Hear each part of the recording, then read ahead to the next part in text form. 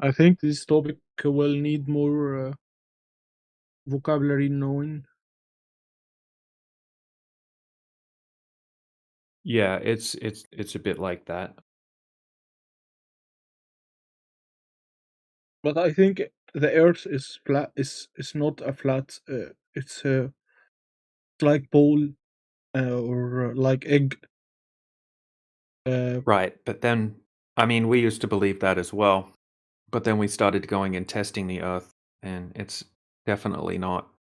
It's more like a carpet that's been spread out. how you can test the Earth?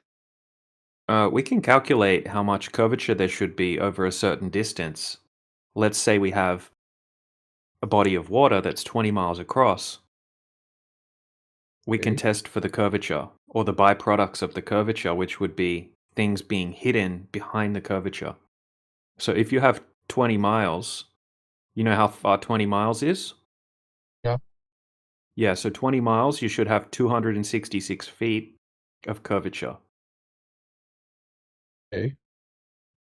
Okay, and that means that if I'm standing on one side of a 20-mile lake, for example, Yeah. and my friend is standing on the other side of the 20-mile lake, 20 miles away from me, I shouldn't be able to zoom in across the lake and see my friend. He should be hidden behind the curvature by a huge amount. My friend would have to be 270 feet tall just to be able to see the top of his head. Okay. But when we actually go to a 20-mile lake, I can zoom in across the lake and see my friend consistently. Okay. Is this the evidence you build your theory on it? Yeah, that there's no curvature, that the surface of water is not curving over distance. That's the that's the meat of the argument. That is the requirement for the earth to be a globe and for gravity to exist. And when I say gravity, I mean mass attracting mass. Yeah. Okay, everything being pulled towards the center of the globe. That would mean that the water would have to be curving,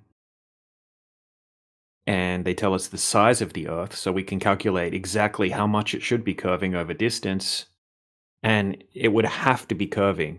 That curvature would have to be there. There's no way that I could zoom in across a 20-mile lake and see my friend if the Earth was a globe, because he's physically obstructed behind a huge amount of Earth curvature. And then we've repeated that test over different distances, different locations, different countries, different weather conditions, and we can consistently see far beyond the limitations that would be present if the Earth were a globe. Well,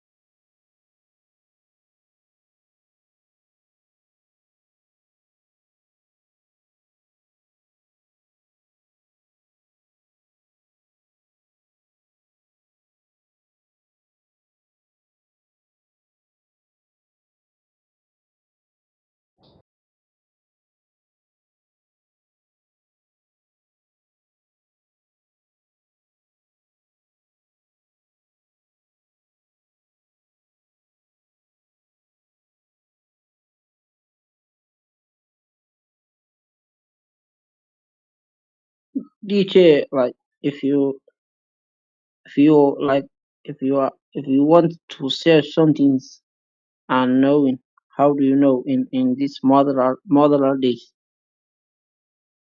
How do you search? If you want Like to know something, it depends. yeah, I mean, if you want to take it to the point where you say you can know something, it really depends what you're talking about. I mean, you can measure the length of your table, and then you can know that that yeah, table is a certain length by measuring it.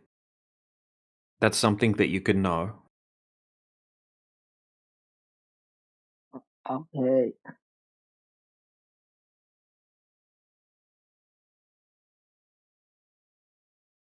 Right? So maybe you have a 4-foot table because you bought a table that says it's 4 foot long, but you just believe it's 4 foot long, but you never checked. Okay, and then one day you're like, I'm going to check the length of this table, and you measure it, and you're like, hey, it's actually only 3.5 foot long. That's crazy. I got told it was 4 foot long. I've been telling my friends that I have a 4 foot long table, but I checked, and it's not 4 foot long. I know that it's 3.5 foot long because you went and checked. So that's what we're doing with the Earth. We're told that it's curving a huge amount over this certain distance. And then when we go and check, it's like, hey, I believed that it was curving, but really it's not curving. That's interesting.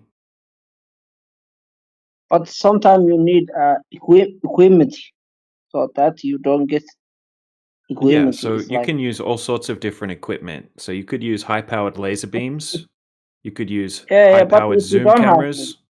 What's that? if you don't have if you don't have this If equipment, you don't have that, you can use cheaper methods, right? Like you could use there's different methods you could use.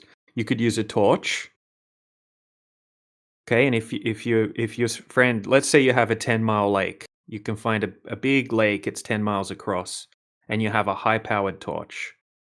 Okay, and your friend's on the other side of the lake, and he shines the torch.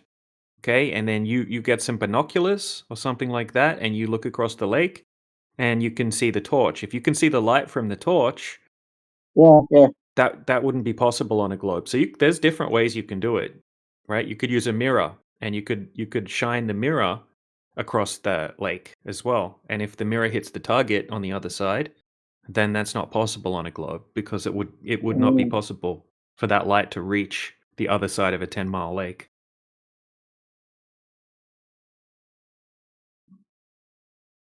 So yeah, there's easy ways to test for Earth curvature on all budgets. But it is your like it is. If I search in Google, Mm-hmm. it's not controversial that Earth is not like a ball.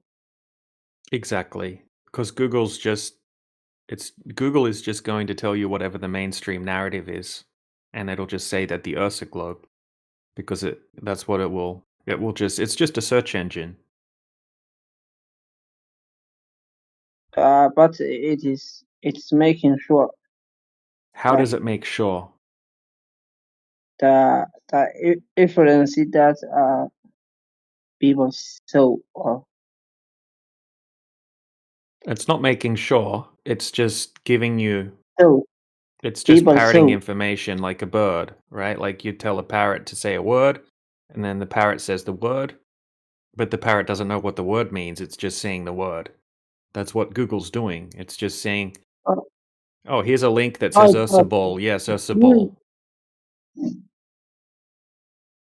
like someone people getting the information in they Yep. post in Google Okay, like well, scientists, doctors. okay. So you believe that there's scientists that go out and test the Earth and then post their results in Google, and then Google checks the credentials and says, yes, this person has the right No, credentials, no. and I can check their work and the Ursa globe. No, that's not how it works. Nobody But has gone people out that and did tested the Earth. people that okay. Nobody has Sorry. done that. I used to believe that people had done that because when I ask you who did it, you're not going to be able to give me What any talking names. are you talk about? What's that? What did you say? What Topic? what topic are you talking about? The Earth Flat is Earth. flat. Google. Yeah, the Earth is flat. Okay.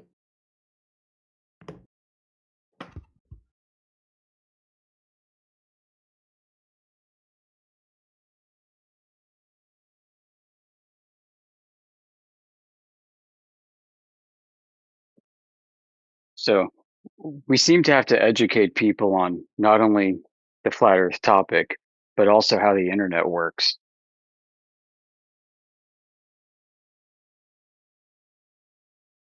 Yeah.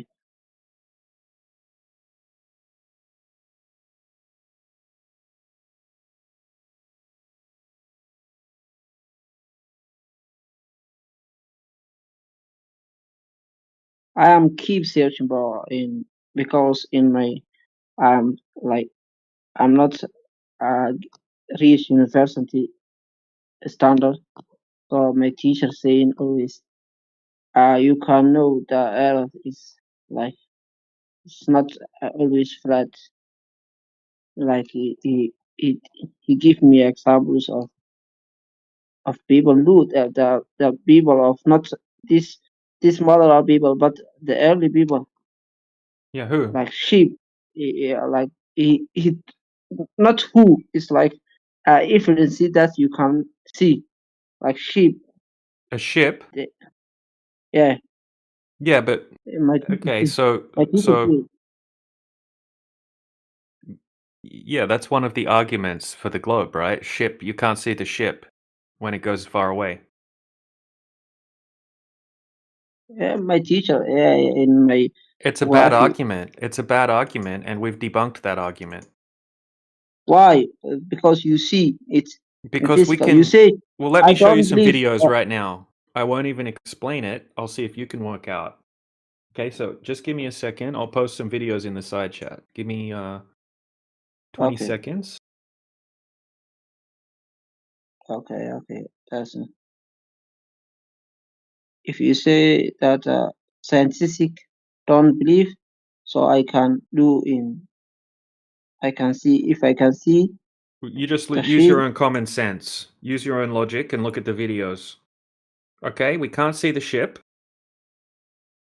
And then he zooms with amazing technology that we have now. And wow, look, we can see the whole ship. When he zoomed out, you can't see the ship. But because we have this amazing technology, we can zoom in and we can see the ship again.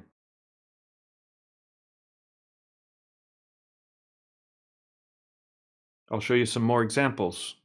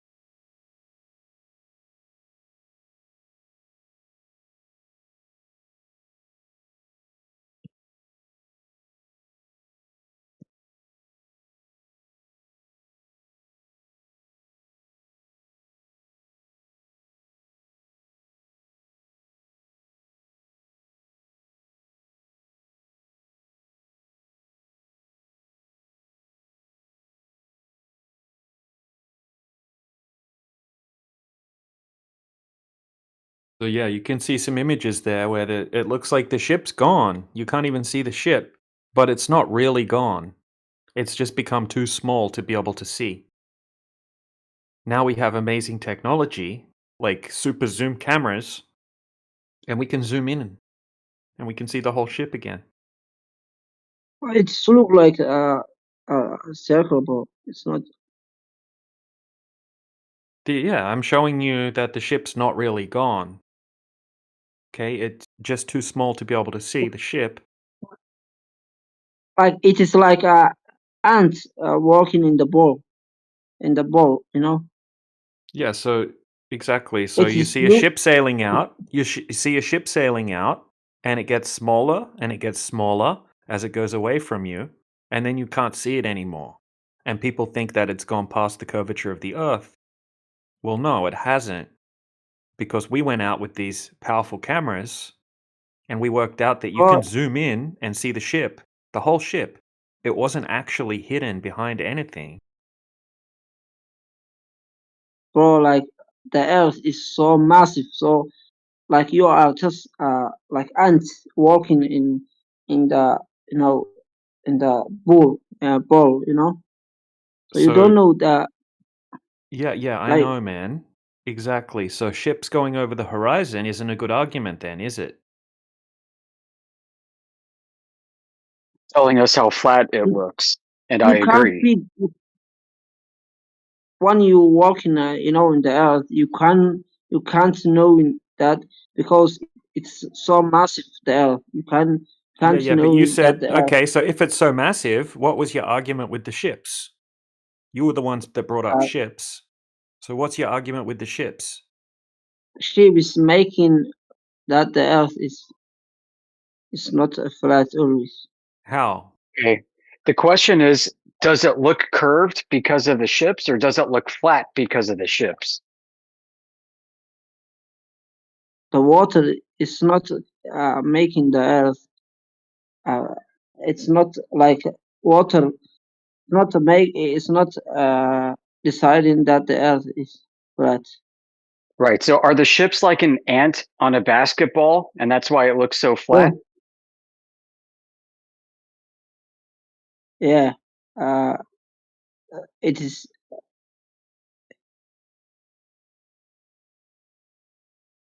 In my view. You told us it looks flat because ships are like ants on a basketball. And then you tell us it doesn't look flat because ships go over the curvature. Which is it? Do you understand the dilemma? No, I still, still I'm studying.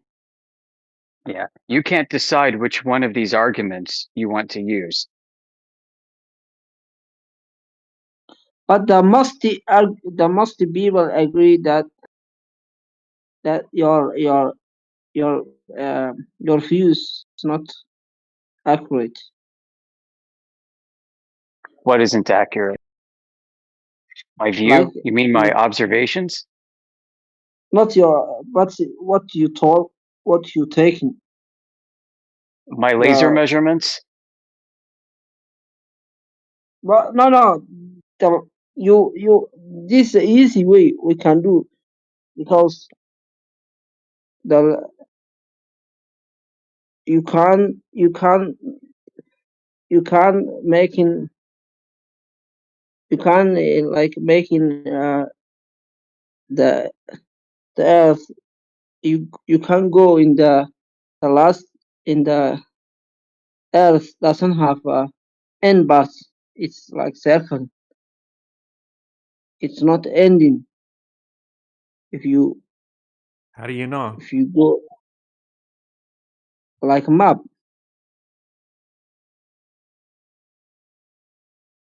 Earth is not a map.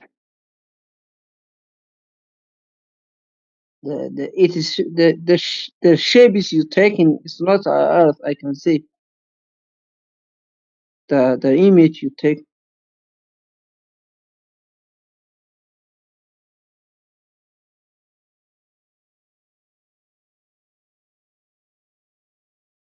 Yeah,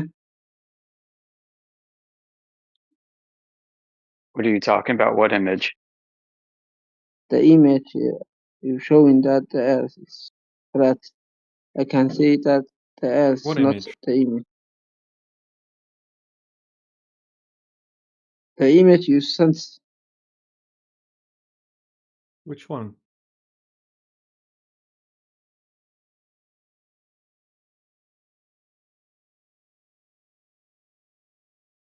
The one with the compass?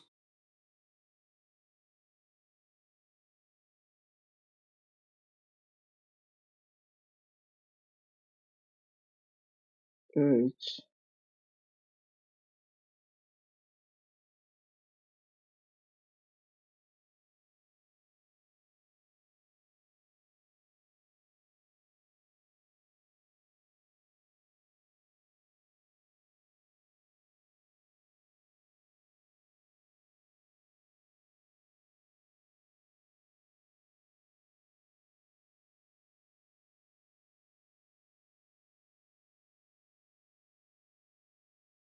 the earth is not ending, and I can. I can watch in a map. This doesn't end. Yeah. Is it flat forever? Is that what you're saying? No, it is circling. Oh. You can go in circles on a flat surface.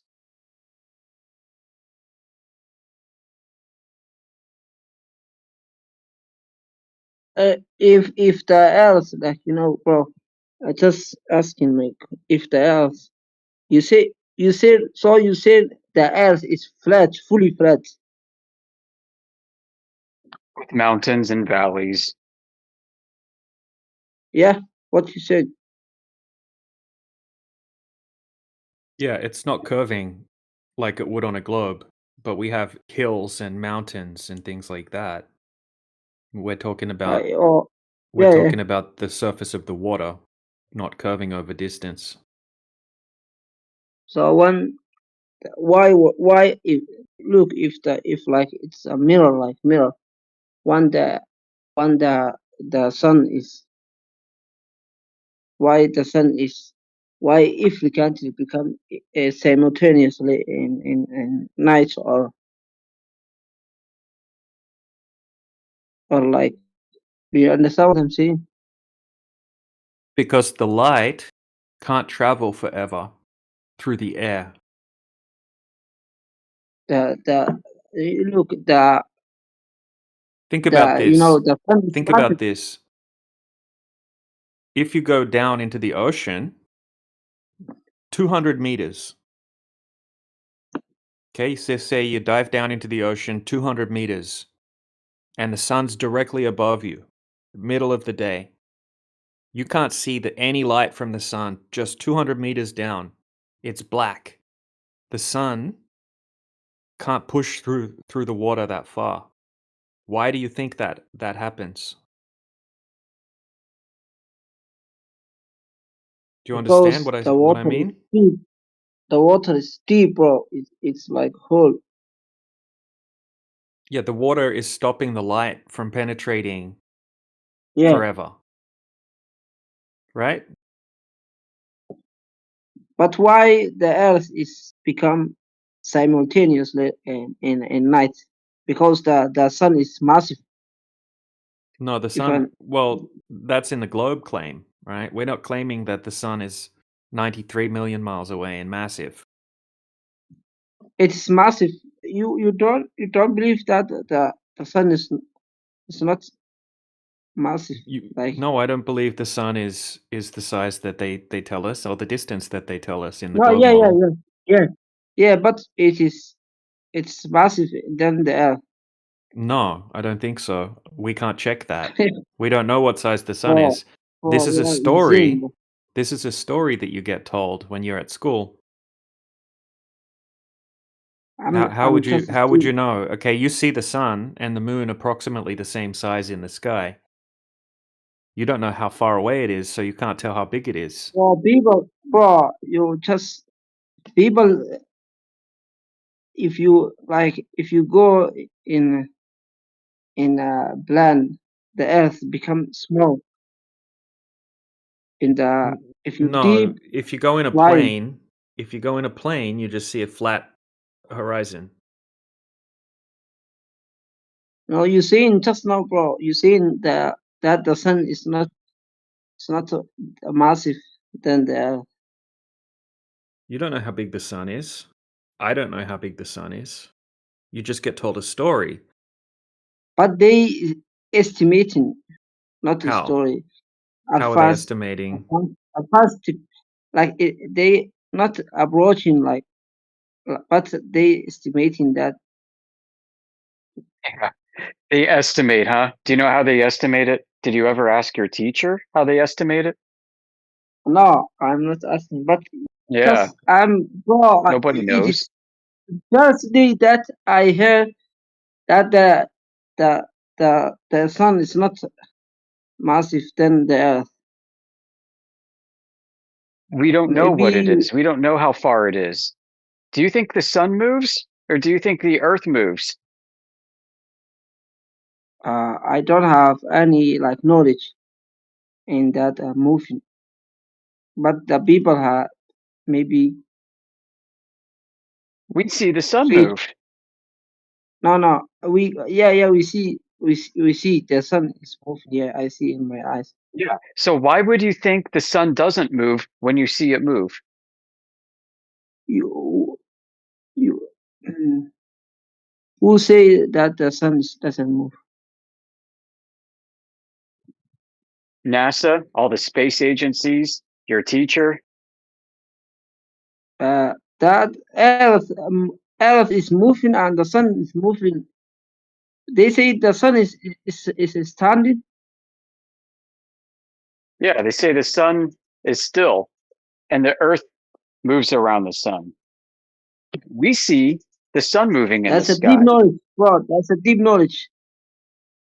You can't know this situation that you sit in the earth and you sleep in the earth and you can no the people if they has a equipment or like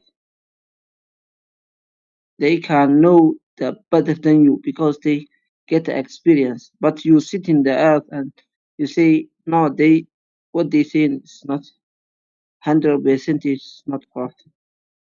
Maybe they wrong. Maybe they some wrong, some is correct. Yeah, maybe they're wrong. That's what I think. The whole not they wrong of whole thing. Maybe Yeah. they because they see experience. They know experience. Then you they go they get equipment the satellite because your internet is they making maybe the internet. No, Then you no, the internet goes through cables that are under the ocean. Hello? the internet. Yeah, the internet goes through undersea cables. 99% of all communication Okay. is done via undersea cable, the undersea cable network. You can look it up right now on Google. Type in 99% of all communication Okay. is undersea cables. Check I it. can okay. I can search it. What you said, 99. 99% of all communication Okay. is done Okay. by undersea Okay. cables.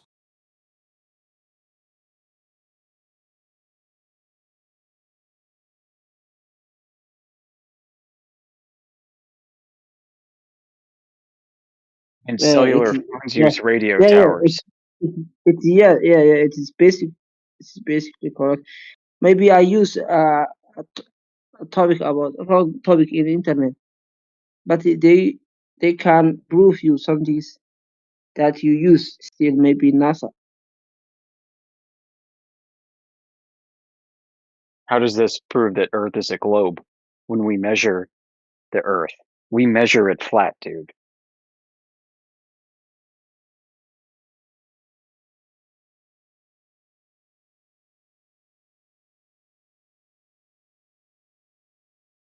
Bro, you believe that when I search in Google of all communication, you say what you say all communication is done under what you say maybe cable, No, that was sea just cable. correcting. That was just correcting what you were saying about the satellites giving us the internet.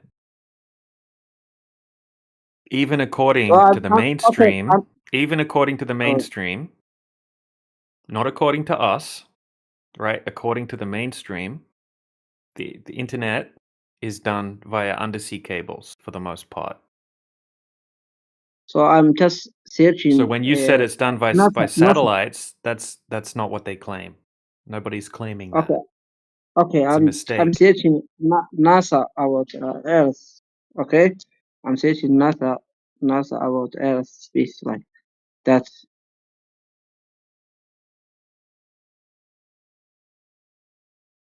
NASA has nothing to do with the creation of the internet. Yeah.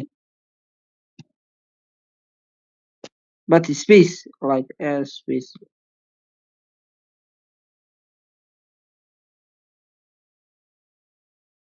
So you mean pictures from outer space? Difference based on Earth and space. Fact.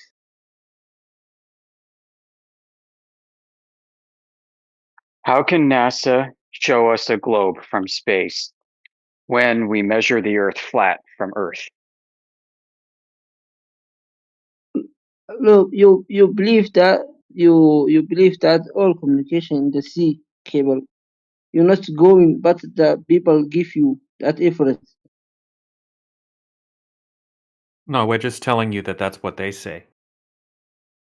Okay, that's correct. So then the NASA is what they say is correct. Why? What's NASA saying that's because correct?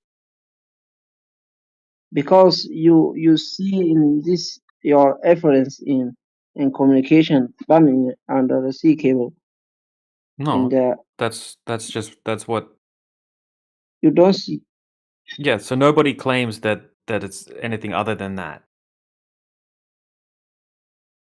Okay, So so it's if correct you want to that say that they're wrong, then you would need to go and prove them wrong somehow. yeah. If you don't think that the But how internet is done via undersea cables, right? That's you questioning the mainstream. So then you would have to go and check and look into it. We're claiming that the surface of the earth, the surface of the water is not curving because we went and checked. And we spent a long time looking into it. That's what we're claiming. And if the water's not curving, the Earth's not a globe. So anything else that requires the Earth to be a globe is incorrect. Because there's no look but curvature. So you can't have a globe, so you no can't have any well of the other okay, claims that follow that sorry. one. Okay, maybe NASA you can use something that they collect like GPS, like they making not opinion but difference. Like they GPS like weather forecast or like satellite. Oh yeah? Well, All things dude, they if you go rely on NASA. Google, Okay.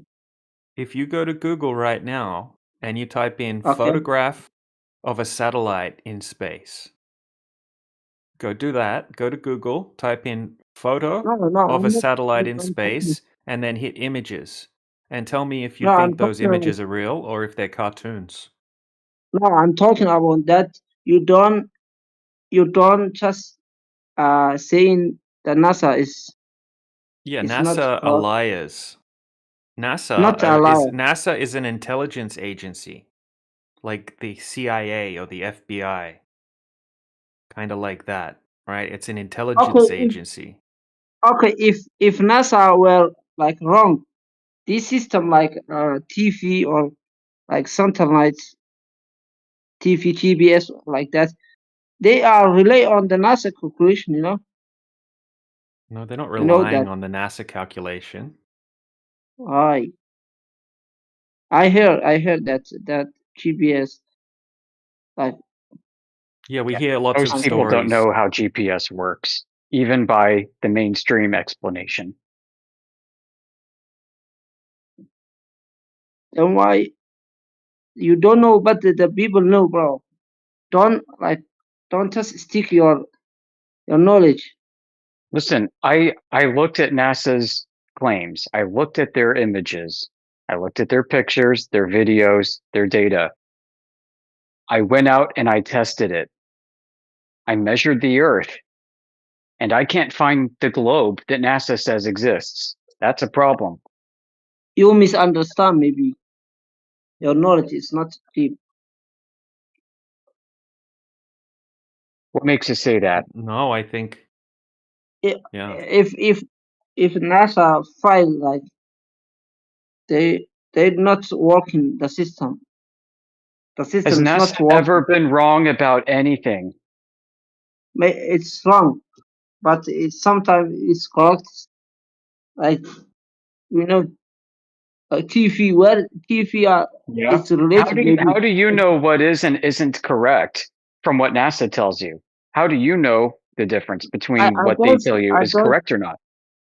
I don't say the full is correct what they saying, but I saying that the inference that uh rely on NASA calculation we can see because it's it's fine if not correct.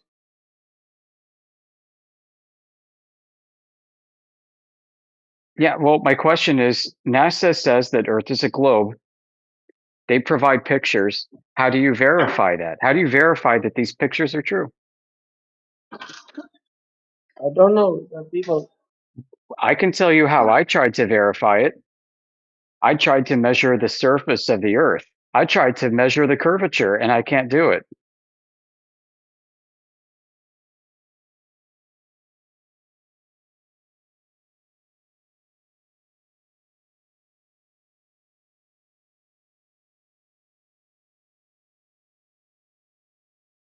And it's not just me, it's many, many people all over the Earth, flat earthers and non flat earthers.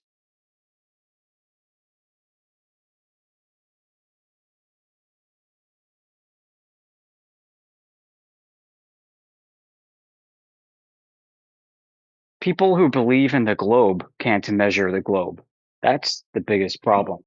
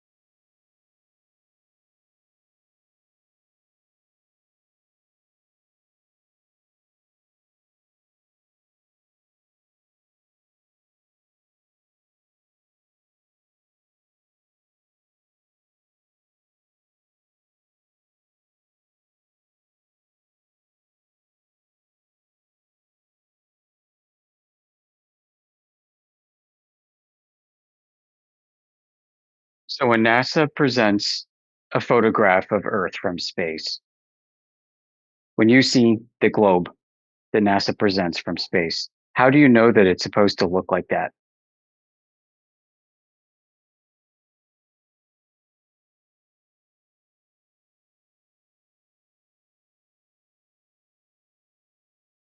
I mean, the answer is you don't know. There's no way for you to know, obviously. What this comes down to is trust.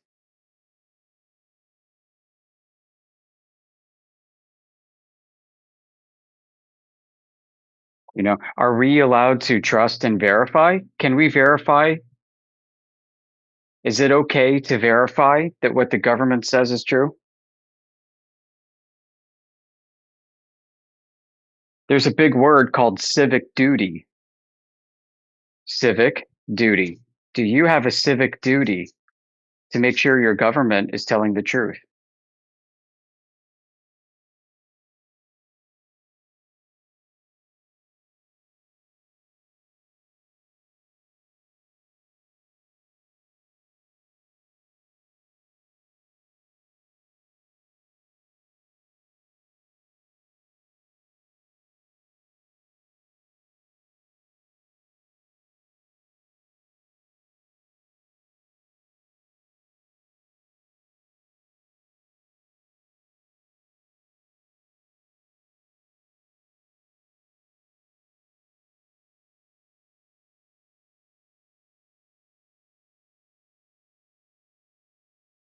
He's gone. Can't say I'm surprised.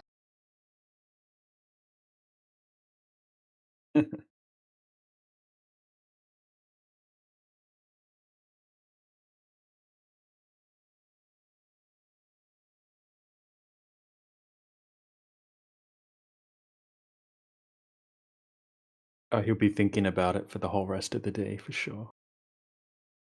And tomorrow. And the next day.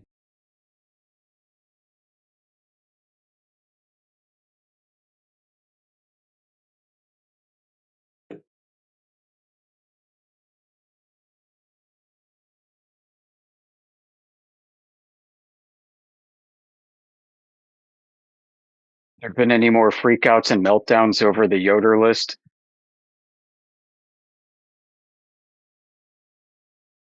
I don't know. I kind of stopped paying attention to any of, Yeah.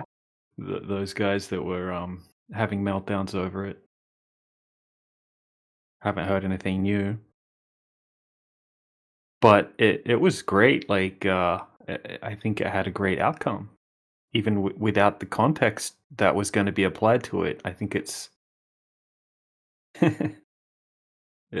had an unexpected outcome. It did some pruning for us. Yeah, I more or less expected it to be more of a like a defensive preventive measure.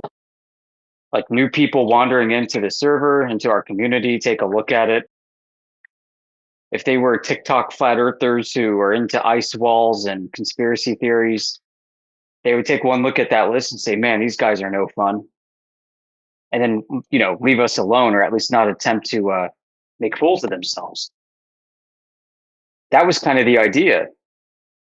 And it turns out like people that I knew were freaking out at me over this. Like, Yep. oh, so you're one of them?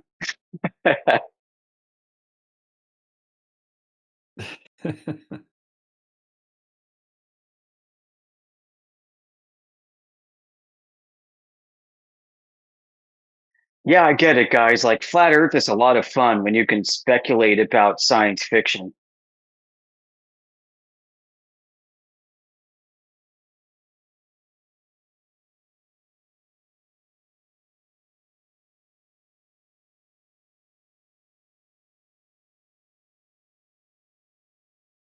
In reality, it's a lot more of a boring, mundane topic, to be honest.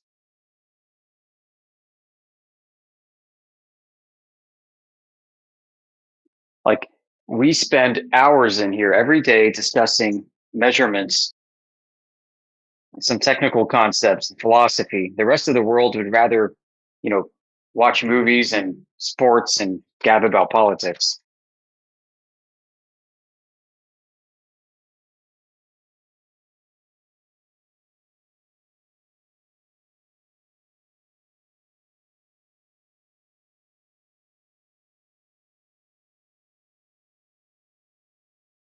And the conspiracy people would just love to talk about reptilians and ice walls and UFOs, Nazis in Antarctica, whatever. Mhm.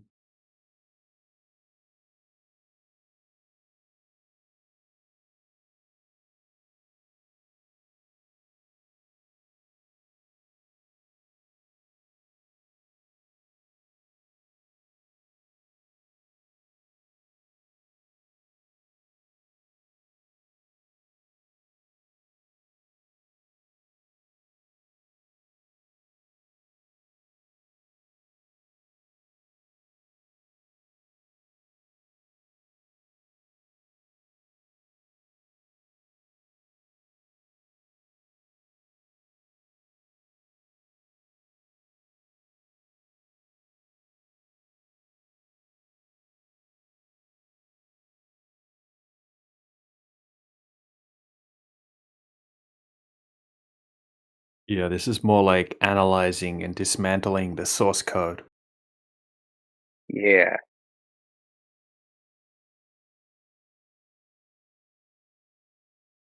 Like some of the people that were freaking out over the list, I'm like, dude, why don't we take the list item by item? Why don't you begin with with the topics that are most troubling to you. There are 50 items on there. Which one bothers you? Well, it's really about that you're trying to stifle free speech, Yoder. What do you mean by that? No, let's talk about the list. What's the problem with the list? You're making a list of things we're not allowed to talk about. It's like, no, these are just misrepresented arguments or flat out bad arguments. I mean, some of these items are actually really great things to talk about. Yeah, exactly. I used a bunch of things on the list today as my primary arguments against, for example, boats over the horizon. Yeah. Like if I had have said, well, when it looks like a boat disappears bottom up as it goes out over the horizon, you can just zoom it back in and see the whole boat again. That one's on the list. I used the same argument, except I didn't say anything about it disappearing bottom up and then you can zoom it back in again, because you can't do that. Okay, it's to do with the angular size. So yeah, it can be a great argument if you use it correctly. If you use it incorrectly, it can be the most retarded argument ever, and it's embarrassing. And I guess we just kind of got sick of being mid-conversation with a room full of people, and then some dumbass will pull that out, and the Glober will think that we're morons because we've just said something that's factually incorrect, and there's no evidence to back up whatsoever.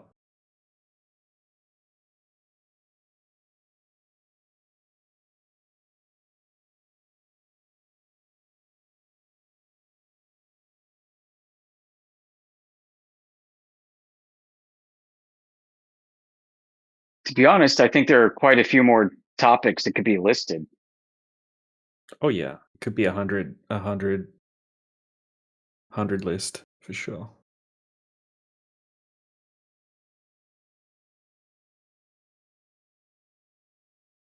You know, like saying all stars move east to west. That's not enough.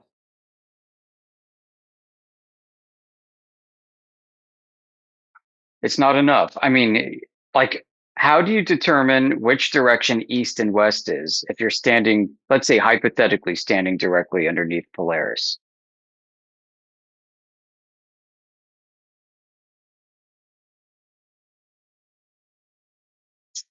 And I say go east. Where do you go?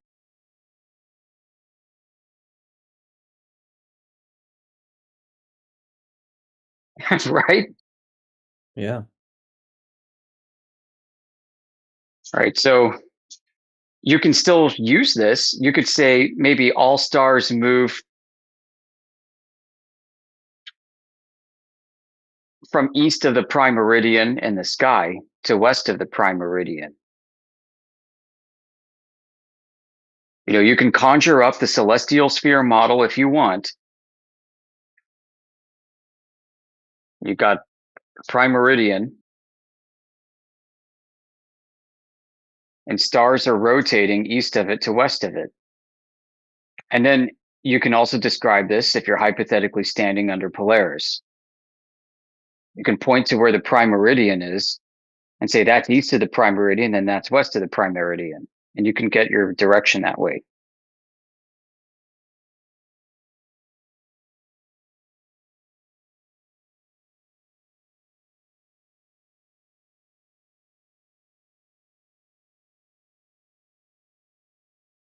It's just saying like east to west. I mean, it invites, of course, the glober to say, well, what?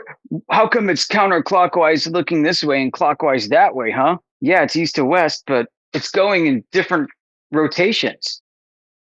And then you say, well, it's because you turned around and you rotated, and now you're seeing it from, you're seeing what was in back of you now in front of you, and just around and around it goes. And then it goes into like, well, do the stars actually rotate, or are they just like tracing arcs? And do those arcs complete a circle or ellipses?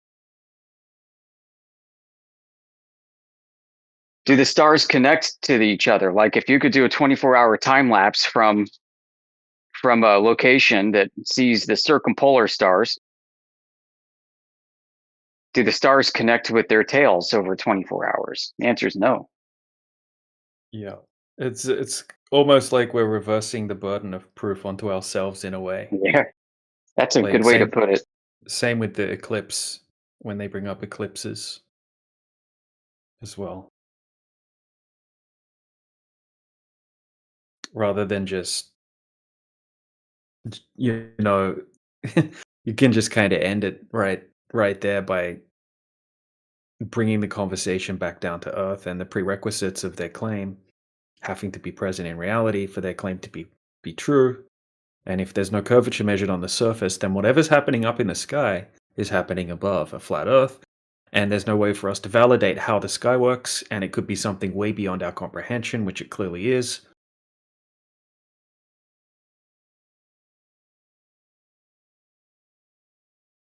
But a lot of globers do think it goes west to east in the southern hemisphere.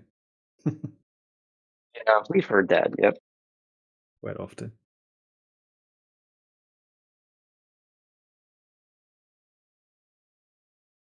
But yeah, two apparent points of rotation in the sky. Everyone sees it. I don't know how people got away with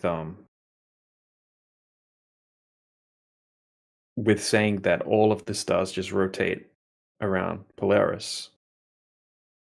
Like a big like spokes on a wheel kind of thing, you know?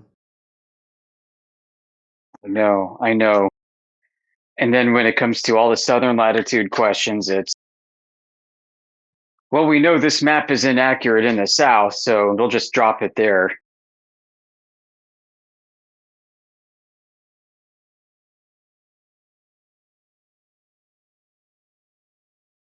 Well, how do you know that? Oh, and by the way, east and west are arcs around a spherical surface, globe or flat. They're ultimately referring to directions in the celestial sphere model of the stars. Model being, imaginary concept of how it should work.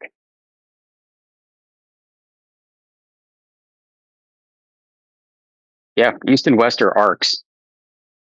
So all the flat earthers saying east and west, they're arcs. You can project it flat with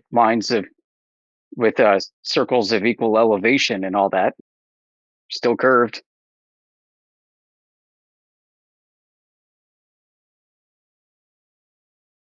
Still projected.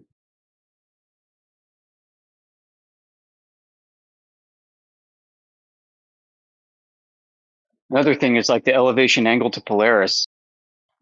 Yeah, that's great, but that's only taking a limited portion of the sky, and it's almost in a way strawmanning what the claim is.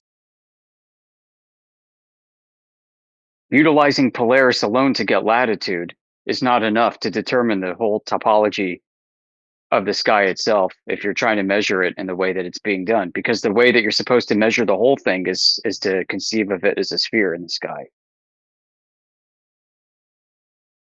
You got a bunch of flat earthers out there who say that it's actually flat in reality. I could make a geometric argument for that too.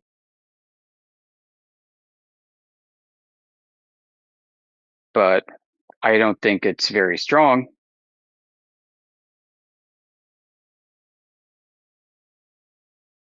We are, after all, dealing with a base assumption of a celestial sphere.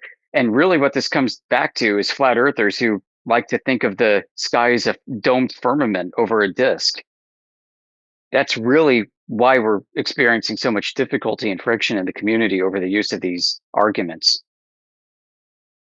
You got people like Vaxwax, like you mentioned before, who imagines a firmament with the stars in the south sweeping across the horizon every night. Like imagine being in Australia and seeing the south circumpolar point in the sky sweeping across. Like that doesn't happen. It's not observed. And we know this because people take star trail photography. We know that it can be verified. So that's how you can know this. Go set up a camera. Your camera doesn't move, does it? And go take that time-lapse footage aimed south from Australia. See what happens.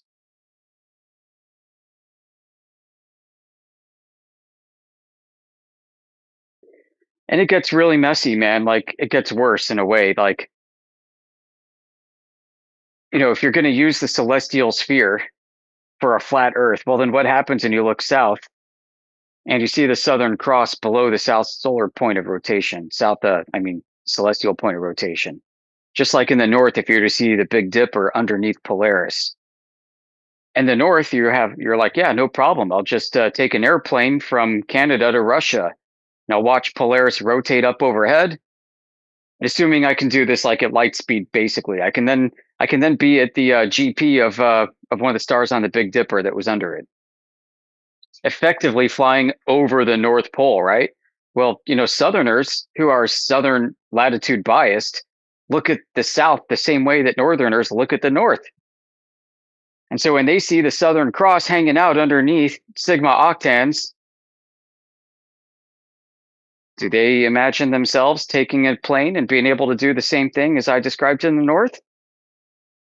Guarantee all the Globers do. But what does this mean for flat Earth? If the celestial sphere is going to be consistently applied everywhere, what does that mean? Well, yeah, that's a problem, folks. It's a problem because there's an inconsistency of the topology and the logic behind it. How do you make it make sense? Can I actually draw a flat baseline using elevation angles to the Southern Cross below Sigma Octans? What would that look like? A straight flat baseline, that adjacent that everybody on that other side of the community loves to talk about.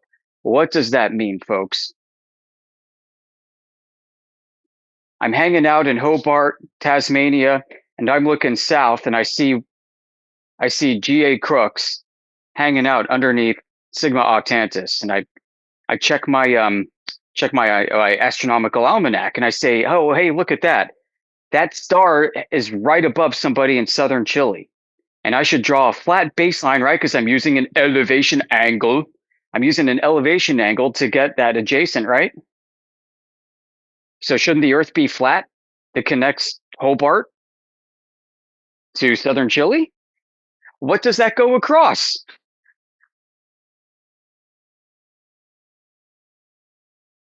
Oh, are we just going to pick and choose how we use the celestial sphere now because it doesn't make sense on a flat Earth? Well, these are the problems, folks, that many people, even on our side of the community, also don't want to talk about or mention. I'm willing to talk about them. They're problems because it goes back to reifying the damn celestial sphere as something that exists in reality in the first place. And then you get this confusion where you say, okay, so you're utilizing the sky as a sphere or a dome, flat earther, but then you're also telling us it's mathematically flat. Well, explain this observation. Oh, but I don't have to explain it, right? Because, oh, wait, in this case, you might have to, because if you're making the claim that you can take elevation angles to stars and measure flat Earth, what in Sam hell is going on between Hobart, Tasmania, and southern Chile? When you can take an elevation angle to a star above somebody in southern Chile from Hobart, Tasmania, looking south, both of you looking south. Is that adjacent flat? Or is it going to be doing a weeble wobble curvy curve around on E1's retarded magnetic map that he's been promoting with the dual poles?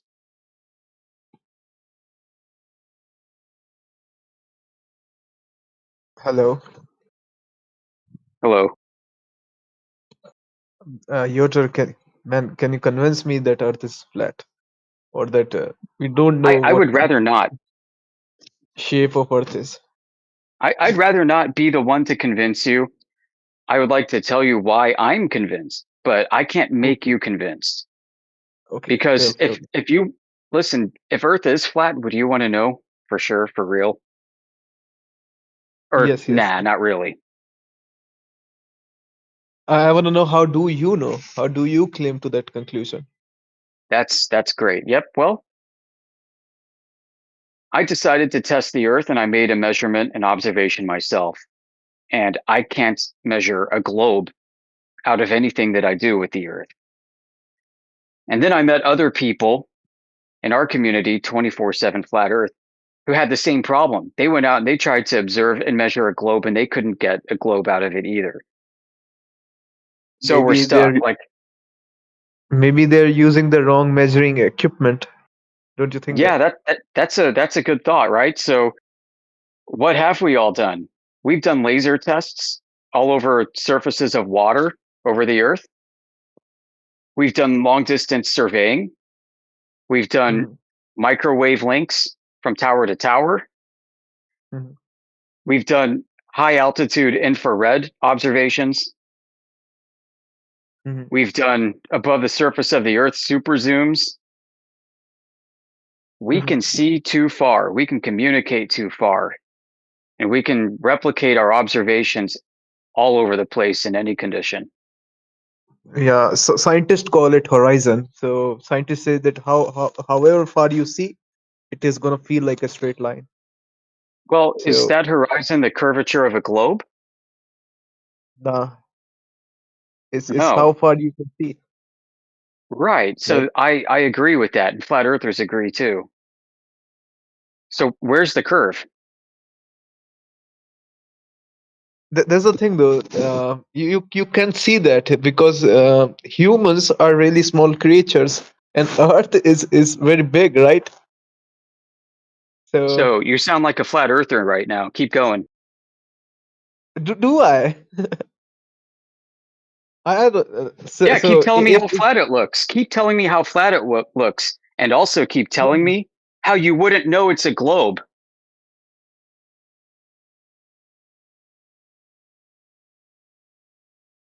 unless someone told you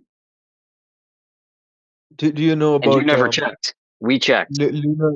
Do you know about lunar eclipse when Oh, yeah. Earth cast its shadow and on the moon? Do you know that? Yeah, I know a lot about eclipses. I love astronomy. What about it? So that shadow is a globe. That's how I know that Earth is a globe. Something tells me you never looked into eclipses very much. I have, man. Like everyone have seen lunar Yeah. eclipses. Yeah, I know. But do people think about what they're actually seeing as they're seeing it? And the answer is no, most people don't. They just assume that that's the globe shadow. They don't think about what they should be seeing. If you have a spherical object that is Hmm. casting a shadow onto a spherical object, the Hmm. resulting shadow won't be circular at all. The resulting What shadow it? is going to be deformed. It'll form a sinusoidal pattern as it moves. It'll appear like a warping teardrop shape as it moves across the surface. We don't observe that with the lunar eclipse. So that's the first problem with the projected geometry. Mathematically, what you're observing is impossible if you believe that Earth is a globe, that is. Can you explain it by sending some images?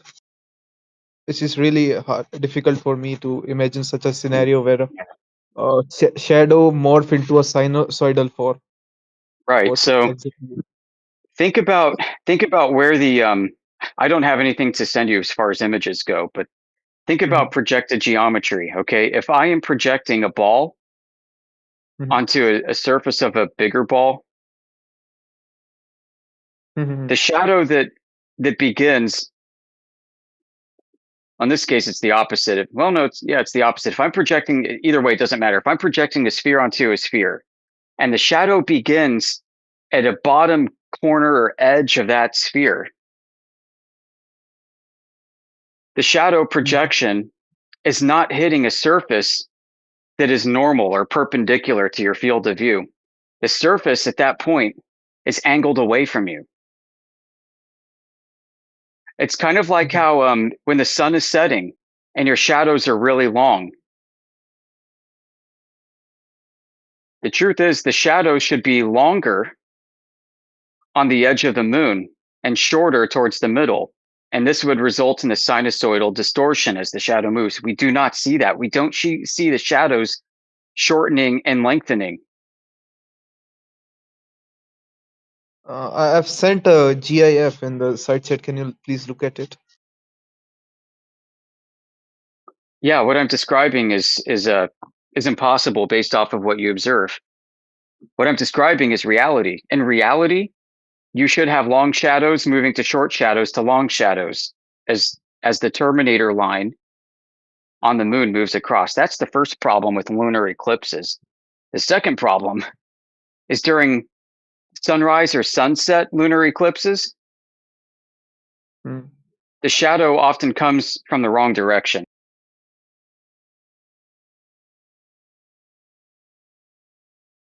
I see. I see.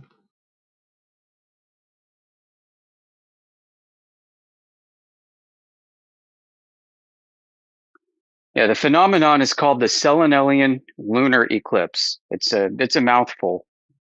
But the Selenelian lunar eclipse happens, for example, the sun is rising and the moon is setting, but the shadow comes on from the top down on the moon. And the more that the sun comes into view of the moon, the more eclipsed the moon gets, which doesn't make any sense if Earth is a globe. Both are above the horizon. The sun and the moon are in full view of each other, and the moon is fully eclipsed.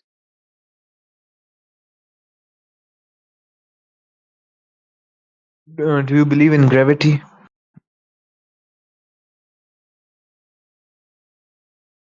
Hmm? I think gravity is not well defined.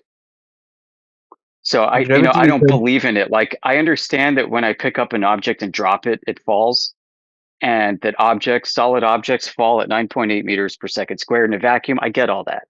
It's observable reality. What I yes. don't accept is that it's a magical space force. It's not a space force. It's rather a mass force. So if you Well, have you need mass, it I to have explain mass. space, don't you, though? That's the problem. Um, Right. And it's also not a force, according to relativity, at least. oh yeah, yes. Right. Because if it was, it would violate entropy laws of gas,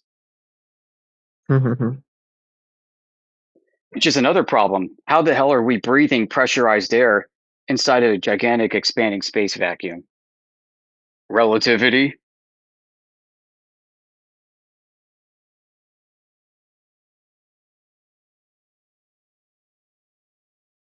So you're basically saying that every single space organization of every single country is lying to us.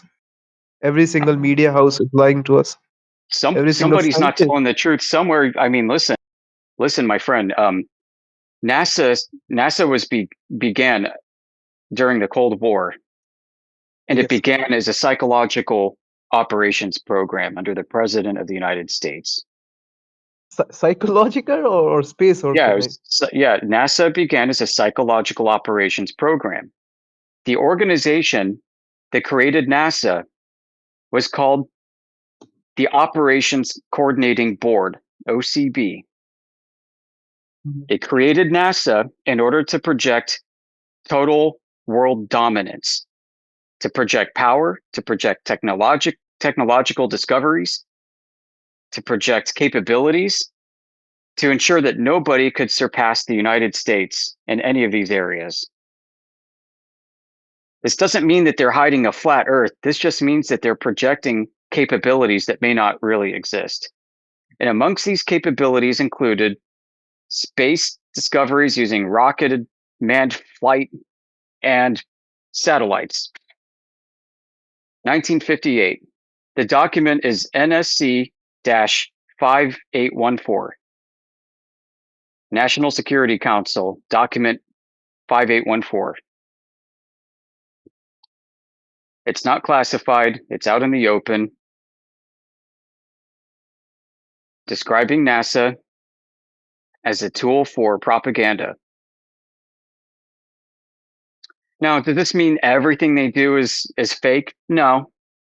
but a lot of things they do are fake, and I'm pretty sure the moon landing was fake. I can't believe anybody believes that they landed on the moon in 2026. Some people still do, some Americans at least. Most people still do, I I don't would know say. about that. Half of the Russians don't. And I believe the Soviets accepted the moon landing.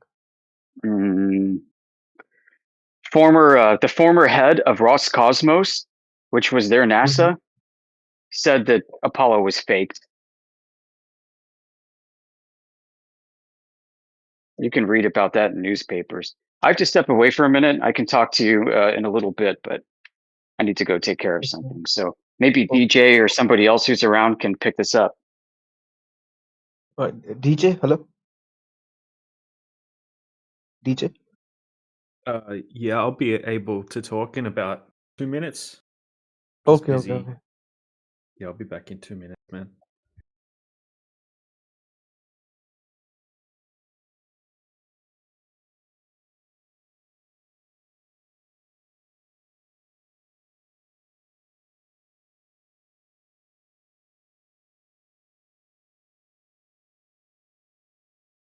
God, I'm so tired today.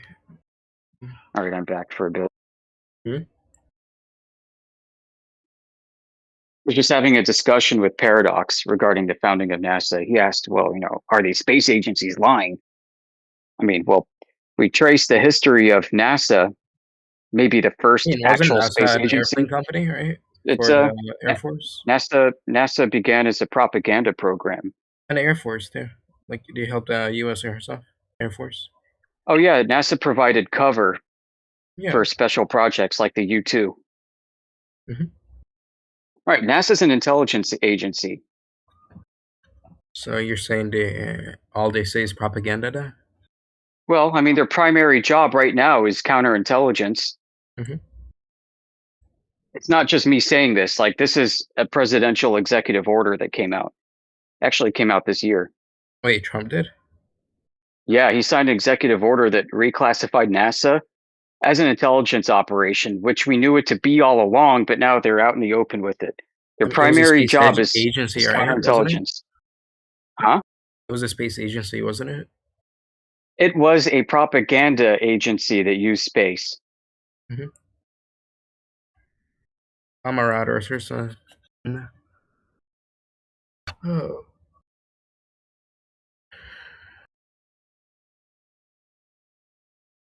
Like, you saying they do nothing in NASA, though? Like, there's some stuff that they do, most definitely, right? Yeah, there's stuff they do that I think is real, but how do you tell the difference? Like, how do you know what the Earth is supposed to look like from space? Because we've NASA seen it. shows you, let's say NASA shows you a picture of the globe from outer space. How do you know it's supposed to look like that? We haven't been up there, yeah. Right, you don't. Nobody really knows how it's supposed to look. You just have to accept it on face value. I mean, should we automatically believe everything either? No? Right.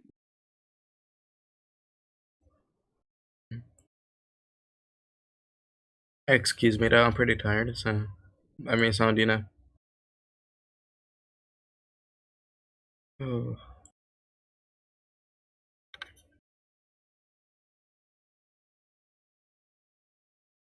What was your name again? The African American in NASA, right? Are you talking about the science communicator Neil deGrasse Tyson? No, the Cold War, they got her. Like, they got women in the Cold War in NASA. And it wasn't called NASA back then, it was NACA. No, it was called NASA in the Cold War. No, pre-Cold War, I mean. It was called Yeah. NACA. Yeah, they didn't do much of anything then. So they hired women for the first time in the Cold War, right? So I'm asking, what was the woman's name again? The African American? I have no clue what you're talking about. You don't? Nope. Yeah. There was a group I of really African don't pay Americans attention as to this astrophysics. kind of thing. Like I don't pay attention much to DEI issues. Inequality, yeah.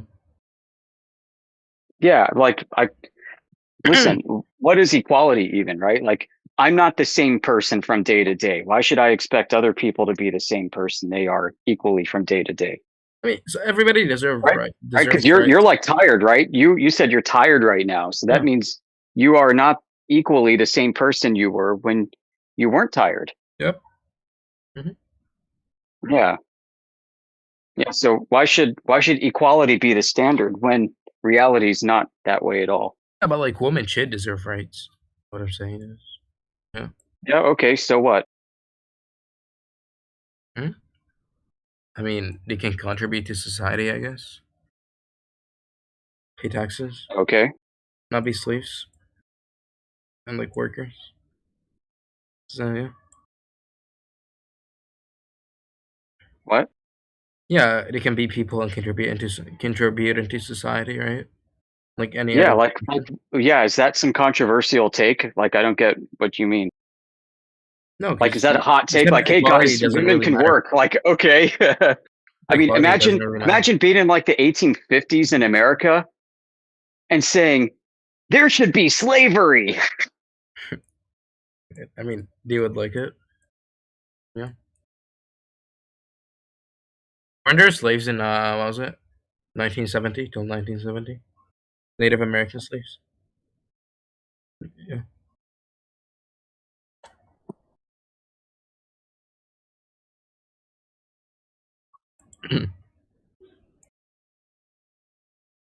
I don't know.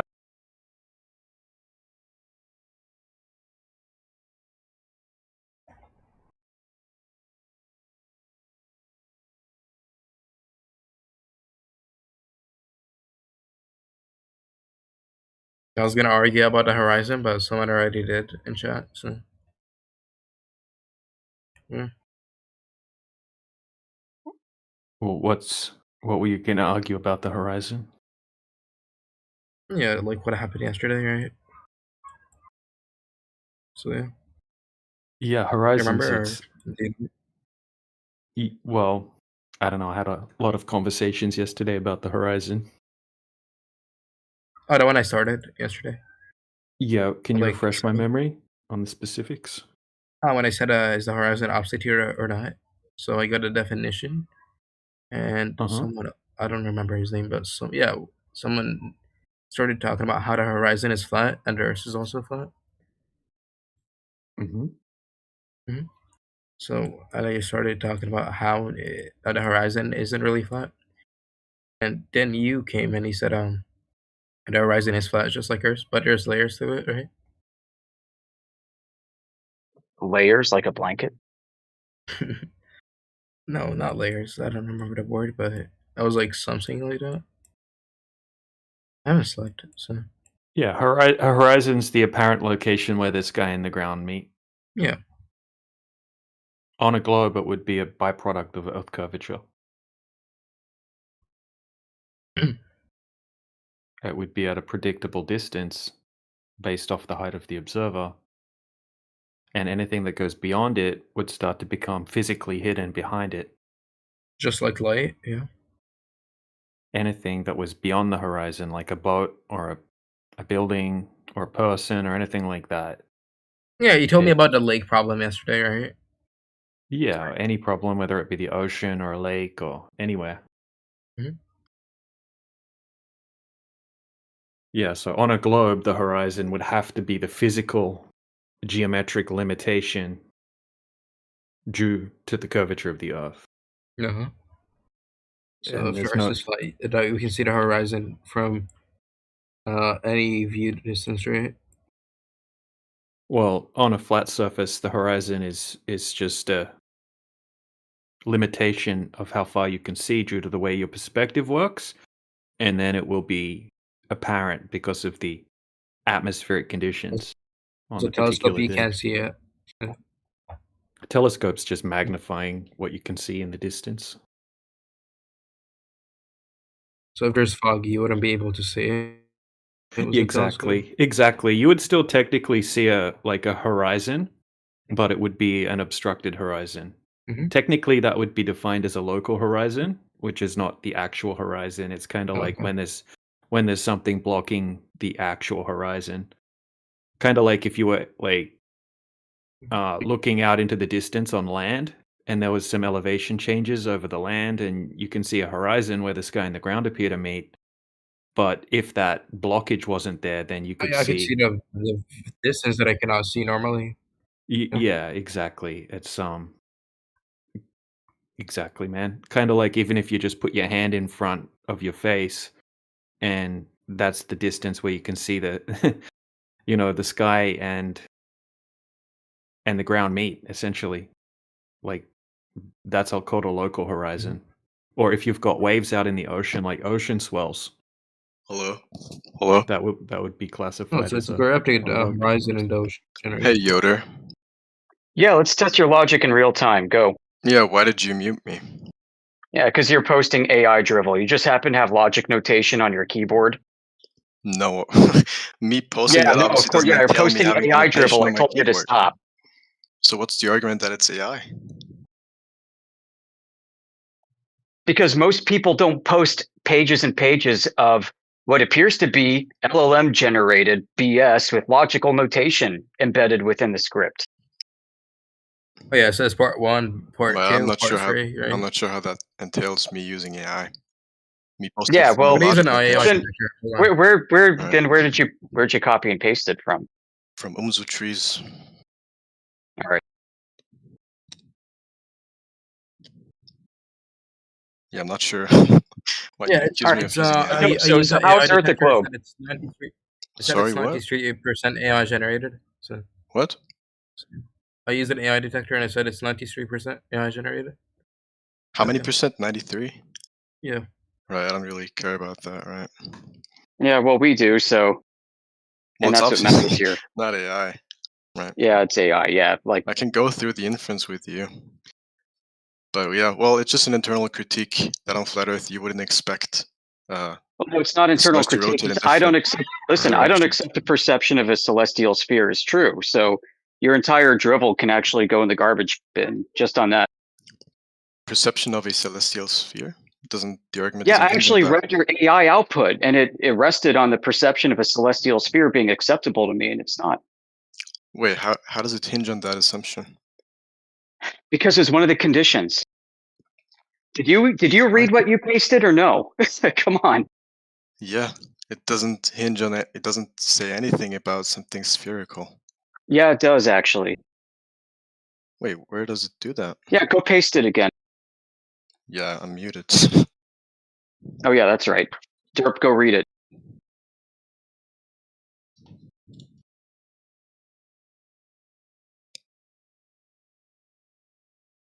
Can I post it or no? Go read it. Yeah, it says nothing about spherical Go read objects. it Yeah, I'm reading it at the moment.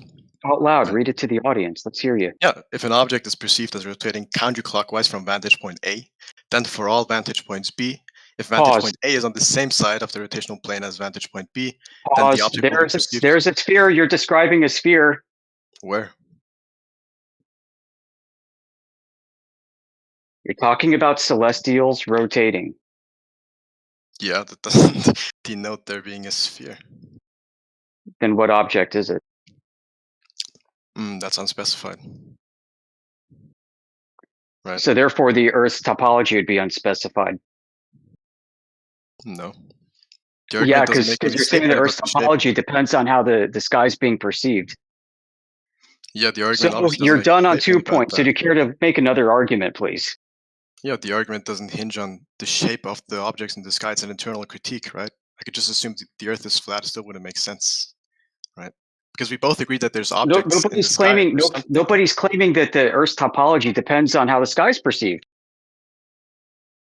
Sorry, I don't know how this is objecting to my argument. Yeah, listen, nobody here has made the claim that the topology of Earth is figured out by how one perceives the sky to move, as you claim that is. So it's not a valid internal critique. Wait, what? I haven't claimed that.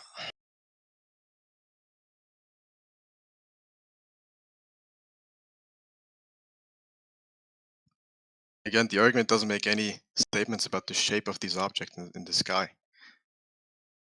The only thing you have to accept is that there are objects in the sky that rotate. Yeah, but I'm saying nobody's claiming that you can determine the topology of Earth based off of that. Yeah, I'm not claiming that either, in this argument at least. That's completely extraneous to the argument. No, because it's talking about how objects move relative to your vantage point on the Earth. No, the argument actually assumes a flat Earth, and then derives a contradiction of that. Right, so it's a straw man. Exactly as I pointed out, nobody's Wait. claiming that you can derive how the Earth is formed based off of how the sky is perceived. Yeah, the argument doesn't Subjectively. do that though, so it's not a Yes, straw it man. does. That's the whole argument. Go ahead and read Well, the whole thing for the audience. I won't interrupt. Sure, if an object is perceived as rotating counterclockwise from vantage point A, then for all vantage points B, if vantage point A is on the same side of the rotational plane as vantage point B, then the object will be perceived as rotating counterclockwise from vantage point B, as long as you're looking towards the rotational plane. Then, wait, let me just drink. Yeah, what plane? The plane the stars are rotating on.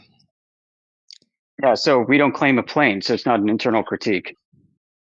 You don't, wait, the It's rotation, a straw man. You are straw manning us quite literally right now, and you're trying to wiggle out of it. Wait, so do you think the objects in the sky are not rotating? I told you I'm not making that claim, and nobody here has. Nobody said it's rotating on a plane. Well, the plane just doesn't denote any specific geometric configuration. Just A plane is a geometric configuration. Ding dong, try again.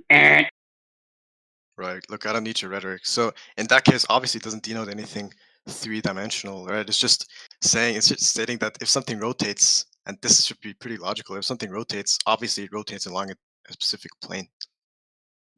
Reality, or is that based off of a perceived plane? I'm not sure what that's asking. Right, because what we're talking about is whether or not Earth is in reality a topological plane. Sure.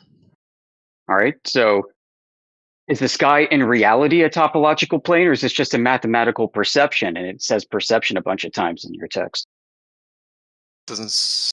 No, it doesn't say perception. Yeah. It says that if you're perceiving something. Perceived, yeah, it's perception. Yeah. So as I'm saying, like, you're straw manning, and you're also mischaracterizing what we're saying in the process, because we're not just overall, we're not defining the surface by how we're observing and perceiving the sky. So it's not an internal critique.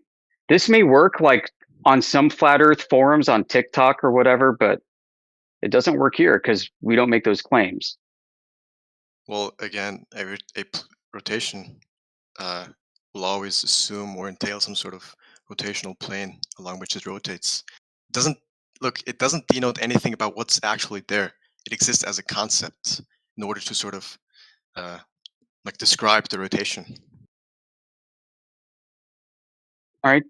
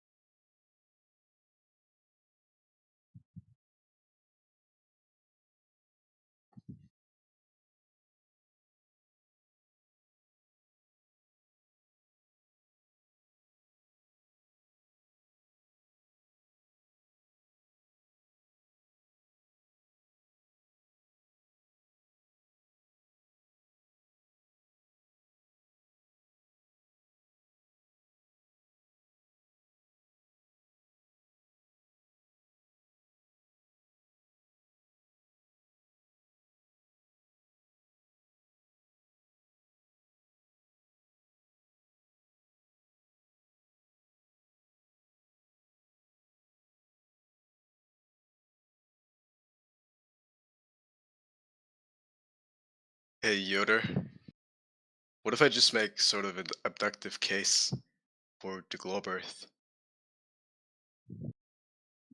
Deduction of the three main forms is the worst one to use because you can't prove anything. Right, well, the other ones would be induction and deduction. Obviously, a deductive account wouldn't make sense. So No, you can only prove by deduction, actually. I got to step back for a minute. Yeah, sure. The argument would just be as strong as the premises, which would be supported through induction. Yeah, but that doesn't prove that that's the only way to arrive at that conclusion. Sure, yeah, but in science, we just sort of gauge what is the most plausible explanation via these abductive virtues. Yeah, so you can't really prove anything. Parsimony, Great.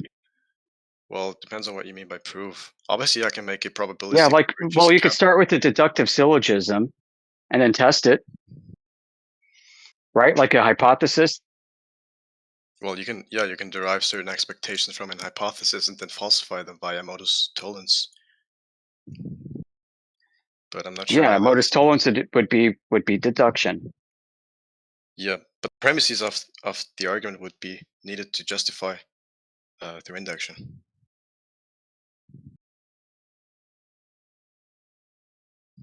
Like, it doesn't really matter if you use deduction or induction, since it doesn't matter if the logic. Deduction would make a stronger case.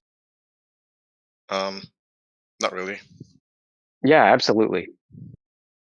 No, since, well, it depends on the premises, right? Absolutely. The premises will need to be justified via induction, since they're synthetic facts, not analytic.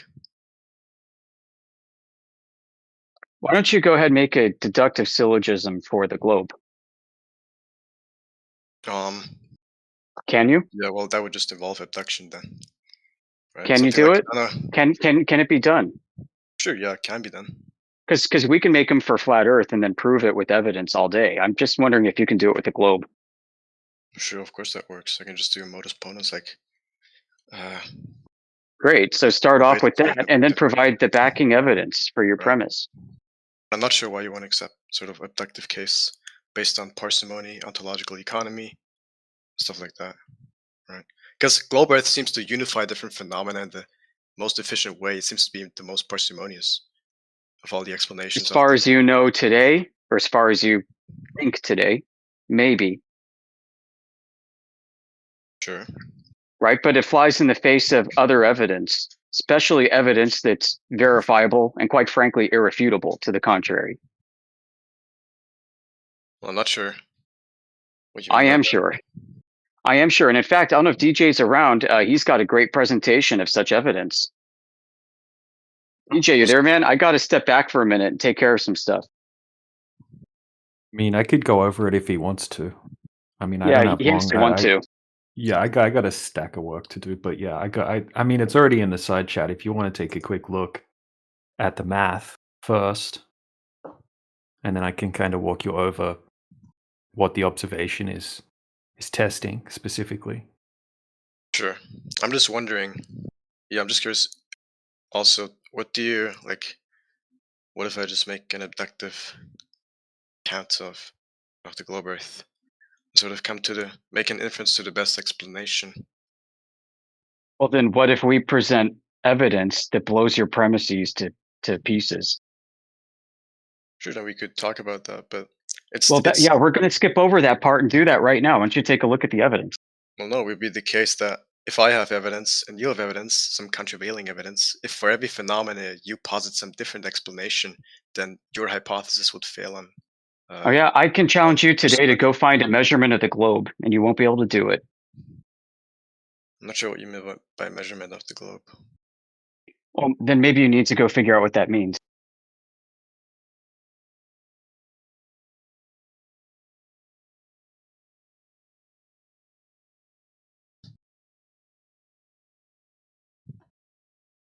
I mean, the easiest prerequisite to test for the globe would be the water curving over distance. It would have to happen if the Earth were a globe. Okay, if you have gravity, if you have the claimed radius size, we can easily calculate how much that water should be curving over X distance based off the height of the observer. Okay, and we can go out and easily test for that curvature or the byproducts of the curvature that should be there, and that's been done over and over again. And the curvature is most definitely not there. Sure. If the curvature is not there, just quickly, yeah. If the curvature is not there, then all of the additional claims that require that prerequisite to be present are therefore invalid. Well, not really. Just Okay. via the Yeah, really. thesis, right? But also, I'm not sure if it's the case that you can accurately measure such things via. I think the methodology is like using a laser or something. No, I didn't present anything to do with a laser. But this isn't a hyperspecific claim. This is just testing for the curvature that would have to be there, which is the hyperspecific claim that we're testing. Now, it's off by orders of magnitude, so there can be additional variables that can be taken into account, but it's not going to change the orders of magnitude error margin that's present in these observations. Oh, well, then I'm not really sure what the methodology is if they're not using a laser or something to measure the curve or something like that. Yeah. So it's things that would be physically obstructed behind geometric, like behind the physical curvature of the Earth. Things that would have to be obstructed. Yeah. Like in this example here, we have a 21-mile body of water, or a certain section of the lake that's 21 miles from point A to point B. Over that distance, there would be 293 foot approximately of Earth curvature. And this is basically shoreline to shoreline. Okay, so he's gonna zoom in across, and he's gonna be testing for the geometric horizon, which would be at 2.7 miles from the 5-foot observation height. So anything beyond 2.73 miles would start to become obstructed behind the curvature of the Earth, physically obstructed. And the shoreline on the far side of the lake would be obstructed by about 223 feet, which is kind of like a 22, 23-story building. I see. Yep. All right, I'll watch that.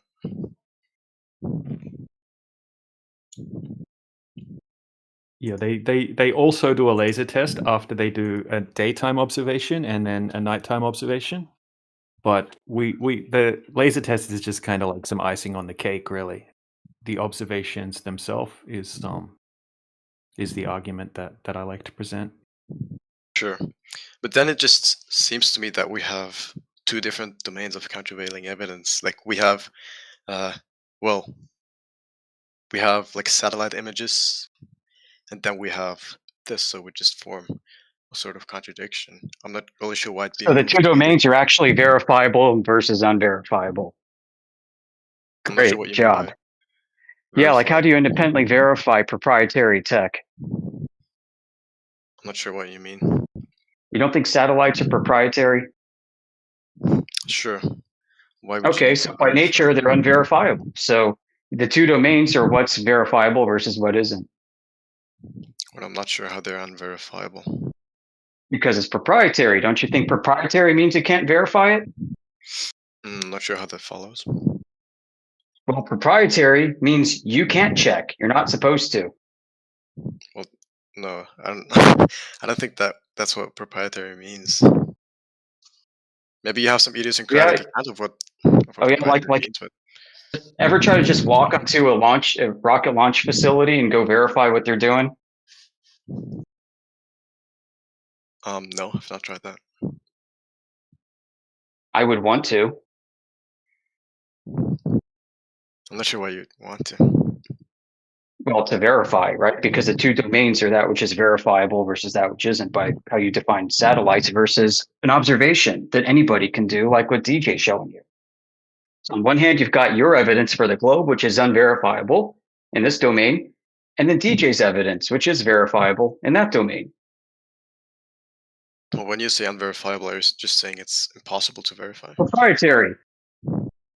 Yeah, but again, I don't know how that denotes it being unverifiable. Maybe independently unverifiable, which I'm also not really sure of. Oh yeah, I mean, I would imagine, I would want things to be verifiable and independently verifiable, especially. That'd be just great. Just like if you could go out in your car and go make the same observation that DJ's showing you. Yeah, but I'm not really sure how that follows then that it's unverifiable. Why you don't think you're not sure how that follows? Listen, trust me, bro. I got verifiable evidence that only I can verify. Yeah, well, okay, I'm not sure what you. Okay, can you just explain real quick what you mean by verification? Well, simply put, that it's reproducible. Oh, okay. Preferably independently, like you were just talking about. Sure. Well, then it's certainly the case that it's reproducible because it has been reproduced. Independently, huh? Yeah, it's been So reproduced. yeah, I can just go walk over to the rocket launch site and go independently verify and check, right? I'm not sure, but it's been reproduced independently from. Well, yeah. So you're not sure your evidence actually holds up to the same standard of scrutiny that DJ's is, huh? No, it's definitely. No, you're right. No, verify, right? But you're right. No, it doesn't. It definitely does not meet the same. In fact, DJ's standard of evidence is so reproducible, so very reproducible. Millions, literally millions and millions of people live in the vicinity where this can be done by anybody. No restrictions whatsoever. I'm not sure how that's a virtue. What, reproducibility, like in the scientific method? No, reproducibility to that degree. I mean, well, it's great. Like it's like open source, open access. I mean, it's great, but transparency, right? Don't we want transparent? Don't you want transparency? I do. Yeah, that's something I care about. Yeah. I can't go walk onto NASA's rocket launch facility and check to see that the satellite that they claim is orbiting is in that thing about to be launched. Right. Yeah, but nonetheless, it's been independently verified, as in by different agencies independently of each other. Okay. Yeah, show me. Show you? Yeah, I can just like in the manner we're just talking. Show me where like the Russians went and inspected a NASA satellite launch. Oh no, that's not what I mean. Oh, okay. Yeah, just so it's going to be very specific, right, for your argument to work. I gotcha. It's not universal in that case. Bummer.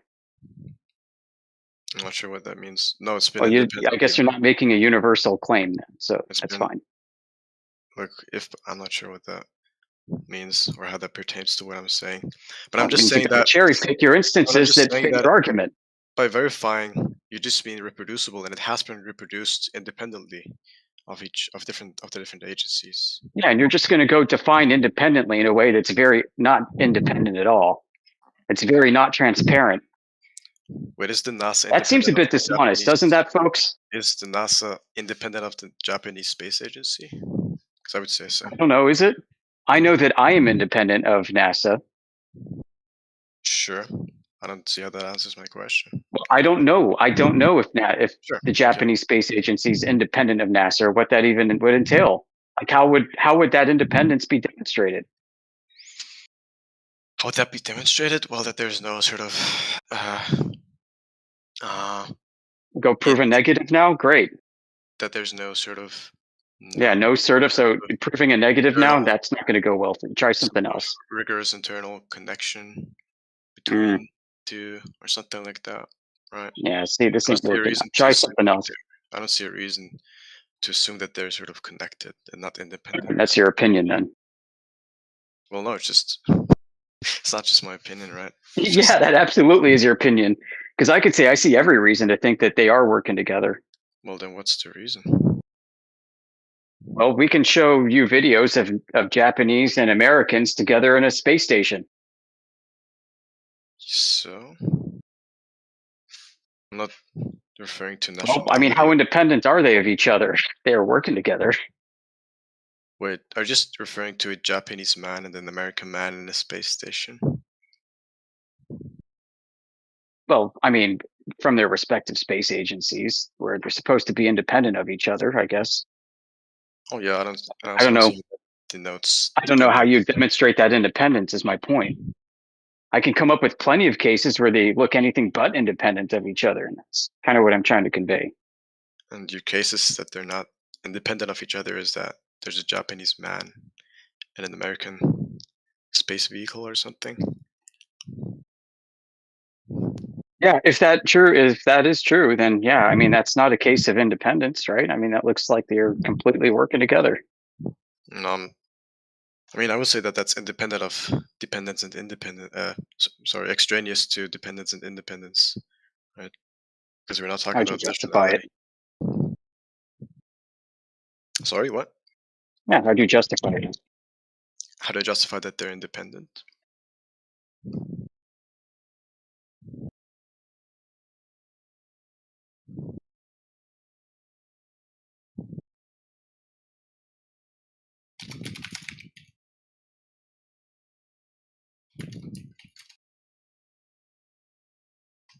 How would I go verify their independence either? So, I mean, this is where it just gets really knotted up. It's like, the fact of the matter is, NASA's presenting proprietary tech, proprietary claims.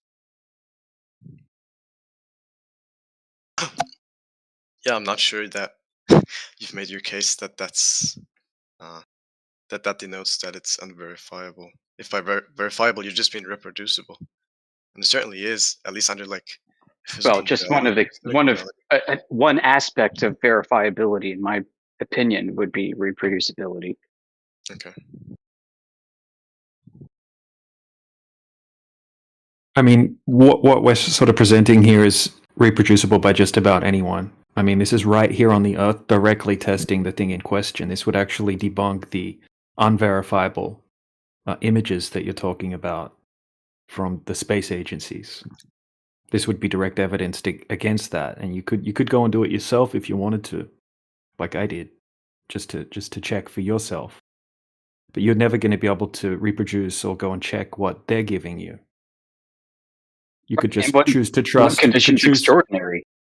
Yeah, you could choose to trust NASA and then choose to trust Japan and have blind faith in either of those, right? But this one that we're showing you, you can actually go and replicate this yourself. Or you could do it very easily as well.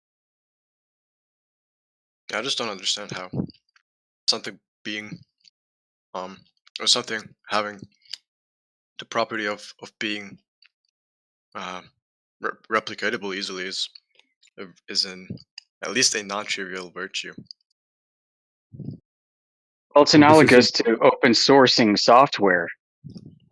The virtue lies in the transparency and the ease of reproduction.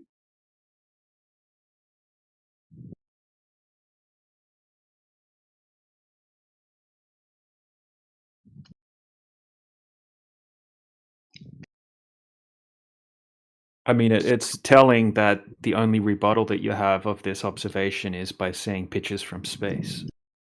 I mean, if that's all you've got, then anyone listening to this stream is going to see that, okay, this guy can't rebut what they're presenting. He's just gone straight to appealing to pictures from outer space. That's how it's going to seem to the audience listening to this. Right. Well, I'm not really. That's out of my interest. But I mean, that's certainly not the only objection. I mean, there's Okay. different phenomena, different sort of extraneous phenomena that are each explained separate, in separate, with different explanations on flat Earth, which are all explained or unified under only a few common principles on the globe Earth. And so that would just be a theoretical virtue again.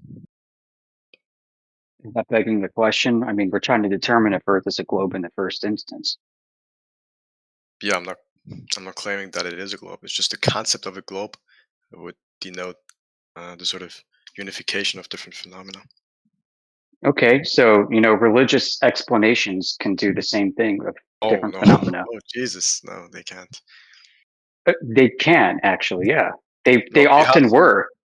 oh no, if you have some agential explanation, right? I don't see how that's of any interest because it's just so story, right? So the explanandum is just tailored to the explanans, which I don't see how that's explanatorily virtuous.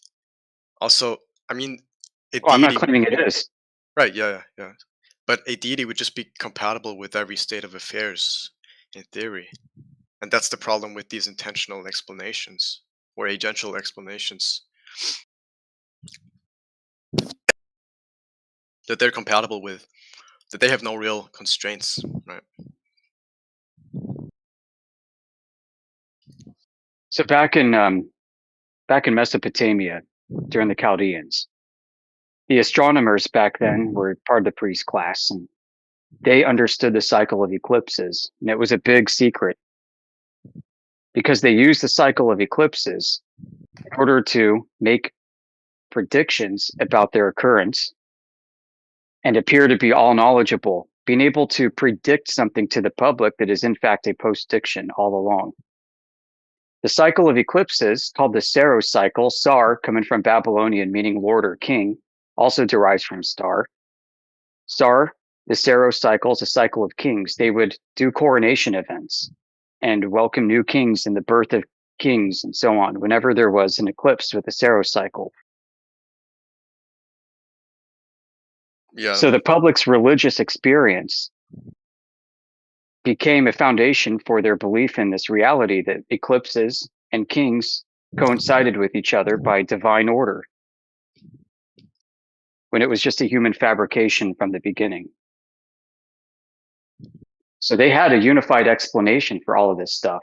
It was accepted for a long time. The Saros cycle, the funny thing is a Saros cycle, the post-diction cycle that we have is actually used by NASA today.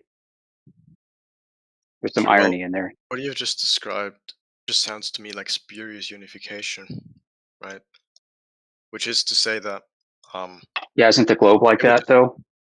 No, it would just boil down to saying that there's an agent who has the desire, who has the desire to do X and rationalizes X, and then that's for every phenomena. That's not unification. Yeah, well, For every there's a phenomena, phenomena of a globe that nobody actually sees or can measure. well, now we're just swaying off topic. No, this is right back on topic. No, not really. So yeah, agential explanations don't unify phenomena. Well, in this case, what's happening is the agent is man. And in the case of this cosmic religion called the Big Bang today, the agent is also universal mind, which they attribute man as being a part of too. I don't really understand what you just said. Universal mind? You ever listen to people who work at NASA talk about their cosmology? No, I don't know anything about physics. It's okay. Well, it's definitely not physics. Right. I don't know. They're literally invoking Kabbalistic emanations of Sefer Yetzirah. Not even joking. They're using that language. I'm not sure what that means. They have a cosmic religion, And it's not really identifiable because there's no singular titular godhead or some agent that acts as a force, some thoughtful person that provides it's behind all the phenomena that everyone experiences or thinks that they experience. It's a godless religion, essentially. Well, I mean, that sounds pretty peculiar, but that's not what I'm referring to when I say that the globe Earth unifies different phenomena. Yeah, like what? The curvature that nobody actually sees? No, it'd be things like tides, different rotational directions of stars, um, Newtonian mechanics, or something like that, which is all unified.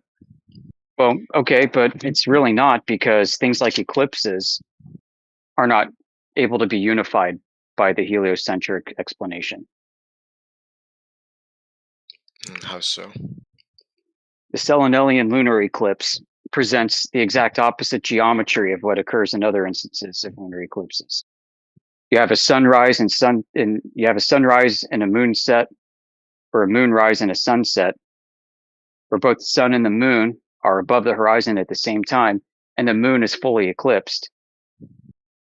And what's worse is what is considered the globe shadow enters the moon from the opposite direction of what the sun should be doing. And this type of eclipse is quite common. Wait, what's the name of the eclipse? The Selenelian lunar eclipse. NASA calls it the impossible eclipse, and they have a crazy cope where they describe, well, refraction makes it work. And then you look at the geometry, and it actually doesn't work, even with their explanation. So that's just one instance. Another instance are sunrise and sunset solar eclipses. Anytime you see a sunrise or sunset and the moon is at peak new moon and full syzygy alignment, it geometrically does not align with where the placement of the sun, moon, and Earth are in the heliocentric solar system. So what you see is actually an impossible geometric alignment if Earth is in a heliocentric system. So these are just two examples. And also the tides don't coincide with lunar phases. Why would they sort of coincide with them? Well, that's the claim, is that the moon is yanking on their bodies of water on the Earth.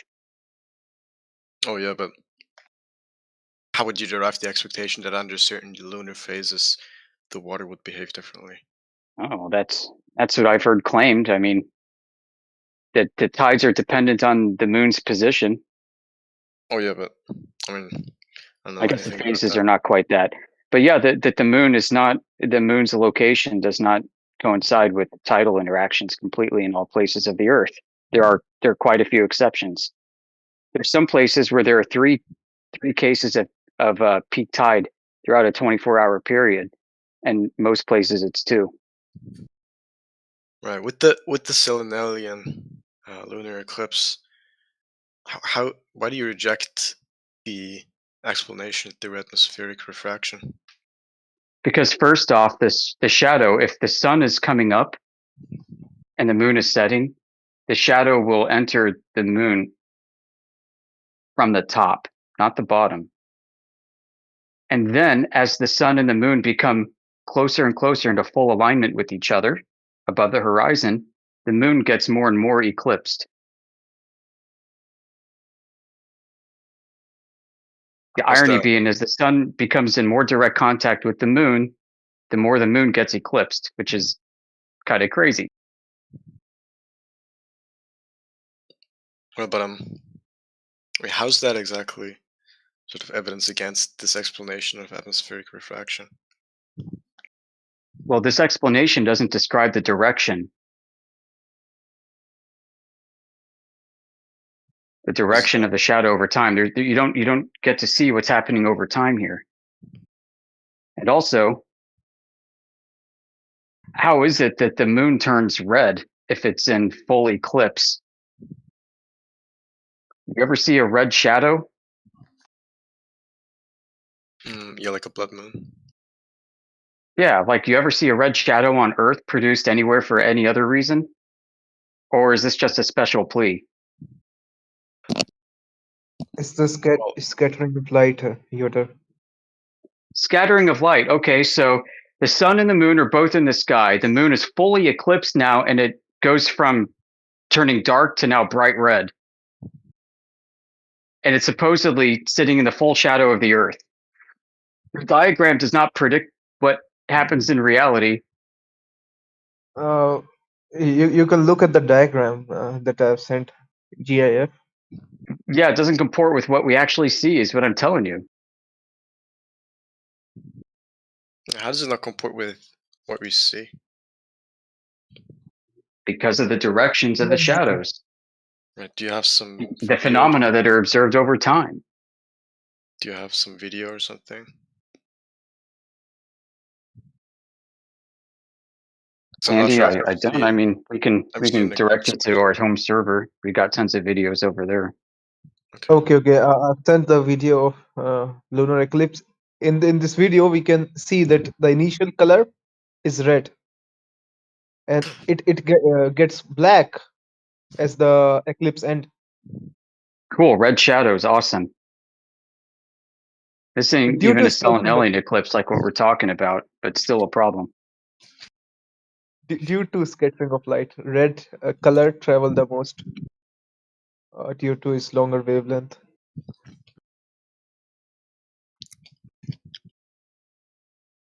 So that means it's not in a shadow? It is shadow, but it's also reflection as well. Reflection? Oh, no, Son, not I don't really think you know what you're talking about.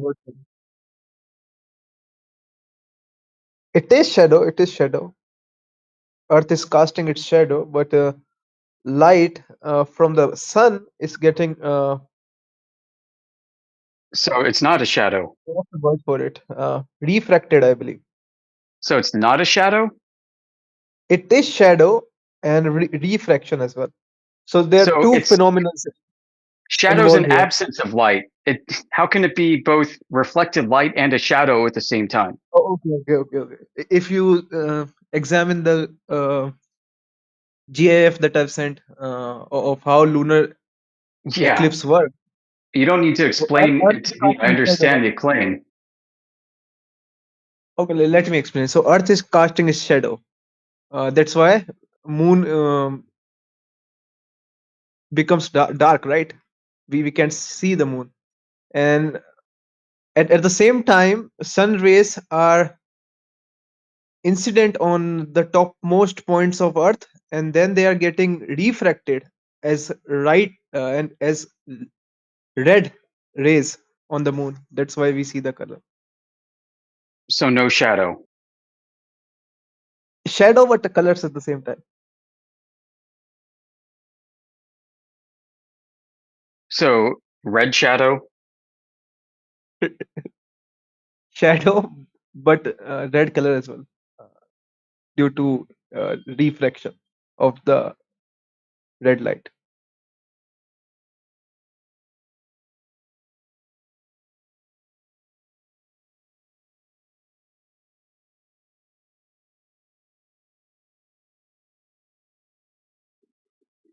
You know this is happening because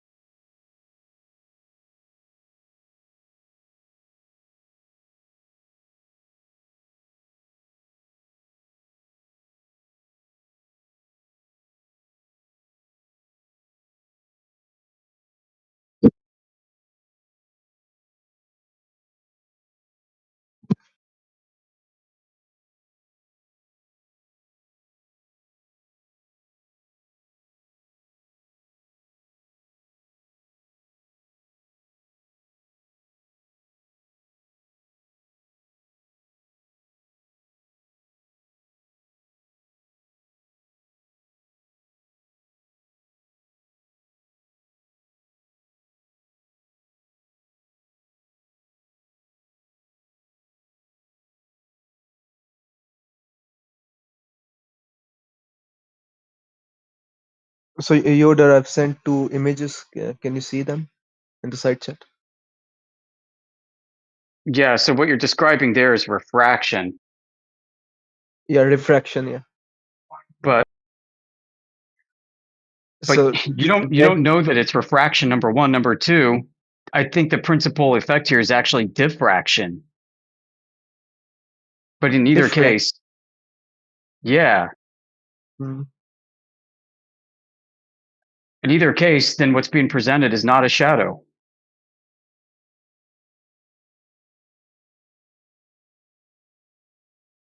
Oh yeah. It could be diffraction as well.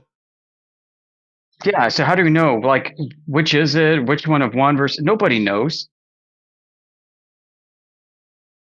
This is just a satisfying explanation to keep the globe alive.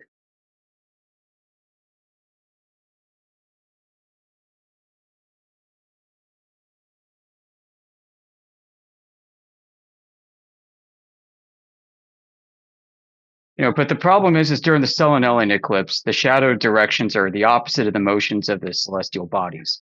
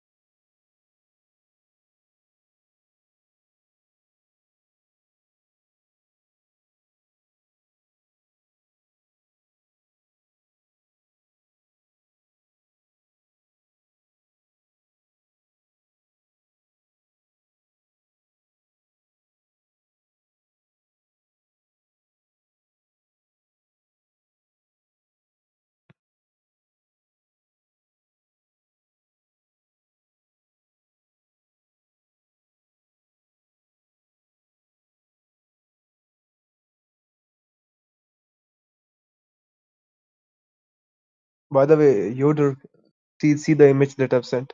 It's the top view from Mount Everest.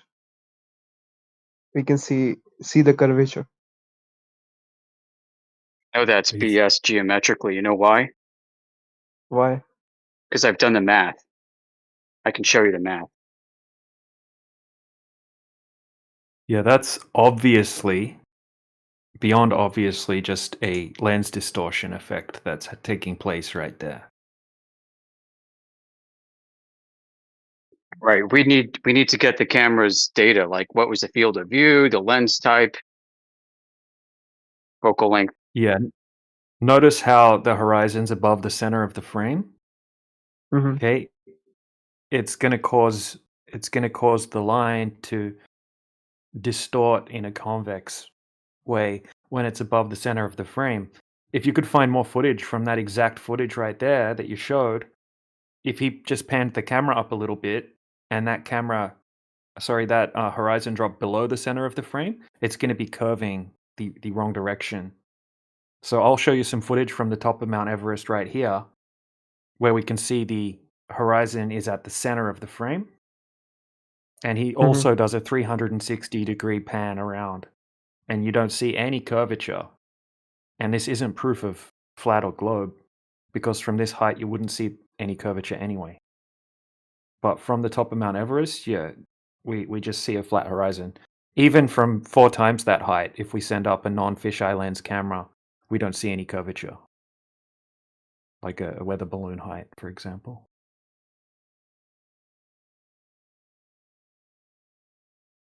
Yeah, according to the geometric claim of the globe, you'd see less than 0.07% of the globe's surface from that mountain peak. You think you can see curvature? 0.07%, less than that.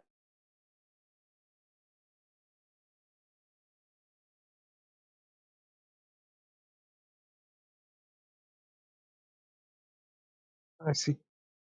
Yeah. So if we were to take this same, let's say that was it. I mean, your camera would have to be such that it's angling downward. And if you were to do a 360 shot,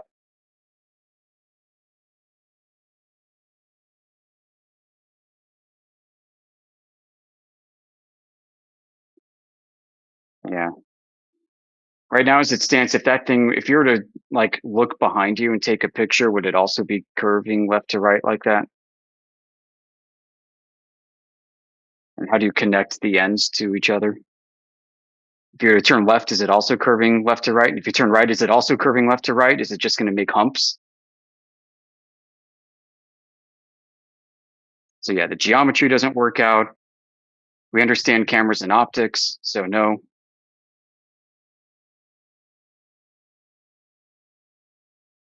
Barrel distortion is a reality. I mean, you can, like basic camera software will do barrel distortion lens fixes for you. What you do is you upload the raw image, and the raw image contains metadata from the lens that was used to take the picture. And then the software queries a database, performs calculations, and then flattens and straightens out the image again.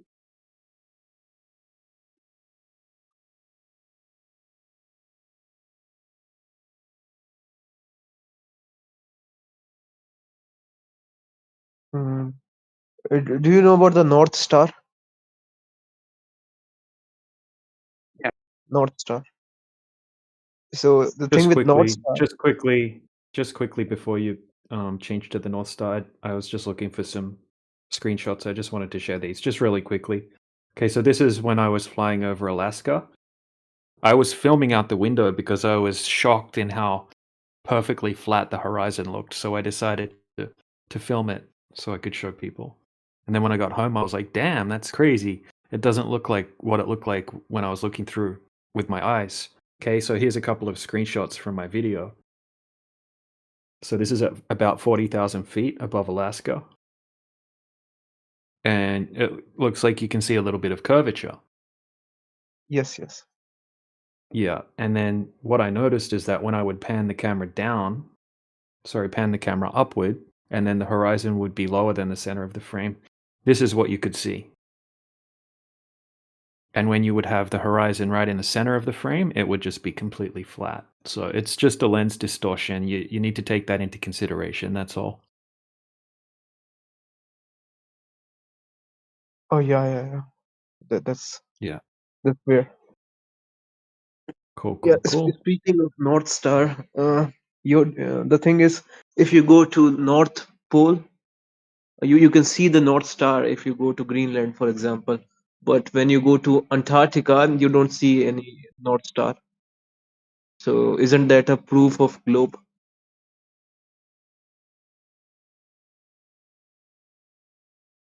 No, it's the way our perspective works. We have a limitation. Things will converge towards the horizon as you move further away from them. And once they get below a certain degree in your vision, you're not able to see them anymore because of the angle of view. You're looking through a ton of air, Oh shit. essentially, ton of atmosphere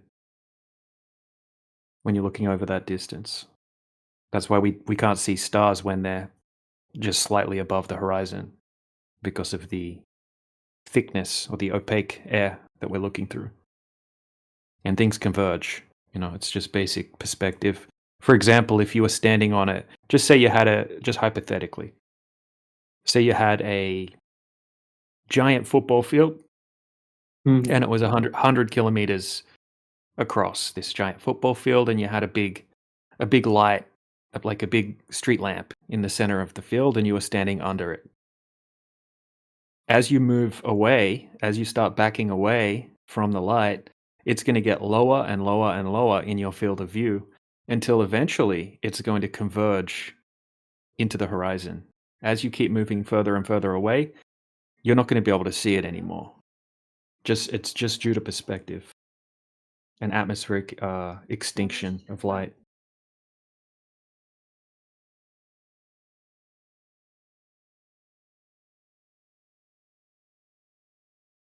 I see.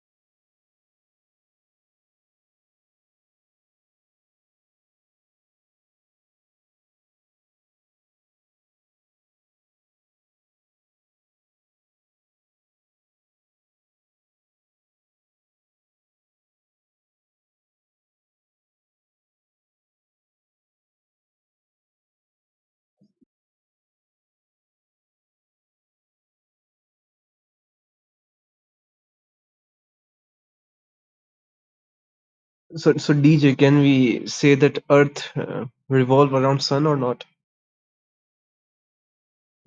No.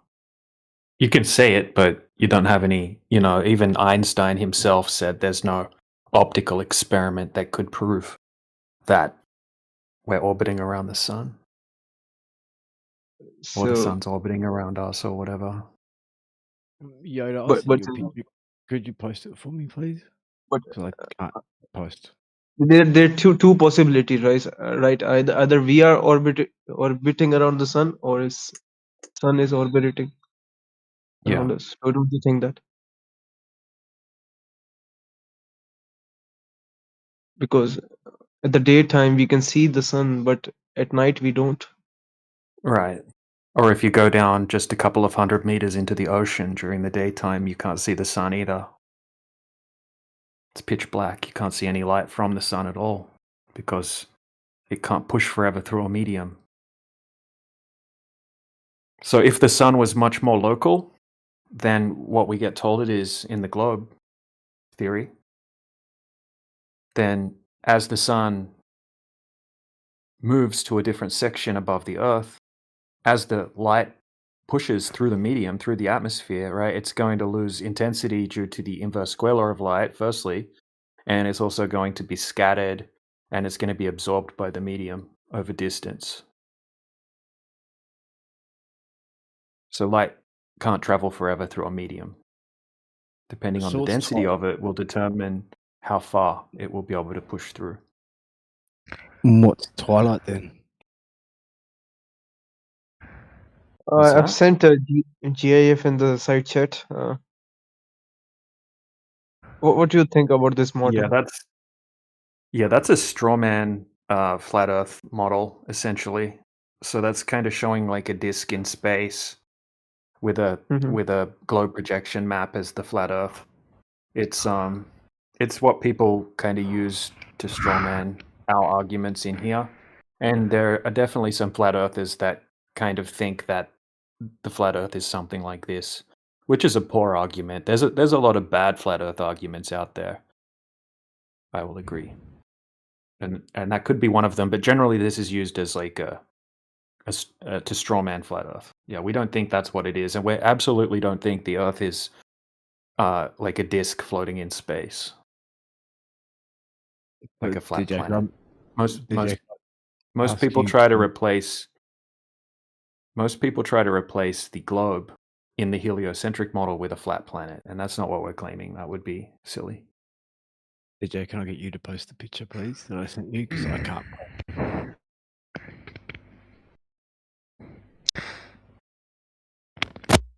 But DJ, like, what do you think about? Yeah, hold on a second, Richter. Yeah, what's that paradox? Yeah, I was saying, what do you think about gravity? Gravity? Yeah, so gravity is something that would cause the water to be curving on a globe. Okay, so you need a globe to have gravity. You need gravity to have a globe. If you're talking about mass attracting mass, for example, everything being pulled towards the center of the globe, it means that the water would have to be curving at a specific rate, depending on the size of the globe. It would have to be happening if gravity were true. And when we go out and test, over large bodies of water, it's absolutely not curving over distance.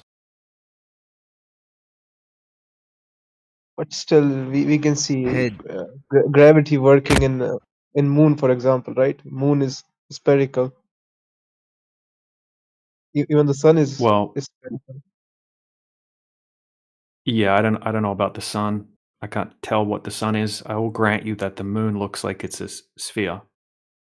But that doesn't mean that the Earth is also like the moon.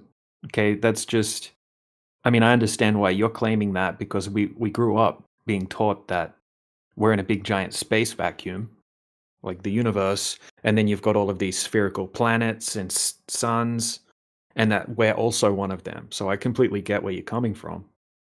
But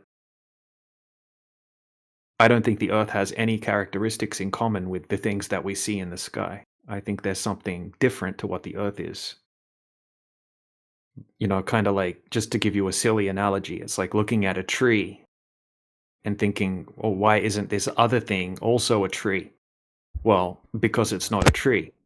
It doesn't have any of the characteristics that the tree has. It's obviously not a tree when we test it. So I think you could think of the Earth more like Wait, the foundation or the floor of the system that we live in, and then we have celestials in the sky, sun, moon, stars, planets.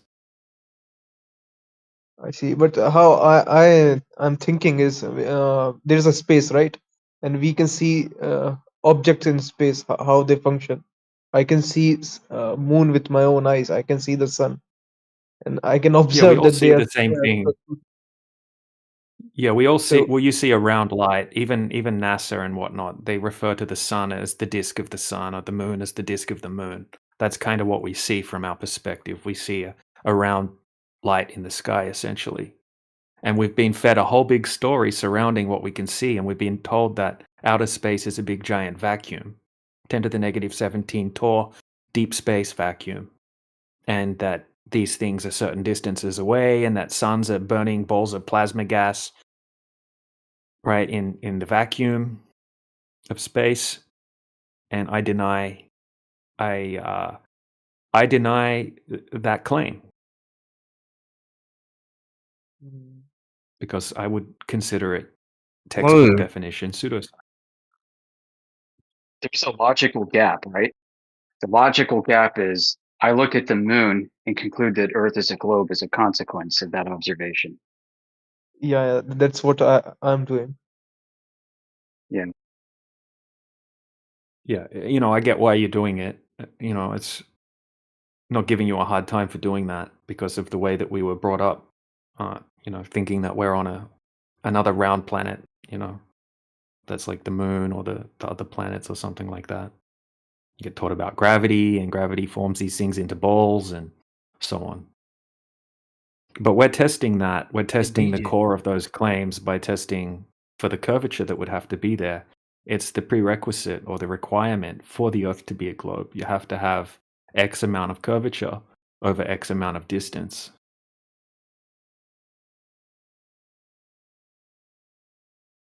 I see. I can give you an example in the side chat if you want to have a look at one. Okay, I want to see the. Yes, send it. Yep, sure. Okay. All right, so this is all out of a high definition, full-length video that goes for an hour and a half, where Dr. John D goes over all of the details. So I'm just showing you some small sections out of the video just to explain it. And at the end, I'll share the video if you want to watch it later on. Yeah. It's just Share. uploading now. So this is just a clip. So what he does, he goes to the ocean on a nice clear and still day where there's no waves, no wind, and very nice clear conditions. And he sets his camera up on a tripod. It's a super zoom camera, a Nikon P900 camera. Has amazing zoom capability. And he's zooming out from 1 meter height to a windmill platform. Sorry, a windmill that's out in the ocean, a windmill farm. Okay, so just focus on the windmill on the right-hand side. That's the furthest one away. Okay, that's 11.2 miles away. Do you want me to? I can probably do it in metric if you're used to metric system. Yeah, I use the metric system, kilometers. Yeah, okay. So he places the camera at 1 meter height, and that windmill is about 18 kilometers away. So now we can do some basic math. Yeah, what's your question, Ali? Okay, Yeah. so the windmill tower should be obstructed. What's that? Yeah, go on. I was just asking Okay. them what happened. All right, so let's just, I'll post a screenshot from an Earth curvature calc. Actually, I don't have it in metric. I only have it in imperial. Okay, so basically the horizon should be 3.4 kilometers away. Okay, so we know what the horizon is. So I'm just going to post a little diagram so we can be very clear on what the horizon would have to be if the Earth's a globe. Okay, and I'll just read it out. So it's in the side chat now. Okay, so a man standing on a sphere would observe the physical geometric horizon at a certain distance, which on the diagram is represented by the red and yellow circle. The physical geometric horizon is the maximum distance that the sea and the sky can be observed to meet. So basically, it gives you a picture of it there, and you notice how you can't see any water beyond the horizon. You shouldn't be able to see any water. That's the maximum distance you can see the water up to if you're doing an observation over water. Now, we can also calculate how much the windmill tower should be obstructed by behind the horizon. So you should only be able to see a portion of the windmill tower sticking up from behind the horizon, and the bottom 52 feet, which is about 16 meters, should be hidden behind the horizon. So what I'm going to show you now, just quickly, is a close-up. Right, this is just a close-up of the windmill towers that he's looking at, just so you can see what they look like close up. So that's just uploading now. And what you'll see is that we can see the entire windmill platform. Sorry, I keep saying platform. The entire windmill tower. Well, it is kind of a platform, I guess. Anyway, when it's low tide, we can see the black portion at the bottom where the paint's corroded off because the salt water goes up and down there. Okay, so have a look at the zoom footage again. When we zoom in, we don't see any obstruction of the windmill towers. In fact, we can see the water going beyond the windmills. We can even see a boat off in the background that's going past. So if the Earth's a globe, anything that goes beyond that geometric horizon must physically be obstructed behind the curvature of the Earth. So the bottom 16 meters of the windmill should be hidden behind the curvature of the Earth, and that horizon line should be at 3.4 miles. Sorry, 3.4 kilometers, approximately. I see. Yeah. There's another experiment like laser light experiment, which also proves this, confirm it. Yeah. There's actually this guy, Dr. John D. He's a PhD. He's got a PhD, and he's a professional when it comes to optics. I see. So he also does laser tests. He uses different spectrums of lasers, and he shoots lasers over huge distances. So on his YouTube channel, he also has a ton of different laser test videos. We've got dozens of laser test videos that we could show you as well, which is a similar principle. Basically, you're setting up the laser at a certain height, and then you have a target at the same height on the other side of the body of water, and they're attempting to hit the target with the laser. And if the Earth were a globe, then the laser should be way, way up in the air and shouldn't hit the target. But the lasers hit the targets consistently. Then why we share don't that have video. any? Share those videos. Why? Share his YouTube channel. I'll watch it later on. Yeah, I Because will. Just a second. Okay. Hey DJ, I have a question. Why we don't Yeah, have go ahead. any endpoint of this Earth? Well, Then we're why? not claiming to know the shape of the Earth, and I have no idea where the endpoint would be. And I would say that nobody has ever just kept going south to see what happens that we can verify. So if you keep going south and the Earth is a globe, then eventually you should come back to where you started. You should come back around the other side of the globe, and come back to where you started. On a flat Earth, if you kept going south, that wouldn't happen. You're not going to come back to where you started again. But nobody's ever done that. Nobody's ever just kept going south, which is interesting. Earth is not Considering, small. yeah, I didn't say Earth's small. I said no one's ever kept going south Okay, so if there's an end at some point, we're not able to get to it. And there's also certain restrictions that make it very difficult to freely travel and explore in the south.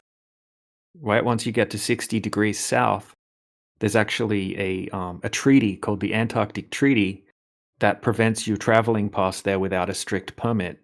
A very expensive and strict permit that has a whole bunch of very difficult conditions that go along with the permit. Not true. But still, there's Oh, a lot of not people true. will live there. Not true. He says, okay, who name one person since the Antarctic Treaty that freely traveled beyond 60 degrees south? Jade Hairmaster. Okay, he didn't have a. Okay, post your evidence.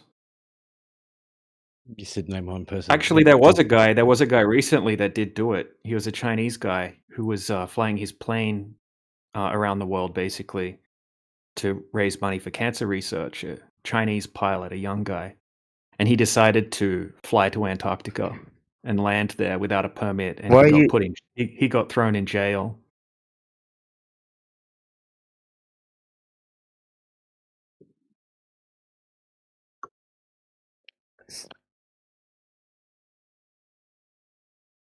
That's the same thing.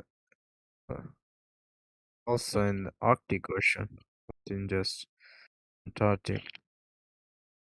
Well, not really. You can travel to the north.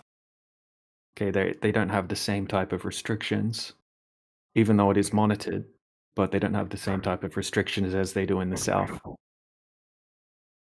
So in the You mean 50s, they came up with the Antarctic Treaty, and yeah, you're not allowed to travel beyond 60 degrees south without a permit, without permission. who's not allowing you or Who's travel? not Who's not allowing you? allowing? Yeah, so all of the countries basically that signed the Antarctic Treaty, which is it's over 50 something countries that have signed it now. Yeah, who's not allowing you? It's I can find you the permit if you want to have a look, right? So on my server, Pickled Minds, there's a whole section called Antarctic Treaty. Refracted Space Ghost just put it in the side chat. So there's a whole channel dedicated to the Antarctic Treaty. If you want to go and read all about it, you can do that. Okay. Or the treaty itself is only 6 pages long. It's not difficult reading either. See the geopolitics. There's America, China, and Russia. They are a big enemies for each other. But if the Earth is not globe, then why they didn't talk about it? Well, if Russia They and always be I mean, agree. doesn't Russia and the United States share a space station? And they like when the astronauts apparently got stranded on the space station, and then the Russians said that they're going to be the ones that go and rescue them. So when it comes to space travel and certain things, they seem to be friends. Okay, so it really depends on how you're looking at it. Not even China and Russia. India recently launched a mission on Moon, Chandrayaan 3. They also like have a video on camera that Earth is globe. So Yeah, I but have you think looked at the that's India footage? Have you looked at the footage that they gave you from there? You know, India's one greatest recent achievement.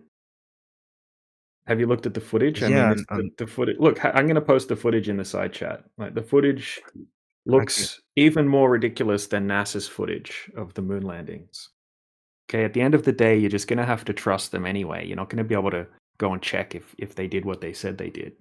But this footage, right? This is basically the only footage that they released of the moon, right? The rest of the footage was just CGI, like admitted to be CGI. And this little bit of footage is it's just silly. It doesn't show anything. It doesn't look realistic. Could easily be shot in a studio, but we can't validate it either way. Mm,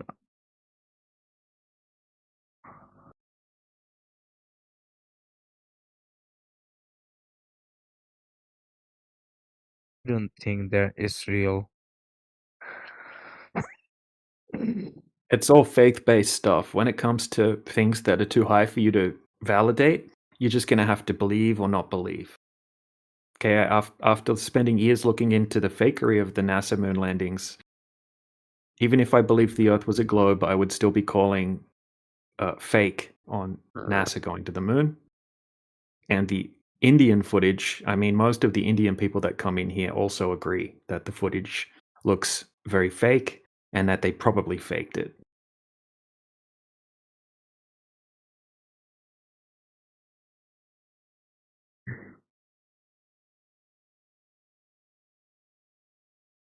That means the whole world is celebrating a fake news. Yeah, I don't know if the whole world is still celebrating I mean, I don't think most of the people that come in here, even if they believe the Earth's a globe, they call bullshit on the India and NASA. Well, not most people, but quite a lot of people call bullshit on the footage. People that have looked into it. I mean, I can I'm post you one of some them, NASA but footage now. I could post you some NASA footage that NASA claims to be real footage. It looks so ridiculously fake that I don't know how anyone can take it seriously.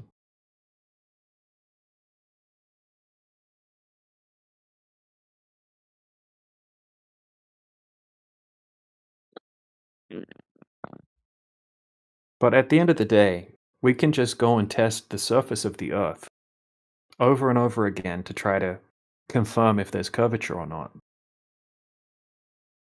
rather than having to believe in pictures from space.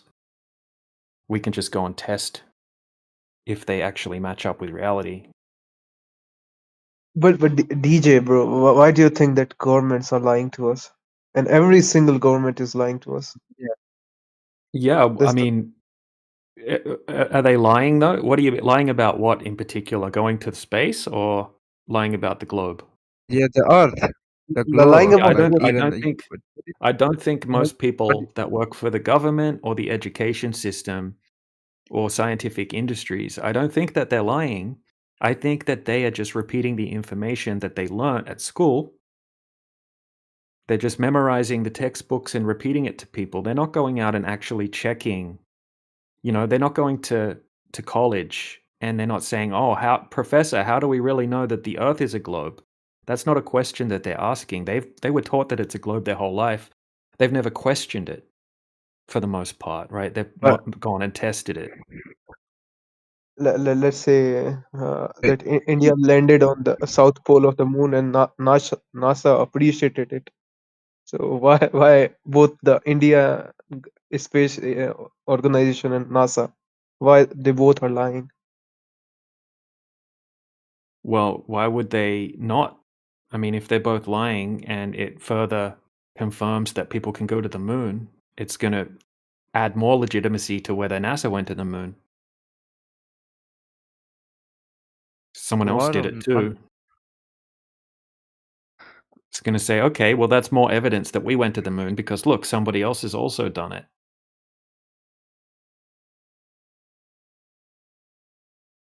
the do you believe on Elon Musk? Do you think that he was also a lying person? Yeah. He Yeah, owns he I don't think owns he's a lying company. about the Earth being a globe, but I wouldn't know if he's lying about that. But he's definitely lying about things like sending a Tesla car into space, for example. But if Remember when we have he said he sent the Tesla car into space? And if even we he have even Earth, he said it looks fake. yeah, it's So, okay, DJ, but DJ, Yeah. okay, Yes. Hold on a second, you off the know, Richter. Just want to answer his question. Yeah, what bring on what to were you question. gonna say?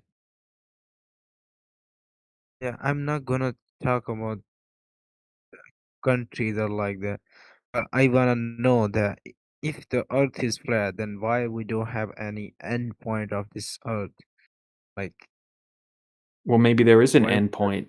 We why just can't get why we We just don't have anyone that's been able to go there and confirm this. We're not claiming to know that.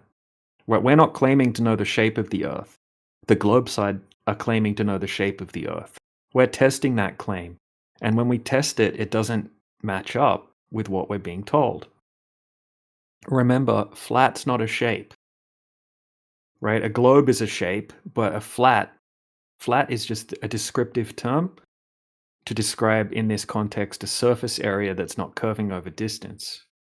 Like bumpy, smooth, flat, rigid, it's just a descriptive term. So what we're talking about is the surface of the water, which covers most of the known surface area of the Earth, not curving over distance. And by default, if you have a large surface area that's not curving, it's flat by default. But it's not. What? Can What? I get you to post that picture, please, DJ, that I sent to you, because I can't post.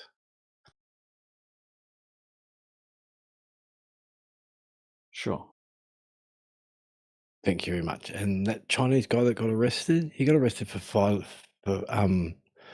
filing incorrect flight plans by the Chilean government. Yeah, because he went to the part of Antarctica that's owned by the Chilean government. It's the incorrect flight plans. He's what he got arrested for. Incorrect flight plans. So if okay. So he went to Antarctica and he got arrested for incorrect flight plans. Not for landing on Antarctica. Okay. But that's what he did, and that's what got him arrested.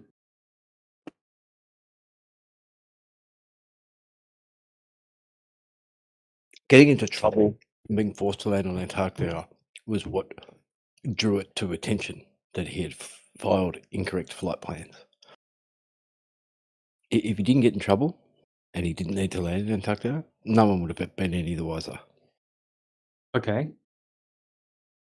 So who's gone to Antarctica and not got in trouble without a permit?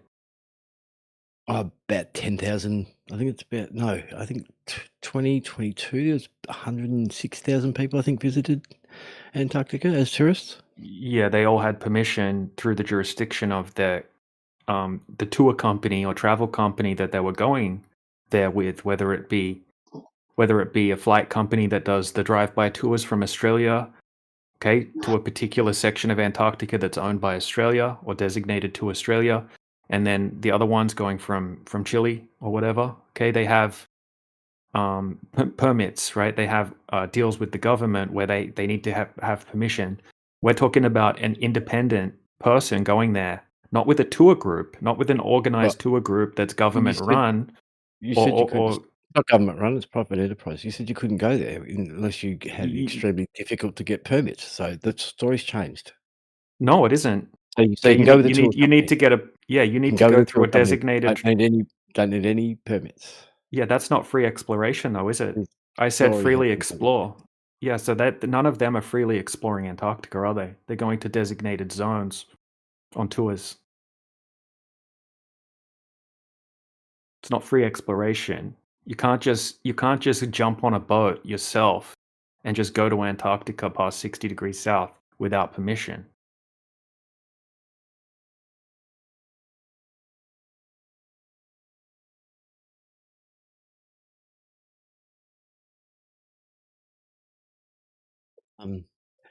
Can you go to the Ukraine without getting permission? Can you go? Can I land in America without permission? No, you can just get get permission. You can easily get permission to go to the Ukraine. I could drive there right now, probably, and get across the border with just a basic tourist visa. Paperwork, yeah, passport. Yeah, so it's probably $50 or if not free, and you just fill out a form and then you can go.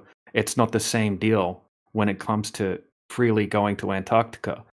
For example, there was a U.S. Navy SEAL that just wanted to carry to tow a little sled across a little section of Antarctica for an endurance challenge. and he had to raise over $1 million to pay for all of the conditions that went along with his permit just to be able to drag a sled across a small section of Antarctica. He had to pay hundreds and hundreds of thousands of dollars to have safety teams on standby. And he had to pay, he makes videos on Instagram explaining all of the crazy costs, right? Because he had to raise the money independently, which he did do, and he did go there. But it cost him over $1 million just to land there and drag a little sled across a certain section because of all of the restrictions that were basically requirements to be able to get the permit to do what he was doing. It's not as simple as just getting a visa and going to Thailand or something like that. I understand that. It's a false analogy. Which country's just going to leave you to die? None of them. They're going to have to come and get you if you get into trouble. Yeah, that And doesn't change the fact that it's expensive They and need to make difficult sure- and that there's restrictions to the permit. Yeah, all of those things. Okay, so you can give reasoning for it. I'm not saying there's not reasoning behind it. Anyway, it's 4 in the morning. You still haven't posted that picture. I've got to go to bed. Thanks for having me. You're welcome. Yeah, hold on a second. Hold on a second. I got the picture ready to post here. Okay. All right, so explain the picture. It's uploading now.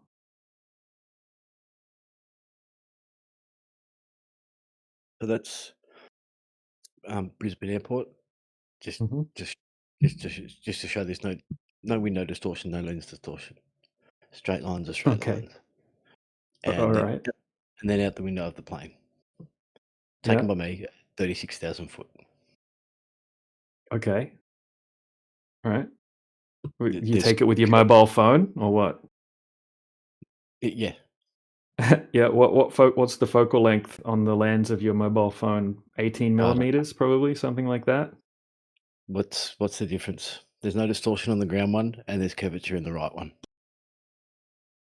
Yeah, so there's no distinct lines to be able to check for the curvature in the top one because we have topology, we have planes and buildings and terrain and that kind of thing. We don't have a horizon. We don't have a horizon for comparison in the bottom image. In the top image, okay, you're using a phone camera, which obviously has barrel distortion. Okay, it's like a wide angle. It's like a wide angle shot. Why So can't I'm we going see it to in the post. left photo? Why can't we see it in the left photo? You don't have a line in the left photo. You don't have a horizon line. You have a local horizon, which is None of the obviously lines are topography. distorted. What lines? What Have a look lines? at the picture. It's like a big roundabout, a green roundabout. We've got curving lines. We've got terrain and planes and buildings in the background. What line are you talking about? What horizontal line? What horizontal line? So you're denying lens distortion right now, which is kind of funny. Yeah, I am, because there's no distortion. Yeah, I am. Great clip. Thanks for that little soundbite. Yeah. Well, everyone else can see the photo, man. They can make up their minds. Anyway, thanks for having me on, everyone. Yeah. So I'm going to show some counter footage right now from 40,000 feet where I was flying above Alaska. Okay, so I'll just post some images in the side chat. So obviously when we have a low focal length lens, we have lens distortion. Anyone can look this up. Just go on any AI or any optics website and you can just double check. Okay, so as you pan the camera around, you're going to see distortion of lines in the distance.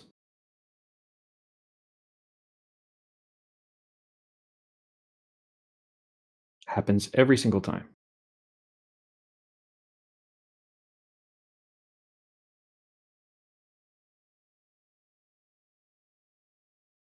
All right, so here's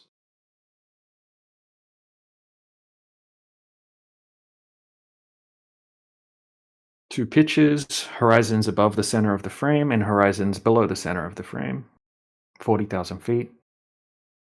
All right, we see a convex horizon in the top one and a concave horizon in the bottom one, proving that it's just lens distortion.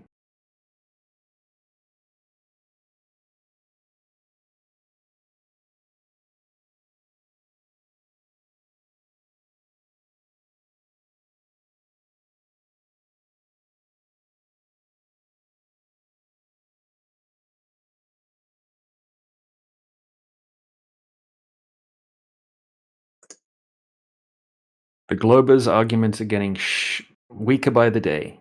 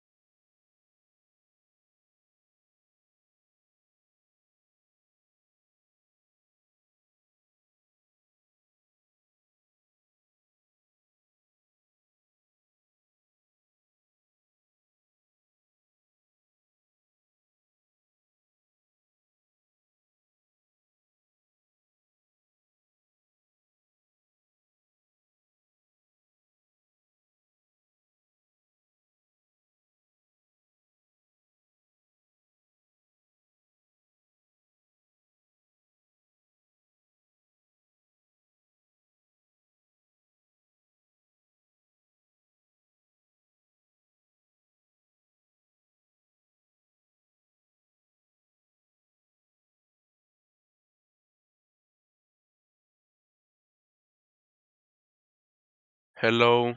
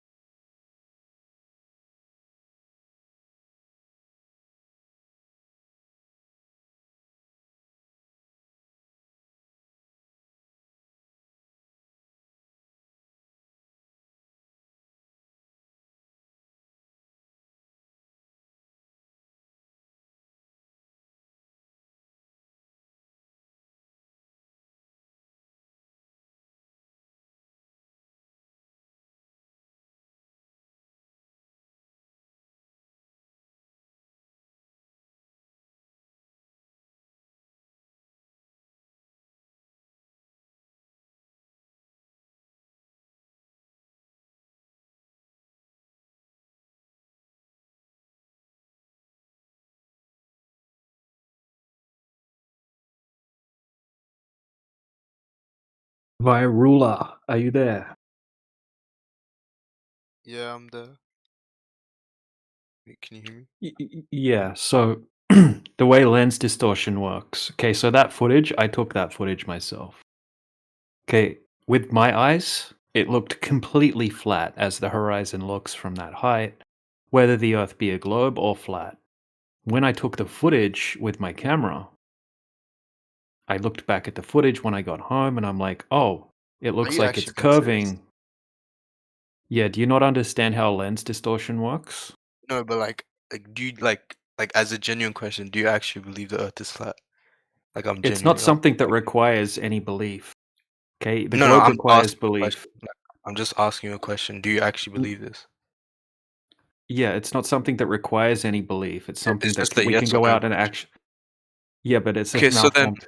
It's a malformed question then okay, so if I throw in a ball in the air, why does it fall down? because it's more dense than the air, and because you threw it up in the air. No, it's because of gravity. Gravity's pulling it towards the center of the Earth. Oh, really? You got any Yes. evidence for that?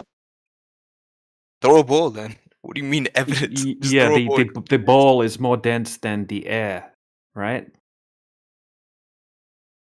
What? Yeah. So what Yeah, the balls? you're demonstrating a cause, or excuse me, an effect, but not the cause. How do you prove that gravity caused the ball to fall? Wait, can you say that again? How when you throw a ball up in the air and then it falls down, you're observing an effect, a phenomena. Now Wait, by the way, you said it's denser than air, right? That means the force, what's it called? The force going down on the ball, which is gravity, is greater than the force pushing it up.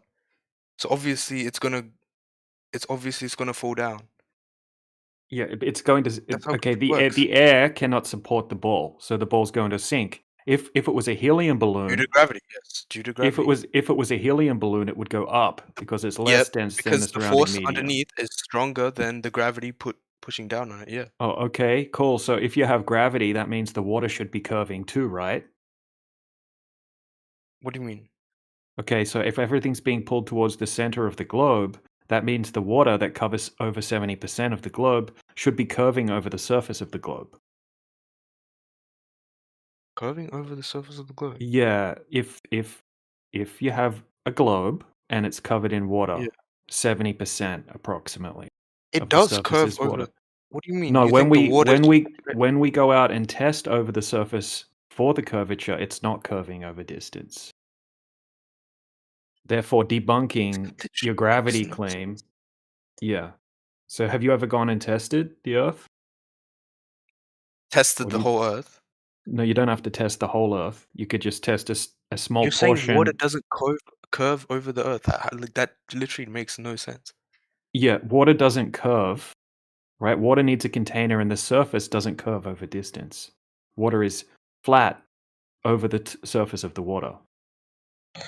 So you have to ask yourself, how much flat water do you need to make a globe? Obviously, a lot of water. How much curvature do you think there would be over, say, a 20-mile lake or a 20-mile distance don't know. of water? It's actually a Okay, huge. so then how come on the moon? I mean, Oh my. explain to me how eclipses happen then. Well, that would require the water to be curving once again, wouldn't it? So let's test the water, and if the Water water's not curving. curving, So yeah, the you would water need curving causes an eclipse. No, I didn't say that, right? You're claiming the eclipse is the shadow of the curving globe on the moon. If the Okay, so water's then not what's curving, if there's no curvature, then obviously it's not that. It's a but then what's prerequisite, right? causing an eclipse? What's causing the eclipse? I didn't make any claims to an eclipse. You're the one talking No, about an I know. eclipse. I'm asking. You're making a positive claim about an eclipse. I don't know how the sky works. It could be something beyond our comprehension for all I know. But if you No, want to but make a I'm positive asking, claim about other it, than yeah, I don't know. I just gave you my answer, right? But it's the whatever's only happening in the sky, the only whatever's happening explanation in the would be no, that's not the only explanation, right? but you said there's Explanations, yeah, there was other explanation. your explanation requires the Earth to be a globe, which requires Earth curvature. Okay, when we go out and that's something we can actually test. So then so when when ships go over the horizon, we literally have videos of that. Ships going further out in sea, you can see um the top of the ship appears to go over the curvature later after the hull, like the bottom of the ship, no, due to the curvature. that only happens occasionally if you have certain conditions that are Occasionally. present, such Okay, what as conditions? obviously ocean swells or sinking Ocean swells. Then it sinking would be refraction temporary. effects. What do you mean it would It be would be temporary. temporary? No, the ocean swells are uniform, right? Ocean swells come in uniform. So when you're looking You over think they last distance, for hours? yes. So Ocean the waves just rise up for an hour and they just don't go No, back no, down. they come in one after another, after another, after another in sets. Yeah, and you'd be able to see that. No, you don't see that when you're looking over a vast distance over the water. It looks uniform. I can give you an example if you want. Rilla, do you believe that the Earth is curving, that the water is curving?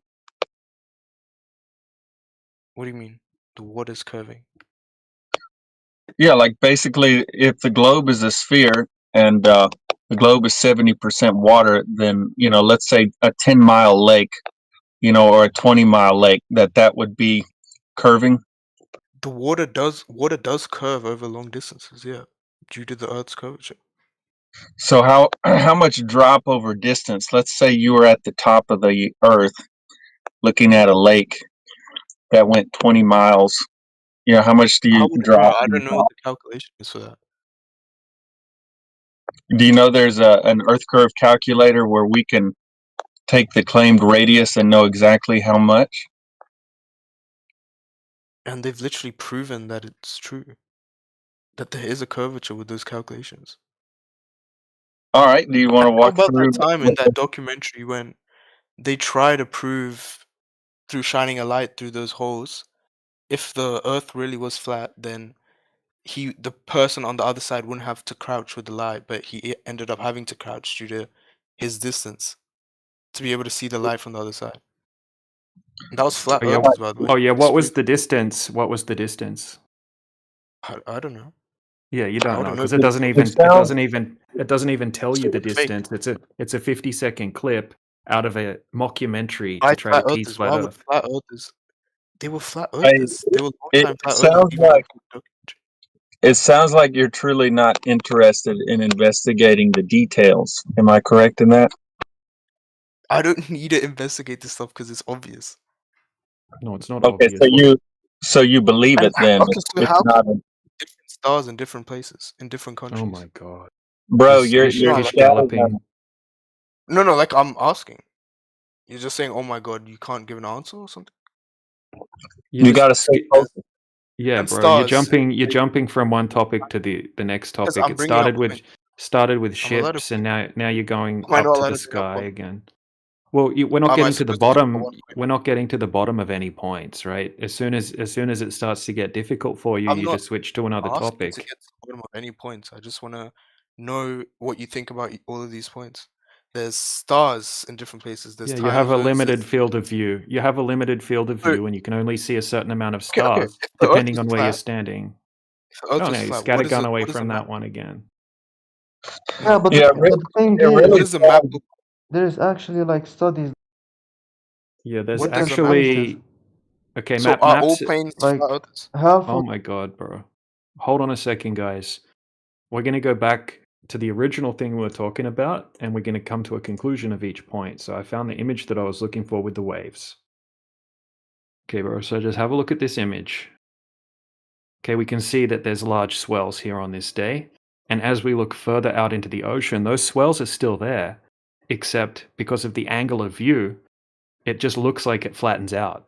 Even though when you go out there, it's not flat at all.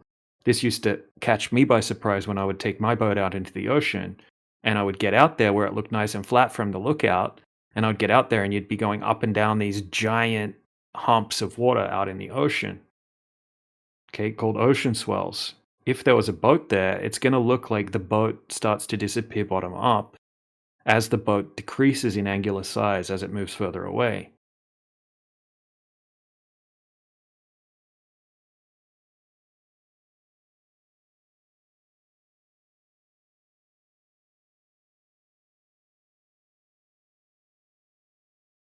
Did that get run off or what? Still here? I think he might have ran off.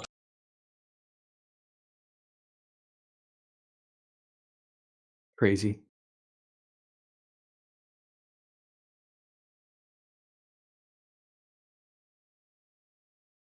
Yeah, it's like right when we start to get to the details, it's oh well, what about this? Let's completely change the topic because I want to cog this and not think about the details. Yeah, it's insane, isn't it? Even after we called him out for doing it, he did it again straight away. Even before I could finish one sentence to answer his previous question. Oh yeah, he was clipping pretty much every every sentence we said was clipped. But I think the details is where people they just tune out, man, and it's fascinating to observe or listen to, and really almost daily. Whether on the streets or in Discord, the minute you get to the details, well, what about this? And they just forget. Until so yeah, they'll and each what about this will get further and further away from things that we can validate. It'll get deeper and deeper into space. Well, what about the moon? Oh, well, what about the stars? Haha, you're not going to be able to answer that one, Fluff. It's crazy.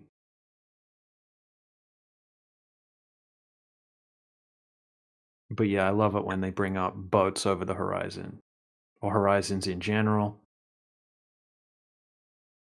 Yeah, I have to admit that that mockumentary really really entrenched a lot of people. Like it conditioned them to think, oh yeah, it's if they were on the fence a little, the people who didn't think about the details, they saw that 50-second clip and were like, huh, this movement is crazy.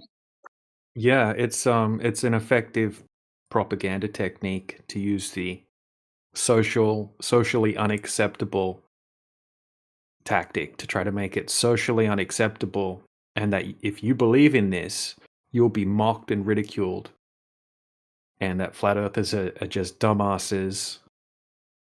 Look at these dumbasses, right? And then they misrepresented what happened in the test, and they chopped the footage up and put bits together that didn't even happen. It's just insane. So we shouldn't get baited into these situations like Jaren did.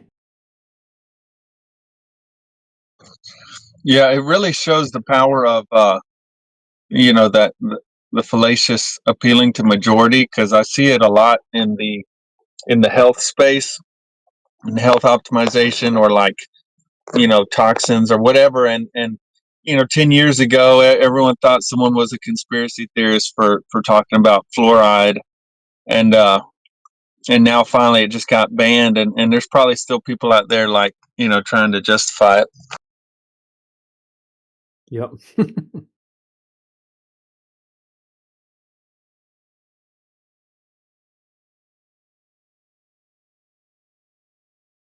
Come on, man. Didn't you know that ships go over the horizon because uneducated sailors said that?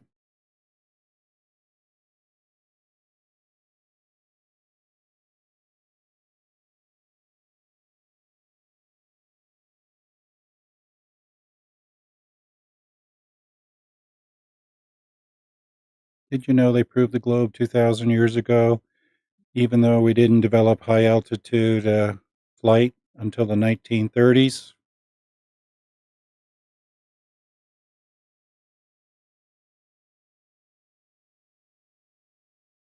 We didn't develop good telescopes until the late 19th century.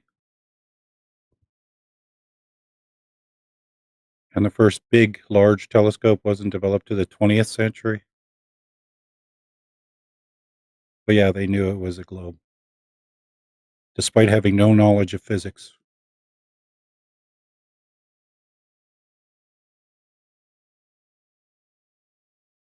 Well, I mean, not the people who built the pyramids and all that. They clearly had knowledge of physics. But Eratosthenes, he had absolutely no knowledge of physics. And all he proved was that sunlight rays are not parallel.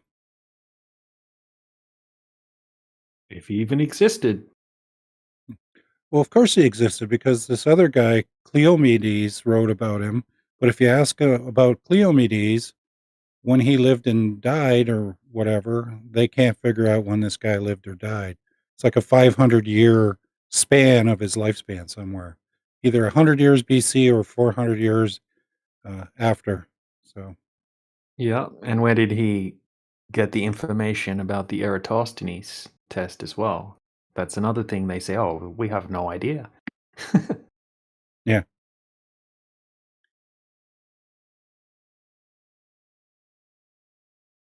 The historians that I've listened to just say that the Greeks loved making up these types of characters, like Pythagoras and Eratosthenes. Yeah, they like to embellish. Like, look how wonderful their mythology was, right? Yeah. And named all the planets after gods. Oh yeah, that's a scientific endeavor.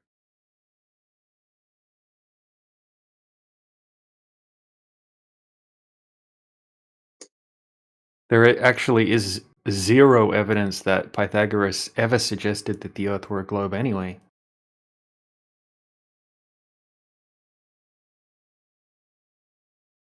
And were the Pythagoreans the worshippers of triangles? I don't think so. Just spheres. And they The really spheres? liked the number 10. Yeah, they need to love their spheres. And it's the same thing with the heliocentric system. They loved their sun so much they had to make it the most important thing in the solar system. So they put it at the center, despite having no evidence that it exists at the center, and plenty of evidence that it does not exist at the center.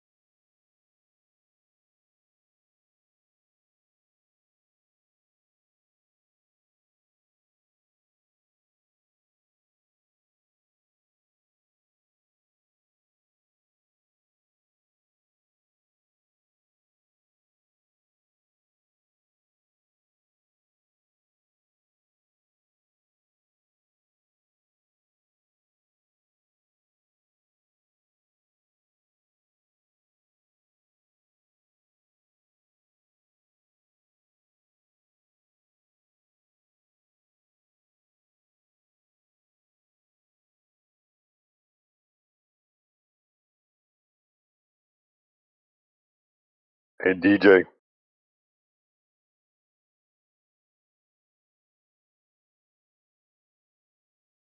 What's up, sheepdog? what's up, man? Hey, I was looking at this event. I was like, usually people come in here when there's an event. I know we didn't start it because classroom stage. We put the event international. What's that? Was it you that set up the event? Yeah, yeah. The voice channel is in the international room. Oh, what? The one with all the flags. Oh shit! I was wondering why those flags were there. I don't know what to That- call it. It looks like Muslim rooms, but I don't want to be like pointing just to Muslim. It looks like international. Oh, that's hilarious. Oh, thanks for noticing that. I've done it before, so that's the sort of reason why I do. All right, I'll fix that up. Since it's just us in here, though, happy weekend, man. Did you complete your move? Are you where you said you were moving to? No, I'm still in Poland, freezing my freaking ass off. It's like negative 12 at the moment. Oh shit! Is that all? Yeah, it's It's yeah, +2 here. it's still a bit sketchy in Cambodia with the border Okay. dispute with the war that's going on there. Yeah, Cambodia is on the land, right? It's not one of the Asiatic islands. Yeah, it's attached to Vietnam and Thailand. Okay, so it's actually more north than. I understand a little bit of the geopolitics around there. I know China is like building a train track that goes all the way to sends all the way to the ocean, but they have to go through other countries in order to do it. It's almost kind of like the German Yeah, pipeline. we've kind of changed our mind. Like we think we're probably gonna go to Sri Lanka instead Okay. because we kind of have people we know there because we spent 6 months in Sri Lanka in 2024. So we're probably going to go to Sri Lanka, even though it's a bit more Cold there annoying too. because no, it's freaking hot, man. It's so Is hot it? in Sri. It's so hot there, but it's hot everywhere in South Asia, Southeast Mhm. Asia, both. Until the Yeah. rainy season. Oh no, even in the rainy season. And it's just warm and humid, 100% Yeah. humidity. It's definitely still hot. Yep. Yeah, I've never sweat so much in my life than when I was in Sri Lanka. Yeah. 24-hour-a-day sweating. Yeah. Yep. Leave your deodorant at home. That kind of. And what's the point? Yep, pretty much. But we have to do it's just annoying because Cambodia was a good option because you can just pay 1 year at a time visa and you don't ever have to leave the country. But in Sri Lanka, you have to leave once a year. Get a trip over to the Maldives or to India once a year and then re-enter. Right. Yeah, that's a pain in the ass. It's a pain in the ass, yeah, but it's also a cool holiday as well, especially if it's Maldives. But India is awesome as well. South India. But yeah, definitely a pain. Yeah, I think they do something similar if Canadians want to visit the States. The most you can stay is like 6 months at a time. Mm-hmm. You have to exit and re-enter. You can do it the same day, but still got to do it. Yeah.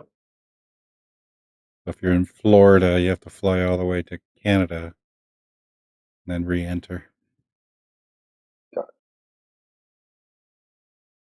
Explains why there's so much business between Detroit and Toronto.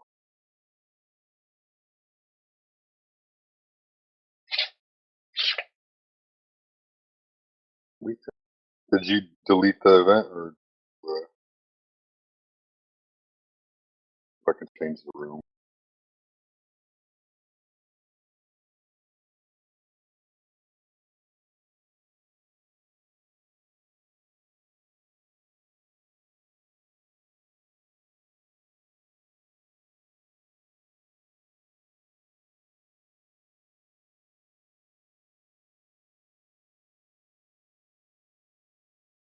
Nope, it doesn't give me an option to edit anymore. Only the event owner can edit.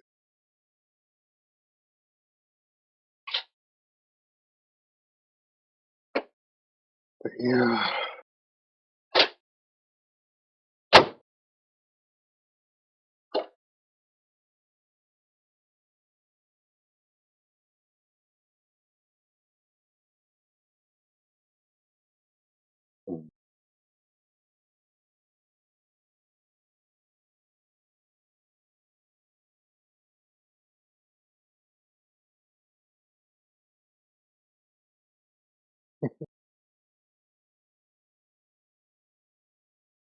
Oh, it's the supporters room. That's what.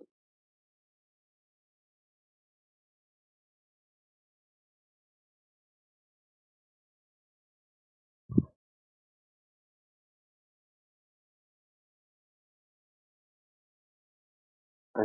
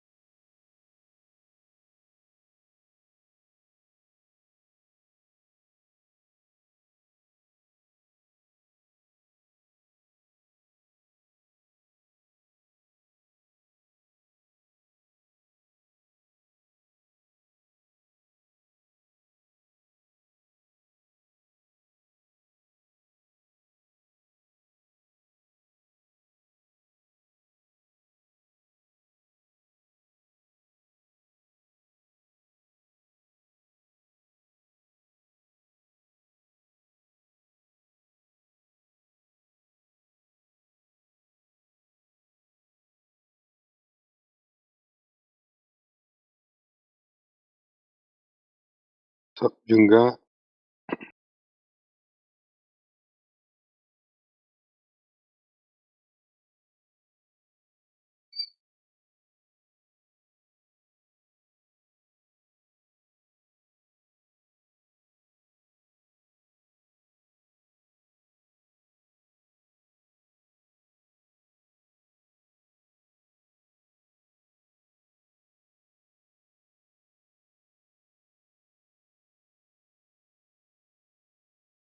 I don't know how you got that cool picture in there, DJ. It didn't let me put the picture in. This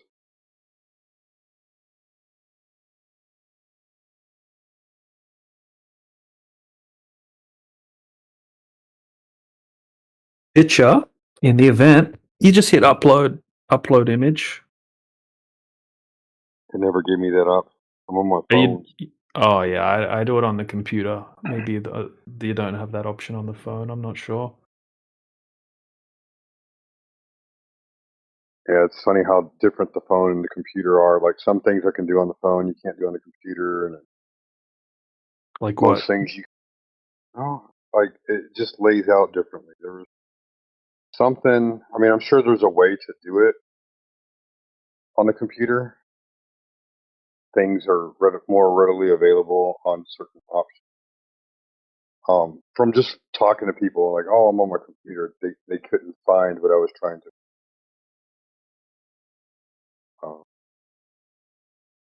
I don't know. I'm guessing long pressing on a phone is similar to like right clicking on the mouse.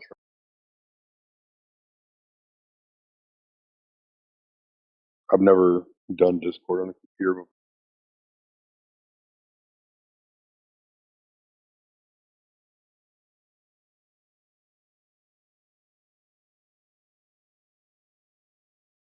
Yeah, I just occasionally I'll use it on my phone if I'm in the kitchen or something, just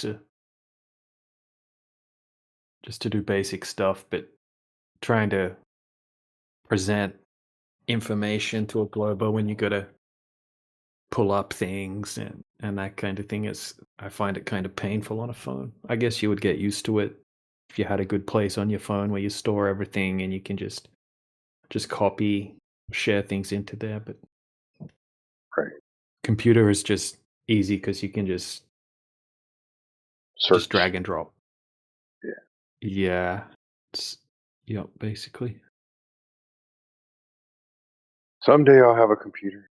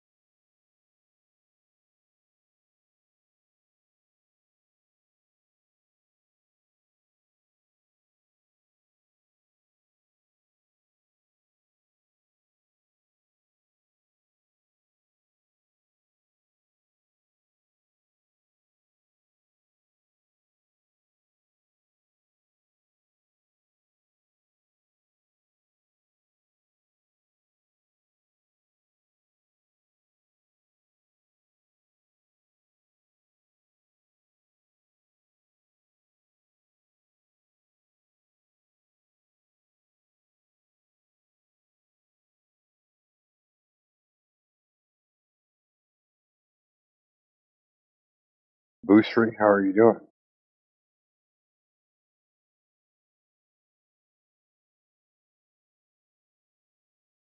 Take care, Boostry.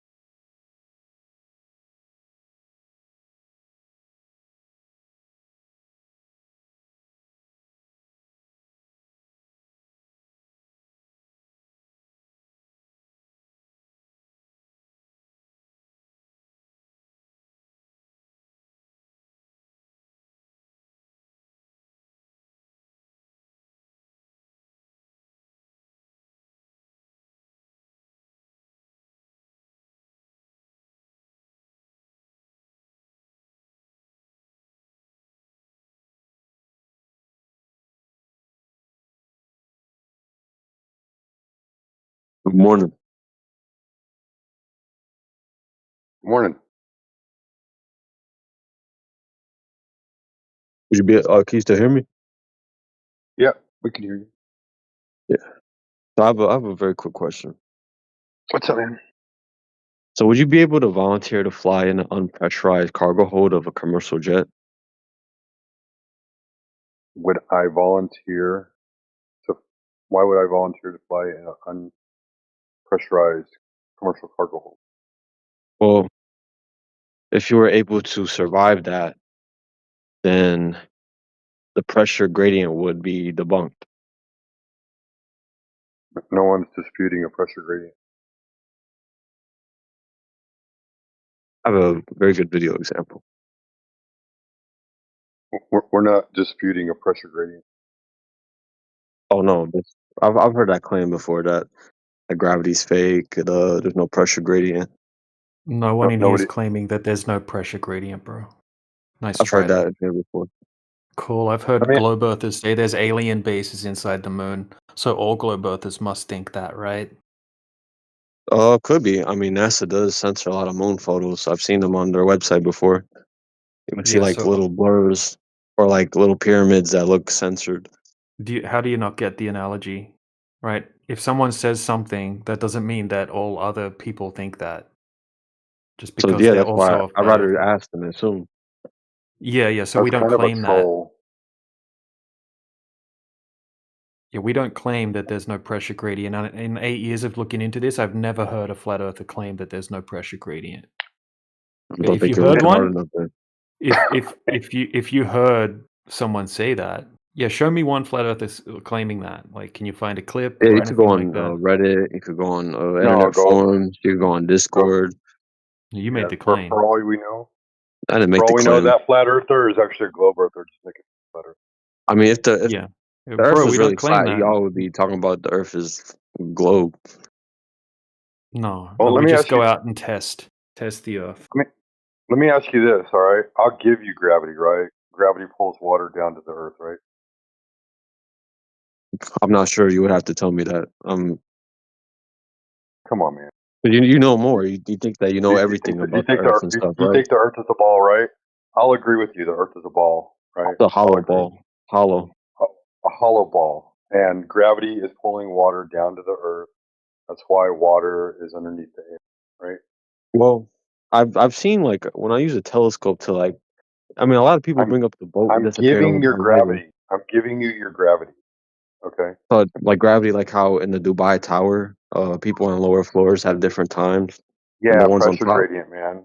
Yeah, like because of gravity, there's a pressure gradient, and then air sits on top of water because water is thicker than air, right? I'll give you all that So why do people in the southern hemisphere see a flipped moon?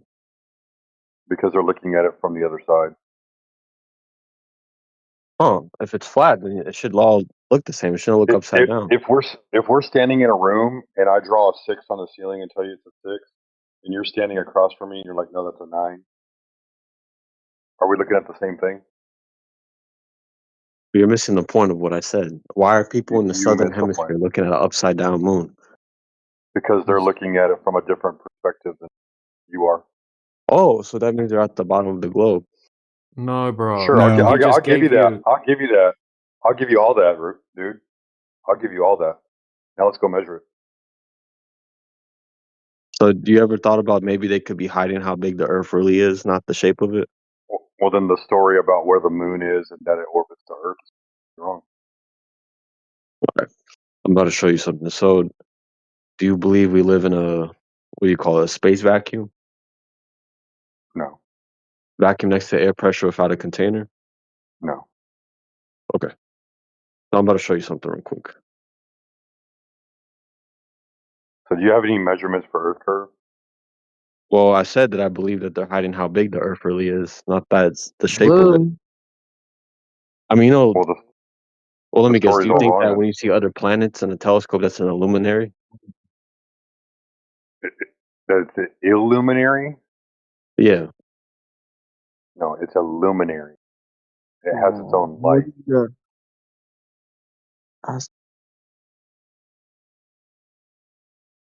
It's not an illuminary created by the Illuminati.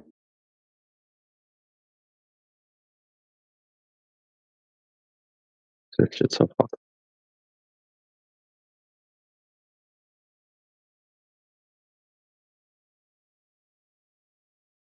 You know, So what am I looking at in this YouTube video?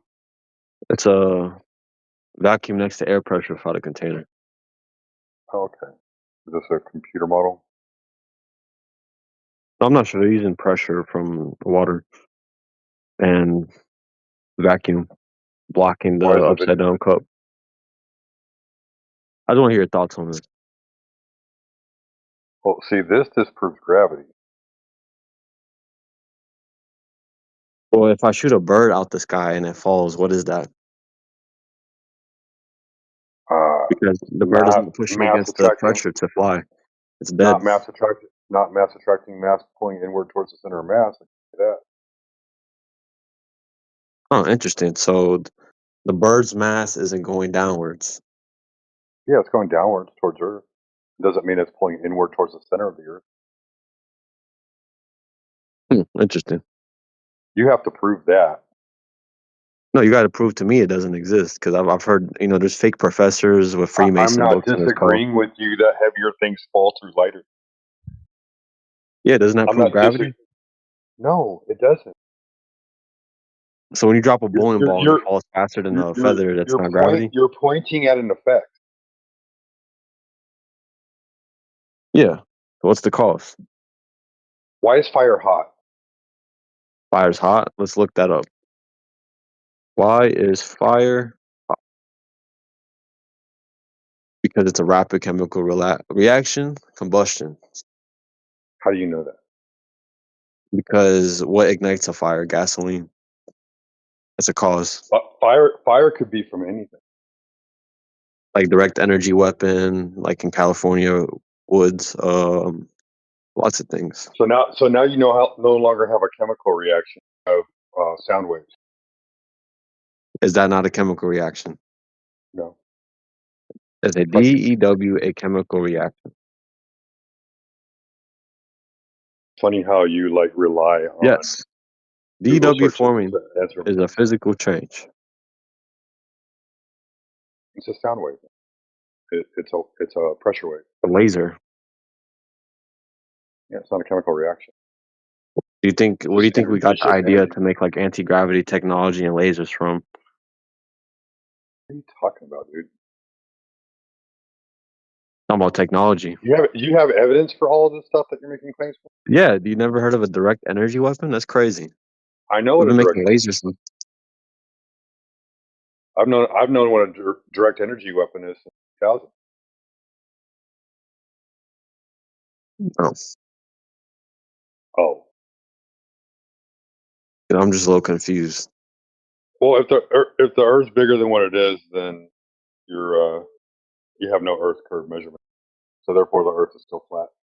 But the Earth is bigger than what they say it is if the curve math is wrong. So that means that they're hiding something Then in Antarctica. give me the correct one. Give me the Nobody correct knows. curve. Well, this is where this call comes. You gotta prove that it's wrong. No, I don't. Yeah, you do. I thought No, I your whole don't. thing is about disproving NASA, and NASA does lie, but you're wrong about why they No. lie. I don't have to prove the negative claim, man. Okay. So everything is just like he said, burden. she said in this So call. when you So walk like, into a courtroom, the burden of proof is on the positive. the burden of proof is consistency. What? Anybody else? I'm a little confused because I'm confused, man. You're the one sitting here you're just saying whatever comes to your mind. no, I'm just taking information and giving it to you. You haven't given any. You realize that the existence of a stable atmospheric pressure gradient, while it's decreasing with altitude, it strongly supports a physical Earth more than a flat, right? Who says a flat Earth isn't physical? Well, I've heard claims that flat Earth has no model. It's a flat plane. It's You a don't need a model to be dimension. physical. Well, because there's no consistent model. There's no consistent example Doesn't of need to why have a season model. changes. We don't have to have So it an doesn't have a explanation model, for so you can't everything. explain how The seasons change. surface of water, yeah, I don't need to. The surface of water at rest measures flat. What about waves? Is I said the surface of water at rest measures flat. that true? Can you show me a time where it's not? Sure. Go ahead, DJ, jump in. I appreciate you giving me a minute. You ever heard of microenvironments? Oh, so you're gonna show me a raindrop? Not a raindrop, but like a waterfall. Is a waterfall water at rest? Dude, we're talking about the surface of large bodies of water not curving as they should if the Earth were a globe, like dropping over distance due to Earth curvature. We're not talking about waves or waterfalls or raindrops. It's very So you're telling me when you observe the horizon from any beach, you're also witnessing miles upon miles of water that is laying horizontal to the plane. yeah. The But if I were to, horizon is horizontal. so when I Shock. see a boat disappear in the horizon, and then I go on top of somewhere taller, like a building, and I can still see it, why I can't at the bottom? What am I seeing? You can zoom in. You don't even have to go up there. You can zoom in and see the boat. False. Not false. I can present a So bunch you're of telling videos me of that right now. I could show you a video of a boat disappearing, and then when they go on a higher level, they could see the boat again. Okay, go ahead, share it, and let's check what variables are Yeah. present. Is this YouTuber that takes this kid up that claims to be a flat earther, takes him up to a hotel room? Hey, now what do you see? No. Incorrect. Yeah, so boats can disappear bottom up sometimes due to inferior miraging effects, okay, which happen when you're lower to the surface. When you go up a bit higher in altitude, you don't have that inferior miraging effect anymore. Okay, and sometimes it can happen when you have ocean swells, which are obviously going to block the bottom portion of anything that's beyond them. That's the only time ships will appear to disappear bottom up. If you don't have the waves and you don't have the miraging effect, you can just zoom in and bring the whole ship back to view again once it's gone completely out of view.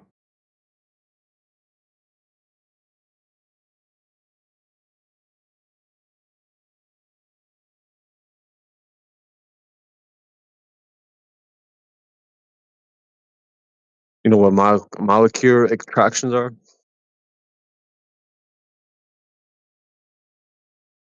Or a meniscus? It's in your All right, bones. so now we have a concave Earth instead of a convex Earth.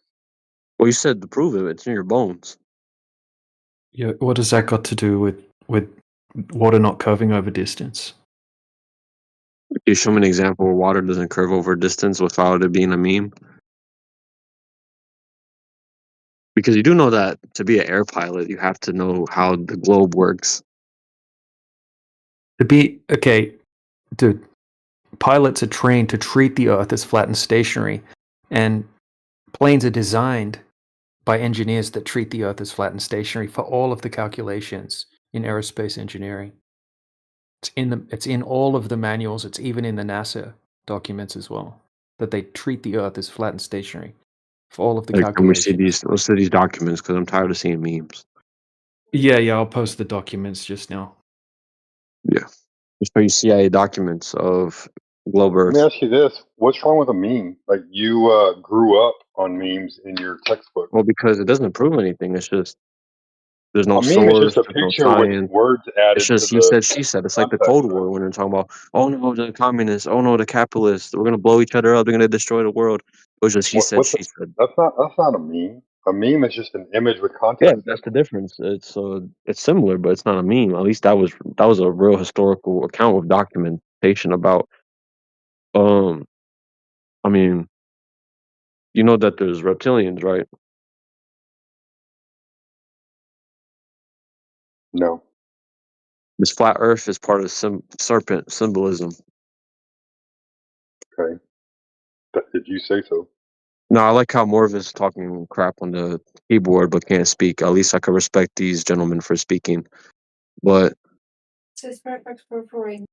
I showed examples. I showed YouTube videos. No one You has didn't show ever. examples. How I is didn't show. So what is water? the links in the How is chat? water staying inside of a cup when the cup is upside down? How is that So you claim that there's no pressure vacuum, next to a that vacuum? there can't be that without a vacuum, but this man clearly shows that. Is that what the vacuum of space is? You tell me. You're the one saying that space is fake, gravity is fake. There's You no tell me. aliens. There's nothing. The vacuum of space is just devoid of matter, right? You tell me, sir. You know more than scientists. You know more than intelligence services. What's going on? Sounds like you don't know anything. Well, you come here You to just change my believe mind, whatever right? you're You're the told. this is I'm not trying 24/7 to change flat your Earth mind. Discord call. This is I'm not not the trying to change your mind. 24/7 Globe Earth call. I'm not trying to change your mind. Why would you think I'm trying to change your mind? The guy is saying that he muted me, but I'm still talking. That doesn't even make sense. Why would I be here to change your mind? Because your guys are in the call, the same people all day, every day. Like, But that you can doesn't go mean I'm out here to to change your colleges, mind. campuses, and debate this stuff and prove it once and for We all, do. and risk your We do. life. Like people We have do. risked their lives to prove aliens and 9/11 being fake. But no, you're just on We a go out in Discord public call all and day. talk to people all the time. Okay, so let's see some YouTube sources. Let's We see have some we have debates. Let's see 20,000 credentials. You have a fake people in our professor with home Freemason server. books. Not everybody is in here every day all the time. We all have jobs. It's We the all same people volunteer every our time. day. Some of us have lucrative jobs that we don't need to be offline when we're doing our jobs. If this guy really muted me, he wouldn't text it in the chat. I have you muted in my personal settings. You wouldn't even be hearing me at all. So, a That's guy, his I'm own spouting personal choice. negativity. How am I spouting negativity? By trying to prove I want to be convinced that's not negativity. If you think that's negativity, then I don't Why know do how you you want to be survive the real convinced? world. Why do you want to be convinced? I want to be convinced because I love conspiracies. I love that stuff, man. But Okay, then this is believe it. ridiculous. This is Believe a it. CIA psyop, Don't just be disinformation convinced. campaign. Your fake professor has Freemason books. And after I said that, oh, this is Freemason propaganda, he was like, oh no, but a friend gave me these books. You know who I'm talking about? Professor Triangle or So some shit. so The Freemason. you already know all these things, and then yet you still like what? No, I just want to be convinced because I showed you examples. They never got No, debunked. They never got. I don't want to convince you. I'm not here to convince You should. You know, I you. convince people all the time In fact, 9/11 is you're a not fake even inside job. listening. Is really the whole point, right? Like you're just talking to refute and dismiss. There's I'm not nothing you dismissing. have to say. You have nothing to listen to. You don't want to listen. You're ignorant. That's who you are. I'm ignorant. You're borderline bigot. Define ignorant. Yeah, he look Somebody. this Go ahead. this guy doesn't want to be shown anything. You just keep gish galloping from point to Excuse me? point. I mean, you posted the Behind the Curve Netflix mockumentary as what, a flat Earth debunk? Is that what you posted that as? A Netflix 50-second documentary. clip. When did I send a Netflix documentary? The last thing you posted, it was Jaren doing some test with at nighttime Yeah, with some lasers, and then torch. his ass debunked everything. What laser? That's a torch, bro. Do you think torches are lasers? All right, so let's take a look at this NASA document. So No, see, that's what I mean, bro. You kind of like you're you a didn't even say that you posted this. You just keep you're a rambling and scatterbrain. You posted it. scatterbrained. Yeah, you're a scatterbrain. I'm talking That about sounds like something that you projection to me, posted. sir. I don't listen to projection. And you say I'm No, negative. no. This is the thing. You don't shut up and listen. And you posted videos, right? You posted 4 videos, and you're like, I posted videos, and you guys won't address them. And as soon as I start addressing one, you don't want to talk about it. You're trying to change the conversation to something else, and you don't even seem to know what you posted because I just described exactly what it's from, and you didn't know what I was talking about.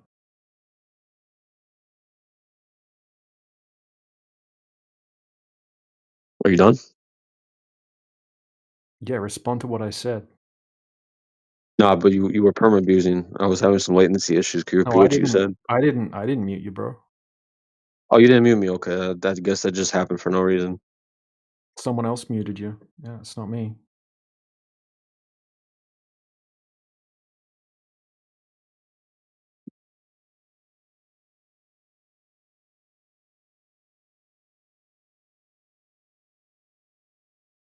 But yeah, man, if you're coming in here claiming freaking reptilians and shit like that, do us all a favor and just stay on the globe side, right? Because if you're gonna go around saying stupid shit like that, and also Reptilians are stupid. You also never heard of talking about serpent symbolism? flat Earth, you're gonna make us look bad. So I recommend that you stay on the globe side. Well, you do it yourself pretty much enough. But notice how these people claim I'm negative, but then you're the only one insulting. Did I call Mr. Hold on, I need to look at his name. Did I call Mr. Swole Dog stupid or ignorant? I don't care, dude. You don't care because you know I'm correct. And it's not about being You're not correct, but you correct. know You're not correct. you're You insulting and you're you hypocritical. posted things and then you bragged about posting I evidence, didn't and then brag as about soon as anything. I just yeah, claimed. you I said did. I reminded you that I posted things. It was a Okay, reminder, not a brag. okay, and then as soon as I start discussing what you posted, you don't want to talk about it anymore. So uneducated in general, lacking knowledge or sophistication. Well, that's why he's like, I shouldn't have to prove it to you, but you're ignorant. So if I'm ignorant, prove me wrong. Well, teach me something.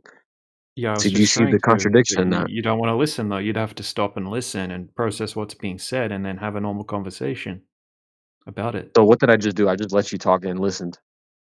Okay, so what you posted didn't have a laser in it. Okay, so obviously you haven't watched You what you know about the posted. full flip about that. You never seen that before? Yeah, I have seen it. That's why I'm educating you on it right now. Okay, so they didn't use a laser. In fact, they were supposed to use a laser, but the dumbass Jaren, who's in the video, right? He left the See, laser on look and at you broke. insulting again. I'm the negative one.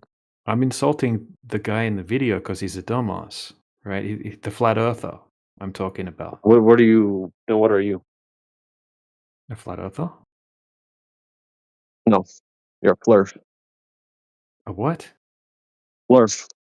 What's that stand for? Flat earther.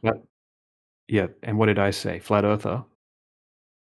Yeah, but it's more so the fact that you don't know the correct terminology. So you Which terminology did I get wrong? didn't call yourself a flurf. Which Oh, means so I flat could talk about earther. reptilians if I want to. If that bothers you, then must be some lizards in the call. You're the dumbest guy in the room, dude. Stay on the globe side. I'm not going to explain anything to you. I'm Well, not going to I'm in waste the my southern time talking hemisphere, to so you. I'm on the other side. You're still the dumbest person in the room. It doesn't change, like, where you're Hey, located look at you doesn't being change negative your again. IQ. My name is Mr. Dude, I'm not being Positivity for a negative. I'm reason. just being factual right here. You're Am I coming here insulting saying you? dumb shit, and I don't think that you're worthy of this Well, thank God you're information, not God, or for because only people to God can waste decide who's time. worthy.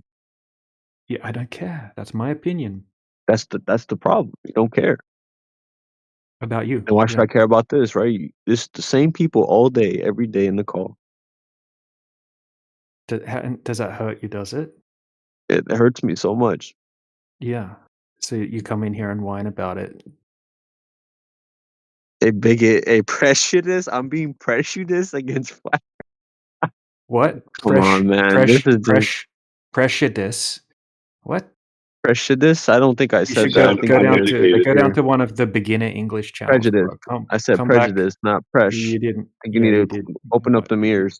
Yeah, bro. You need to go down to Oh, the I one of the said beginner presh. English You should rooms go or back to something. your e-girl paradise forum and go hang out there. Yeah, go to like 24/7 reptilian Yeah, retards Feds. or That's what something I like thought, that. Feds. Look at you. See, I have not insulted once, but go ahead. Oh yeah, right, Mr. Fluff. What did I say that was Okay, insulting? dude, you are going on mute. Take a All right, hike, bye. dumbass. I'm in the southern hemisphere seeing the upside down moon. Upside down moon.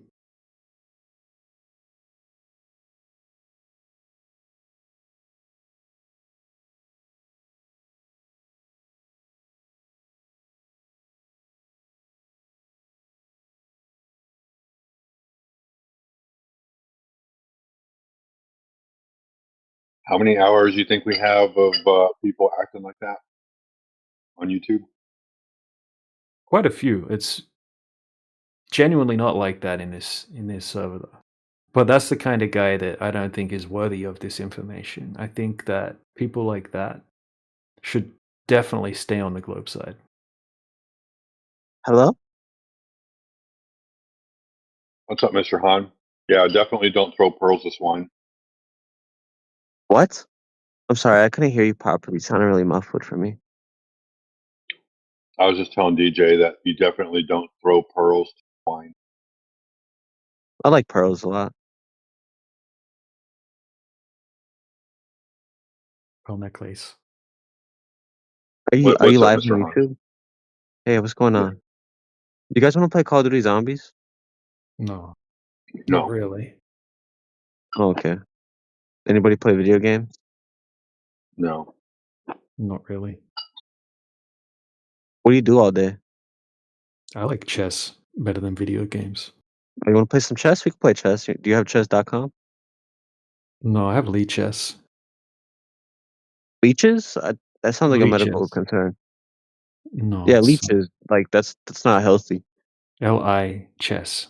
Lee chess. It's like Oh, the second chess. biggest. I get you. Yeah. Is Plain and Swole the same person? No. Oh, okay. This is like government cloning.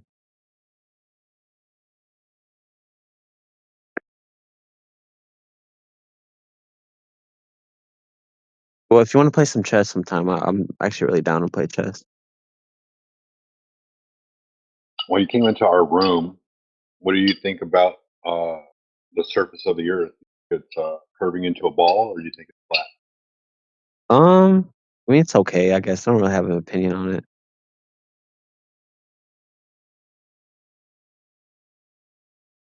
Everyone has an opinion on it, I promise Well, not everything's black and white, mister.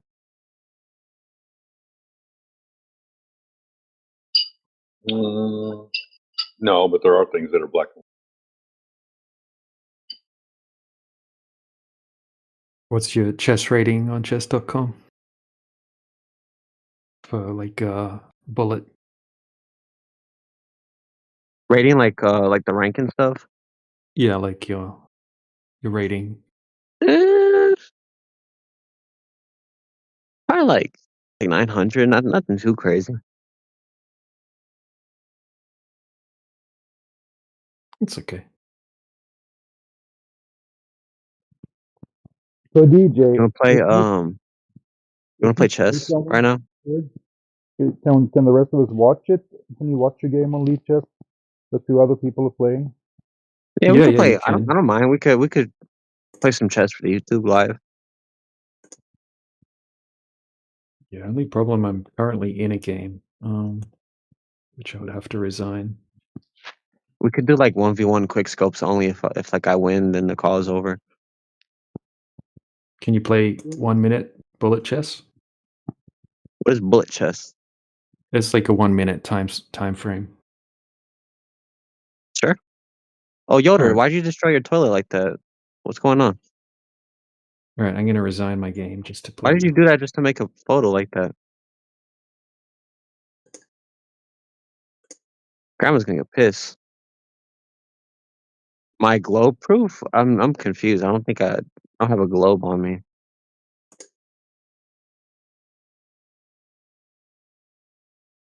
Yoder, do you want to play some chess with us too?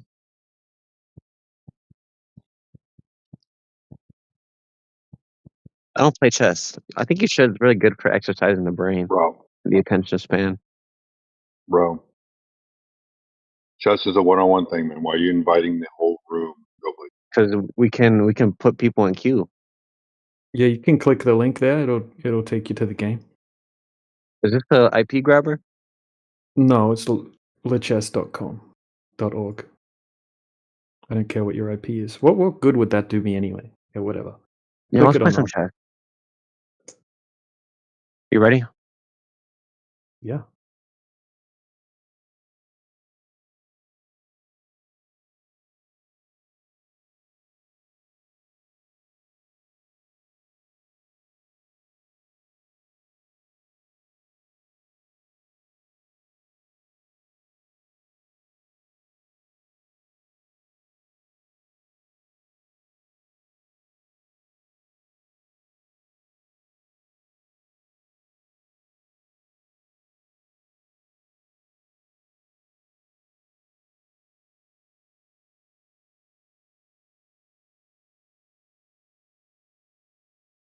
I'm a little nervous.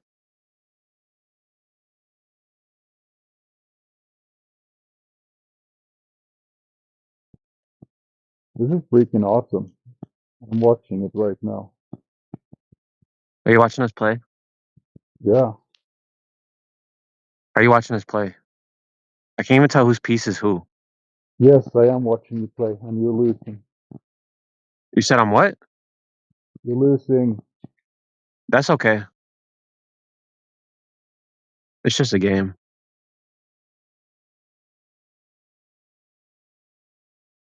We can play too if you want. You talk a lot of smack. Ooh, that was good.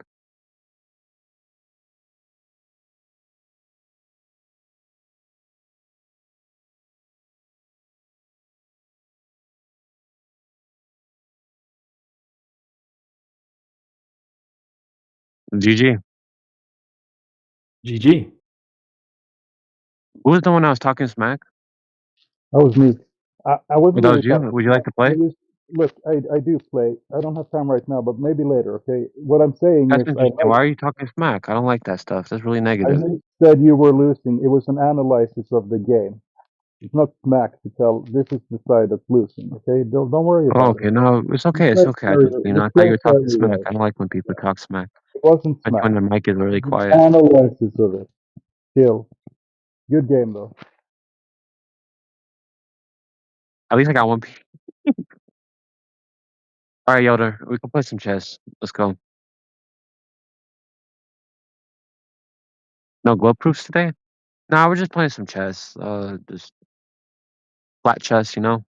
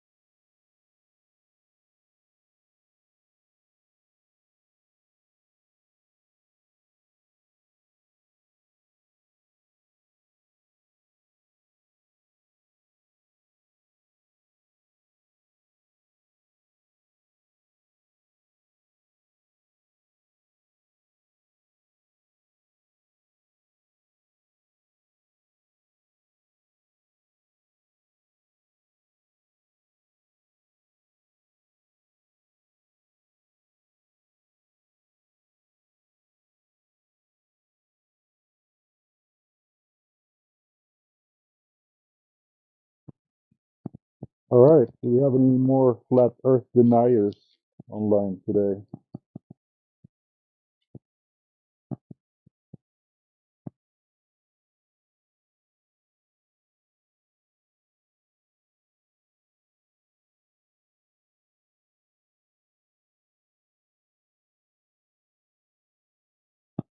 What about you, Yas? Are you denying that the Earth is flat?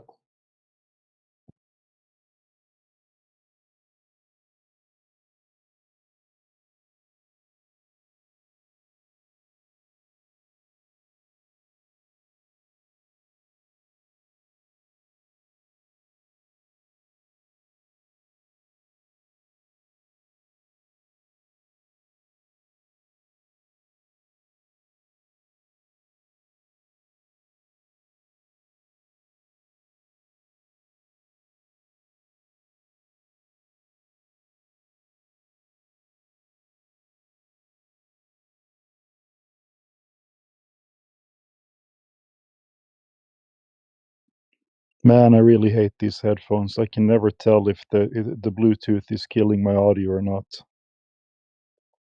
Thanks for letting me know, Yoder. No, I was just saying, do we have any more flat Earth deniers online who wants to come up and talk a little bit? Thank you. Yeah, I know it's better when I take off the headphones and speak directly into the phone. It's better.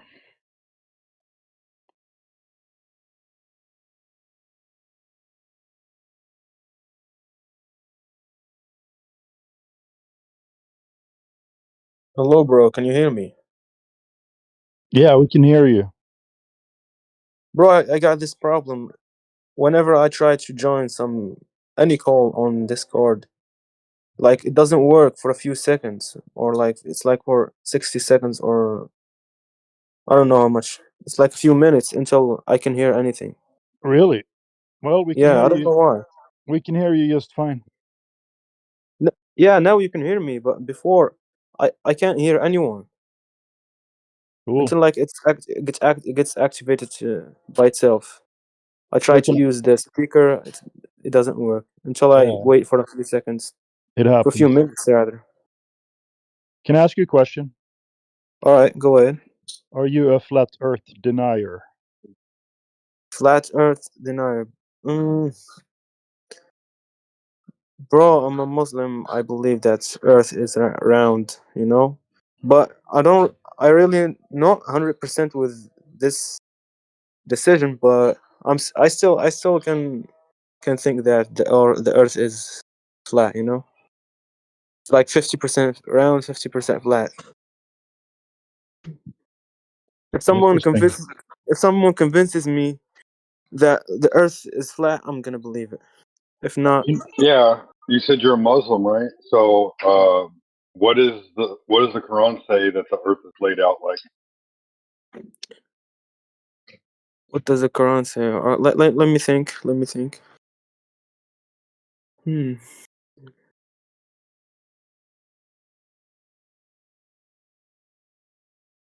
Hmm. The Quran never says it's a ball. It says it's laid out like a carpet, stretched I out like a really, carpet. I really don't remember any verse of the Quran right now. Maybe there is. Maybe I don't know because I didn't really search. Uh, that's why I said that 50% round, 50% flat. Maybe because I'm still not convinced. Low alim. Mm, the sun is definitely round. You know, it's like in the Quran, mentioned in the Quran, but We're not denying the sun being round, but you said that you're 50% flat or 50% round for the earth. So what? yeah. You don't think the earth is a ball? There's a possible, like, what makes you think the earth is not a ball? If you want your son high level wrestling, send him to 3 years Dagestan and forget.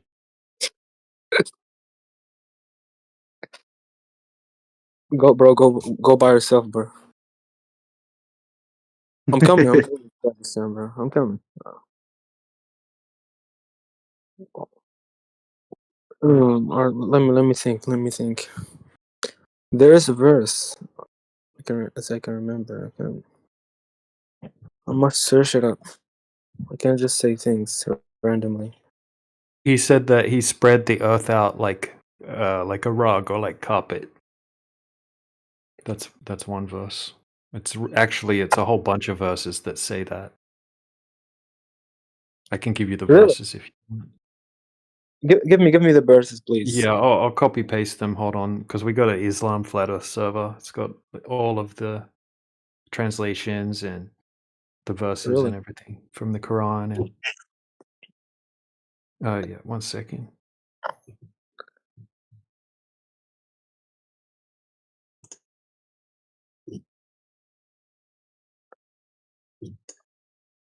All right, here's the first lot incoming now. Right.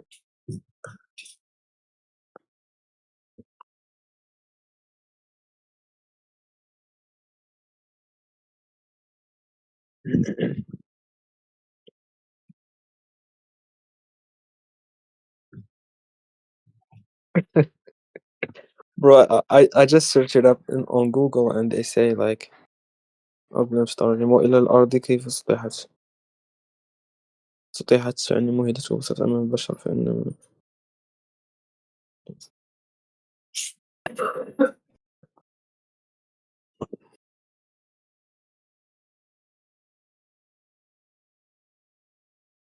let me see.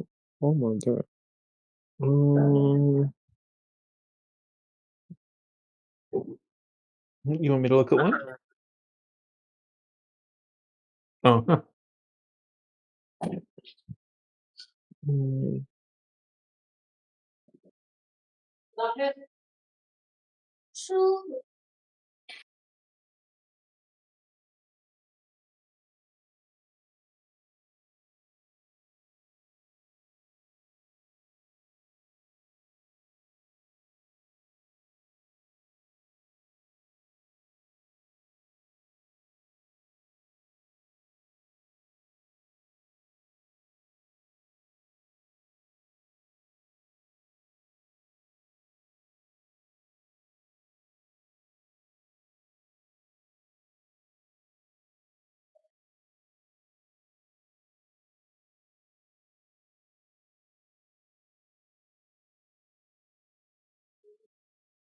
Okay, guys.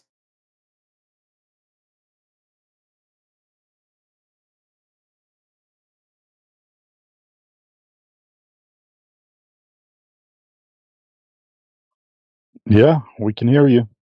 Thunder rot.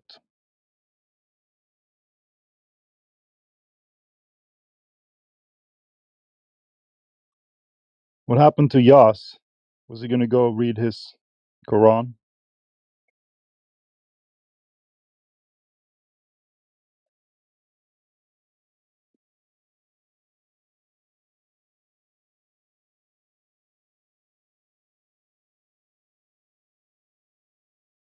Bro, I'm trying to search the Arabic version because it's not that I don't trust the English version, but I'm not really sure that I can understand it fully. I see. I'm used to read the Arabic version. Yeah. Take your time.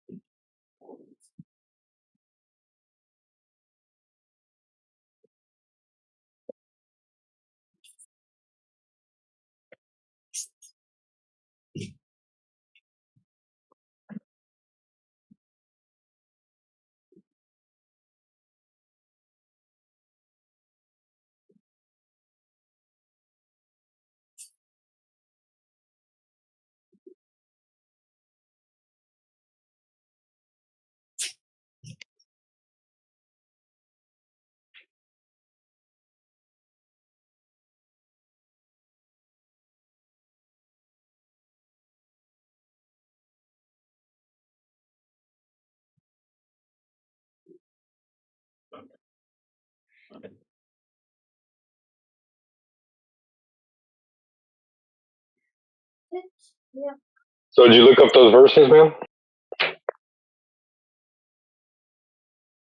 Because it's not really about like reading the English version online. Like you could easily just open your Quran and find those verses in Arabic, right? Bro, the problem is though even if I try to read the Arabic version, it still needs some explanation from a well-known and trusted. How The do I words say it? mean the words, right? Nah, not So what does doesn't. a carpet mean when in a religious context? Carpet. I can't really explain it. You can't just really explain the Quran on how it just sounds from just reading it directly. You know? This is the rule number one. And So Allah made it like a puzzle for only certain very special people to figure out. Not you couldn't figure it out. You need someone else to tell you what it means, right? definitely, that's exactly what I'm trying to say. What makes that other person special enough to be able to work it out, bro? That's just ridiculous. Why aren't you special enough? Why wouldn't you? Why wouldn't he have written it for you to understand? You're putting a lot of faith in somebody else's belief. It's because, guys, just ease up on me because I'm Moroccan and I'm not really that fluent in English, and I'm trying to No, it's fine, bro. Just give yourself more credit, and Allah, give Allah more credit. All right. How can I say this?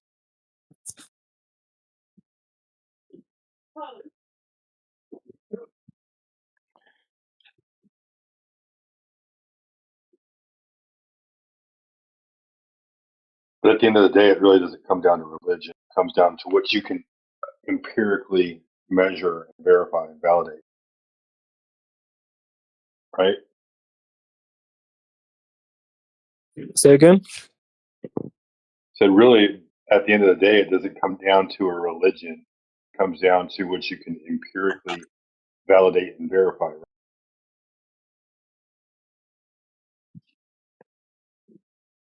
Right? I didn't catch what you're trying to say, bro.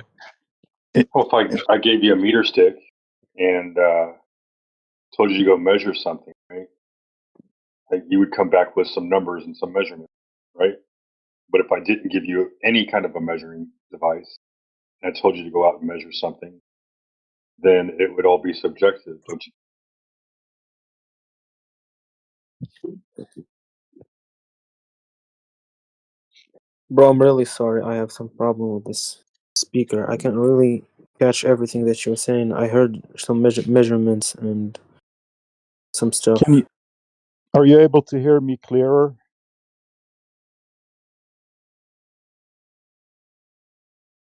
I can hear you, but it's like the sound is too crisp. All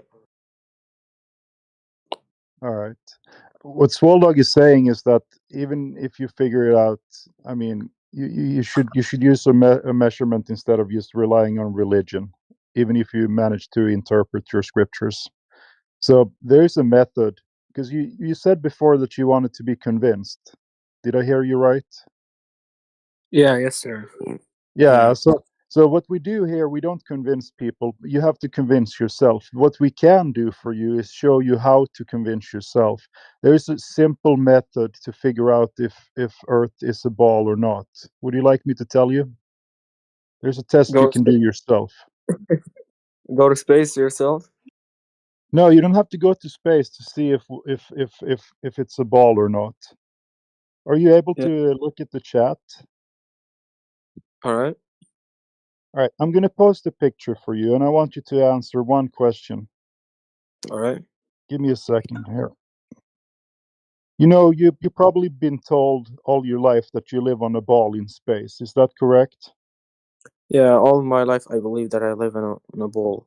Right. So does it look, the pictures you have seen maybe from NASA, they look anything a little bit like the picture I posted in the chat? Definitely, I've seen this over and over. Not Yeah, as a not reference. the exact one, but something like that, right? It looked like the globe or whatever, right? Yeah. Yeah. And do you notice all the blue stuff on that ball? What is that? That's the ocean. Yeah, it's water. So they also told us the size. 3,959 miles is the radius of this ball, right? This is the claim. So if that is true, it has to curve at a specific rate. Do you agree? Say again. Yeah, if it is a ball of that radius, it has to curve over distance. Do you agree? Yeah, definitely. Yeah, so water has to curve around the ball. You're still with me, right?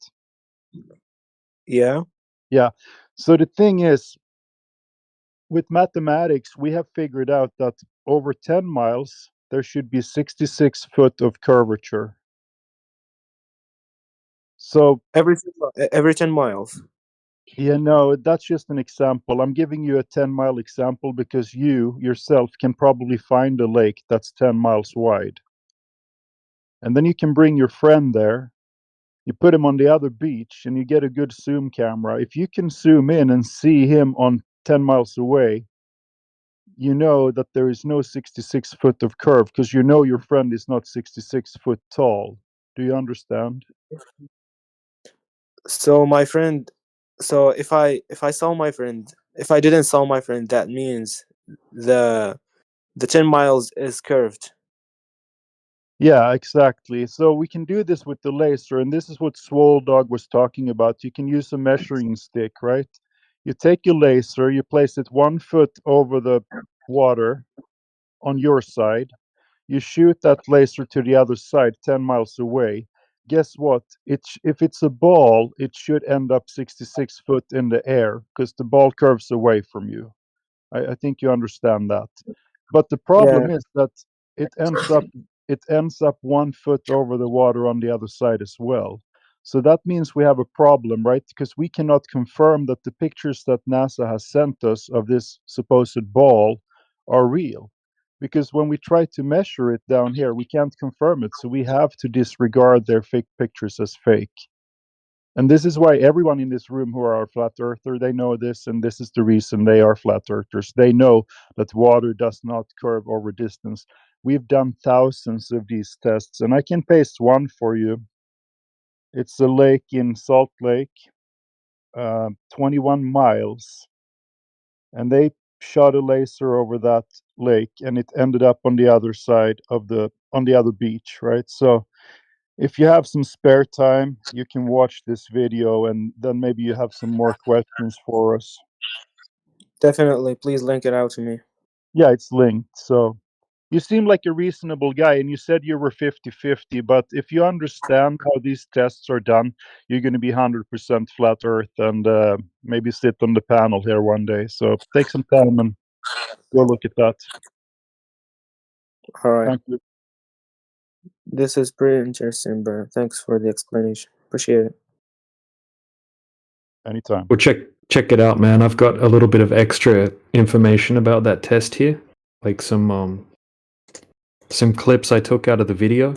So I'll just put them in the side chat. So basically, over 21 miles, there should be a certain amount of Earth curvature if the Earth's a globe.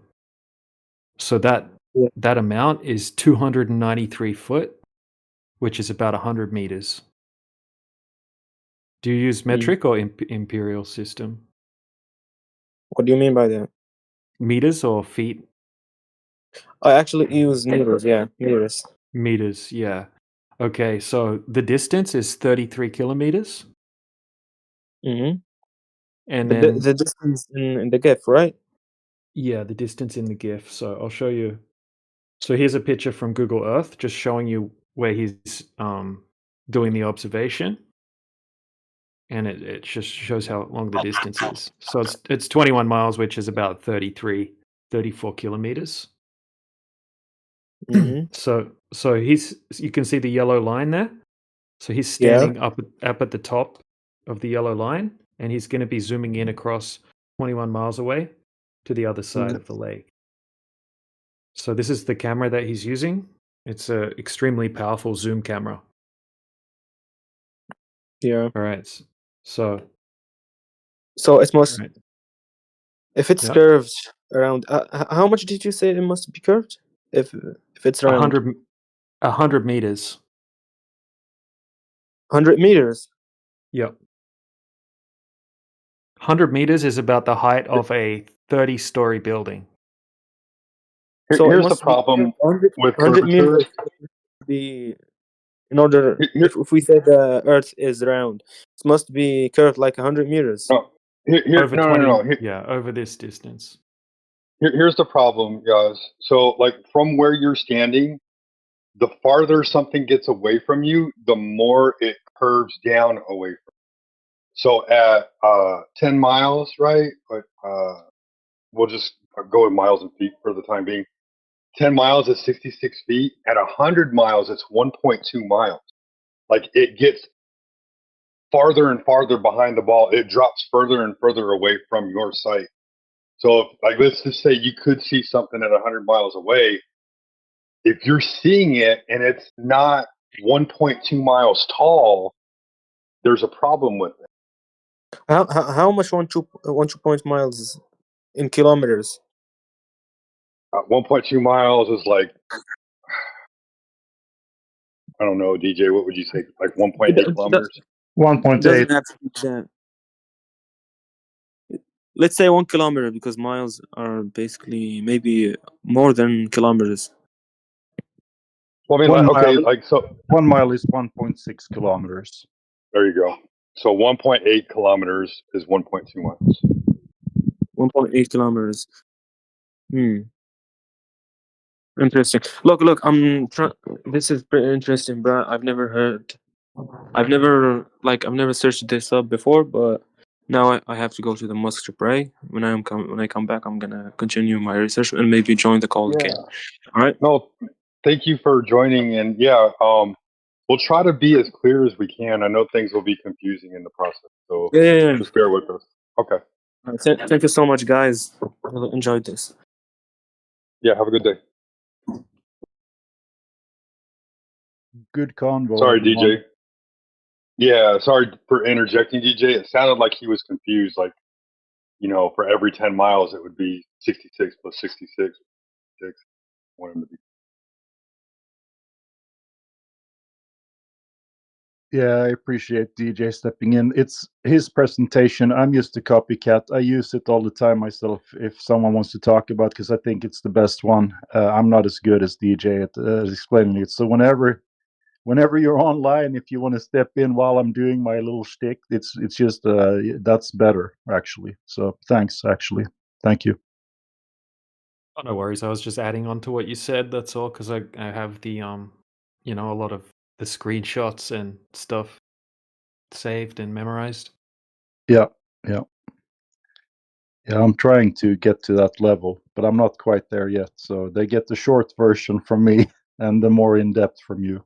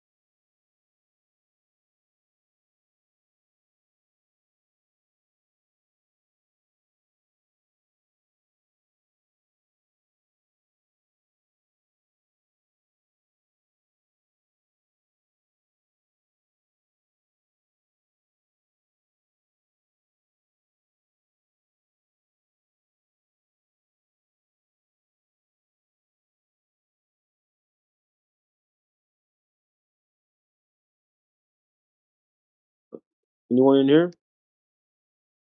Anyone alive? Oh, yes, my friend. We're in here.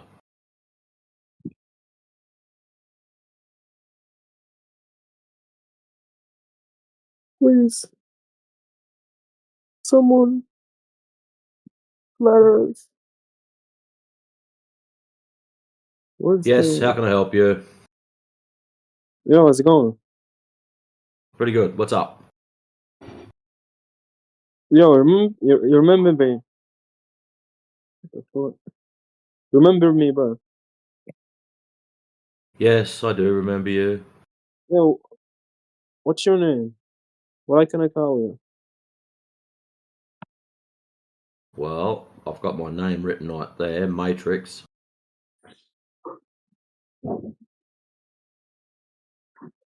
I can't see your icon. So you talk about before the flat Earth, and you showed me the video. And Mm-hmm. when I went to the mosque, tried to pray, and I couldn't focus on my prayer because I kept thinking about this. That's a So common thing. yeah, because this is not something that I really think about all the time. You know, it So it doesn't seems like you do cross now. my mind daily.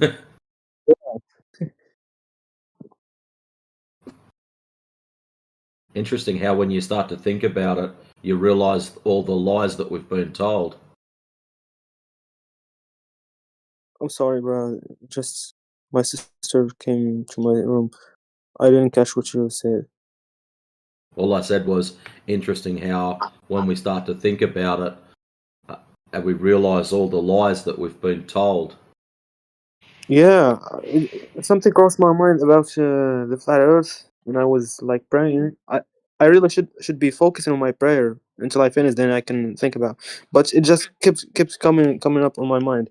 So if the Earth were flat, and I keep thinking about this Antarctica place, you know, right? It's like in the Antarctica. Yes. Snow, Yes, or ice, penguins, cold. Yeah, Antarctica. Yeah. yeah, the sun is like 24/7 right there, right? Is that right? I've Allegedly. heard that. Yeah, because I didn't do a lot of research about this. So if actually the Earth is flat and they've been lying to us all this time, you know, those pictures and those claims that they went to the moon and like doesn't pilots know is the Earth flat or round? They must know, right? Pilot. Well, it's interesting. There's quite a few videos where pilots will say yes, flat, and other ones will say no, flat. So it leaves us with somewhat of a conundrum. So, can we trust them? There's also been stories that pilots get told that they must keep their mouth shut about it. Can we trust them? It seems the only way we can trust people is to do it ourselves and check things out for ourselves. But they're gonna try to stop you. Well, And being that I'm not you a fan of the cold, I can't really see me going to Antarctica.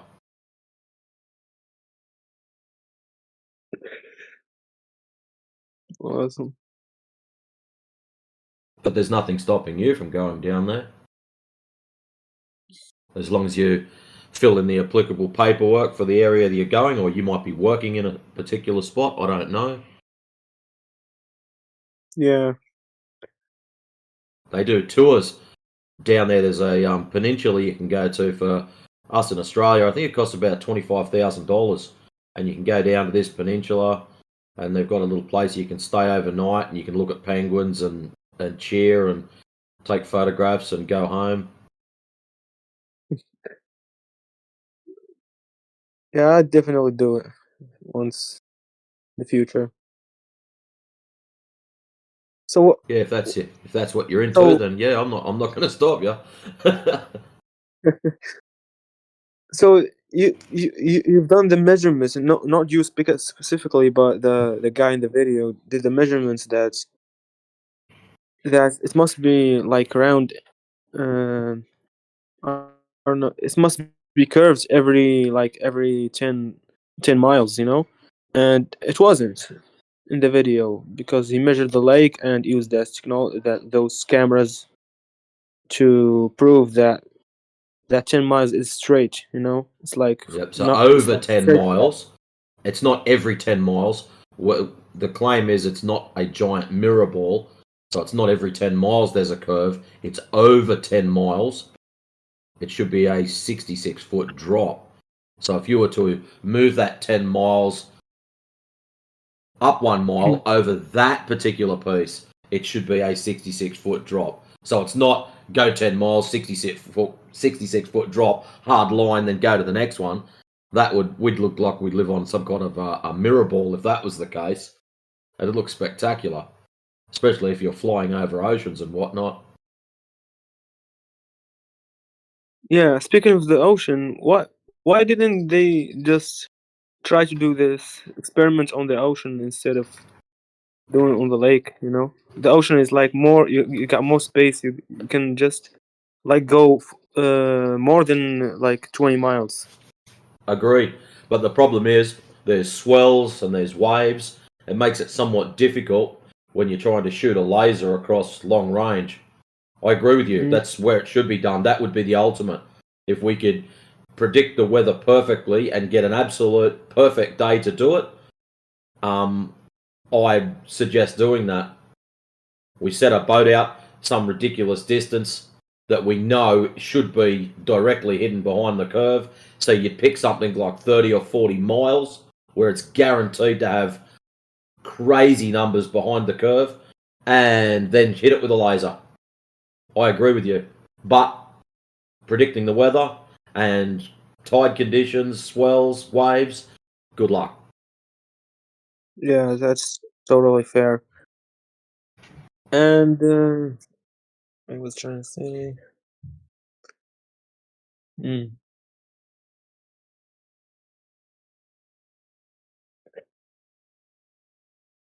so for the calculation, you know, the calculation that the picture that you sent me in the chat about the picture of the Earth, and yeah, here it is.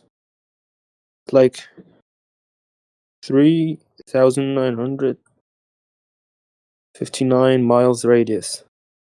So this picture kept popping on my head while I was praying every single time because I'm not really convinced, but it's like in my subconscious, I always believed that the Earth is round, but I also doubted that, you know, just as an Things just instinct. don't line up, do they? Yeah, because Well, the only way you're going to fix this problem is to go and check it out for yourself. So Definitely. at the moment, you've got two lots of data. Number one, what you were taught when you were younger at school. And number two, what we've told you now. Now, both of those sets of data conflict with each other, even though the information given standalone seems correct. Now, you've got to make a choice. Is what you were taught when you were younger true and correct, or is what information I'm giving you true and correct?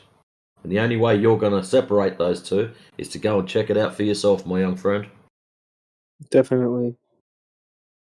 It's like I don't really care if the Earth is flat or round, but it's like gets into like everything you believe in. It's like important and not important at the same Yep. time. It'll mess with your head. Don't worry about that. I can promise it will. Because everything a lot of people base that a lot of people are right into the whole get their science monthly books delivered, and that it's a cult. It really is. And when you step away from it and when you understand it, yes, at the moment it's messing with your prayer time, but when you realize and you go and check this out for yourself, I can assure you your next prayer time after that will be a lot more meaningful. Yeah. So I didn't join the Flat Earth Muslim version, but I'd like you to tell me what they're saying out there before I join. What do they say? What do they have to say? What did they say about it? How do you mean? I don't understand what you mean. I meant that I didn't join the Muslim version of this group. Yeah, and Yeah. you They say the certainly. same thing. It's just not in English. Oh, it's not in English. No. Oh, I thought that it's in English too. All right. I check it out. Can you give me the link to the Muslim version if you have it? I don't have that on me. Sorry. That was DJ. He has the link. If he's on, maybe he can paste it for him. I don't know the address to it either. I might have to grab hold of that one. Just so we can redirect some of our young friends in that direction. Yeah, I need to save it as well. I know DJ has shared it a couple of times. I should have just taken it then. But yes, if you hang out a little bit here, or if you come back at the later time, DJ is here a lot, so he will have that link for you. All right, understood. I'll try to log in sometime. Yeah, So just guys, check it out every now and then. what's your purpose of this experiment? You know, talking like trying to not really convince people, but trying to give this idea to people that the Earth is flat. What's the purpose of this?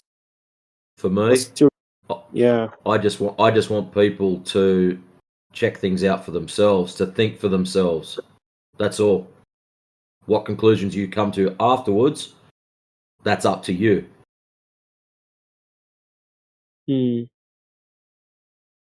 All right. It makes a big difference. We can only show you the door, but you have to walk through it yourself, and it's really difficult to explain what's going to change in your life until you actually do that, until you realize Earth is flat. Then you're going to start thinking about all other things differently. So, yeah, that's the way it is. Yeah. Did you guys do the research yourself? I did, yeah. What's your conclusion? The Earth is flat. Yeah, absolutely. I went to a place where the lake is 6 miles wide, and I could still see my friend's laser from the other side with my camera, and he could see my laser in his camera. And I didn't have a good enough zoom camera to zoom in to see actually his face, right? But we could see each other laser pointers, and 6 miles is good enough to. You can look in the diagram there in the chat, and you can see that there should be. How many feet is it over 6 miles? Let's see. I can't look at now, but you can look in the diagram and you will see it's plenty. So there's no curving water anywhere on Earth. So that means it cannot be a ball. What do you think about what's going on? It's like after the limit of the Earth, you know, if we could just like took a jet and kept flying on one way, like past the limit of the quote unquote Earth. What do you think is going on out there? We don't speculate in this channel. It could be anything. We only talk about things we can prove empirically. So, is there more land? I have no idea. I don't think anybody has been, exploring the whole thing. We don't make a shape claim. We have no idea what shape the Earth is. We only know that water is flat, right? And it's covered by a lot of water, so it cannot be a ball. And flat isn't a shape. Hey everyone. Hey, security. Hey. I never heard that. I love that. I never heard that you didn't claim to know a shape. Pretty interesting. Yeah, nobody can know. There's no way for us to figure that out. So No shape claim made at all. But the surface property, we can tell you that is flat, because that we can measure. I was just telling my friend Yas here that you can easily test this yourself by finding a lake maybe 10 miles wide and put the friend on the other side, get a good zoom camera. Can you zoom in and see him? Well, then you know that water doesn't curve, because if it was curving, your friend should be hidden by 66 foot of curvature over 10 miles. But it isn't. So Where do water you is get flat. that? Where do you get that number from? I'm I can curious because I'm not I good can with post math. it. I can post it in the chat if you give me a second.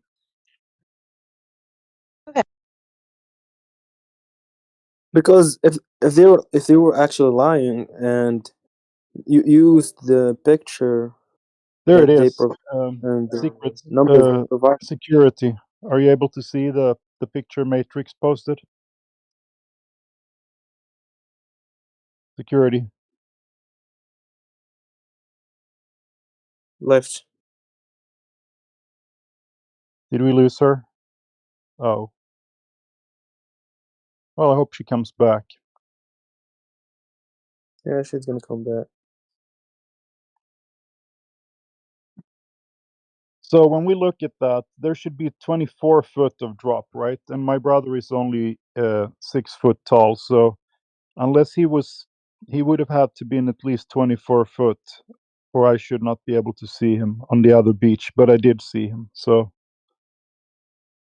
And you can probably find a place like that, maybe a 5 mile or a 6 mile wide lake, and then you can do the test there. And I heard you ask before why we don't do these over oceans. You know, there's people who have done over on the ocean. They can see those wind farms, for example. I think I might have a link to that test. It's done by a guy named Dr. John D. Might be interesting. He zoomed in on wind farms 10 miles out, and they're in the ocean outside of England. Should not be able to see them from the beach there. There we go. But you're able to see the whole things from 10 miles away, and they should be hidden by 66 foot of curvature.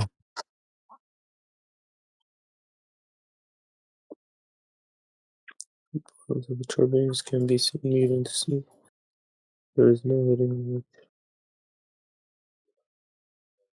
turbines. Right, and yeah, and there's even a video of him zooming into them from 10 miles away. The camera is 3 foot, I think 3 foot up from the beach there. Very good video. That's 10 miles. You even see a little boat behind them that's even further out. And you know, when you're 6 foot tall, the water should start curving away at 3 miles. But I promise you, in your life, you've seen further than 3 miles. And I'm guessing you're maybe 6 foot or something like that, average height.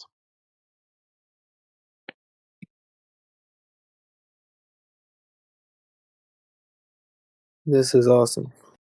Yeah. But bro, if the Earth is flat, that means the Earth is limitless. You know.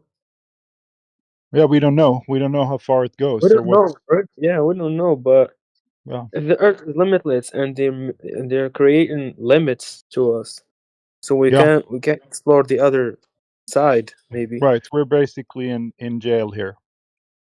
Damn, ain't People that pay their shit? taxes and do whatever they're told, right? But Yeah. the more people we can wake up, right? Maybe someday someone is going to be rich enough to actually go explore it for real. But I don't know. I don't have that kind of money.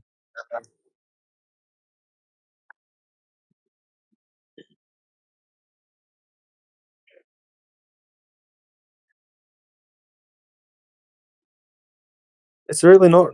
It's really not real. Literally about is the Earth flat or round? It's about who's.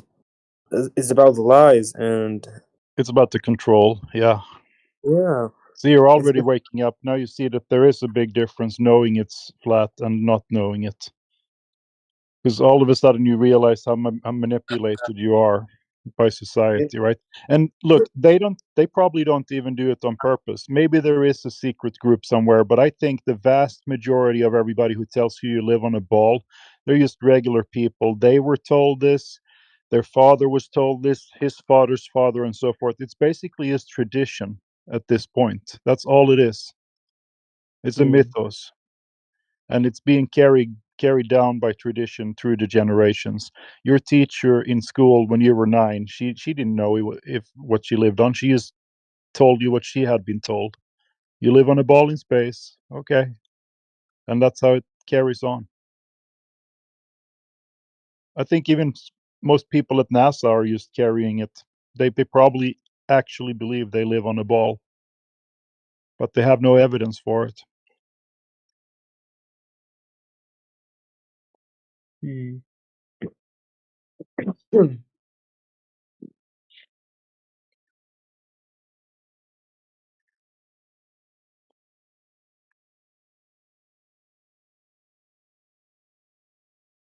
They lied about this. Imagine how many other things they lied about. Yeah, that's exactly right. Because if they can get you to believe you live on a ball in space, they can get you to believe everything. Go fight war for them because they're running out of resources. The oil, we're running out of oil. You have to, we have to go to war for that because of that, and things like that. They can tell people to do a lot of stuff. Yeah.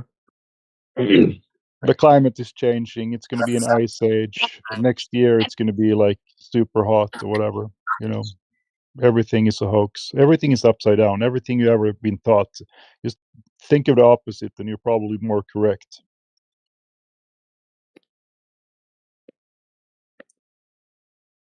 Well, yeah, we're entering into speculation Sunday here. We don't usually speculate like this, so I just like to make sure that this is my opinion only. I'm not representing everybody in the room. I'm just saying that I don't think that I think that the vast majority of people really believe they're on a ball. They're not lying intentionally about it. Yeah, because it's like digged into their subconscious. They can't just. And they can't come out now and say it was a lie, even if they figure it out, because it is about control as well. America wants to be the best at exploring space, and they've gone to the moon landing, and they did the moon landing 60 years ago, and I mean, normal people nowadays don't believe it, right? But it was probably easy to fool people back in the 60s. They didn't have those kind of zoom cameras or lasers and stuff that we have now. So there was no way for them to verify it. They just believed what they saw on TV. But now when they show us these pictures of the ball in space and we go out to try to verify that curvature and it's not there, what are we going to do? I mean, the picture it must be fake, because we don't see that curvature down here. Yeah.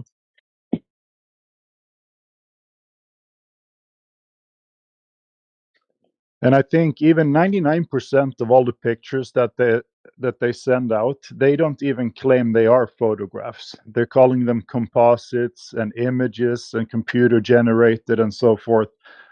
There is like a couple that they claim are the real thing. Like one is from 1972 or 1973, 72, I believe, the first blue marble, right? Taken by some Apollo astronauts, and the other one, I don't even know what the other one is. Maybe there is only one that they claim, but the rest are just CGI and computer generated graphics and images, composites. Like they released the Blue Marble 2012, and it was like the background picture of all the iPhones. They even came out. There was a documentary about it. The guy who did it said, "Well, we made that ball in Photoshop. We took flat pictures from satellites and wrapped them around the ball, and then I added the clouds and the water, the colors and all of that stuff later." And people today think that that's a real picture of Earth, but it isn't. It's all done in Photoshop. Yeah. I've seen John Rogan hosting a guy that analyzed the pictures that NASA has shared, Hmm. and he somehow proved that, I don't know, some details proved that those picture was like generated by Photoshop or something like that. Oh yeah, Definitely, they're not like real. yeah. I saw that show. It was. I think that might have been Bart Sibrel. He's a pretty famous guy who has uh, made it his life mission to tell people about the moon landing hoax. A good interview just a few weeks ago with him talking to one of the astronauts. Maybe someone has the link to that. Very interesting. Yeah.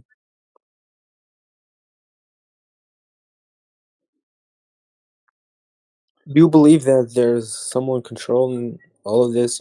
I believe so. That there's a really bad, evil power in this earth. They call it the Illuminati, but I don't know. I don't know.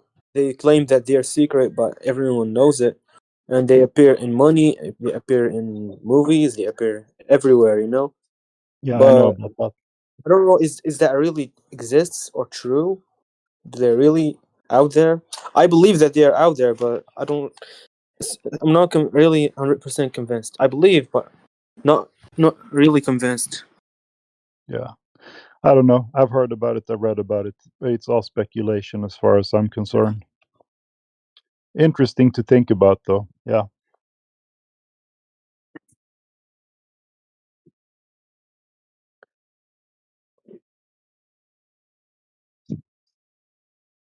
But yeah, there is so much more to this, and I don't think we should overload you at this point. You need to take a few days just to think about it, maybe go out and run a test yourself, and then just Yeah, hang out a little bit more here, because you're going to hear so much more. There is so much more.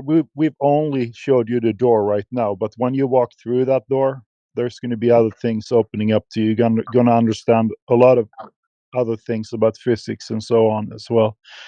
But I hope we don't overload you here today. So just think about what you learned already, and then try to confirm it yourself. yeah. What I've learned is enough already, bro. That's what I'm saying. Yeah, because the brain also has a function. It's called cognitive dissonance, right? Yeah, Cognitive dissonance is when you are presented with some facts that go against what you already believe, and your brain is going to fight that as much as it can. And if you overload it, it's going to talk you into weird things like that it's not true.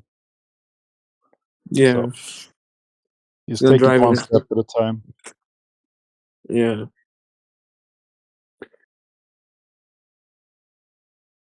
It's been a pleasure, man, speaking to you. Yeah, you You too. You explained too. this. Thank you so much. Feel free to add me as a friend if you want to. Let's see. Do we have any flat Earth deniers in the room? How about you, Carol? Have you been here before?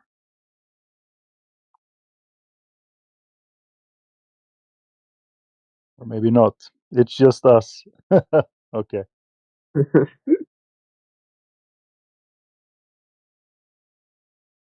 What's the time on your side right now? It's 3:39 p.m. I'm outside of Boston, Massachusetts. It's like 9:39 p.m. on me right now. Yeah. Night. That's the same time zone as Sweden, I think. I am from Sweden, but I lived in the States for the last 20 years. Nice. I'm planning. I'm So, planning in the future to go to the US to do some business. Like right now, I'm trying to improve my English speaking skills yeah. so I can like do some business from now, like earn some money, then try to go and expand my business and like scale it. Only in the US. Yeah, dude, you have better English than I do, and I lived here for 20 years. I'm very impressed. No, not too much, bro. Still, I still need some practice. the accent, I feel like my accent is a little bit good, not that much, but it's like 60%, like 60% of the natives.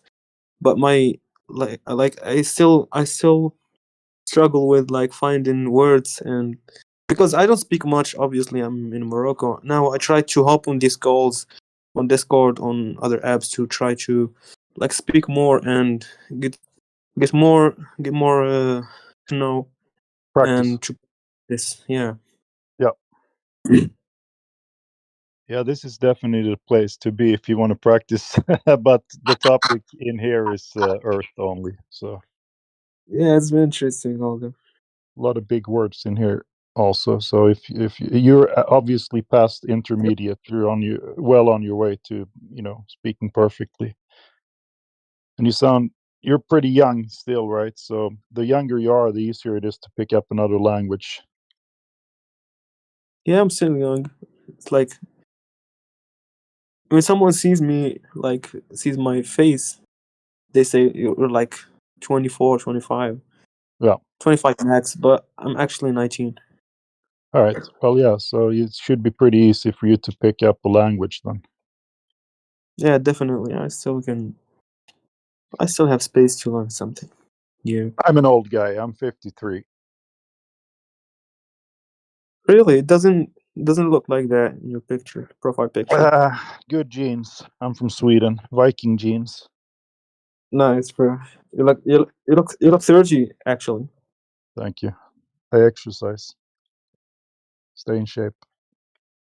Definitely, bro. One I of the love it. things that I started to do after I found out that the Earth was flat was taking care of my health better, eating better, questioning what they put into food and things like that. Fluoride, I stopped using that. I mean, there are many upsides health-wise. Yeah, nice. You start to use. Did you start to use more organic stuff?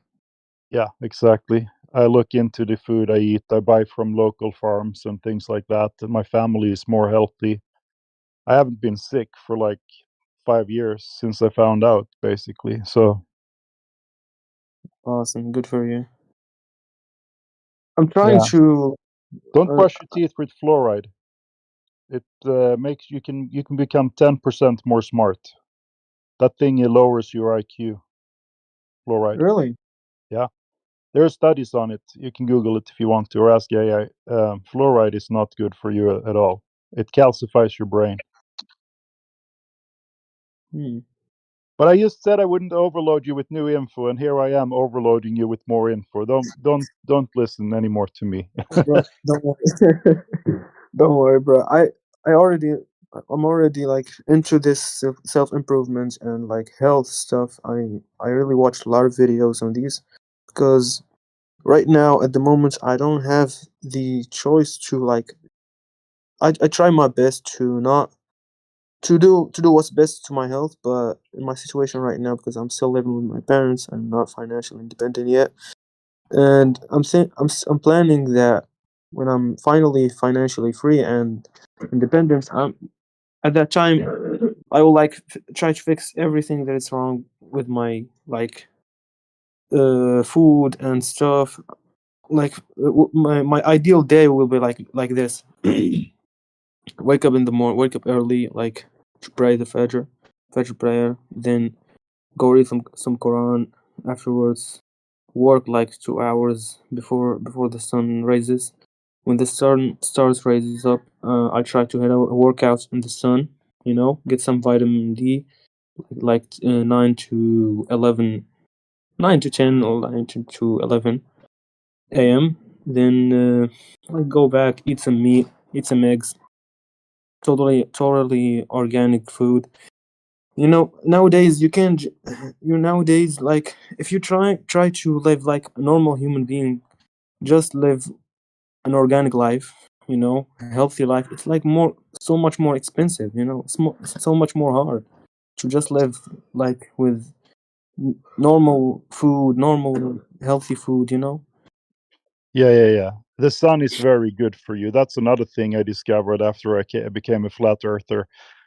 people have been telling me my whole life you need to use this sunscreen and so forth. I just stopped using it. I never had better skin ever, and I'm more healthy than ever. That stuff has like carcinogens, like cancer in it. So I also say don't use sunscreen. You don't need to. God put that beautiful big sun above us to help us become healthy. You know, if you ever have a wound on you and you in the sun for a little while, it's going to heal faster. You know that already. Oh no, this one is new for me, bro. Yeah, it's good for your skin too. If you have like a pimple or something, you get out in the sun for a little while. It's going to be gone the day after. I'm struggling with acne. You know, I'm trying to Yeah, fix it yeah, yeah. right. Sunshine is good for acne.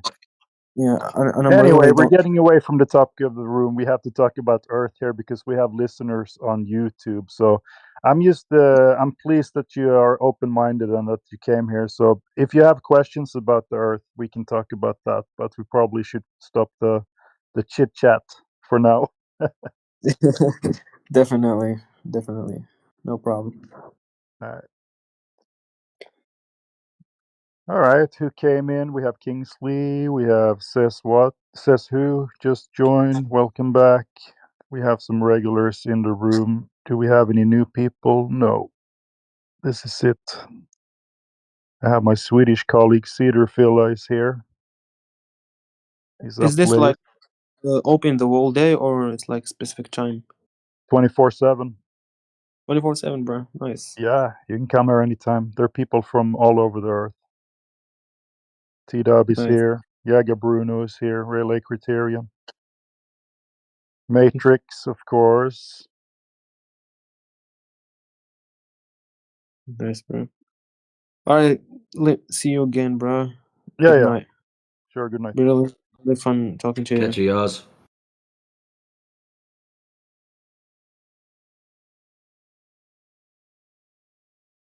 Get a little fist bump there from Sasu. Fist bump back to you. Thank you. Jaga Bruno, fist bump. Nice. Thank you, guys. Matrix, my Almost got a favorite plane. Australian cat hunter. It's you and me on the leaderboard. Have you caught it yet? I don't know. I haven't looked for a while. Yeah. Something to do when there's no Globers. I guess We we just can had do. someone new popped in. Band, welcome. There's so much people muted, so this makes no sense. We only mute so we don't overtalk each other, but we're all here. Don't worry about it. Okay. Because if you believe the earth is flat, you have to believe that I'm the god. Okay, so let's logically link the two of those together. You got this one, Matrix. This is going to be fun. So if someone believes the earth is flat, then you're a god. So yes, logically link those together. How does the shape of the ground or a descriptor of the ground make you some kind of god. deity? I'm the god, and you are living in the pizza. You know, flat pizza. You're like jalapeno for me. Or, Yeah, in English, mate, I don't know what that is. Ananas or whatever. So, if you were the god, you'd know how to say what you're trying to say in English. Yeah, I don't need big English because I'm the god, you know. Yeah. Oh, somebody knows that shit. Somebody knows. Oh, so you're not a god. Jesus So is you just don't know. one fucking, spice on my pizza. On that flat earth. Sounds like you've been drinking. Sounds like you have never been in church of Made by Me.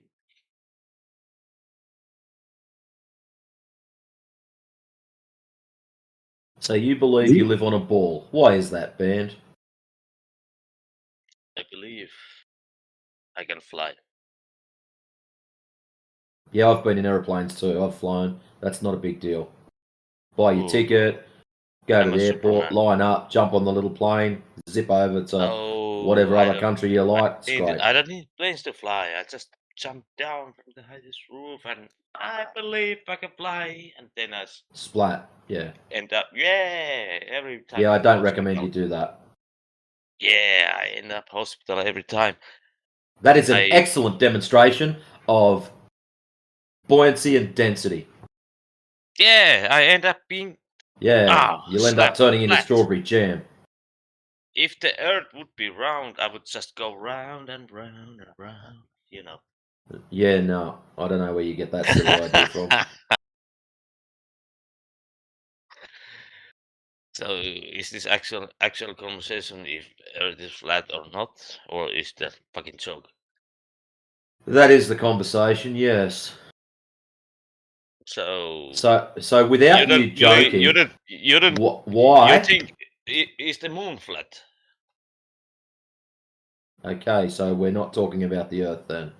Is it just a flat cheese flying around, waiting to land on Earth? Okay, making Band. Flat pizza or whatever. Band, at the title of this room, it says 24/7 Flat Earth Discord. I don't remember seeing anything about the moon in there.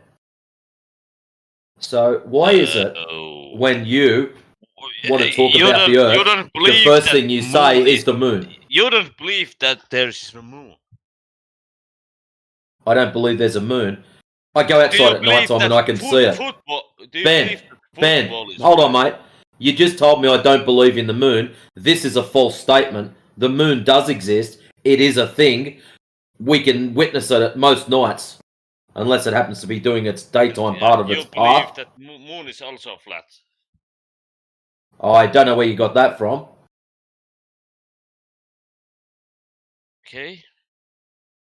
At no stage did anyone here mention the moon being flat. I believe we're flat earthers, not flat mooners. Your nose is flat, so. Yeah, no. Oh yeah, no, you're a football fan. You know, football is round and your nose is flat. Ow! I think you missed the clown car and you're just running late. Been talking to you. Love it. You're just here to troll. You're not here to learn anything. I'm not here to learn anything. I'm just telling you the truth. Because you're telling me the truth. So I how's am this for telling you the truth? truth. Water takes the shape of its container and is flat and level on its surface, unless it's affected by an external source. So, you fill up your drinking glass. It takes the shape of the glass and has a flat level surface. You empty that water into your bathtub. It takes the shape of the bathtub and has a flat level surface. We now go and tip all that into a swimming pool. It takes the shape of the pool, has a flat level surface. We now go down to the local lake. It takes the shape of its container, lake shaped, and has a flat level surface. You can see a consistency here with water. See it from the existent level.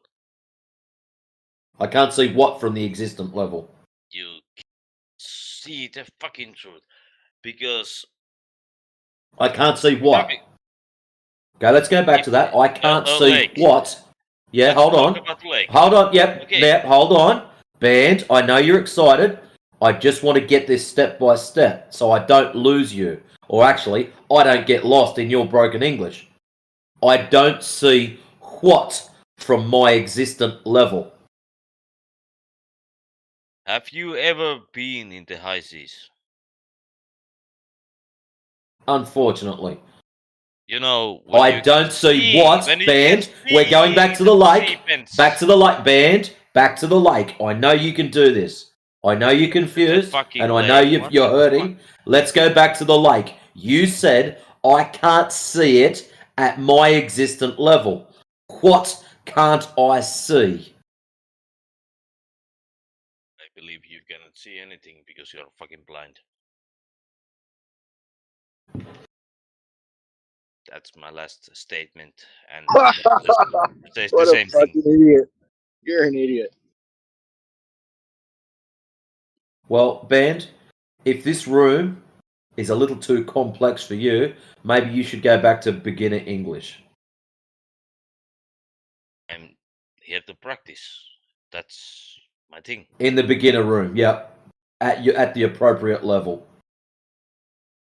So you're saying that you're better than me? You know what? Fuck it. Yes, I am going to say I'm better than you. By a country mile. Hell yeah. So you're a racist. And you're calling me nigger. No. Nice. Not a Nice for racist. you. I Nice don't for know you. what race you are. Go At no back stage. to your racist At hole. no stage was race mentioned in that. It was just a clear cut. I'm better than you by a country mile. TOS. See you later, bud.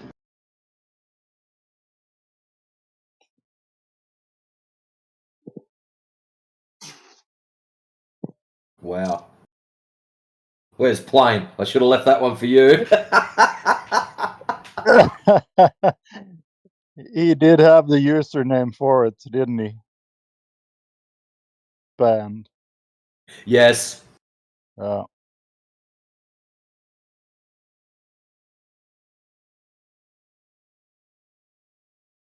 was a good one.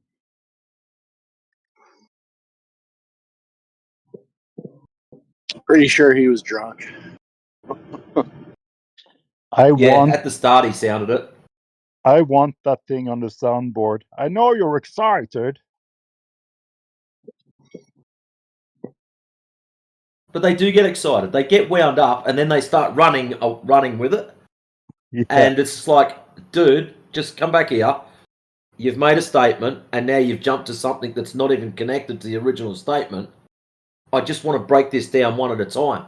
Because what is quite common with a lot of these guys is they'll dump 20 different things on you, and then when you start at number 1 and going through them one at a time, they'll get upset that you haven't mentioned number 15, and then you'll jump to 15, then they'll get upset that you haven't gone through number 2 properly, and you flurfers don't know anything because you can't even answer my questions.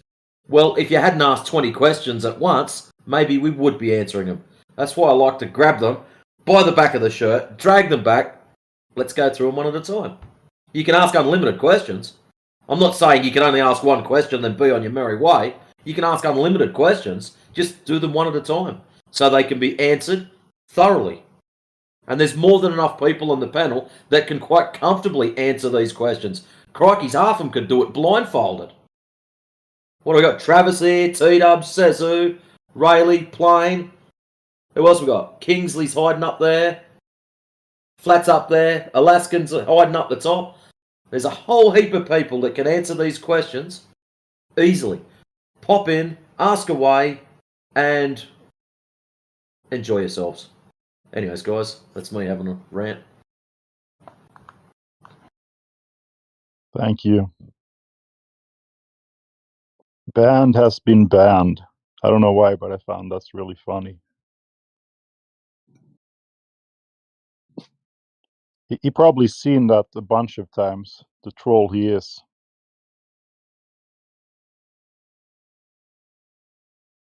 When he first started, it was funny for about the first 10 words. And yeah. So as a troll, he started off good. If he'd have stayed in for about 30 seconds and then took off, I'd have went, you know what? That's all right. Be on your way. But yeah, he's just a drunk. Yeah.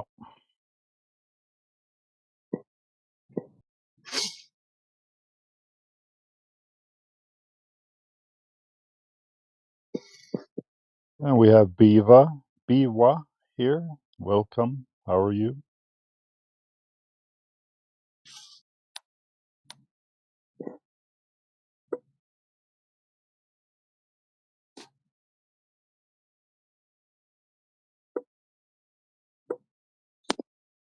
Rion, have we talked to you before?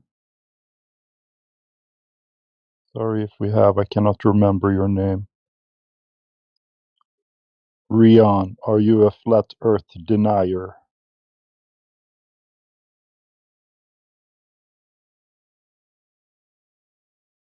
I think that was Dave Hinkle who came up with that one. I think he's been saying that. It's pretty funny to me.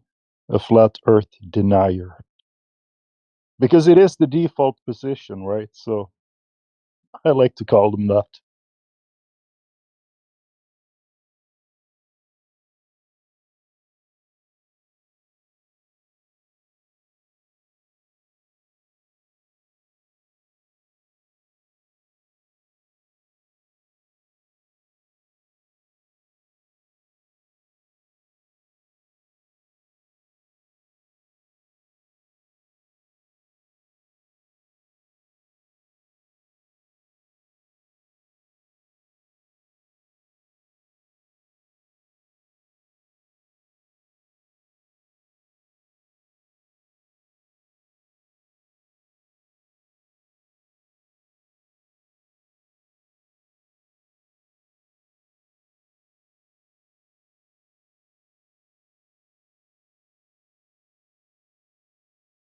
Rion has been around for quite some time. Yeah. All right. Okay. Yeah. I have a hard time with names. I thought I recognized, but I wasn't sure.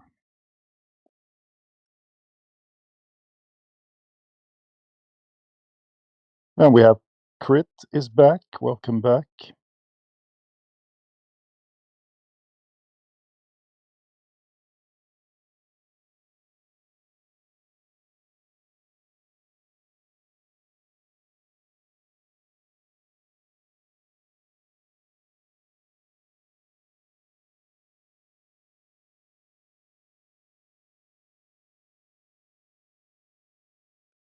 Think I'm gonna go make some food and I'll be listening in the background for a while.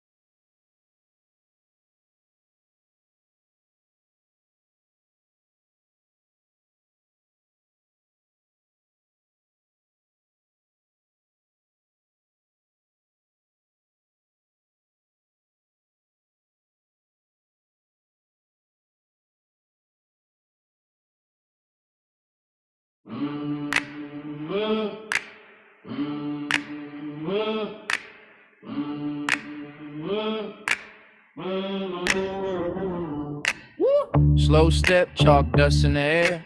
He writes his name like he's drawing a dare. Rod, coat dragging on the floor. Class is in session, he locks the door.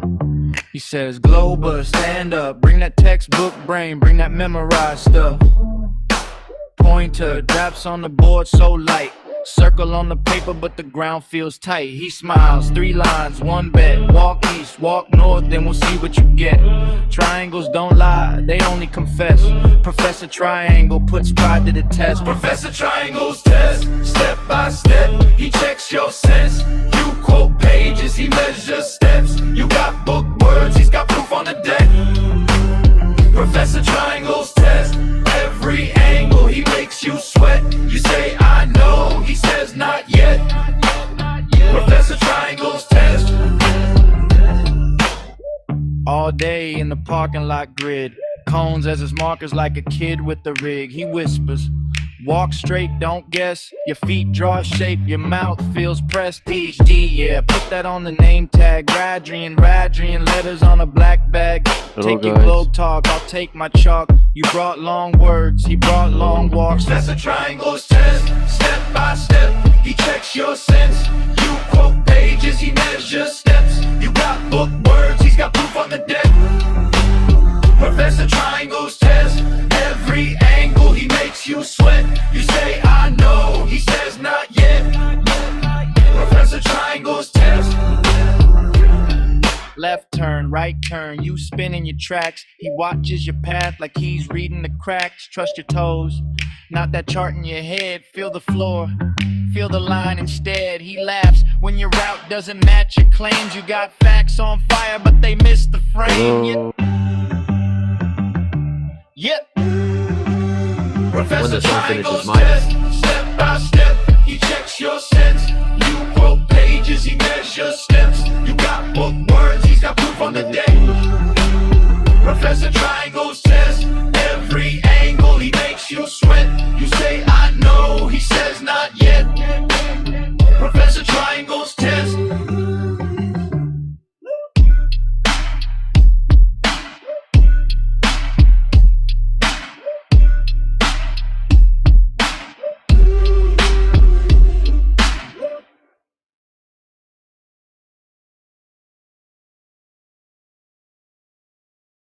There you go, mate. How's it going? Doing great. What about you? Yeah, pretty good.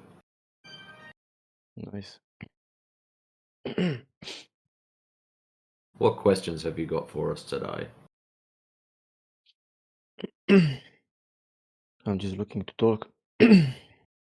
It's my favorite channel.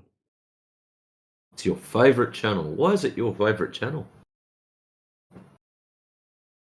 I had great conversations here. Oh, we've had a few great conversations in here. Seems Nice. to be a Which? contention with the definition of the word great, but anyways, so what do you Which one's your think? It's favorite? flat or is it a ball?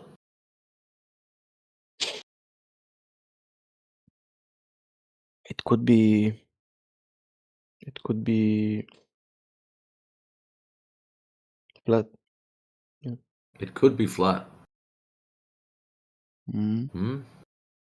Well, I'm going with his be flat, but if you're at could be, then there must be something that's concerning you. What are you having trouble with? I don't know. I don't know exactly.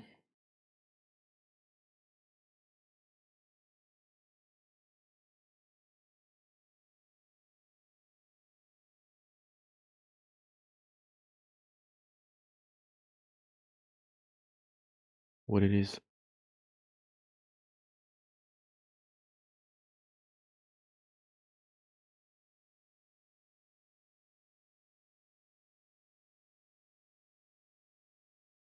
Hello? You don't know exactly what it is that you don't understand. Well, I'm going to have to apologize because As much as I've worked in the government, they didn't put me through any mind reading courses. What did you work for in the government? Well, for a while there, I was working on the rail, and for another little time, I was working in the jail. Like a guard, or? Yeah. And And neither of them offered me any mind reading courses. So unfortunately, I have to ask people questions and try to squeeze information out of them. So something is holding you back from understanding that what we live on is planar. So what is it? We know that water is flat, level, horizontal, unless it's affected by an external source. So how can you live on a ball if 72% of it's water? Could be the gravity pulling it towards the center.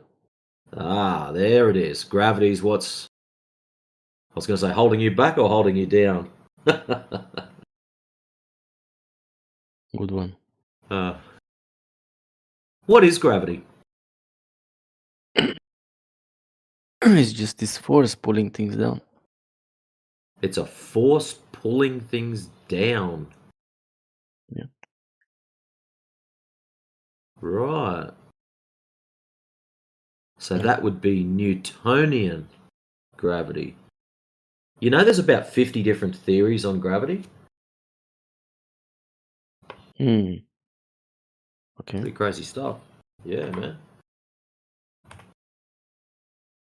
Let's see. I've got a little page here with a whole list. There it is. Gotcha. Get over there. I'll just chuck them up in the side chat. There we go. What is that? Theories of gravity. And look at that. Newton's law of universal gravitation is in there under theory.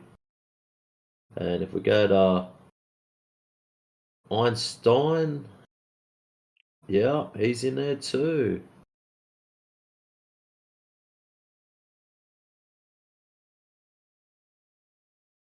Wow. So they're just theories. You know, something interesting about gravity is no one actually knows. Science to date does not know what the causational mechanism of down is. We know we drop stuff, it goes down. Actually, where's my old favourite test? Grab me pen. Yep, went down. Why it does that?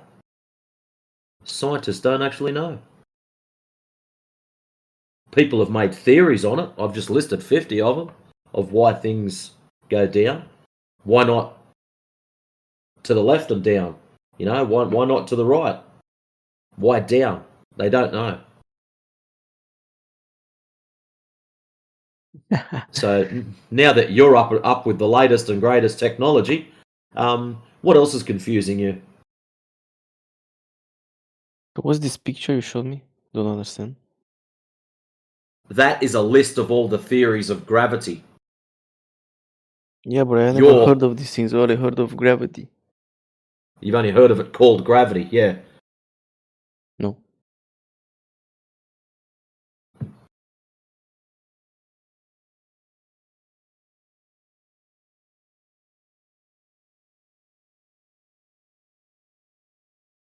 Gravity is a word. What is meant by it? What exactly is meant by that word?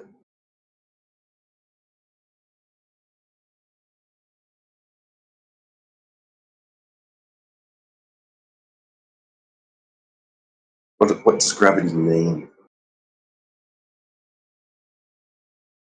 I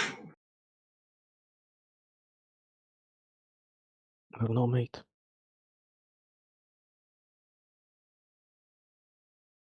Weight or seriousness of a situation? What? What'd you say? I said weight or seriousness of a situation. Wait for the seriousness of the situation. Weight or All the way. seriousness. Look, I tend to believe it's flat, yeah. I'm not sure if it's a globe or flat. See? So you're sitting on the fence? On the in fence. the middle. Yeah. in defense? That's what we I'm mean, not- fence sitter. Could go left, could go right. I don't know what you You're mean, standing in the middle. Okay. You're standing in the middle because you're not sure. Mm-hmm. Excellent. That's what we call a fence sitter. So on the left-hand side, one part of the argument. On the right-hand side, the other part of the argument, and a fence in between, and you're sitting on the fence, not sure which way to fall.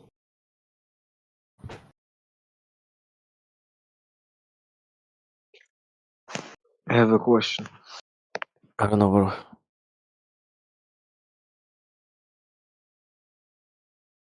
I guess I'm just not in the mood for a debate.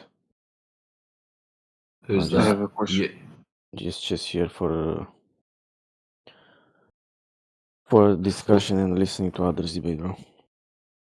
There's not really a debate, but anyways, can't really debate measurements. But anyways, let's see what POTUS has got. What have you got for us, POTUS?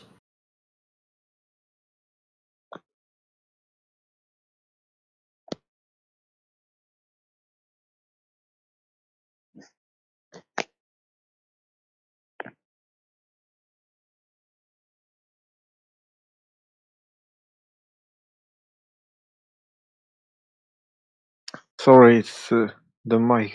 I wasn't hearing. I think my headphones have been damaged.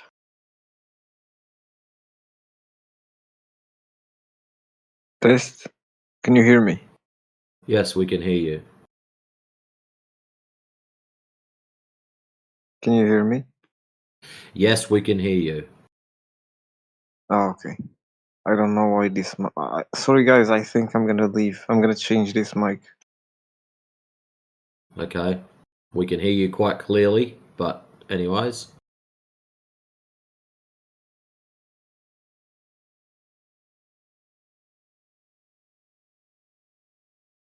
He just wants to change the mic. Yeah. What's a new model? Well, as long as it's not worse. Do you guys... No. Forget about it.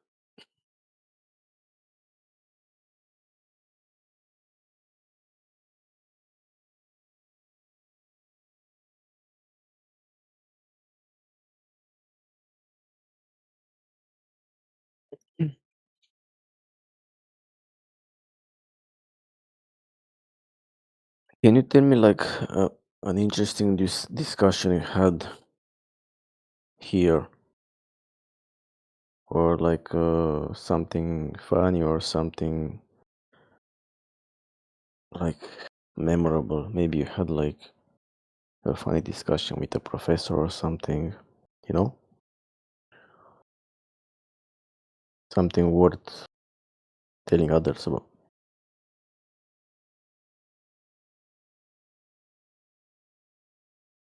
Oh, hello, That's why they DJ. record. That's why they record this, so we don't have to remember and we can just play them back later on. Great. So, can you just tell me one story like that? That was funny.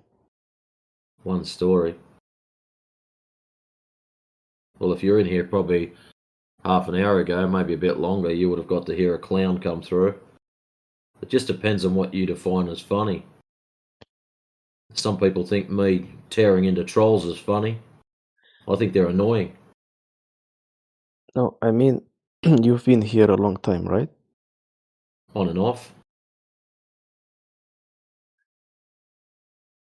It's like a Yes. memorable moment. Well, they're all memorable for different reasons. Memorable moments for me is when people like Cyclone come in and school the shit out of Globers. Cool, calm, collected. And everyone just sits back, peacefully, calmly, nodding their head in agreement. That's the stuff I like. That's memorable. Interesting.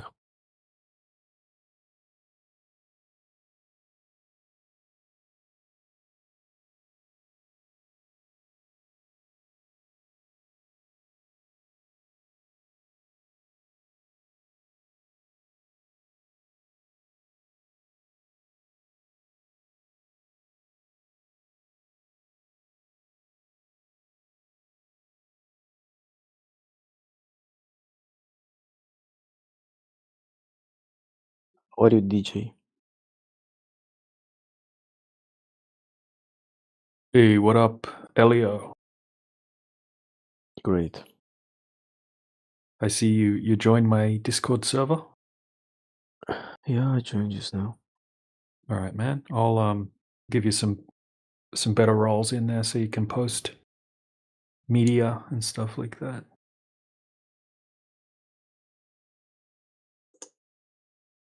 Would be great if I had something like that here as well.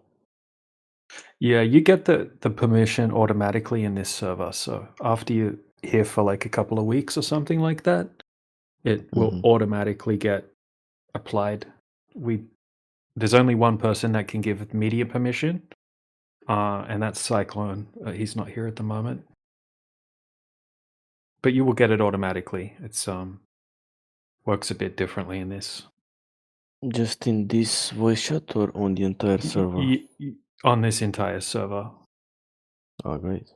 But everyone gets it automatically. Just have to spend enough time in here. Great.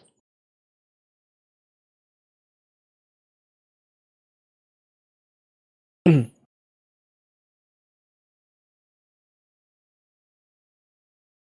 was the lake called again? The one you told me yesterday about? It's called the Great Salt Lake in Utah.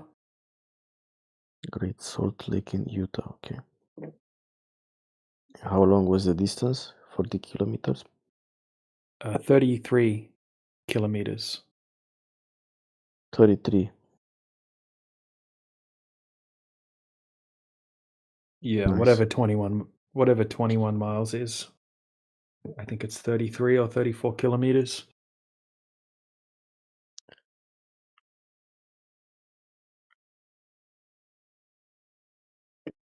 This is the distance in the side chat here.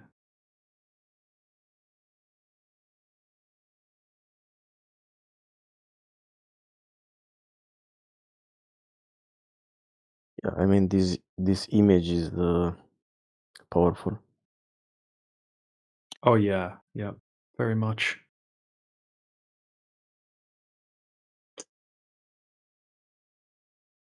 There's a lot of these as well. This is just one.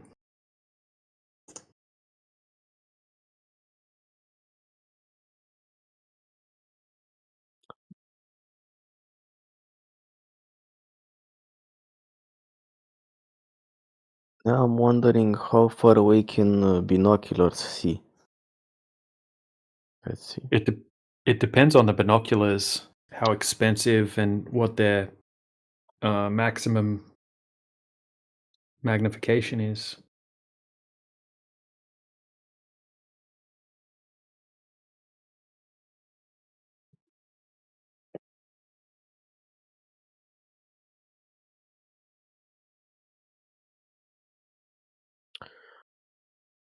Well, Google says you can see even in distant galaxies, but I don't know if it's true. Yeah, but they tell us that those galaxies are millions of light years away. And they tell us that all of those little stars that you can see up in the sky, they're all big giant suns that are much bigger than the Earth, and they're so far away. And they tell us that a lot of the stars that you see don't even exist. They died out a long time ago, but because they're so far away, you're seeing the light from them. You're only seeing the light. So I guess even according to the globe, when you look up at a star, you're not actually looking at the star. You're just seeing some light in the sky that was allegedly produced by, the star a certain distance away. But it's all just a big story. It's all a big fantasy, theoretical, mathematical concept.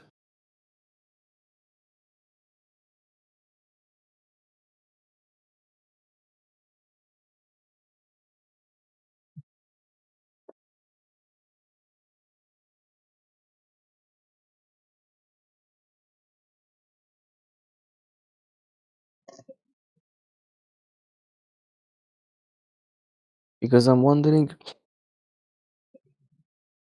Hold on, I still don't understand how far you can see. Because I'm typing in Google and it's like a super long response, all sorts of numbers it's giving me.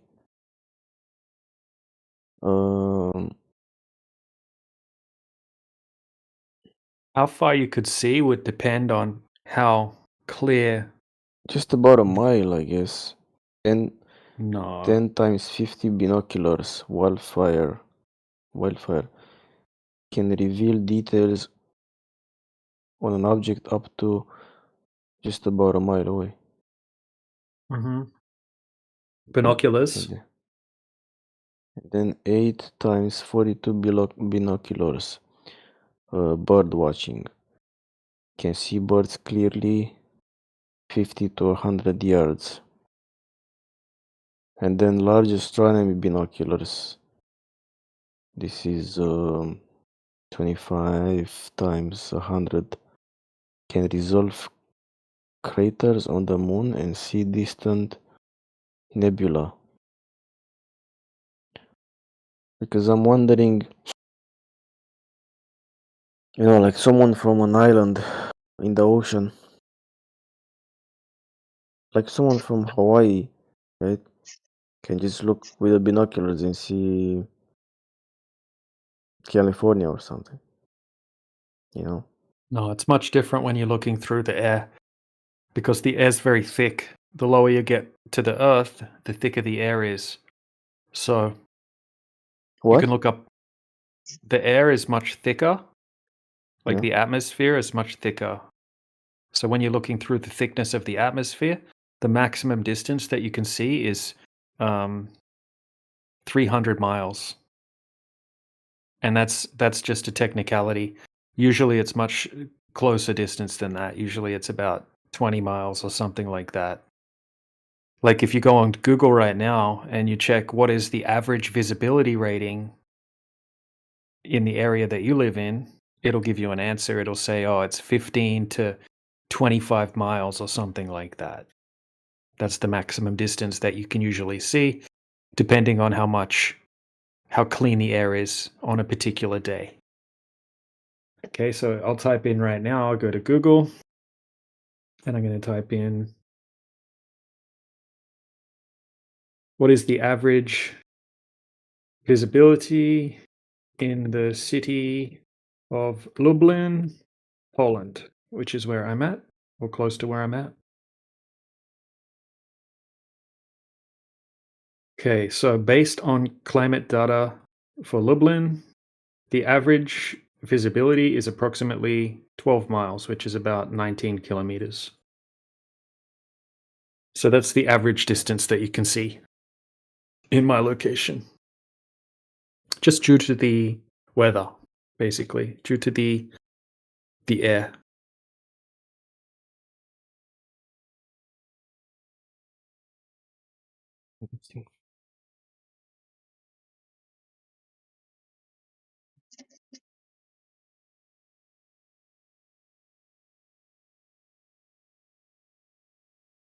Right, so I just typed in a different location. So what is the average visibility in the city of Bombay or Mumbai in India? So the general average visibility in Mumbai ranges between 2 kilometers and 3 kilometers.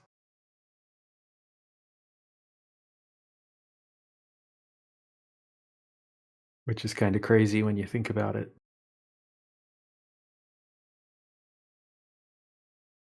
because there's a lot of pollution and dust and things like that in the air.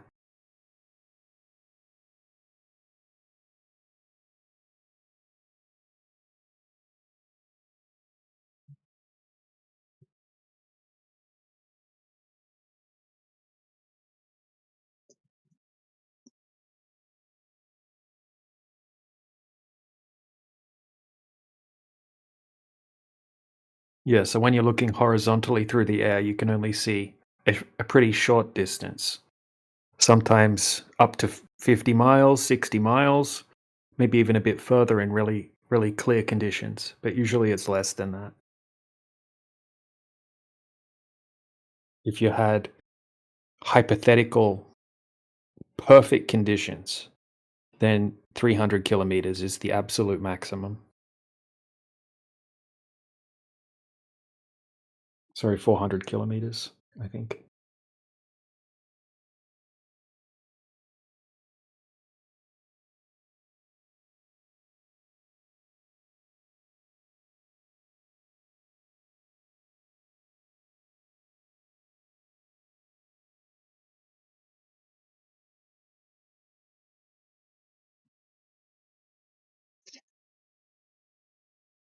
Hey, DJ, do you believe that we live in the Milky Way galaxy?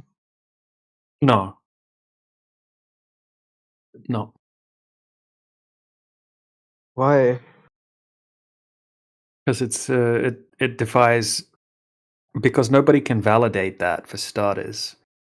Okay, that's just part of the globe theory, the globe concept. We get told a big story about what the Milky Way galaxy is. It's just pseudoscience. It's something that you're never going to be able to validate. It's just a story that you can choose to believe if you want to.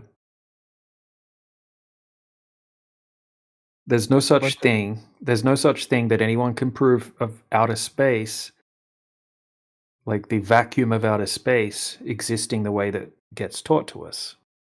A big giant vacuum with all of these balls floating around inside of it. When you go to mountains, you would see Milky Way. You would see a cluster. Yeah. But okay, yeah, we see it, right? We see like a cluster in the sky that's called the Milky Way, but then we get Yeah. told a big story about how far away it is and what we're looking at specifically. Like, they tell us crazy things that people just don't even question. For example, they tell us that there are distant exoplanets where it doesn't rain regular rain, it actually rains glass. And the glass Yeah. rain is sideways. And they'll tell us things like on Uranus and Neptune, it rains diamonds.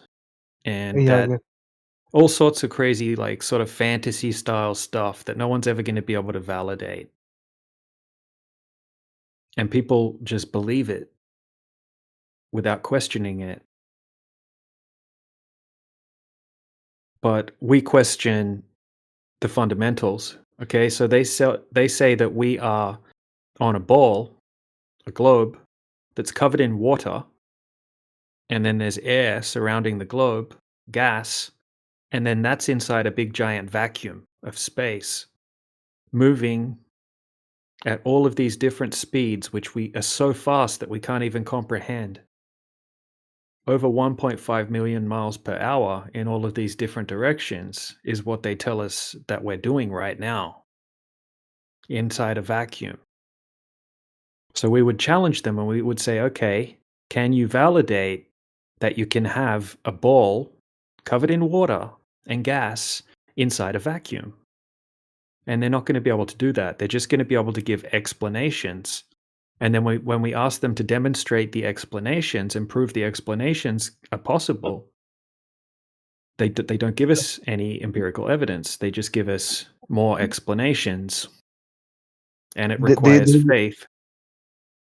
So What's that? scientists say that there's a layer, there's an atmospherical layer which protects gas from leaking in the space, right?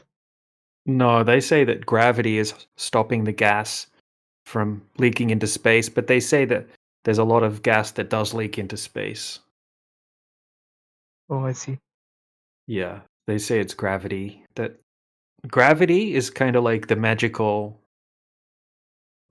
force that answers all of the things that don't make any sense in reality, like all of the oceans sticking to the outside of the globe and orbits and gas and all of this kind of thing. It's just gravity, gravity, gravity. How can we have upside down people in Australia? Gravity. It's everything's gravity when it comes to all of these things that don't make any sense. People just believe it, and they can't even prove what gravity is, where gravity comes from. When they get asked what is gravity, they say, "Oh, we have no idea what gravity is. We just know it has to exist in order to have this heliocentric model." Yeah. This is what the astrophysicists are saying. Like, they don't know what gravity is. They don't know where gravity comes from. Actually, if I'd play the clip of them saying that, if I could find the clip right now. I don't know if anyone's got like a YouTube link or a clip of that. It can't be in a video MP4. It won't play through the player. I believe they say that gravity is a property of mass. It's an inherent property of mass, attractive force that acts between masses.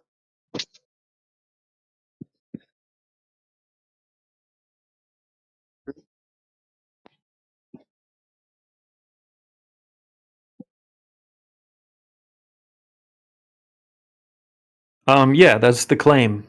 That's what they claim, and how does mass form gravity? How does a mass, like if you have a large mass, where does the gravity come from? What's the mechanism that creates the gravity? Where does the gravity come from? What is the gravity? They have no answers for that. They just tell you that mass is attracting mass, even though we never experience that in reality. Sure, we can all agree that when you drop something heavier than the air, it's going to fall through the air. Right? That doesn't mean it's being attracted towards the earth. That just means that it's sinking through a medium that's very light, that can't support its. Right? So The reason is gravitational force is a very weak force. You need very large object to actually observe it. So you need exactly. object. So you'd have to do it to experiment on it. You'd have to have something like as big as the Earth or something like that, right? Yes. That's Yeah. the claim. So you can never test it. You just have to believe that that's true. So they've made it unfalsifiable. Basically, they say, yeah, you can't test it yourself because when we test it on a smaller scale, it doesn't happen at all. Yeah. So they say that, oh, it has to be such a big scale that you can never test it. So you just have to believe it. But They say that we have tested for you. We have tested for you, so believe in us. Yeah, exactly. Well, it's So- kind of so like that. Yeah, exactly. Good it's not point. a blind belief. Blind belief. It have some logic as well, right? Because they have tested for us. Well, show us the tests. That's what we ask. They haven't tested for it. They've only tested for it in mathematical form, in calculations, not necessarily in reality. I mean, we can all agree that things fall at a certain rate.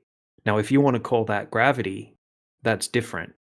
Okay, that's not really mass attracting mass. That's just observing something falling at 9.81 meters per second squared. Not necessarily proving what the cause of the effect that we all see is, right? Because they'll say that there's a downward force, whereas on a flat Earth, we don't need to explain things like that. We don't have that problem where we need to explain how you can have water sticking to the outside of a ball. Okay, we would say water needs to have a container, right? If you want to have a large body of water, you need to have a container. It's a requirement to have a body of water. you must have a container, and that Yes. the water will conform to the shape of the container, and the surface of the water will be flat on the top. I just got to go on mute for a second. I'll be back in a second. Okay.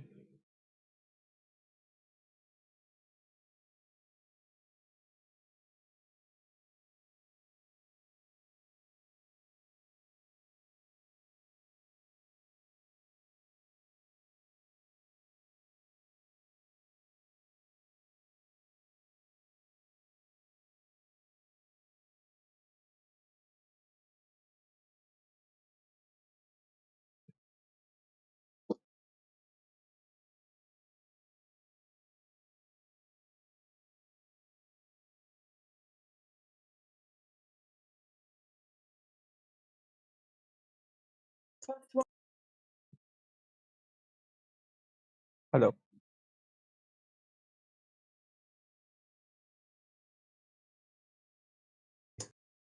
Hey, what's up? I think they have few. DJ, you're back. Yeah. Yes. Might have to mute every now and then, but yeah. Okay. I've sent a model in the site. You defend yourself. Yeah, it looks like one of those lollies that you suck on. It's got the different layers with the different colors.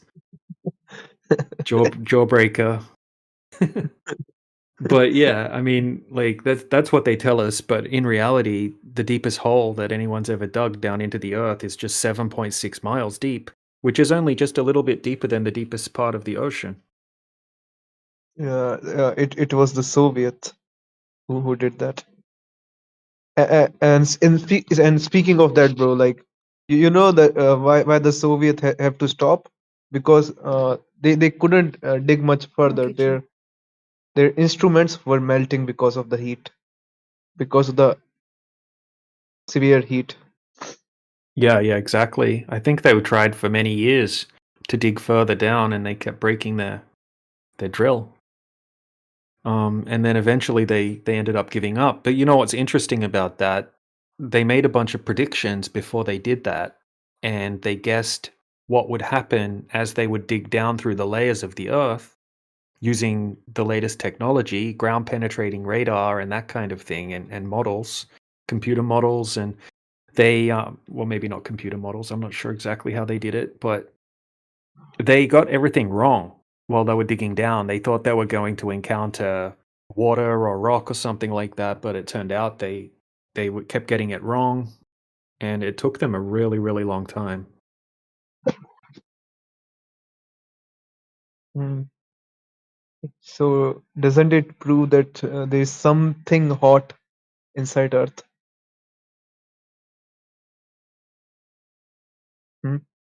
DJ?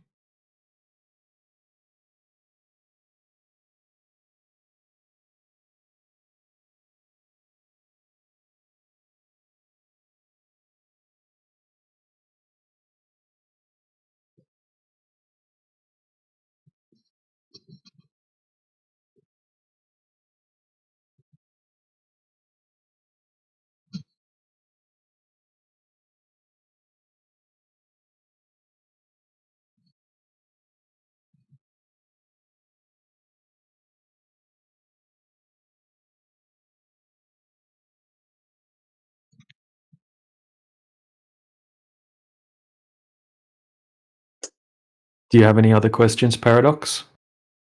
Yes. I was asking, their equipments were melting, right? When they dug up the hole.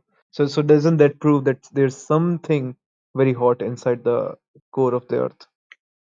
Well, yeah, if you want to call it a core. But definitely, I mean, it definitely gets hotter as you dig down. We definitely have lava and things like that. Okay, like maybe we have big lava tubes or deposits. You know, definitely we have lava tubes. But yeah, volcanoes are an interesting thing, because I was watching a video recently where someone did a whole bunch of research, and volcanoes didn't seem to exist in the historical records before the Vesuvius account of volcano. They didn't even used to have a word for volcano before that, which is kind of crazy because there's accounts of all of the other natural disasters, tsunamis and floods and earthquakes, but not volcanoes, seemingly. So much so they didn't even have the word volcano or a word for that happening until, I forget exactly which year Vesuvius was, but pretty recent on a grand scale.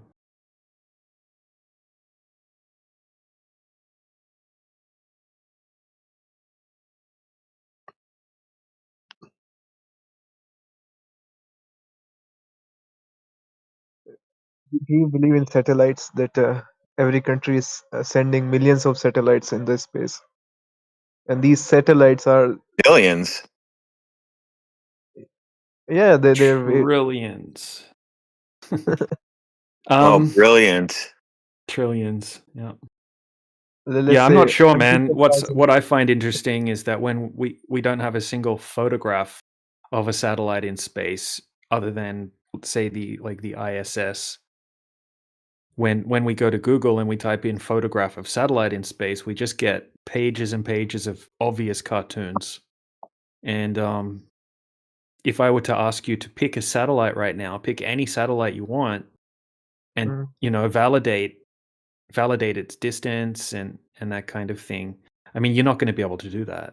You might be able to do that if you involve a bunch of faith in like an application or something like that that's going to say give you some information that you just need to take in good faith. Yeah, you can probably do that, but it's going to be one of those things that you're not really going to be able to test out. So I would say that there's definitely some satellites, but exactly what we're being told about them, whether they be orbiting around a globe, that's another story. That's something that would require the Earth to be a globe. And for the Earth to be a globe, you're going to have curvature over the surface of the Earth, which isn't present when we go out and test it. So whatever's going on up in the sky is happening above a surface that we cannot detect any curvature on.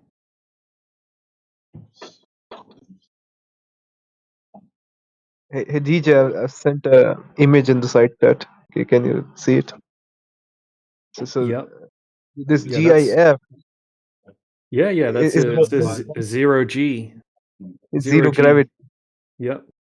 So we can observe it. So you earlier said it Dude, is something. that's a plane falling. That's inside of a plane while it's falling down. People start floating because they're falling with the plane. Yep. It's not. It's not. Yeah, that's exactly what that is. Dude, don't be a retard, please. I was having a nice listen. Yeah, you can look it up, man. Like look up Air Zero G. That's what it says on the wall. I was going to say, what's written on the wall is a dead giveaway. Yeah, 0G. Right, so it's on an Airbus A310. Oh, you think that's a room? Yeah, it's a room you go to at NASA, a special room, and they turn it on, and then you start floating around because NASA harnessed gravity now.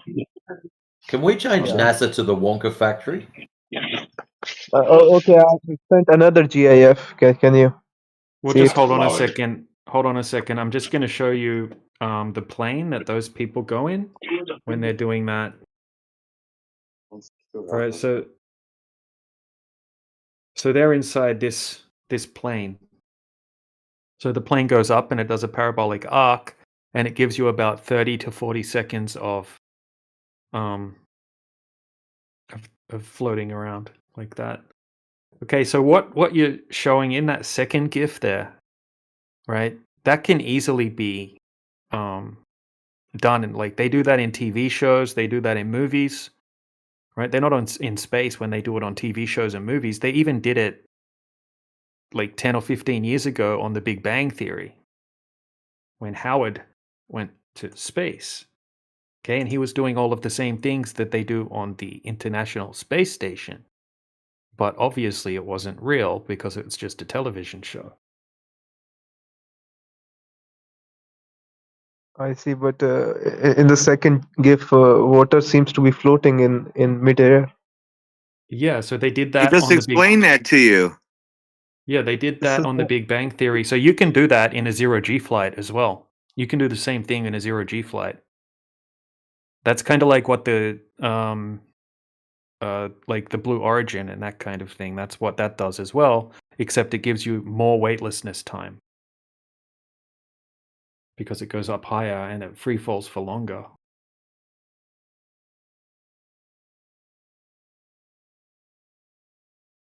See, look here it's happening right now in the GIF that I posted.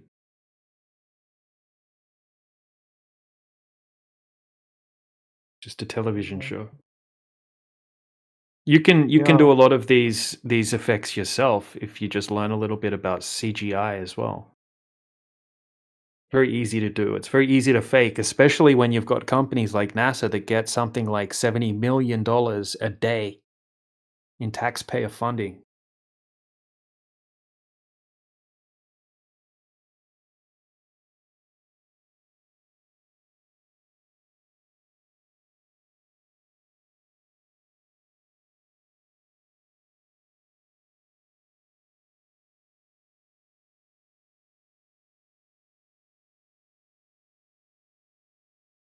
See, have a look at the GIF that Professor Triangle just put in the side chat. Mm-hmm. You know, they're just blatantly using CGI right there.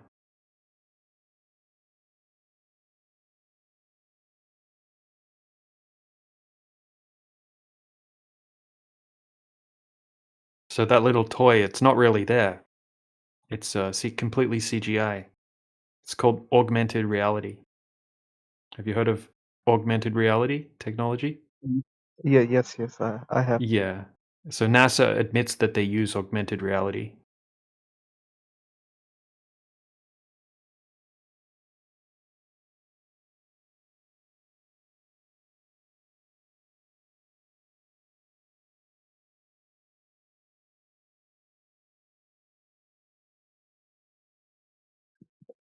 Man, they even say that Earth is a huge magnet. What do you think about that? Well, we have a Magnets. Yes, yes. They say that Earth is a big magnet. It has a magnetic field, strong magnetic field. So do you think that you're a magnet now? You think you're a piece of metal being pulled down like a magnet pulls you? Is that what you think? You're a piece of metal? No, no, I don't think that. I think that's how compass work. So not a piece of metal. So we should still be floating then. So I'm there not is saying. a lot. The Earth is a lot of things, and one of the features of it that there is magnetism, right? And there's that phenomena saying the Earth is a magnet. That might be some type of different claim, right? Because the Earth is a lot of things. It might have magnetic properties, yes, but is a magnet? I don't know about that. In the Earth's core, there's a lot of iron, and that is causing magnetism. He's going off some kind of list. No, no, no. I don't have any list. Yeah, so there's a magnetic field. Yeah, that's definitely not something that's exclusive to Earth being a globe. It's not that the Earth is a magnet either. I It's posted like his magnetic iron core for him, and I guess it's not that.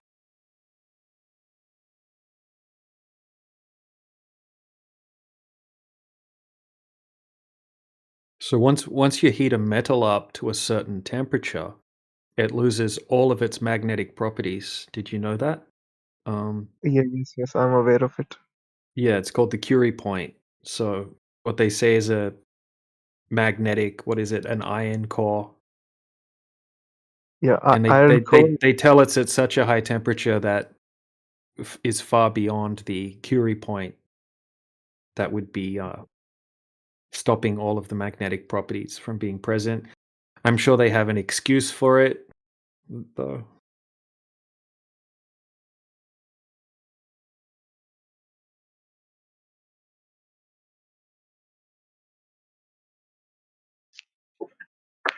But it doesn't align. It doesn't align with the globe. The magnetic field doesn't even align with the globe properly. Like when compass points to the north, it's not pointing to the North Pole. What people think of as the North Pole. That's not where the magnetic north is, as you're probably aware.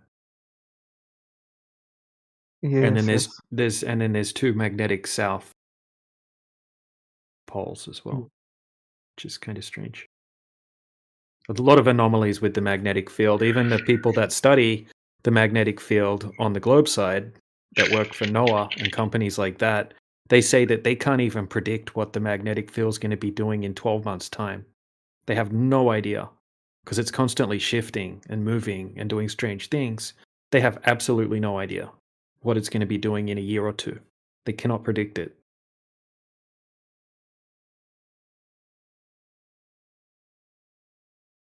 Do you believe that Mars is a planet or Venus is a planet? Well, it depends what you mean by planet. Planet is anything which revolves around a star. No. No, I don't know what it is, but it's definitely not a big rock ball in a vacuum, like they tell us. Orbiting a giant fiery gas ball, that would be crazy. That would only insane people could imagine something like that, make that up. And the sun is revolving around Milky Way. That's another thing they say. No.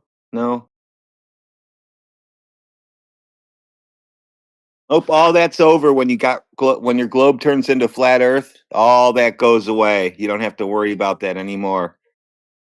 Isn't that nice? You don't have to worry about any of that. You don't have to worry about the sun exploding or Venus running into Earth or Martians coming and invading your butt at night or whatever they do when they probe you. I don't know how that works.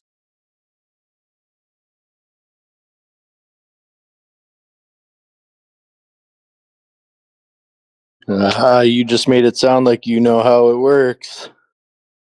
I've read all the stories. I got cable TV.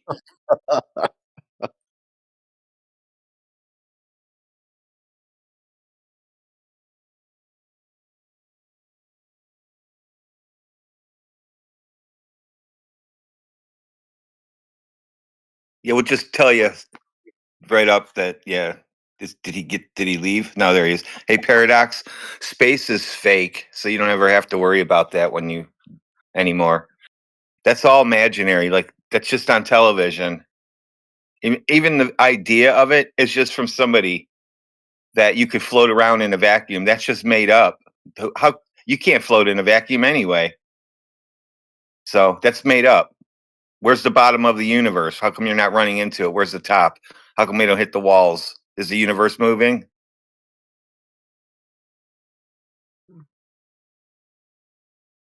Yeah, what's holding up the universe? What's on the outside of the universe? What's it expanding into? Why do they say the universe is flat like a sheet of paper? That's kind of crazy as well. It's like velvet. It's velvet. That's what it feels like. What do you think, Paradox?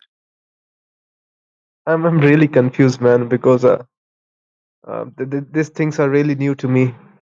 Hey, check out. I got some funny stuff that I saved. They have absolutely no idea what shape the universe is. Okay, you can look up what shape is the universe, and some sources like NASA will say it's flat like a sheet of paper. So Cambridge and Harvard, right? They'll tell you it's flat, and then other science websites will say it's nearly 100% sure that it's spherical, and then other ones will say it's shaped like a cone, and then other ones will even say it's kind of like a magnetic field type of like a torus type of shape, and it's kind of like a donut shape. And then other people have different theories about it being all sorts of crazy other geometric shapes. It's it seems like they have no idea what they're talking about. It's all just theoretical garbage. I see. Yeah. Why are countries spending so much on their space organization and research programs? They're Maybe it's a not. good, yeah, maybe it's a good way to funnel money. You know, it's They like, just tell you they're spending that. They don't. You can't. You never see them actually sitting there handing suitcases of money over to somebody to make a round circle that fits inside another round circle. That's got an oval on the end. So, yeah, like you said, they're funneling money to somewhere else. probably, yeah, and it's not their money, it's our money that they're Yeah, the taking. tax money. Yeah.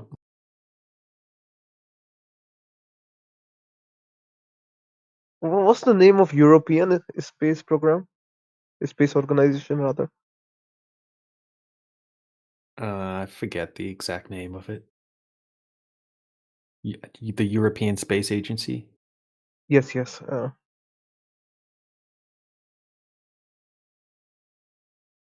Russia have cosmonauts.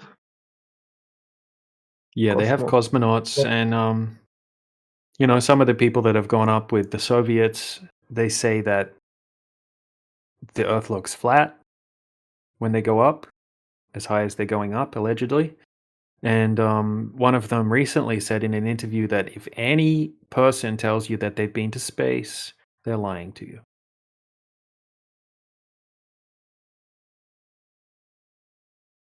Also, the head, or the previous head of the Russian space agency, he said that there's no that America faked the moon landings as well. Yeah, so that's why it's when it comes out, NASA announces that they actually faked it. That'll be all right then, because I'm sure they probably told you NASA is now an intelligence agency. It's no longer a space agency. It's now a spy agency. So they say they've always been a spy agency. Did you know that happened 3 months ago? When did that happen? I believe it's a 3 months space ago? agency. What 3 months exactly happened? ago. Like like Trump signed an executive order? Yeah.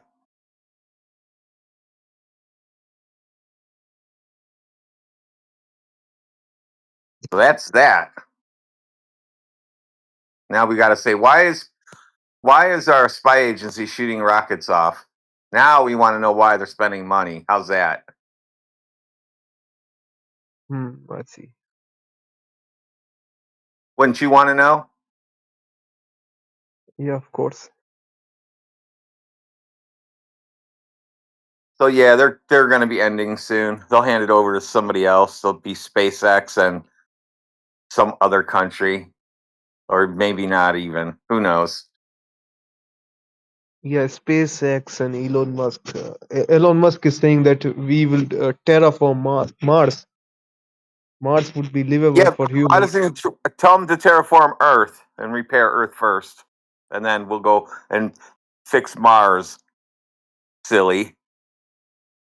How long has Elon been saying that we're going to go to Mars for now? 20 years or something like that? 22 years. Yeah. 22 years. Yep. Oh gosh.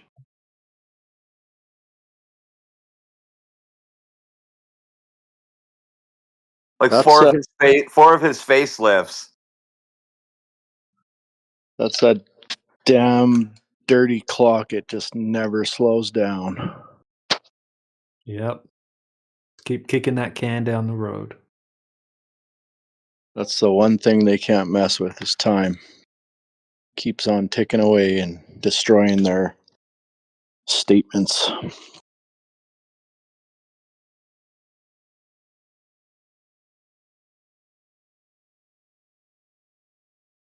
I mean, a lot of the footage of him recently, he's just tripping balls on drugs in the White House next to the president, just like spinning out. Looks like he can see freaking rainbows and diamonds all around him.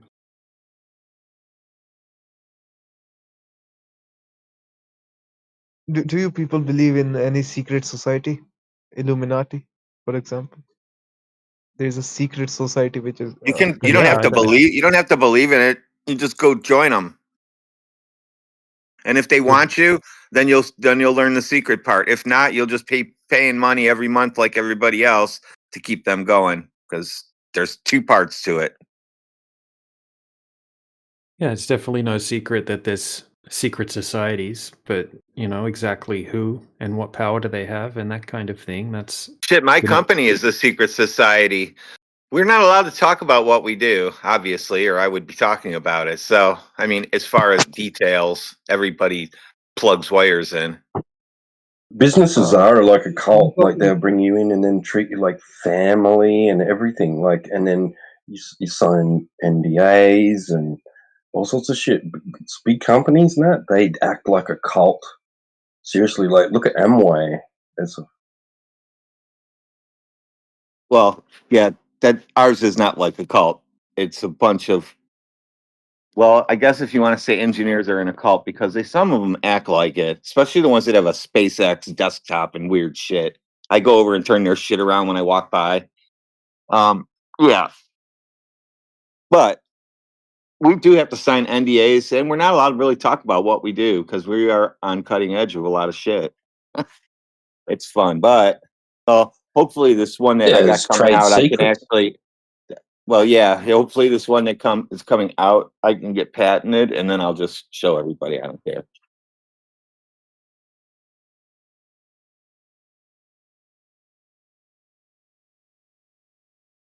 Yeah, companies have to protect trade secrets. Like they want to stay at the top of the game, right? They don't want people getting hold of their idea and then becoming a competitor or tweaking it, making it better. Like they want to do that first, right?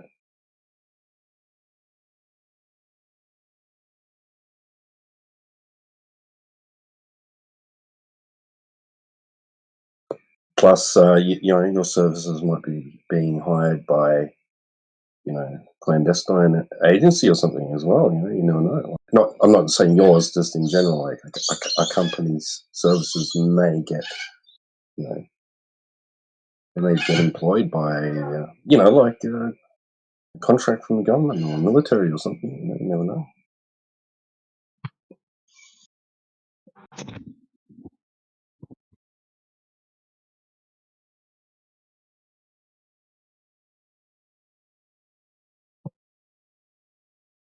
What do you think of that, Paradox? It's not, flat Earth isn't a disk in space after all. It's not anything that you imagined, is it? Yeah, yeah, man. That's how the people lie, bro. The people who mock the flat earthers. That's how they lie. They say that these people are very unscientific. We have all the science. We only use science when science is needed.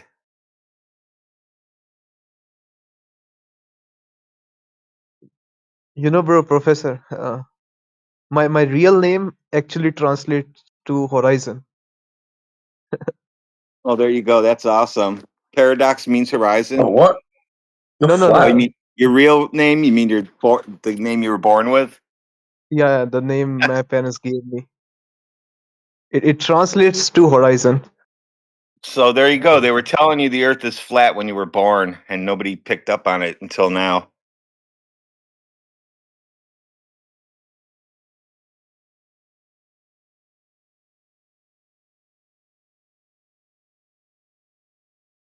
So 2026 is started off strange already. I had two people themselves become flat earthers the other day, and DJ had one yesterday, and we get them all the time now, more than just last year. It's just weird. I think people are just they've already figured out people are lying to them. Now they're like, well, what are they lying about? Don't ask me what they're lying about. I just know the earth is flat. If they're lying about that, figure it out. Did you Oh, think it's that like corona? people have had enough of the jokes and all of that, right? Like, yeah, we've seen the meme of, how Japan attacked Pearl Harbor on Flat Earth and stuff like that, but that was like 10 years ago. So it's like, it's not that fun anymore. So now people are, the waters are chill and clear now. So now people are like, let's see what this is about, right?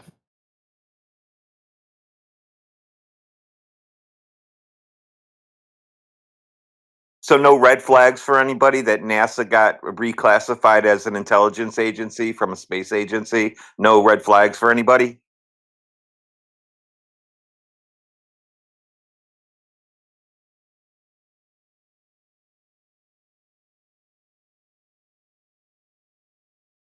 That's like super big news that people have treated like, oh, that's just paperwork. They just did that for taxes.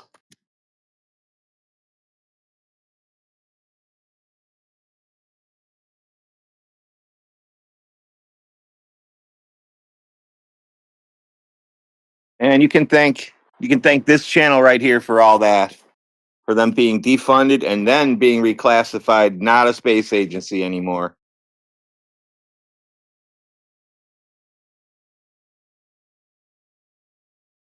Huh, I guess that's why that CIA agent from 1980 said we consider NASA not a space agency.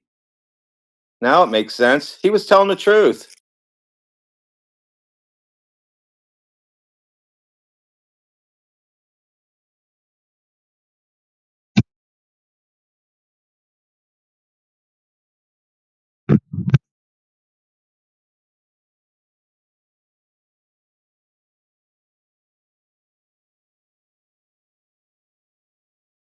Hey, Professor, does your country have any space agency? No. Now officially US doesn't have one. Oh, you're from US. I see. Yeah. It's not NASA. Oh, that's funny. I can't wait to tell my mom that my dad worked at Net. He worked at a space spy agency. She's gonna be like, "What are you talking about?" I'll say, "Yeah, they renamed it." She'll get all pissed, and I'll say, "See, the Earth is flat," and I'll come back home. And then she'll text me mean things about that for about a minute. You're crazy. But see, she's also 84 years old, so whatever she thinks, she's gonna think. Hey, Professor, are you vaccinated? Did you take the COVID vaccines? No, but I'm not against it. I think all of you guys should get that. Why though? That sounds great. Isn't it could be a huge conspiracy, right? Oh, I don't know anything about that. Nope. Could be. I don't Um, know. I don't know. I see. What about other people? Do you think that COVID was an engineered virus? I don't know anything about that. Mm-mm. In fact, we don't even really talk about that on here. I see. But if the government can lie on about this thing, space and planets, it can also lie about COVID, right? It can lie whatever about it that wants to this lie country. about. It can lie about this country's at war when they're actually just blowing up things in some mountain so you can hear booms, and you don't even know what news you're getting these days. The internet is not connected the way you think it is. Some countries don't see what we're seeing. They're rerouted to other places. It's weird shit going on.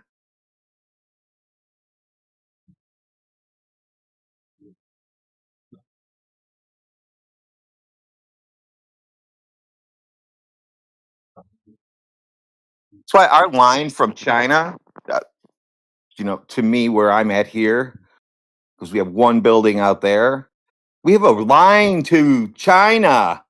All right, it's a direct connection. It's not doesn't go through the air. It doesn't go. I mean, it goes under the sea. All that shit.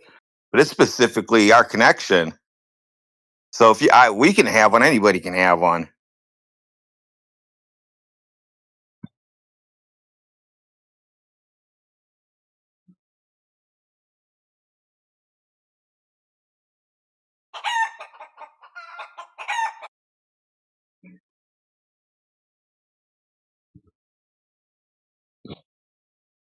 Hey, Professor, look the gift that I've sent.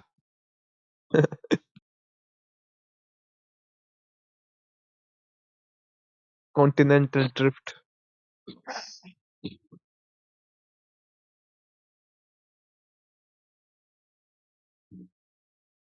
DJ, are you there? I didn't know that I didn't know everything was floating on water like that. That's crazy that you guys think that.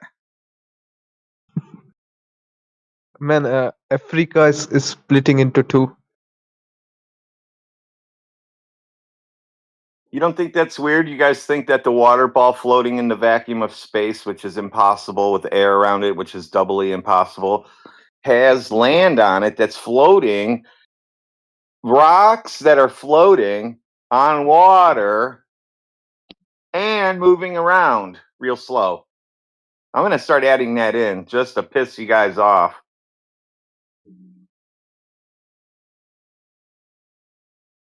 Because if that land's all moving around, that means those rocks are floating, and they're defying what we actually see when we drop a rock in water.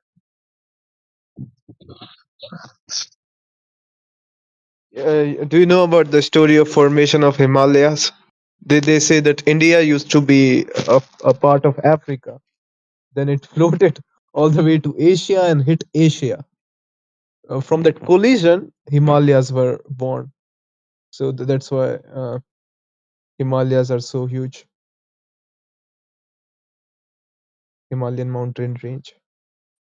Don't forget to add an outer space. Huh? Yeah, I mean, Yes. isn't all that happening in outer space? Yes. In outer space, yes. In a rocky planet made of rock. Yoda, what do you think about a supercontinent called Pangea? Yoda?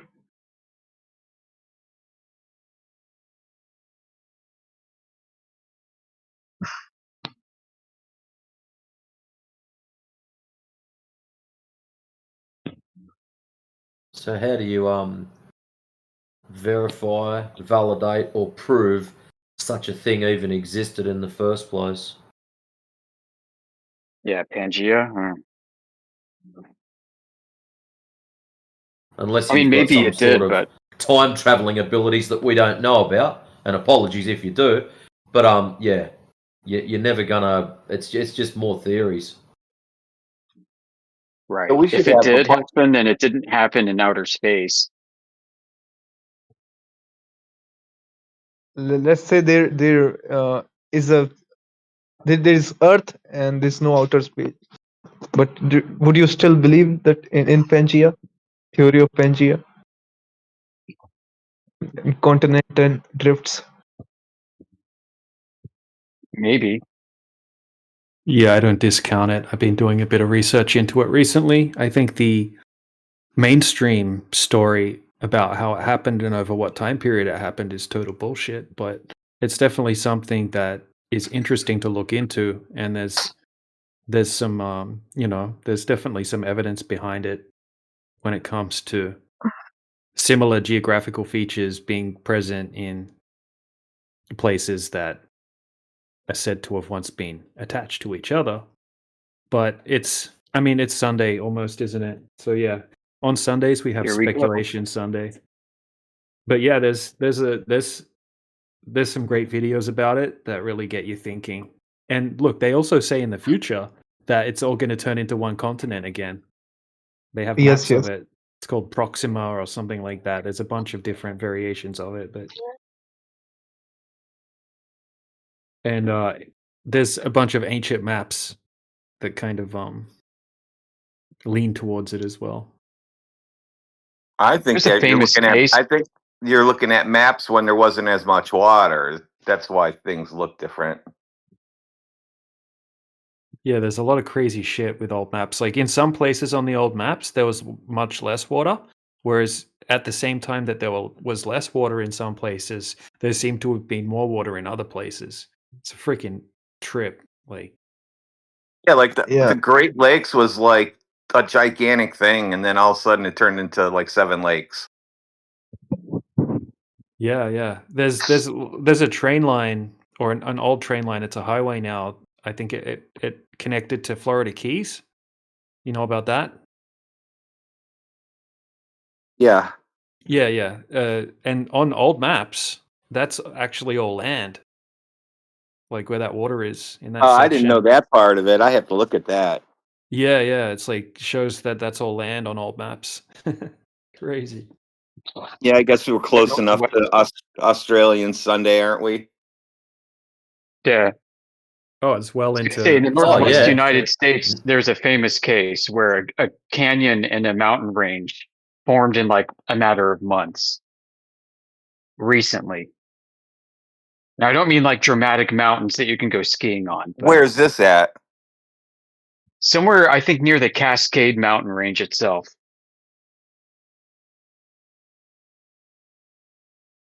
I mean, the whole point was to show that these geological processes that people say can take millions and millions and millions of years can happen within a matter of months, and it was observed to do just that. So, And do they even know it was moving, or was it just doing it without a sound? yeah, good question. I'm going to go find that article. Somebody had posted it. It's been You would think reposted you in would think that 24/7. would have made that would have made like something people had cameras on. But they don't want people to know about that stuff. They want you to think that took 10 million years to do that.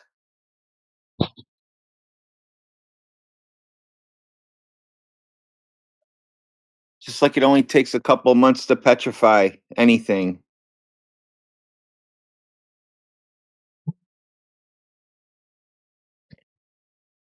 What is up with this New Zealand picture? They are classifying New Zealand as eighth continent. As New an Zealand, Earth continent? eighth.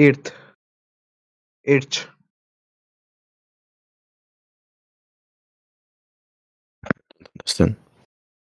1, 2, 3, 4, 5, 6, 7, eighth continent. We have 7 continents Eighth right continent. Oh, I see. Interesting. now. Yeah. Pretty tiny continent. They say that New Zealand have a different continental drift compared What to about an island? Australia. Is it an island?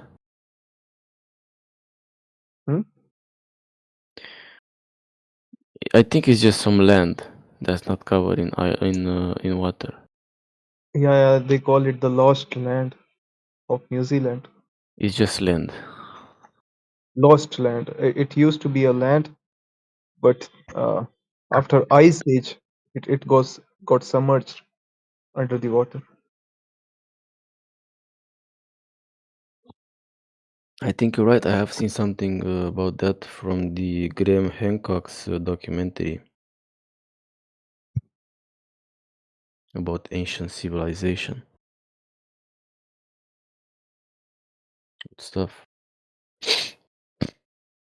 He was talking about stuff underwater. Are we allowed to tell ghost stories yet? By the way, Professor, see the picture of solar system, bro. No, it's true, bro. Some terrain is under the water, and there was a civilization in some of these places. Yeah. It has There nothing to do is, with. there is archaeological ruins, below waters. There Do is, you yeah. flat earthers But believe I in? don't know what to make of that. It's just, it could have just been simply that their coastline was further out once upon a time. Maybe the sea level rose or something. So do you believe in an ice age? Yeah. That's how scientists taught me. We're supposed to be in one right now. No, we are not in the ice age. It ended 10,000 years. Yes, we are. Yes, officially, By technically, we are definition. in an ice age. Yeah, we are right now. And yesterday I had It's 10 still inches going. of snow, and the day before that was green grass in the front yard. And then in one overnight while I was sleeping, so much snow came down that but the trucks didn't hit the road, plow trucks didn't hit. So unless you have 4-wheel drive, you just sat home yesterday. So yeah, we're in the ice age, definitely not global warming, that's for sure. We haven't had snow like this in about, I don't know, 10 years maybe. Not to this how you say Yeah, magnitude. Each time you get a snowstorm here, like now, they're like 10, 16 inches of snow. Maybe for the last 10 years, it was like 2 or 3 inches of snow. And then before that, we were getting like 24 inches of snow, 36. So it just goes in a pattern. Yeah, If definitely. if you look at the global average temperature, it is increasing. No, But there's no that's actually, globe. if you have a look into that data and how they're collecting that data, it's very much different to the way they used to collect data. And quite a lot of the numbers are being taken from places that have airport strips and places like that, where it's hotter because of the terrain, the man-made terrain, like with the man-made, you know, infrastructure, where they're taking these temperatures. I watched a whole documentary on it once. It was quite a while ago, so I don't remember a lot of it. But the way they explained it, it seems like it's manipulated to serve an agenda. I remember Same with reading the water about levels rising. The nonsense about the water levels rising, same kind of thing. yeah, Wait. yeah. So You you look don't at believe in old an ice age? photos. In what? Earthquakes? No, ice age. Oh, ice age. Well, there's Yeah, definitely. I think there's evidence that there's been like little ice ages and stuff like that. I've watched all Graham Hancock stuff. I find that stuff fascinating for sure. the younger Used to, Dryas. yeah, Younger Dryas stuff, Randall So Carlson, you and believe Graham that there was Hancock's work. like ice and it started melting away, right? Like for example in Canada. No, I'm not sure. I have no idea. Bro, there is they claim that they've found right remains like mammoths, woolly mammoths with buttercups still in their mouth, preserved, right? Like the whole Buttercups. beast, and even the vegetation it was eating, the stomach contents is all intact, and they say that it was instantly frozen. That there was only one way that could, if it had frozen gradually over time, that would happen. There would have been some more extensive decay. Wait, But what did there they was find with flash frozen, bro. So buttercups? something happened where they just went instant What did ice. they Like, find with buttercups in their mouths?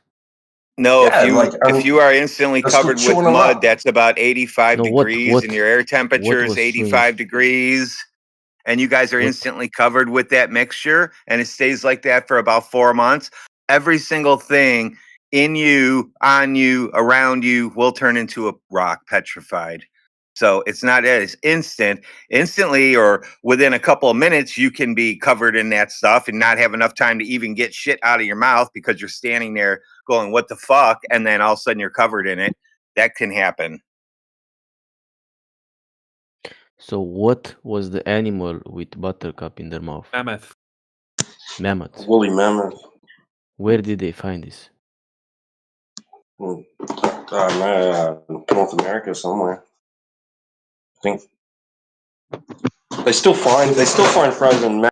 Like I heard, and I don't know how true this is, but it has some places, restaurants have sold what they claim to be 10,000-year-old mammoth meat to cook, to eat. That's hilarious. So you don't believe in mammoths?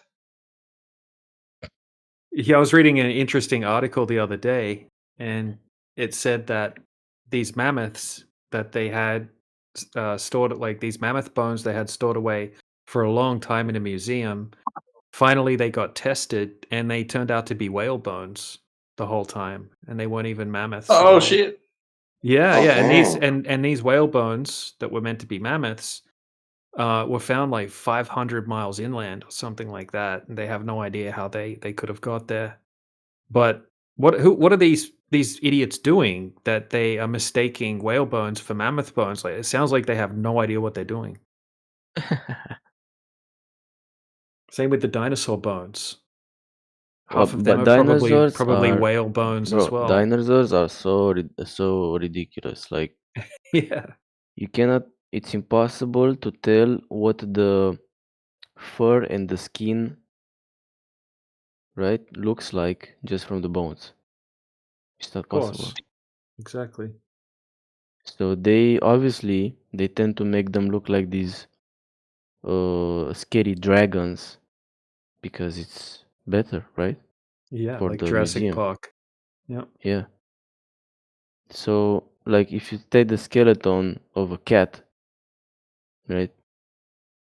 Yeah, like, you just look at the skeleton and you don't know it's a cat. You could say it's like a predator monster or something from the Predator versus Alien or something. Yeah, of Meanwhile, course. it's a Yeah. cute creature, so you know. Yeah, So, yes, man. We had and also, dinosaur I'm and not sure if these bones are even real, anyways. Or No, they're maybe they are. I don't know. I haven't looked into that. not dinosaur bones, if that's what you mean. Whatever they dig up. But Maybe it's a apparently, whale or like something. biologists, paleontologists, right?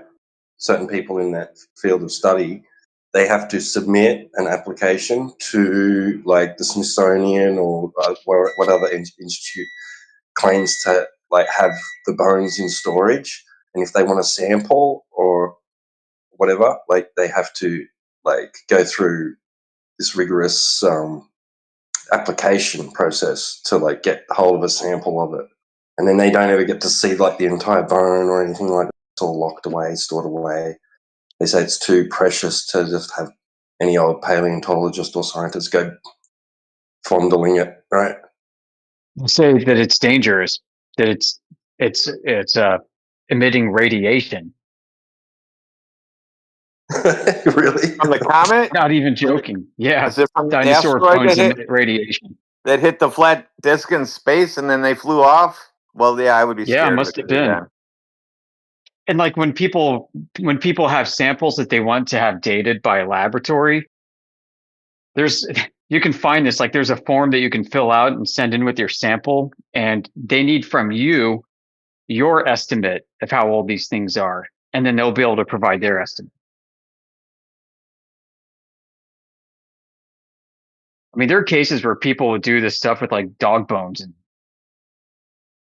say, "Oh, I found this. I think it's about 480,000 years old," and they'd come back and say, "No, it's older. It's 1.2 million." but 1 million. we have a method to test the age, right? We have carbon dating. We can carbon date them. Yeah, that's the problem I'm pointing out. It's circular logic.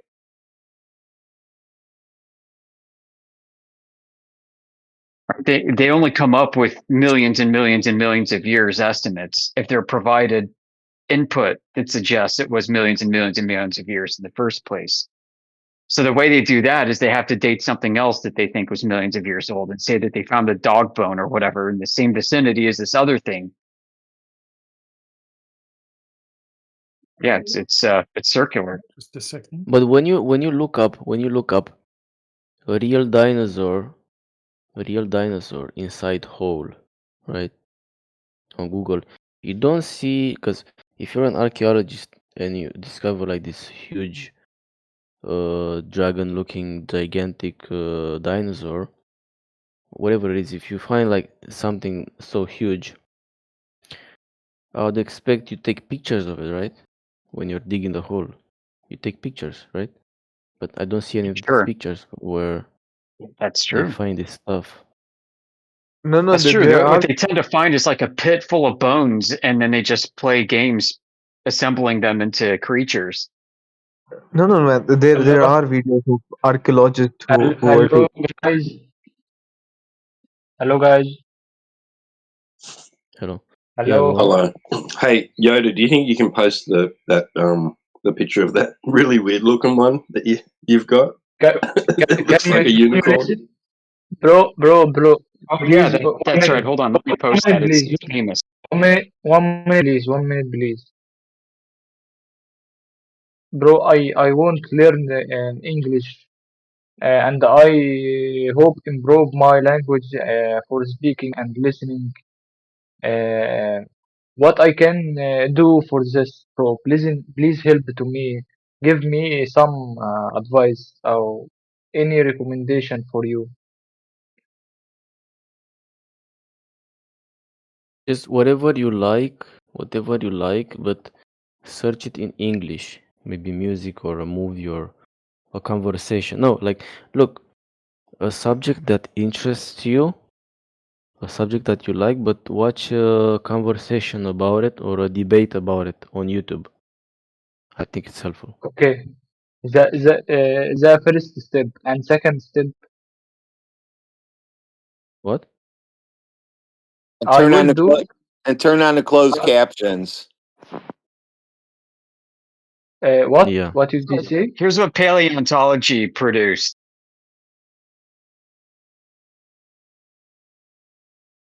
Uh, okay, I understand you. But I want to improve my speaking language by participate to native speaker in English. What I can do this, bro? In To learn Discord English, can help me. a good thing to do to learn English is that you want to use three um, frame of reference from learning. So you want to be reading the letters, and you want to be listening to the sound of the word and looking at an image that is in relation to that word and what it means. So you want to see visual, text, and sound. And when you combine those three through the learning experience, you're gonna learn faster. Though, go ahead. Okay. Thank you, bro. Thank you, bro. Thank you very much, bro.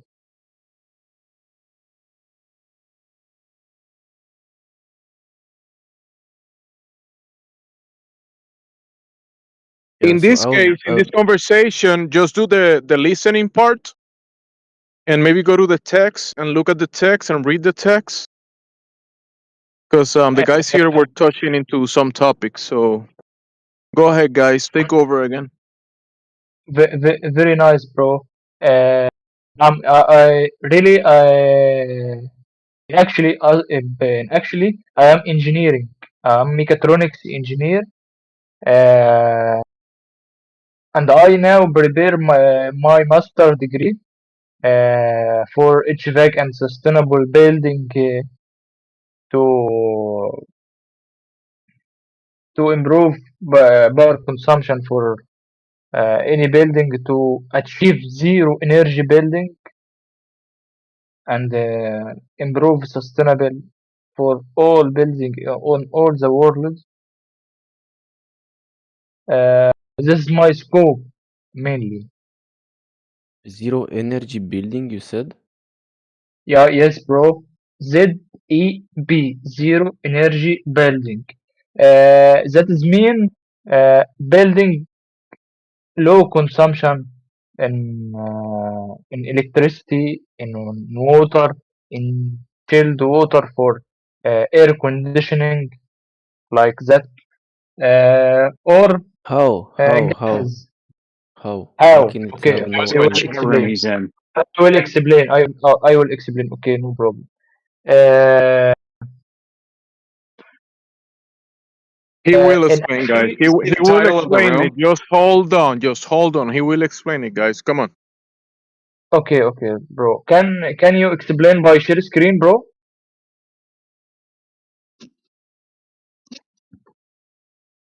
Can you share my screen, bro? Or The answer not to that this up? that question is no. We do not share the screen. That is the answer. No. Okay, no problem. I will say. Okay. Uh, and actually, uh, any building have many equipments like transformer, generators, air conditioning, lighting in corridors and lighting in rooms. Uh, all that equipment ال- is uh,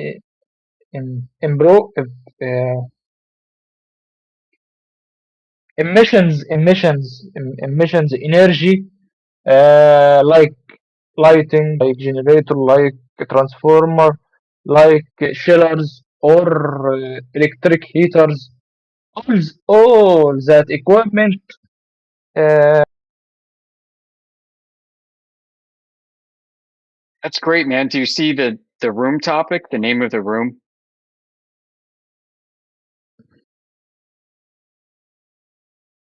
So, out of all of those things you've just mentioned, Which one of them necessitates that we live on a ball for them to work?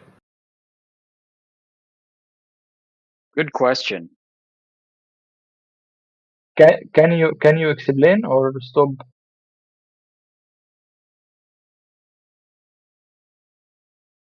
Out of all of the things that you just spoke of, generators and the like, which one of those Uh, things requires us to live on a sphere in order for them to work? uh,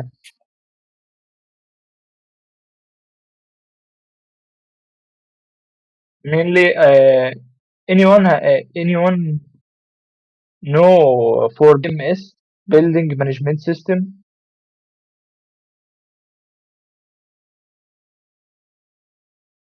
Anyone listen for that's meaning before that? Hey bro, how does it work without energy? Just tell me simply. Simply. How In without simple, energy? okay, How? okay, okay. By depend uh, in less equipment, bro. I explain this now, okay? Can you write on Google jet fans?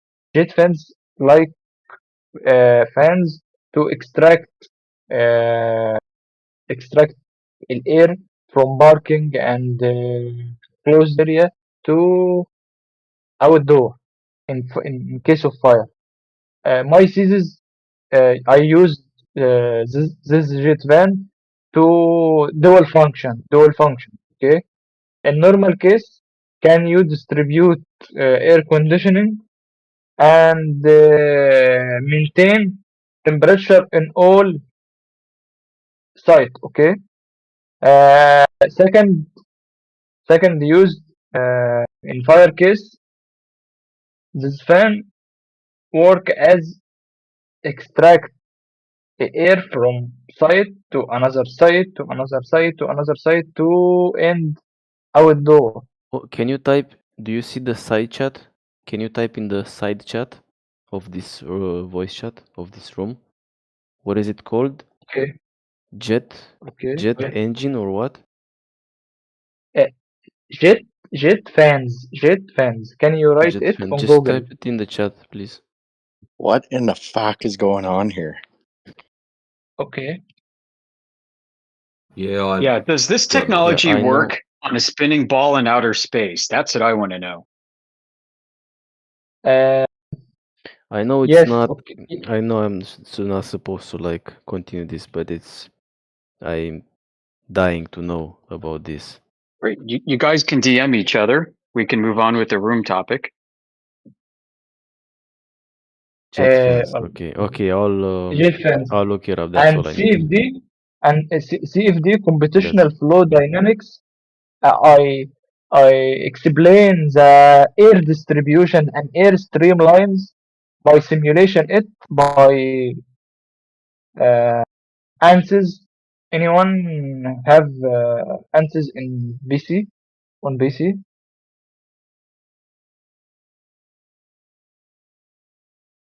Yeah, if you see the room topic, my friend. Yeah, this is about something else. It's this server. This voice chat is only about flat Earth.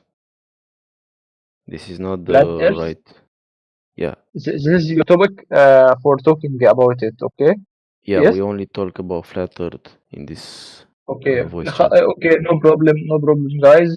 Uh, But thank you though. can okay. Can you continue? Yeah. Thanks. Anyone can explain flat Earth? Uh,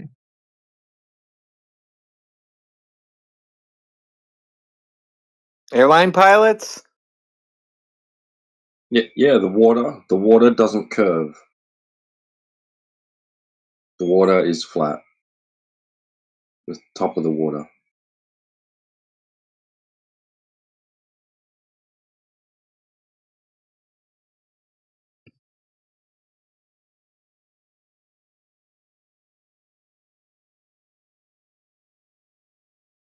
You'd know about that. All right, engineering. Level, water surface, level, horizontal.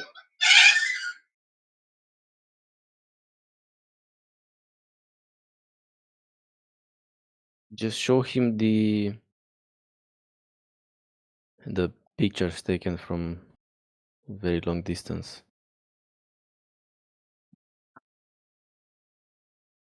I think these are the most powerful.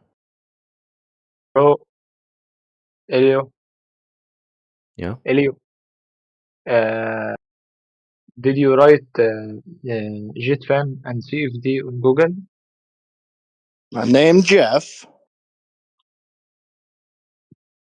I did search it up. Why? You search for jet fan. Yeah, why? What you say?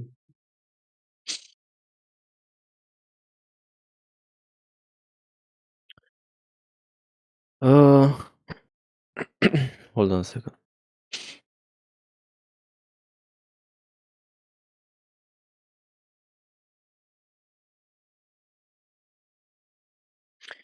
Hey, listen, bro. Do you want to go to a different voice chat to talk about this?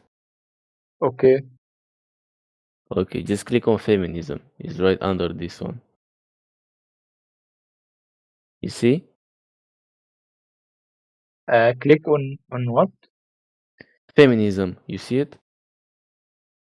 It's right here under this one. It's empty. Yeah, they'll appreciate that.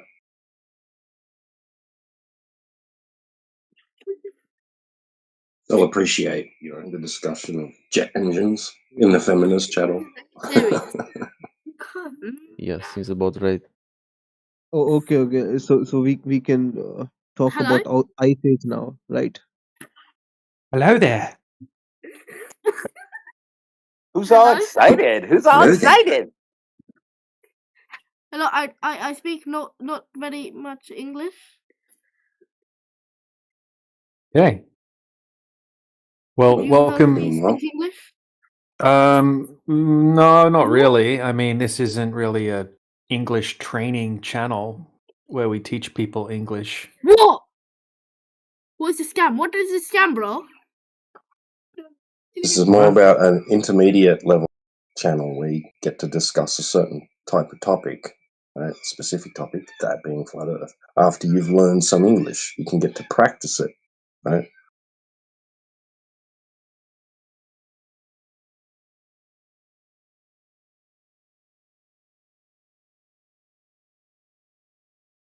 I'll help Azeku. Let's see. Yep, I can move him to. You said the feminist channel, right? Okay, if you don't want to. Hey, guys, can we stick to the topic? Can we discuss flat Earth?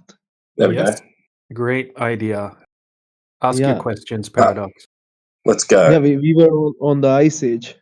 So Ice why Age. don't you believe in the evidences of Ice Age? We have various evidences of Ice Age, right? Yeah, well, it's all based on theoretical models. I don't think that it's kind of based on evolution and that kind of thing. And they're dating things that there's huge problems with their carbon dating systems.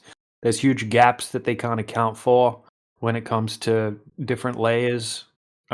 It's yeah.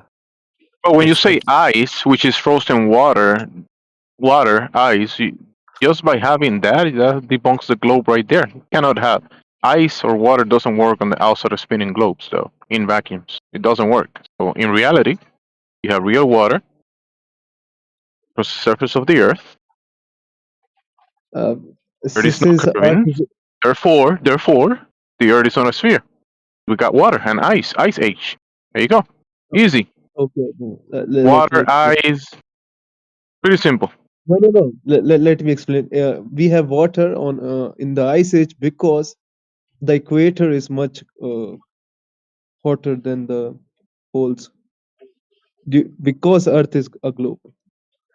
No, Earth is not a globe because when we go out and test for the curvature, there's no curvature. So it can't be a globe. because there's no curving water. Big problem, right? Let me demonstrate right now. Okay, so this will debunk your globe ice age and gravity and every single other claim that goes along with the globe.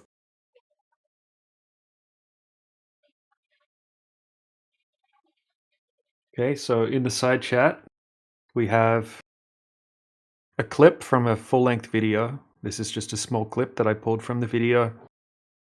We have a guy named Yeah, Dr. yeah, John yeah, D. we have discussed it, man.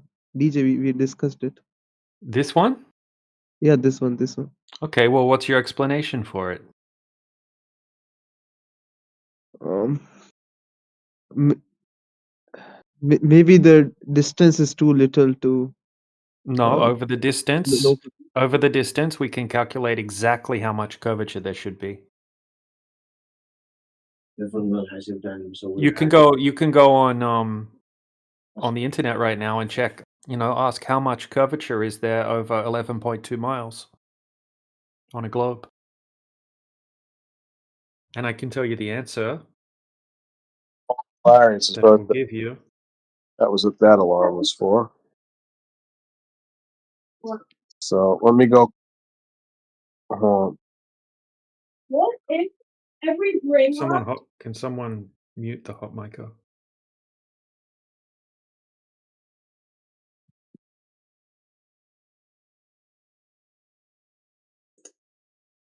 All right, so the distance to the object is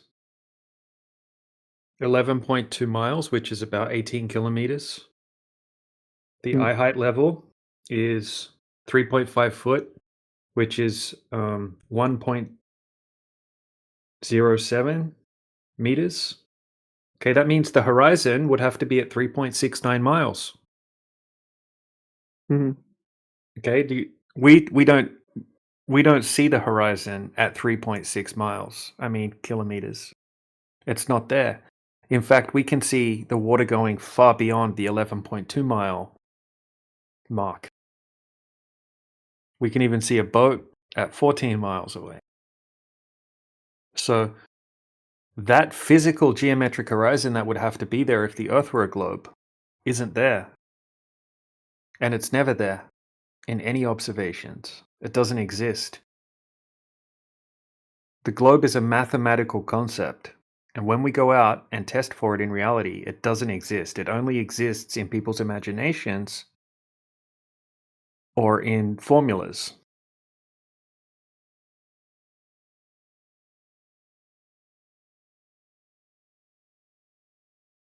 The store, you can go to the fictional section. You might find books about the globe. You can also go to the decoration section at the store, and you'll find globes that you can put on the table for decoration purposes.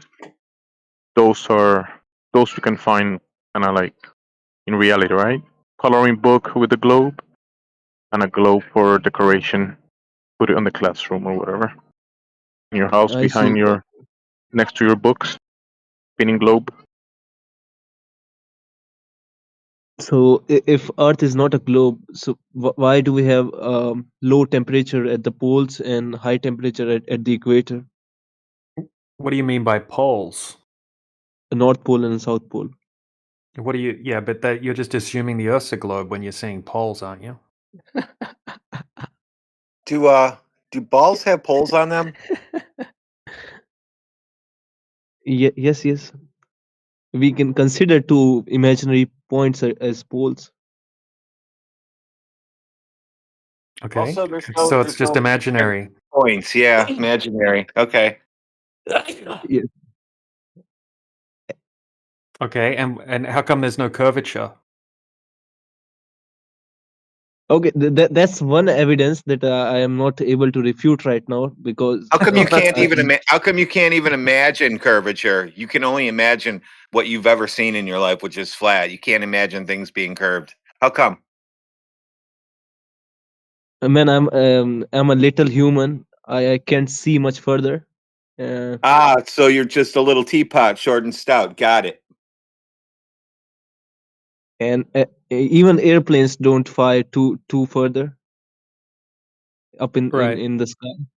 So do They're you not. do you experience the Earth as flat and stationary? Yes. Yes, but you just believe it's a globe because you got told it's a globe while you were growing up. Okay, let's imagine there's a ball of 5 kilometers as radius, and there's an ant on it, ant standing on a ball. That Mhm. ant would feel that ball is a flat.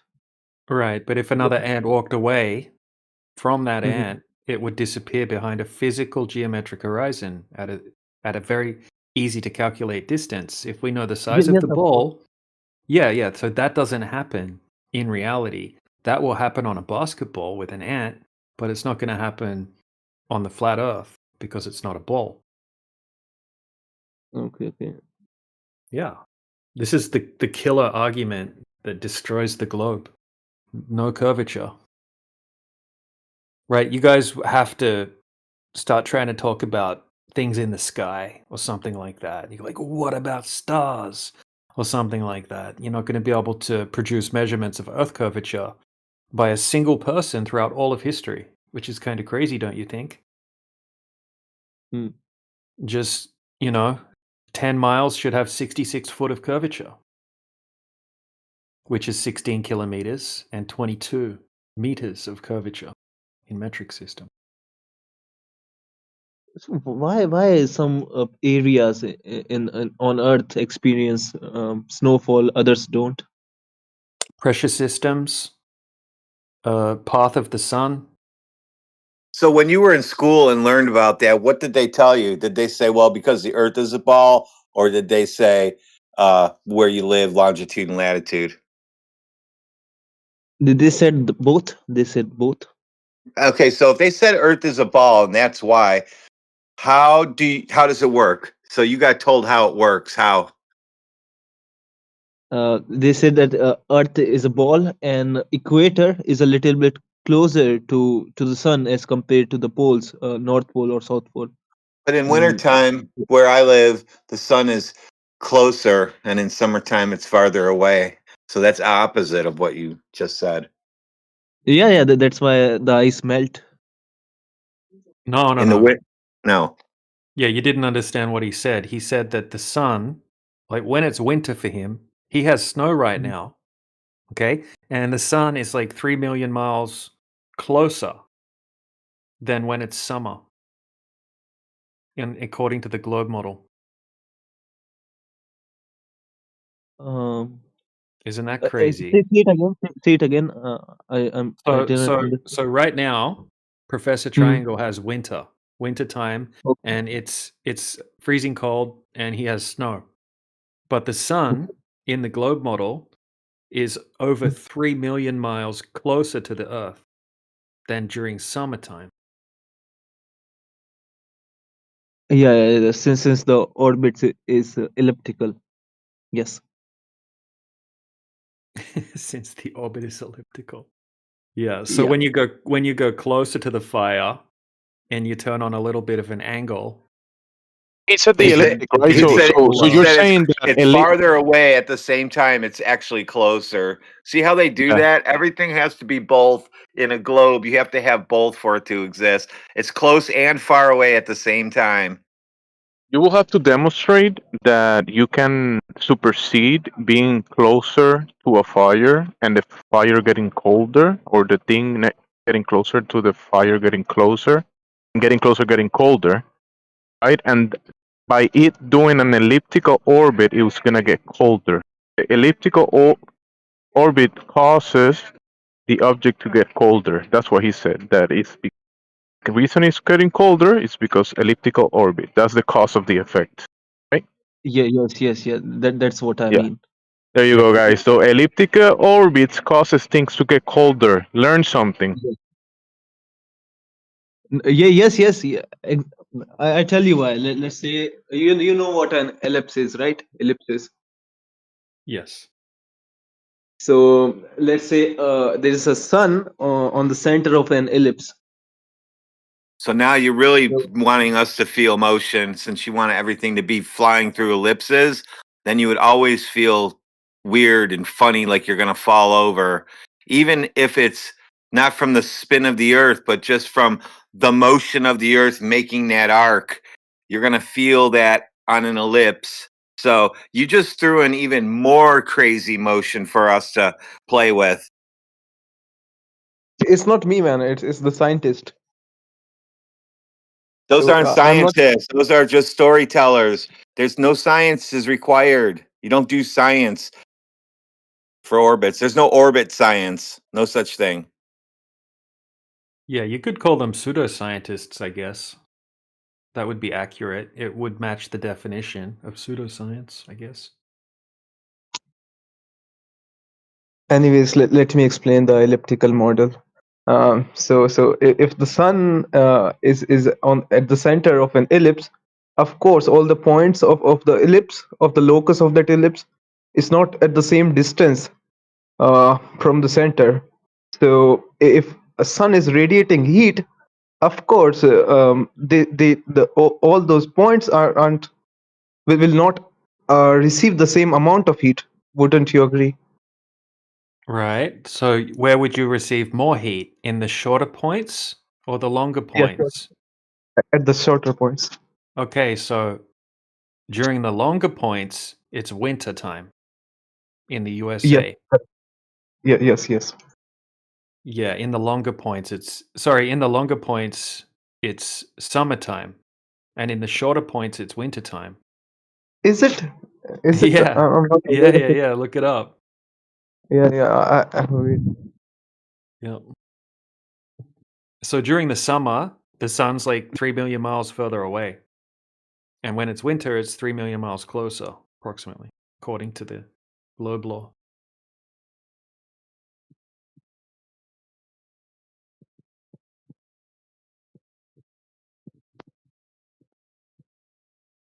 But that doesn't make sense on any shape of the Earth.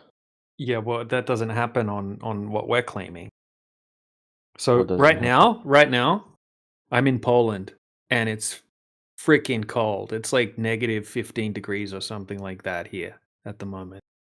Okay? And Colder even than usual. we had a sunny day today, and when the sun was out at midday, it's still freezing cold. It doesn't even defrost any of the ice at all.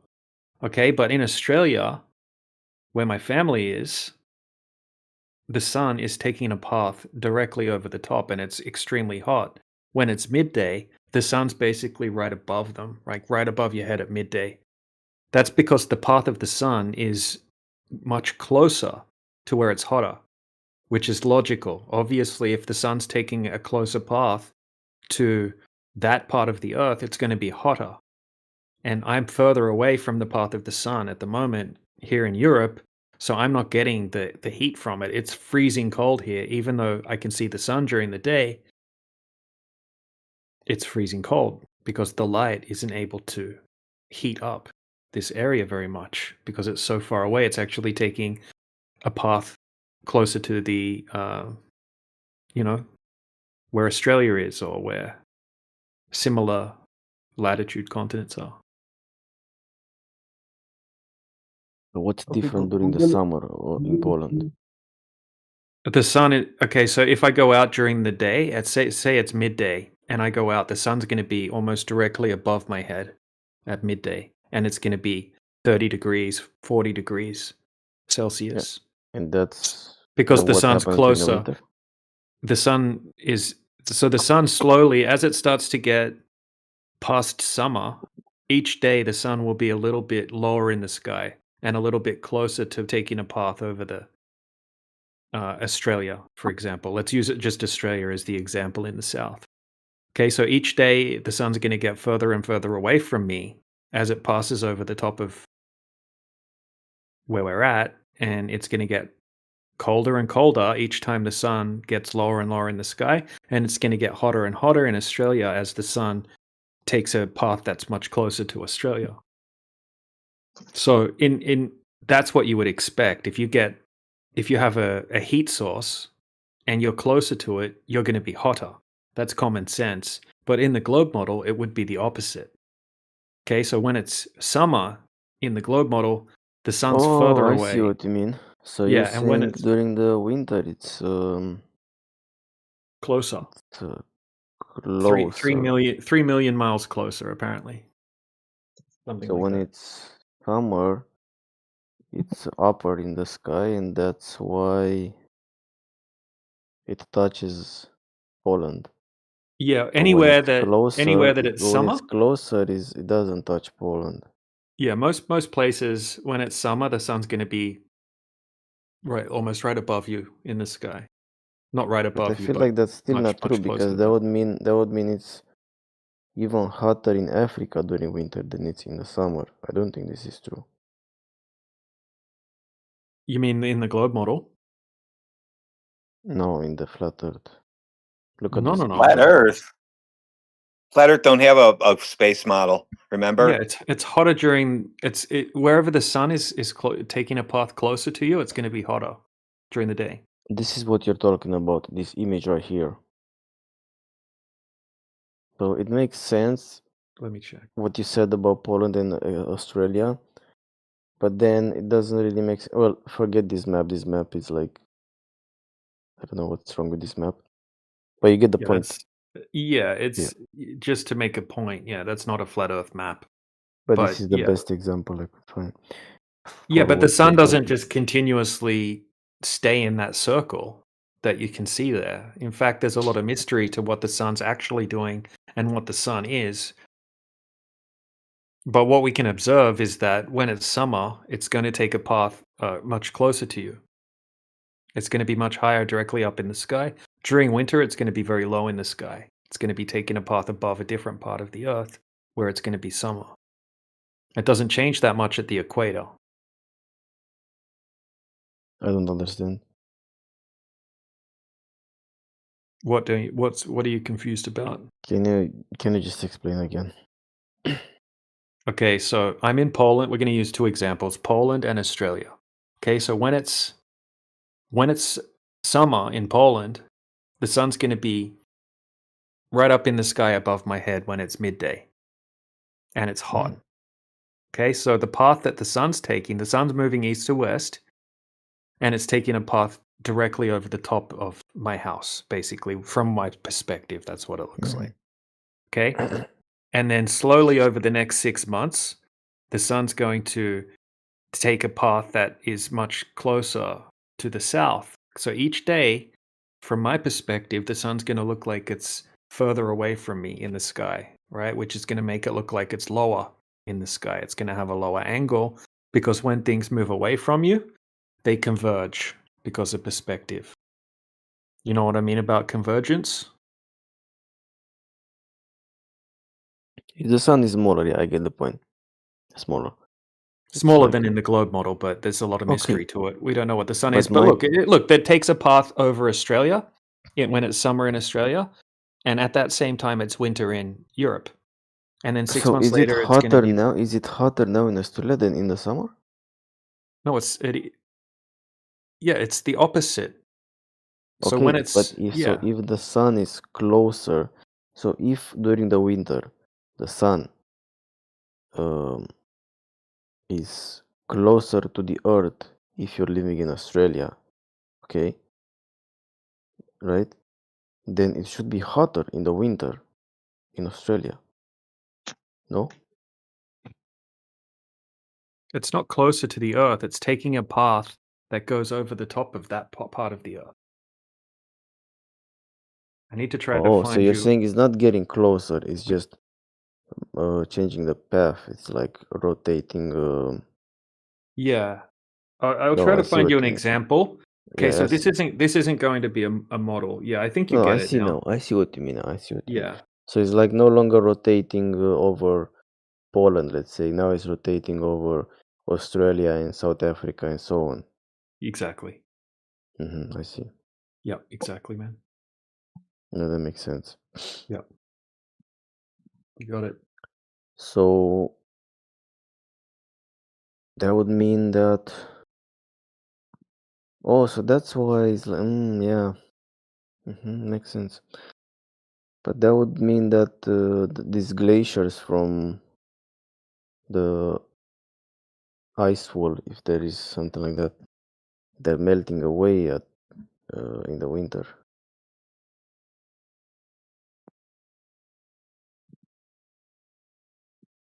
But yeah, I don't know. But yeah, some of you don't agree about the ice wall. So Well, we don't necessarily claim that there's an ice wall that circles the Earth. because if there was one, it will be hotter there during the winter, right? Why would it be hotter during the winter? So If during the sun is closer. No, when it's winter in the south, the sun's closer to the north. So you're going to get 24-hour sunlight if you're in somewhere like Iceland. What? Can you repeat? Like if you're in Iceland, right near the north, the Arctic. Okay, so the sun's going to be taking a path in the sky that's going to create 24 hours of daylight in the north at that same time. When? In the winter? When it's when it's summer in the north, we have in the really long summer, days. okay, yeah. Yeah, like in Poland, it gets light at like 3 o'clock in the Yeah. morning, and then it gets dark at about 11 p.m. in the peak of summer. Okay, and But then when it's winter, you have really, really short days. And you yeah, have that much makes longer. sense. Yeah. That makes sense, but just imagine the flat Earth, but it has an ice wall around it, or just ice around it, right? Well, you'd have to imagine that. But yeah, it's that would be a speculation. It's not something that we could validate or that anyone's validated.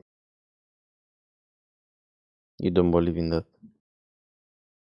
Well, I don't have any evidence for it. I like to stick with what I can back up, because if someone asks me to prove it, then I would want to be able to prove it. This is what I would say. I would say that to have a large body of water, you need to have a container of some kind, right? So if you have a lake, the lake is going to have Yeah. a shoreline. If you have a It's sea, probably just land or ice. yeah, something like that. That would be logical for sure. That there would be some kind of shoreline to this world pond that we live in.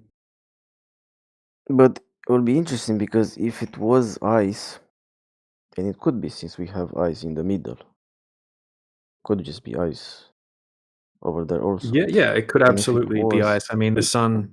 Yeah, it could be. Like, I mean, But- all I'm saying is that we don't know for sure, so it's going to be speculation. But it's Speculation Sunday, so we can entertain this argument. yeah. So if it was ice, speculation Sunday. If it was ice around the Earth, then since the sun is getting closer to this ice, right, to the uh, rounds of the Earth, I don't know what it's called. Then it would be hotter. Well, it would still be cold, but it would be hotter during the winter. It is around this ice wall. If well, it was yeah. true. In the far south, it's hotter during the winter. I mean, during the summer than in the winter. That's another thing. What do you mean by south? South, away from north. Southern hemisphere? Do you mean the southern hemisphere? No, I said south. Did you hear me say hemisphere? We don't live on a globe. So you just believe in. So what about south? Okay, so south would be everywhere. Yeah. So if you have a compass and it's pointing north, right? You turn around, that's going to be south. Interesting. Yeah.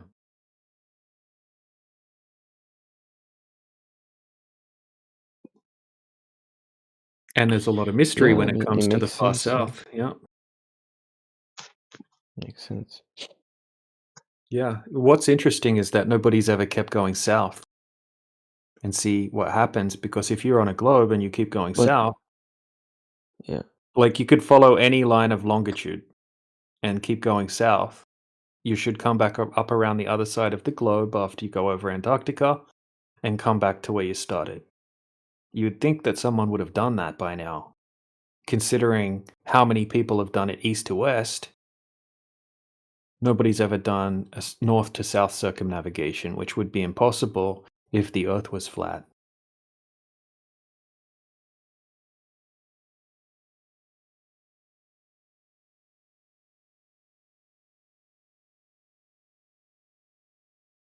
so considering, so this is what I'm saying is about light, but also about heat and cold, right? But it's gonna make sense.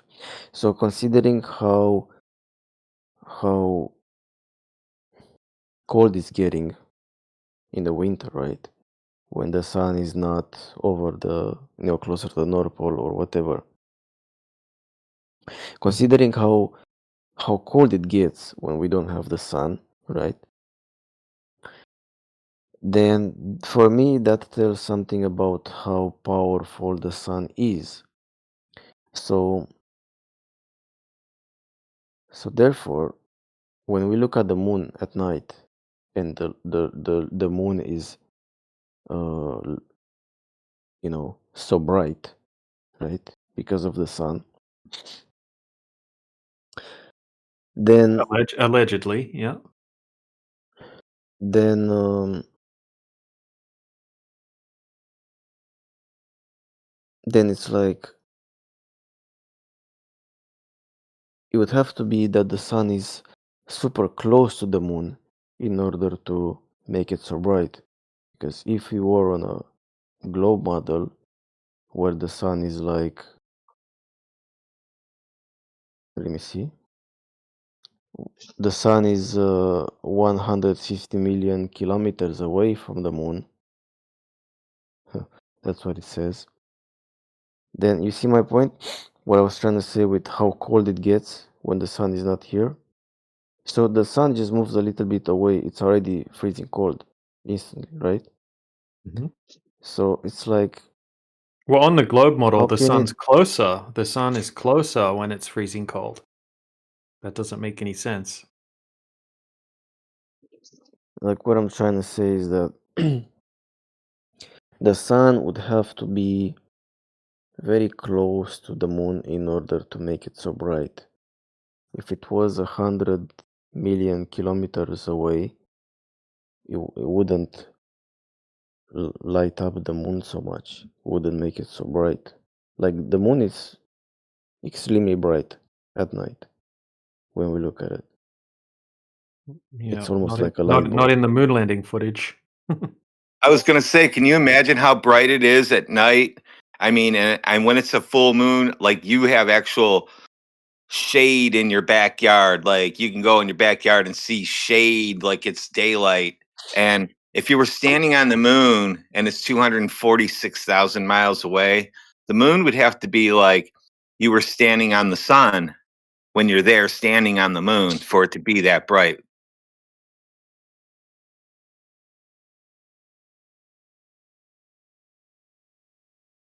Yeah.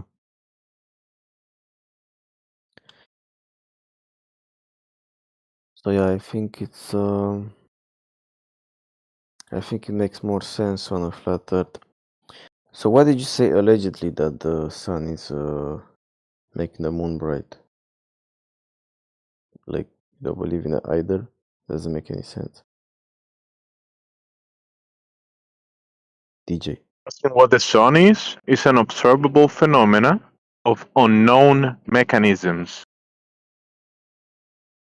He says that because of inverse square law.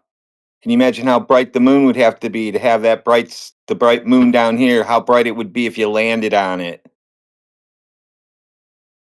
Oh yeah.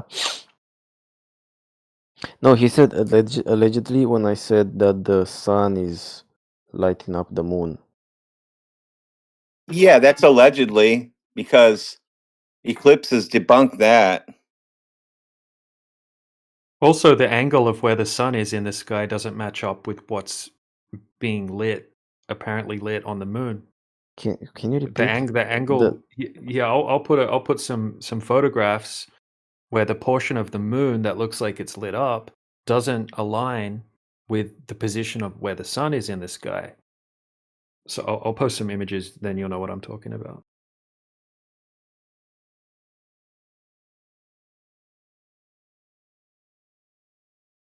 Oh, well, we have a problem then. Yeah, how come the moon is never just full? Should always be full, right?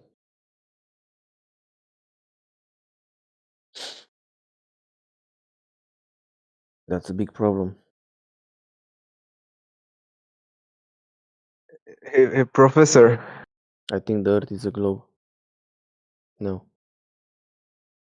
Because of what? because the moon is not always full. Yeah, so that what would that have to do with the globe? Even in the globe model, they don't say that the moon phases have anything to do with the it's not the shadow of the Earth or anything like that. So have a look at this picture in the side chat. But what do you think makes it not full? There's a There's a lot of mystery about the moon. We had scientists in the 60s that were absolutely certain that no one could ever land on the moon because the moon is plasma. well, there's clearly a shadow from a round planet over it, blocking the sun. Yeah, so what's lighting up the moon there? The sun. The angle's completely incorrect. What do you mean the angle is incorrect? Correct. Well, look at it. It's not lighting up that section of the moon that's in the direction of the pink line. Okay, it would have to be right up to the left. You would have to go up and up and up with that sun that's there in the picture for it to align with that. This happens quite often.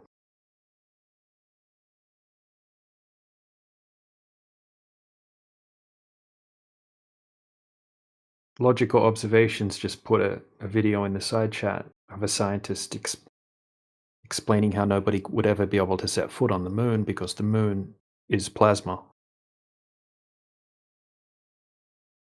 There's a lot of mystery to the moon, right? You've been told a big story about the moon.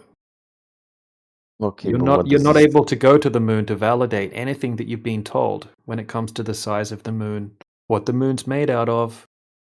Okay, the moon rocks that they said they brought back from the moon turned out to be fake. Okay, What they is the gifted. eclipse then?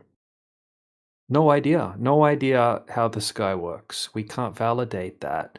What we can validate, it's not caused by a globe Earth, because when we test for curvature, there's no curvature on the Earth. Hey, So DJ, we can validate that the Earth is that the sun is round, right? Because of yeah, solar. the sun is round. Okay, but eclipses don't validate anything about the Earth being a globe, unless you make a bunch of assumptions. No, I'm talking about the sun right now. Yeah, the sun Sun looks is, round. and it is spherical. Don't you think that? I don't know what shape the sun is. It looks like a round disk, and that's what they call it. They say the disk of the sun. They do claim it's round, but how can you validate exactly what the sun is? You just have to choose whether you want to believe them or not. All right, Who's they call it calling? the How does the circle. shape of They the call it sun the determine the circle. shape of They the Earth, call it, dude? yeah, they call it a circle of the sun, but a circle doesn't mean sphere. So when you're saying, look, the sun is round, therefore the Earth is a sphere, you're making a logical leap, fallacy, nonsensical conjunction or nonsense. Exactly. This is Maybe for look. This, entertainment, we can ask him to walk us through the logic. Okay, Yeah. okay. So the logic is I don't know anything about space, right? So what I can do I can see how masses operate in space. Earth sun has mass, moon has mass, and the earth has mass, I can know for sure then that the sun and the moon are round, are spherical. So what's stopping earth to be a sphere? It should be a sphere, right? What makes you think that Earth is in outer space? That's what they told me. That's I have been told since childhood. So I mean, you think it goes? it's just a belief then, isn't it? It's not something that you know. It's just something that that you believe because some people told you. Yeah. What? Who told those? Who told those people? I've been told that Yuri Gagarin went to space and became the first. I think they lied to you.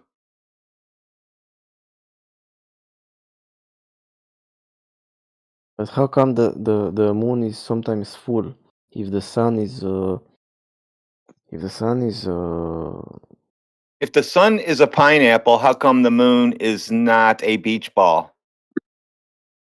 no, if the sun is lighting up the moon, sometimes making it Yeah, the sun and moon are a nothing to full do with moon. each other at all. Nothing at all to do with each Why other. sometimes it's not full? It should be full all the time. I don't It's know. like That's your globe model problem, not ours. We don't worry about the sun and the moon on flat Earth. Just globers worry about it. So that's some problem you guys have. Yeah, so maybe you should you guys can't. You consider guys it. don't know what the moon is. You don't know what medium the moon's in. You don't know how big it is, or how far it is, or what the sun is, or how the sky works. You've just been fed a story about it, and you've been given explanations which you're able to partially repeat. Right? It's not knowledge, like the other guy admitted. It's just a belief. He said, "I know this because I was told it when I was young." I have a question. Can I ask? Yeah. Does the flat Earth theory, I guess, does it believe in gravity? No, not as gravity in the sense of mass attracting mass or the bending and warping of space-time. That's something that would be kind of like a globe-dependent thing. Okay, so you have to have you guys need to be able to explain on the globe how you can have oceans sticking to the outside of a globe and how you can have a gas pressure system stuck to the outside of a globe that's in a big giant space vacuum. These kind of things, you're going to need some magical force like gravity to be able to explain these things that don't make any logical sense at all. In reality, on a flat, motionless, contained system, you don't need to have that mass attracting mass, right? We don't have ocean stuck to the outside of a ball or anything like that to explain. We would say that to have a body of water, you need to have a container. But like without gravity, we wouldn't have arrived like this much of a technology, like electricity and Bluetooth. All Wha- of them are just connected with No. gravity. What does And electricity have to do with gravity? Bluetooth. You're making my stomach hurt. What's happening to this education system? What does they're electricity all have to do with electricity. gravity? Yeah, none of these It's have to do all with the mass, gravity. Well, hold on a the second. I can physics, answer your question. like No, it doesn't all have to do. the. Hold on Okay. just a second.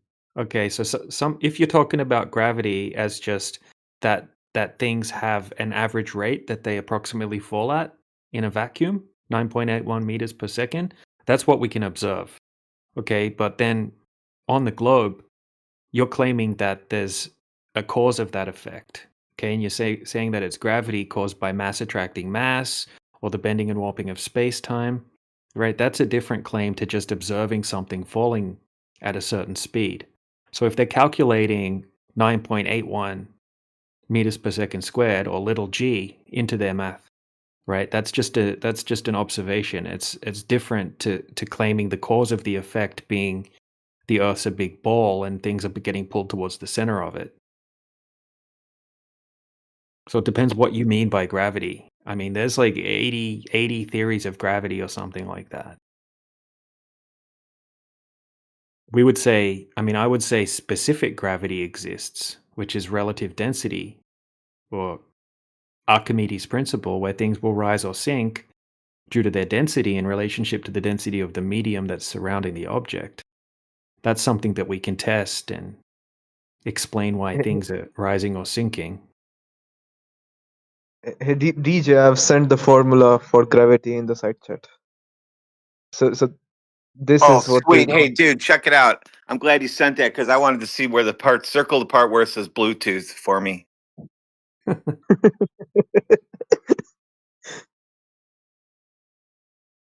Yeah, so are you able to show a scientific experiment that proves that?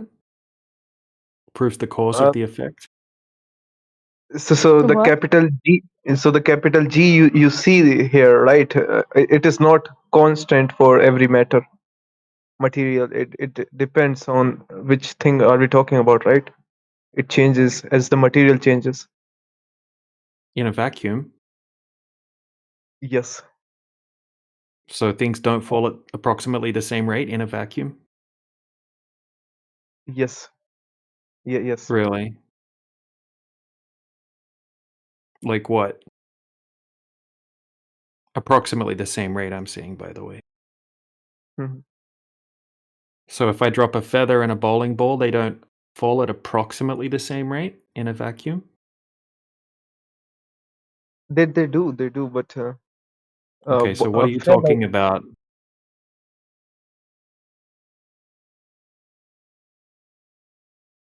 I'm saying to observe the gravitational force, you need to have big masses, right?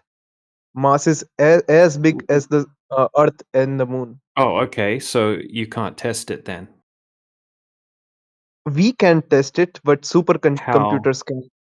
Oh, how is a supercomputer testing it empirically? It's not going to. It's just a computer. So it's just going to be a computer model.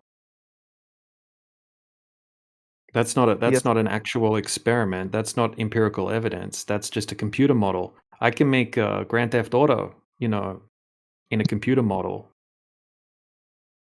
Can make cars fly and things like that, right? It's a computer model. You can do anything in a computer model. But when it comes to reality, you can't test it. It's just faith-based. The thing is, we can test it because we are layman humans. We don't have the equipment to test it, but scientists can. So who tested it and what did they do? As I said, they tested it via supercomputers. They formed models. No. That's just a model. You can model anything in a computer. We just went over this. That's not a scientific experiment where you actually vary and manipulate the proposed cause of the effect in a scientific experiment using the scientific method. A computer model, you can do anything with a computer model, anything you want, but it's not going to be real. It's just going to be a computer model. So you would have to test that the computer model actually happens in reality. Bingo. Right. We don't benchmark our claims to a computer model. We benchmark to reality. Yeah, we can How see how do in you think real they time. measured the mass of Mars? I don't know how did the scientists do it. Science doesn't measure Mars. Yeah, they don't. Exactly. They don't They measure they Mars. provide you They with never measured it. they can provide you with the tools. They I created a don't know much model. What about. they did is they created so many models and they found a handful that seemed to match the observations. And they said, therefore, this is true. That's not proving anything. That's backfitting observations, backfitting data to fit a desired outcome.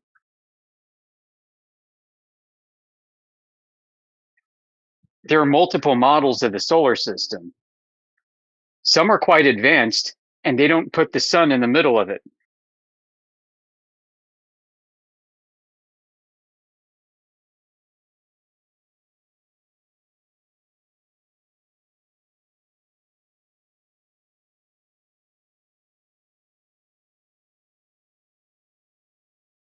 But we experience gravity ourselves, right? When you jump, you land back in Earth. You fall down, right? Yeah, So I Earth have is no the problem with motion. that. But how do you relate this to the motion of the planets? Yeah, but when I There's jump a in big logical water gap. though, yeah, when I jump in water, I don't fall back down. That's weird. Must be the Water medium. It and must be the medium that you're in, not something else. water and air are two different things, right? Water and land, I mean, they're two different things. You I you think I can't know where this compare is going them. to go. How are you breathing air if outer space is a vacuum? No, there's a barrier. There's a protective barrier which is Oh causing, yeah, like a shield. Shields yeah, up, like a shield. Captain. Like a condom. Star Trek. Yeah, like a shield which is Star which is Wars. protecting gases from leaking into outer space. Wow. You couldn't even say that without smiling. What's the shield made of? Gases themselves. Gas shield. That's hilarious. Gases are shielding gases, other gases. Oh yeah, yeah, sure they are. With other factors too. There's magnetic field as well. All right, really. So now Yes. we got magnetic fields and gases, gas shells, solid gas shells. Weird shit these guys come up with. Where do they get this imaginary stuff from? What role does the magnetic field play in this containment of the gas, containing the gas? I'm not aware of the exact role, but it plays a role for sure. Yeah. You know, Yeah, bro, Earth. this dude gave up. He's just at this point he's just Yeah. saying anything. He doesn't even know what he's saying now. Yeah, I agree. I think he agrees probably Yes, as well. I'm saying the thing that I'm saying the exact things that the scientists say. No, that's not what they say. What do they say then? I'm not telling you. I'm going to keep it a secret for a little bit longer. Okay, so the reason why Earth I think I has already a told you earlier. I'm pretty sure I already told you earlier not what this, they claim. no, not this.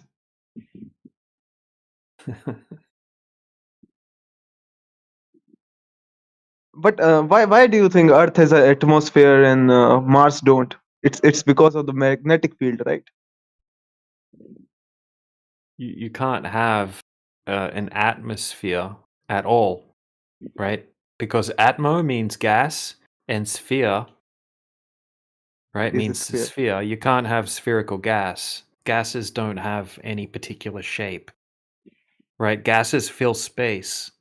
Gas particles move at random in all directions. So what happens if you have a car tire and you put a hole in the car tire? What happens to the high pressure system inside the car tire?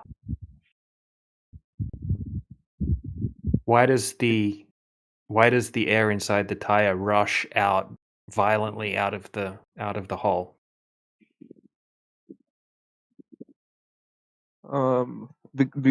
Because of pressure. Yeah. Why? Yeah, so what's the gas doing? It's trying to fill the available space, right? So you have Yeah. a low pressure system and then you have a high pressure system. Yeah, so and tire rubber is a barrier in this right. scenario. And to have the high pressure system, you need to have a barrier of some kind, right? Yes, correct.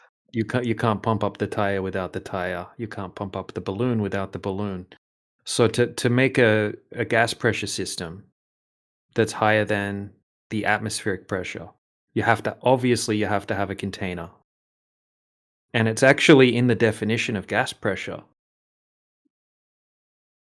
So the necessary requirement to have gas pressure is a container.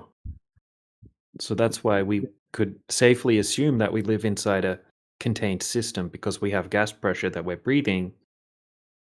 Let me show you what happens when we have gas pressure next to a vacuum without a physical barrier. Just a second. All right, have a look in the side chat. Can you? Okay, you can see the diagram. I mean, sorry, the demonstration. Yeah. Okay, so the bottom chamber is a gas pressure system. It's gas pressure. Okay, and then the top, and that would represent what we're breathing right now on the Earth, right? We have 14.7 psi gas pressure at sea level. And then the top one would be a vacuum. That would represent outer space. And then we have a physical barrier, a valve in between, which is closed, a closed valve. If you hit play Yes, on the yes. video, you'll see what happens as soon as you release that valve. Gravity's not going to hold. Oh, well, you didn't even mention gravity. There's no type of gas that you could use instead of that valve that's going to contain and stop that gas filling the vacuum, filling the available space, right? There's Yeah. no magnetic field that you could apply that's going to stop that happening either, is there? And obviously gravity doesn't stop it, because when you hit play, you'll see that all of it just equalizes instantly. So they're telling us that we have this system here that you can see in the diagram without the valve, without a barrier. Like having the car tire without the car tire. Doesn't make sense. Doesn't work when we do a demonstration. Goes against natural laws. Second law of thermodynamics. Entropy. Goes against a whole list of gas laws. Goes against common sense and logic.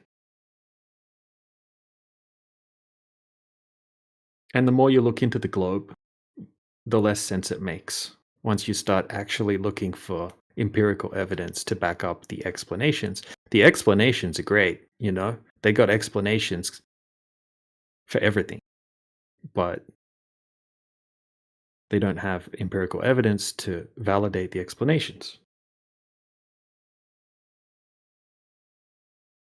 And the water's flat as well.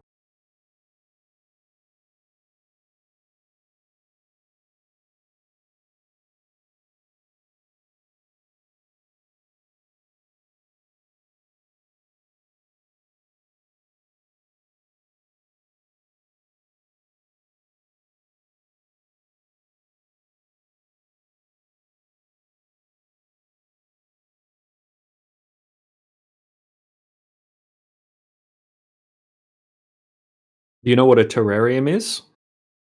Or a No, no. vivarium? Can you see this thing in the side chat here?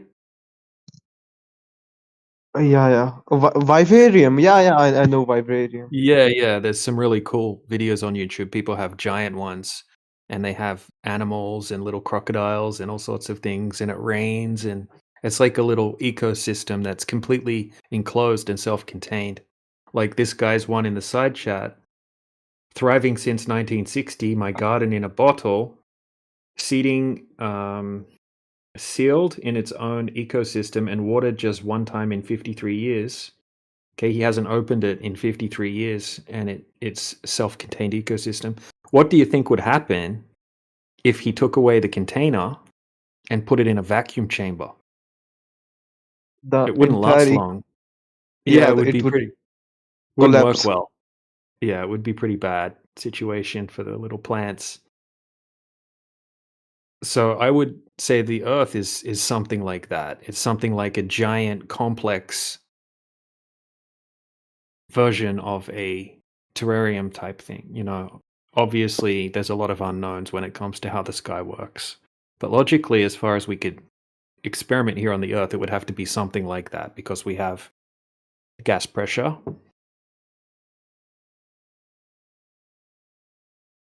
Yes. Yeah.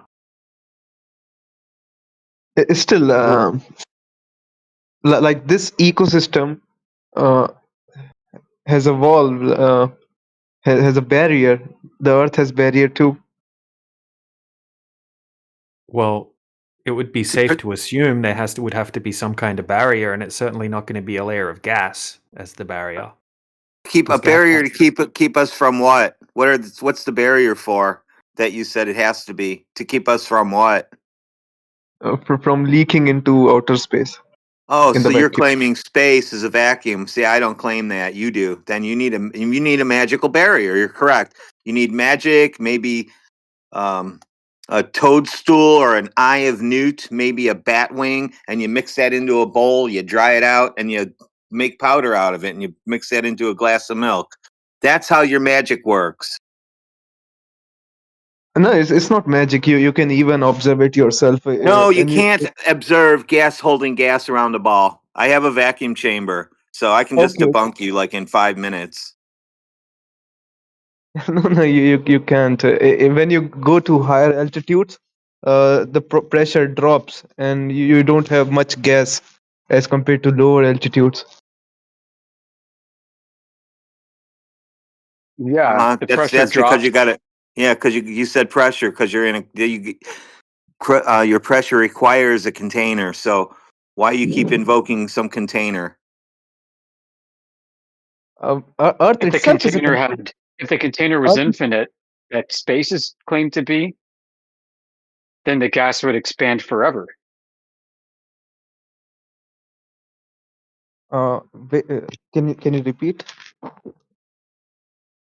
Yeah, if the volume of existence is infinity, Mhm. which is what outer space is said to be, Yes. then gas, the gas will move infinitely. Mhm.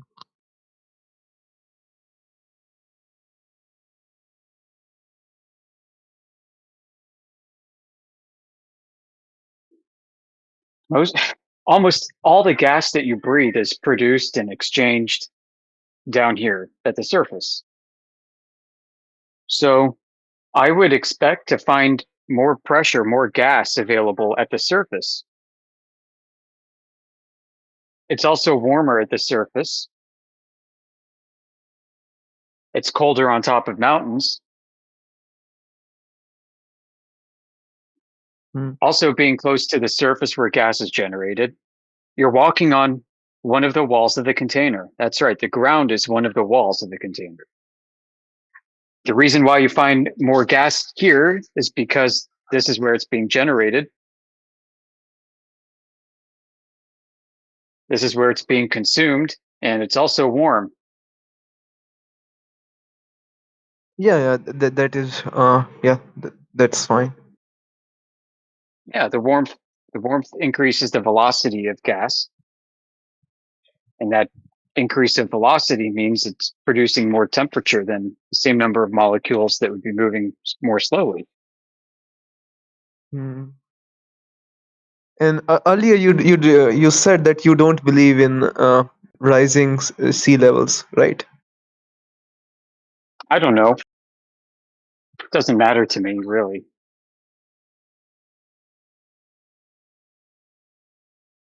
Well, according to all the pictures from the last 100 or 150 years, it hasn't even moved an inch. So But no. It have been moved an inch. In fact, we have countries which are getting destroyed no, you because of it. don't. Who told you that? Yeah, which There is one? one country. There Yeah, I is want to one know. I country. want to know these countries that are falling into the ocean. Oh, okay. Atlantis. We lost Atlantis. Oh, Atlanta, Yeah, Atlantis. Atlantis. It's Yeah. Atlanta now. There is a country in Oceania, the continent Oceania. So what's happening is it is losing land so fast they have to move their citizens to Australia.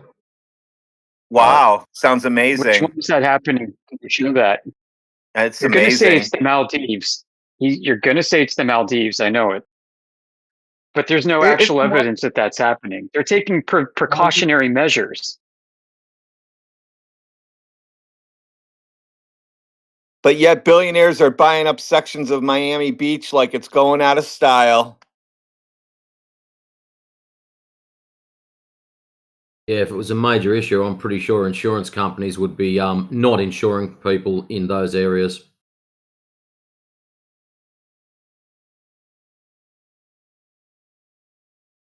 It's a very slow process. Rising of the So sea level is they're very doing slow. that. They're moving that city so in 18,000 years they'll be safe. Seems so, yes. I don't know the exact numbers, but could be. But it is a slow process.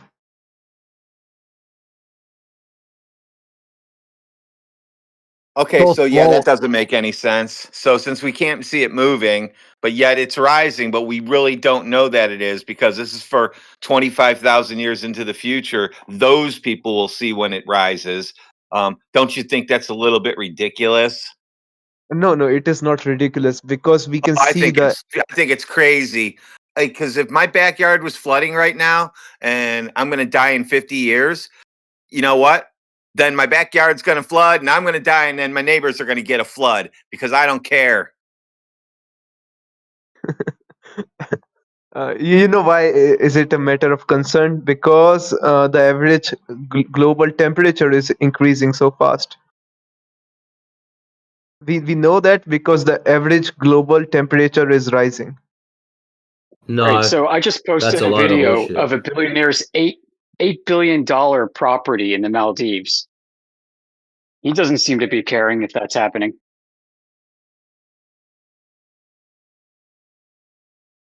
Man, billionaires have so much money to spend; they can do whatever they want. Yeah, well, they didn't get it by wasting money. What do you think Elon Musk is doing? Terraforming Mars? Mars? Nothing. It's a TV show. I think he doesn't do anything. That's what I think. You guys think he does all this magical shit and he's a scientist and he's the world's smartest guy. And when he's really just a fucking idiot. And I can tell you that. You can tell by the way he talks. He's Tony Stark. Edison. Man, He's like like That's exactly what they're trying to make him be. Next, he's we're going to see operating. flying suits. We're going to see suits you can wear that fly. Only certain people can have those, though. It's just special people. Okay. If Elon Musk is saying that space would be open for tourism soon, right? Yeah, I think next year, I think that the space hotel opens up on Moon 17. So, if it is open, would you go? Hell yeah, who wouldn't want to go sit in a vacuum sealed room where you can't go anywhere because you might die if your air leaks out? Who wouldn't want to do that?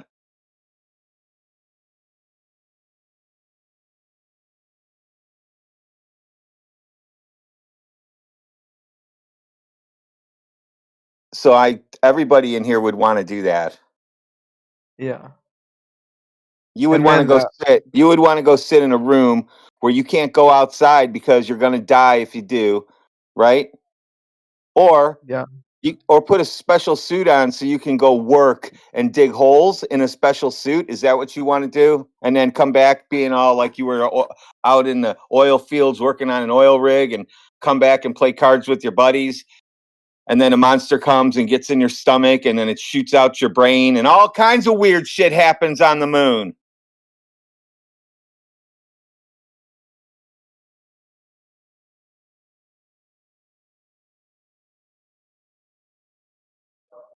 Hey, Paradox, do you think that if you're able to measure the surface of the Earth continuously and validate that it's not curving, Mhm. the Earth cannot possibly be a globe? Yes. I Okay. believe that. Okay, so you should look into that more because that's been done in different locations all over the world using all sorts of different methods, from lasers, right, to long distance radio wave signals, high powered lasers, all sorts of different methods over and over and over again. These have been repeated and repeated and repeated. There's literally thousands of tests that have been done now. Every single one validates that there's no curvature over these distances where there would have to be curvature. And there's not a single test from the globe side throughout all of history that shows that there is any curvature. It's all computer models and mathematical models and talking about the sky, talking about the things in the sky that you've been told stories about. Do you have any YouTube videos for this that I could watch and learn? Yeah, From? there's a ton. Yeah, please send those, man. I'll send you a friend request. Yeah, Because I'm accepted. because I can send you like a big list of different videos that have been done. But just for anyone else as well, I'll put a list of laser tests into the side chat right now.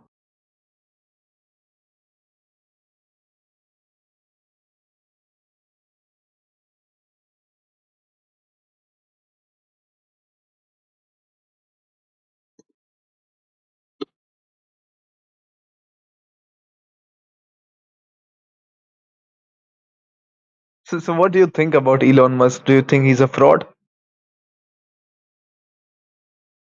I think he looks. I think he's pretty. Don't you? Yeah, pretty for We sure. know he's not the one in charge of SpaceX. I don't think he has anything to do with them anymore. Besides, if he's some kind of advertising agency guy pretending to put cars in space for some kind of car commercial.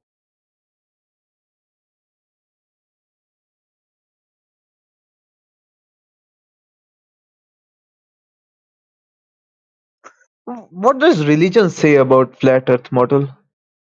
That's what does Bible say?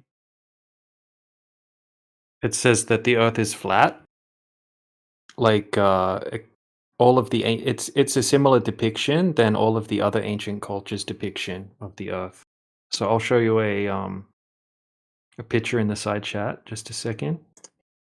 So this is what all the ancient cultures depicted of the Earth, and it includes the biblical depiction as well. So just a second.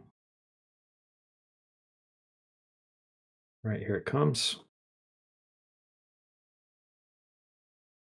So yeah, it depicts like an enclosed system with a firmament.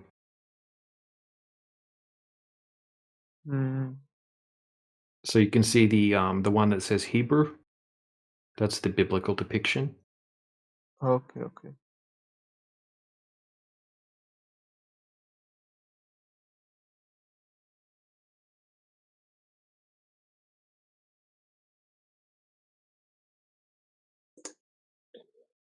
Even the Islamic, they also believe that Earth is flat.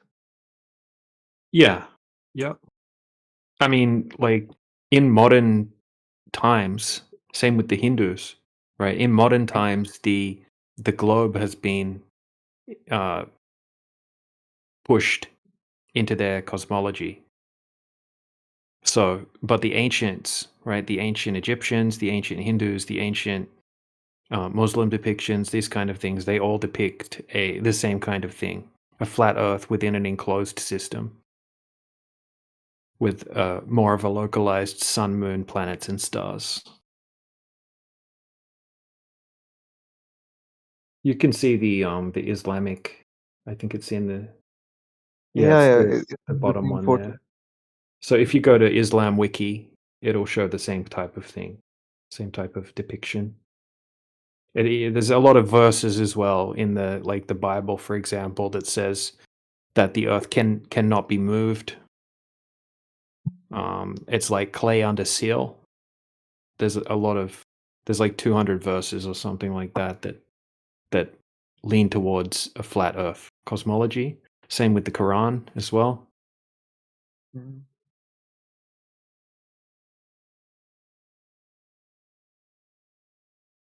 Hey, DJ, how long have you been a flat earther for? Since 2017. I started looking into it in 2017. 2018 or 2019, I went and did a whole bunch of long distance observations myself, just to check for myself.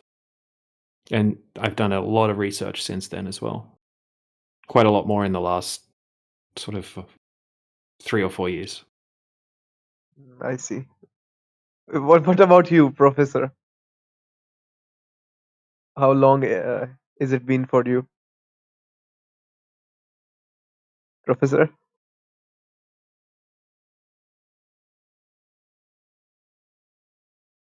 I think most people in here, it's been sort of 4 to 10 years, like most of the moderators that are in here. I see. There's some newer people as well. I believe the server owner himself is a flat earther, Vivek. Is he? Yeah, he is. Yep. He doesn't says that in other VC. He pretend not to. Yeah, He- because he- it's met he's- with, there's a lot of ignorant people that don't know anything about flat Earth. So most people think that flat earthers are like they have a stereotypical impression of what they think flat earthers are. They think that we claim a disk floating in space, and they think we think crazy things that we don't claim Hmm, because And of you'll probably the find he likes to propaganda. keep each room to their subject matter.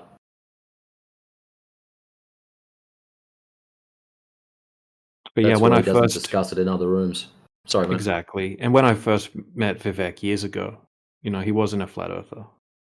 But we had a flat Earth channel in here before this one years ago. It was run by BoxOps, another guy from our server, and yeah, he gave Vivek a lot of information, and Vivek was denying it all, but eventually he saw too much information that made too much sense. And yeah, he comes in here and talks about it with us quite often. I see.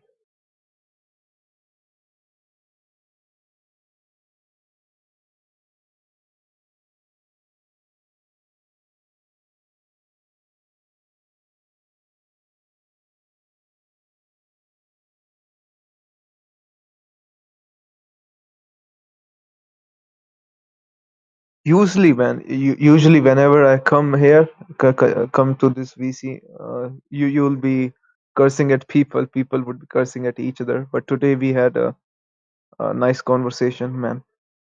Hmm? Yeah, definitely, man. You and who's the other guy? He's not in here anymore. But yeah, you guys have been good to talk to. This subject really upsets people. This goes against people's core belief system, goes against their worldview, and some people react very, very emotionally. Yes, yes. And also, a lot of people come in just to troll as well. Hmm. What people do as well is they think they're going to be able to debate some morons and easily win a debate. So they have a false impression of how much knowledge they have about the globe. So they come in here thinking that we claim a bunch of really crazy things like a disk floating in space and Australia doesn't exist and these silly claims that we don't make. They think they're going to come in here and have a walk in the park and just destroy some flat earthers. But very quickly, they'll realize that we know a lot more about the globe than they do. And they don't know any of our arguments. So they come in thinking that they've got all of this ammunition to win a debate, and then once they've entered into the battle, they realize that they don't have any ammunition at all, and then they need to try to work out how they're going to deal with the situation that they've just put themselves in. So sometimes, quite often, they just get really angry and try to get themselves muted because their ego won't let them leave on their own and take the loss. Sometimes they'll start just ridiculing and mocking. Sometimes they'll concede and say, hey, look, I'm not a scientist. I don't know much about the topic. I'll have to go do some more research and come back another time. Sometimes people listen and they say, hey, show me your evidence. I want to see your evidence. That's interesting. And they'll analyze it logically. People act differently, but quite often it makes people rage, especially when you get hardcore atheists that are fresh out of university and they think that they think just because they've memorized some textbooks, they think they've got all of this knowledge or they've just come out of debates, some debate course that they did at school and they think, oh, I'm so good at debating. I'm going to go destroy the flat earthers and show off my debate skills. And then they get a rude shock when they come in here because we've heard all of these questions 1,000 times. Everyone from the globe side seems to have this list of like 10 or 20 questions that they all ask. What about boats over the horizon? How can you guys explain eclipses? And there's this whole line of questioning that's just completely repetitive. We can almost predict what they're going to say next.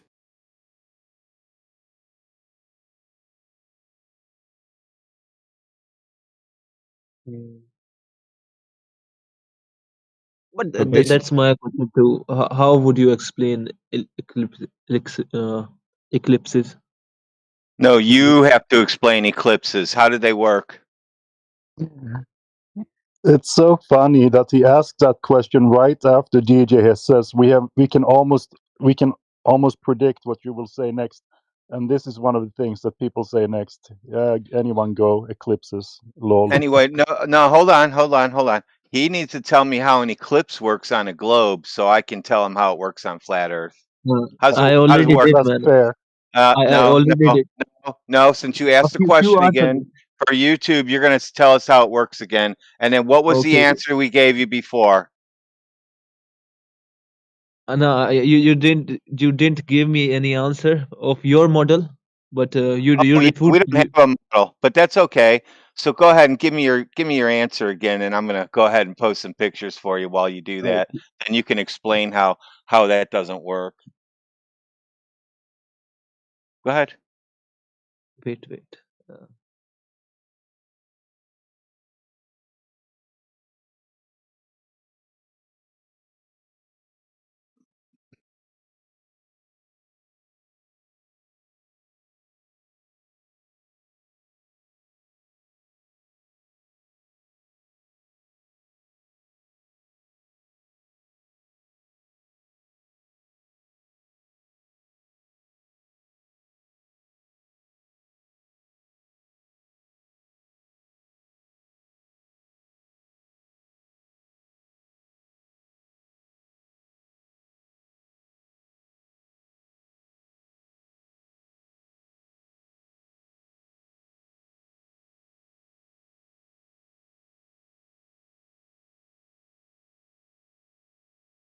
Is that it then? No, wait. I'm looking for the GIF that I sent earlier. You don't know how I could. eclipses work? No, I'll be. It would be better if I explain it with a Here, I diagram, put right? one in for you. Go ahead and look at the one I put. Go ahead and explain it. That lunar eclipse, what's happening there.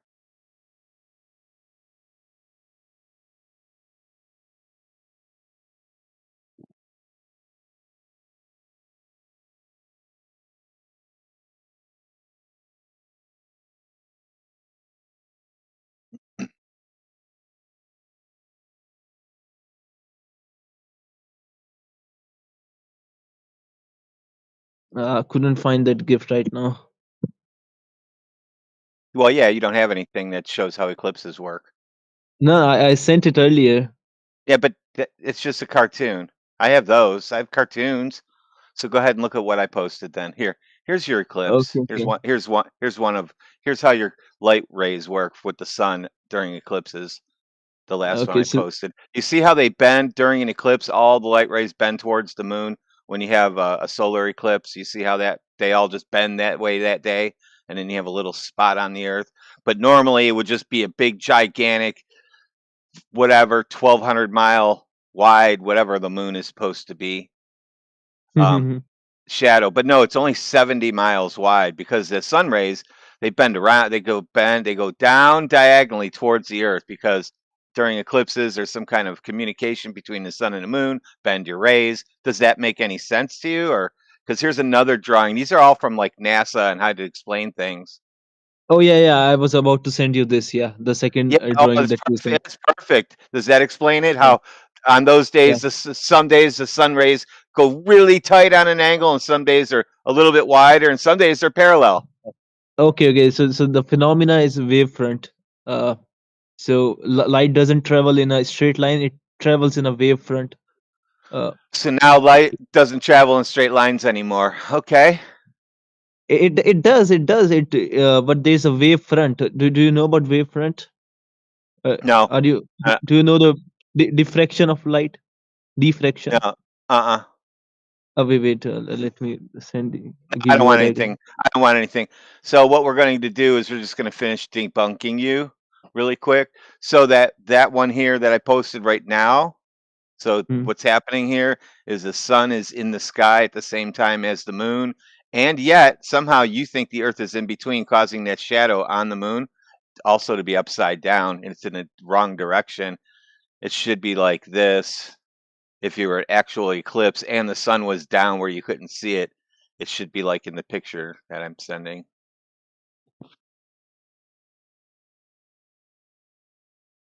According to your globe Earth model. But since it doesn't happen like that, and we don't see it like that. Got any explanation for that eclipse? You were supposed to tell me how eclipses work. Here's another one. Sun is coming up behind him. That's why you can see the light on the mountains. It's in the morning. That's moon is going down. It's eclipsing from the top down. When you can see the sun behind you and the moon in front of you, how is the shadow flying up to the moon and then flipping over onto the moon? No, don't show me how the double slit experiment works. No, I'm telling you Fucking that how. retard. Oh, please don't abuse. Don't abuse. Paradox. Look at what he I am- posted. Okay, diffraction of light isn't going to make the shadow on the moon be upside down. Okay, the curvature of the Earth is convex, but the shadow on the moon during these eclipses is concave. It's upside down. Okay, like the horizon should curve. Right? It shouldn't curve like the inside of a donut. Yes, yes. Can you see the problem there? And There isn't an explanation for that. They call it the impossible eclipse because it doesn't match up with the explanation of how an eclipse works on a globe. Also, we can see the sun and the moon both above the horizon during the eclipse, which also goes against the diagrams that we see of how the lineup works, between the sun, the moon, and the Earth.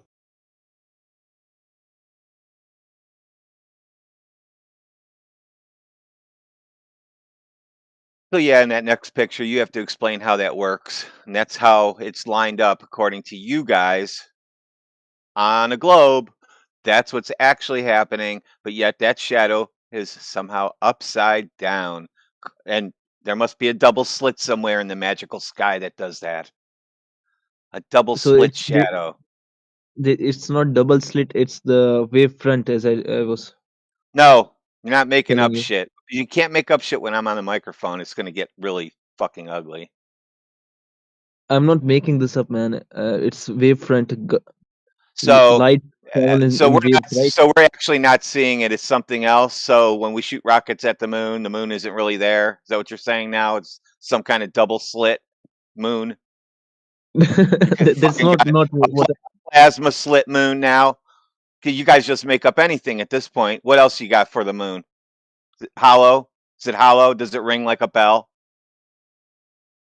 You don't see this image as a double slit experiment. No, I never see a double slit experiment when I'm looking at an eclipse. Never seen those two put together in my life. You're the only person who can say double slit experiment, eclipse. Ta-da! And then we all go, wow, you might actually be a super moron. That's what I do. Like a super villain, you're a super moron in Flat Earth. Oh my God, so many abuses. I know. That's what I said. Oh my God, what is he doing? Don't take his insults personally, Paradox.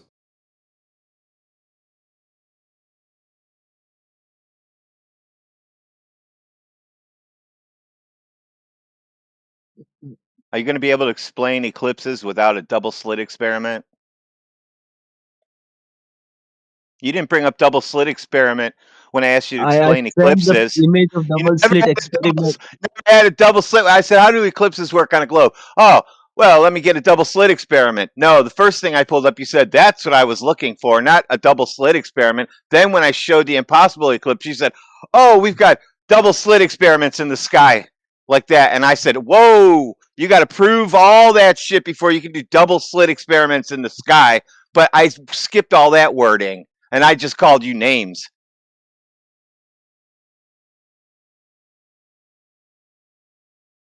So I want you to understand what wavefront is and how light travel in I wave. That don't one. care. I don't care about wave fronts. I don't care about them at all. It has nothing to do with the ground curving or not. So what are the two slits you're looking at when you're looking at an eclipse? Neglect the two slits, man. Look at the wavefront. The waves. Yeah. You're talking about the double slit experiment. So when I'm looking up in the sky and I'm seeing the moon upside down as within the impossible eclipse, what are the slits I'm looking for in order to cause the wavefront to flip? Exactly. So as you see, your argument is now null and void due to the lack of double slits. So, go back to Professor Triangle's questions. I'll research more. I'll Yeah, research yeah. more on these things and get back to you guys. Yeah. So why you need to research why the shadow is upside down. Don't research anything else except why is the shadow completely upside down in all the Selenilian eclipses. And that's why they're called that. Because they got, I don't know why it's called that name, because some guy that didn't exist probably made it up too. Okay, but it would require me time. So give me some days, and we will get. Yeah, We'll listen, we've get been back to waiting. you. I personally been waiting 13 years, so one more day isn't going to make a difference because you're not going to find anything. Oh, and by the way, on a real eclipse, if you were to take a flat thing, like a flat disk in space, and eclipse the moon, here's what it would look like.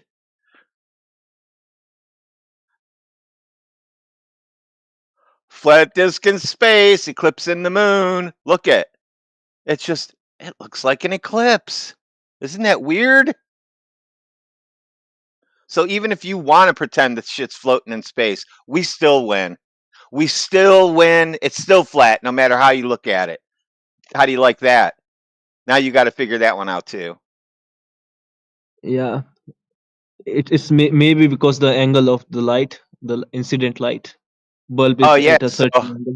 so you don't know why the moon's lit in the first place. Obviously, it's not. Obviously, it's not the sun or the moon. The shadow wouldn't be upside down. So now you got to figure out where that light's coming from, or explain how you have circles upside down.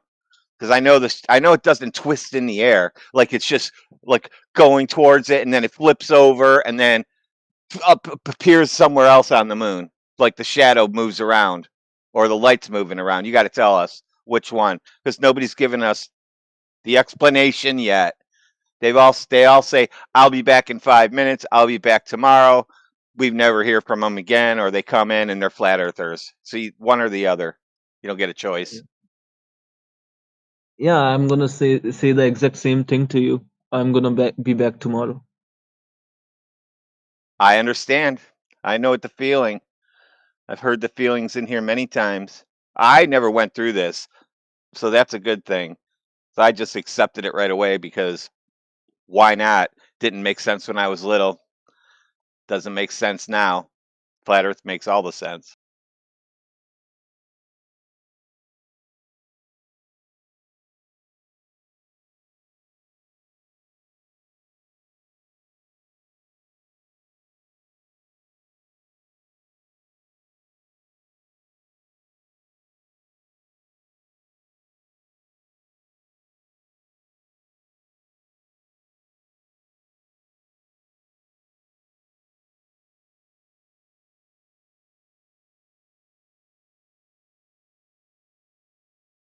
Don't use AI for your answers.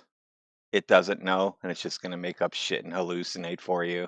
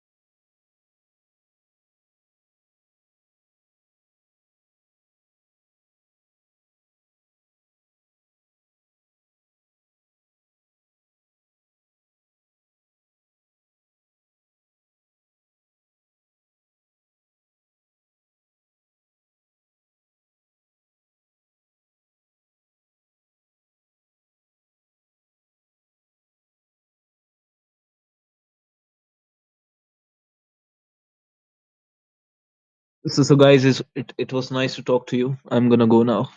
Bye, DJ, and bye, Professor. Catch you later, man. See you Yeah. next time. I'm gonna head off too. Bye. Bye bye.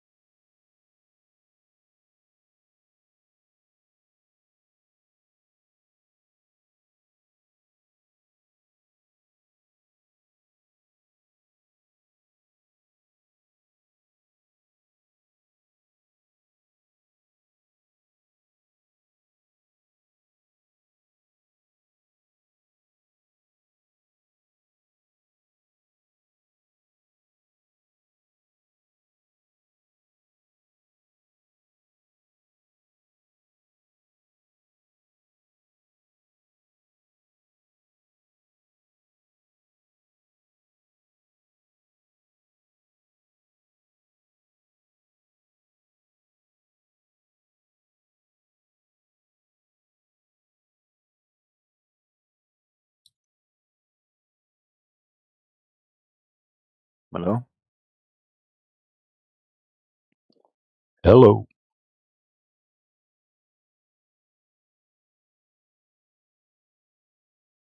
Yellow.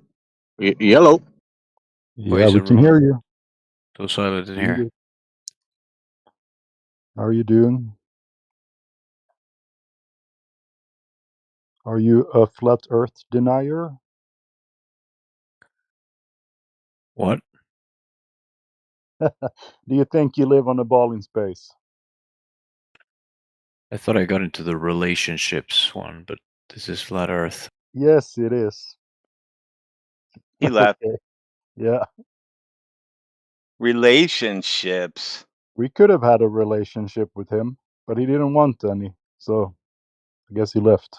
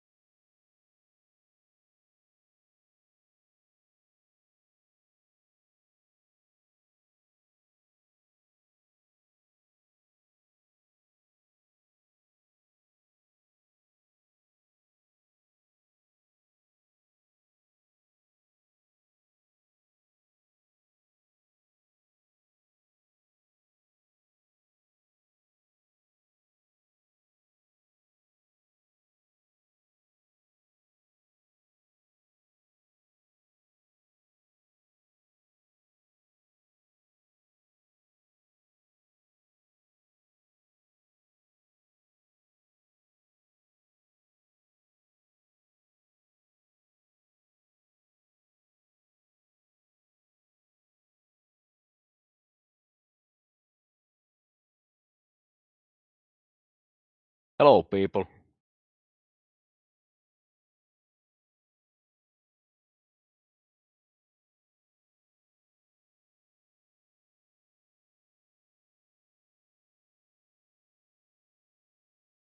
Are you really 19 people muted here? No topics to talk about, eh?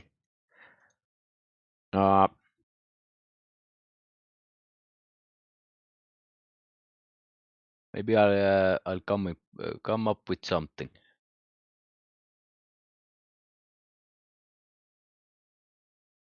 Hello. Hello. How are you? Very good, man. Are It's you pretty flat Earth? quiet. Hell yeah, man. Earth is flat. Good. That's how flat? what I came here to discuss. If you look very far in the sky view, it doesn't do a curve, you know. Okay. So it's flat. But how flat? Like how many centimeters? Degrees or radians? Very very flat. Fuck, I will have to Google some flat Earth like proving things, you know. Why are you not a flat earther? I am, but I have to find some I don't believe you. I think you're evidence. trolling. Some evidence. I think you're joking on us. No, no, no. I'm never joking. Flat Earth evidence. I can hear it out of your voice that you're joking with me.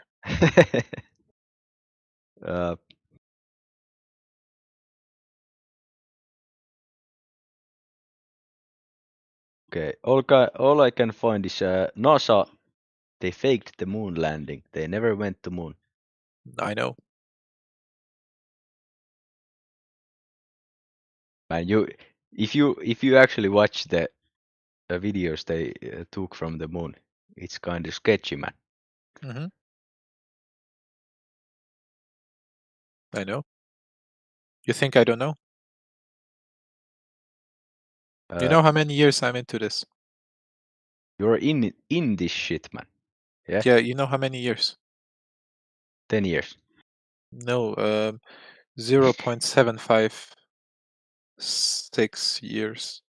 Okay, so you started today. No, 0.756 years. Okay. Okay. Why are you laughing? Because Can you not do maths? 0.756. Can you not do maths? No, I'm not a math person, you know. I'm more of a stupid person. It's not. It's a bit more than 9 months. Nice, man. Yeah.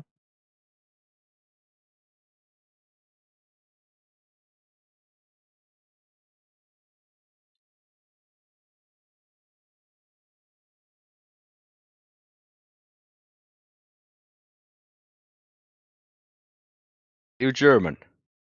No, I'm Bosnian. You have this pretzel in your picture. Okay. Isn't it German? Yeah, it is, but I like it. Hell yeah, it's I buy those from Lidl. Ah, are you German? No, I'm not. But it's very good with beer. I like it. Where are you from? Spain. Finland. Why? I was born there, man. You know köttbullar? Köttbullar. It's a Swedish traditional I know. food. Very I good. know. I know. Do you go Yeah, to I like Finnish it. sauna? Of course. Every chance I get, man. I think I have a theory, but I don't know if I can tell you. Please tell me. I think Finnish sauna is a hoax. What do you mean, man? Because I don't believe that people can breathe after 60 degrees. You can breathe. It's No. You cannot. I know that you cannot. I proved it scientifically. just It last just man. It's yesterday. It's Friday, right? Yeah. No, it's Yeah. a Saturday. Last Friday, I was in sauna. It was like 80 degrees. Yeah, Very but that's nice. what they. Yeah, I know. That's what they tell you, but it's not the correct degree. No. Okay, so they lie to us. Yeah. The thermostat in my sauna, it lies to me You about think the. that the thermostats are all correct? Do you really believe that? Yeah, I do. Then you're stupid. I'm No, sorry to it's tell you. I think it's a physical, a contraption that No, I has don't been think so. engineered You know to that you can just change it by show a 40 certain degrees. degree. Yeah, I know. I proved it scientifically that it's converging by 40 degrees. So you have to like if it's writing down 80 degrees, it's actually converging to 40 degrees. So you have just 40 degrees Celsius of sauna warmth. You have And been outside when it's like 50 degrees in the sun, right? yeah, of course, but I'm telling you, 60 degrees is the maximum a person No, can no, breathe. no. No, it is. It is. Of course it is. Look, in the sauna even, you think Have you you ever are. been in a sauna? Of course. In 80-degree sauna? Yeah, And you couldn't breathe? there is no 80-degree sauna. I was in a fake 80-degree sauna, yes. Okay. Like, of course, it's 80 degrees, but that's what they write. It's not really 80 degrees. Okay. I know you think, ha ha ha, I'm so stupid. Or you think probably, ha, I'm so intelligent, I know how degrees work, blah, blah, blah. But no. You didn't prove it scientifically. Like, you literally have no clue. Man, I think you're the one who has to prove it, not me. That you can't I breathe am in a the one sauna. that proved it. I am the one It's that proved it. possible. No, you didn't. I did. Trust me. I have Okay. many Excel sheets and work on it. I can tell you if you're serious or not. Are you okay? I'm for real. I'm okay.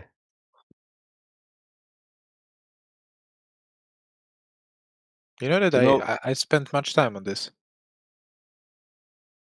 schizophrenic people spend a lot of time like writing a lot of papers and they don't say anything.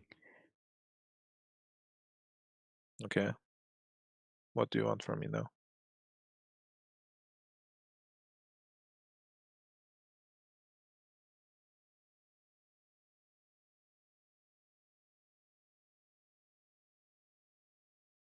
How's life in Bosnia? Good. In Google Maps, it says Bosnia and Herzegovina. Yes. What do you think about Croatia stealing all of your beach I'm gonna fight everybody from Croatia? from everywhere. Okay, okay, man.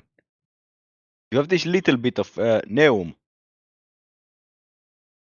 You can go to beach in Neum. To bitch. I don't Yes. go to bitches.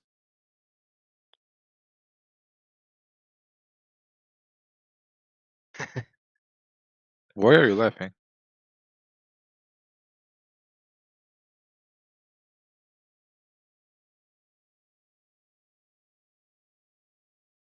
Do you think Sarajevo is a good vacation place? It's the best place. Come visit me.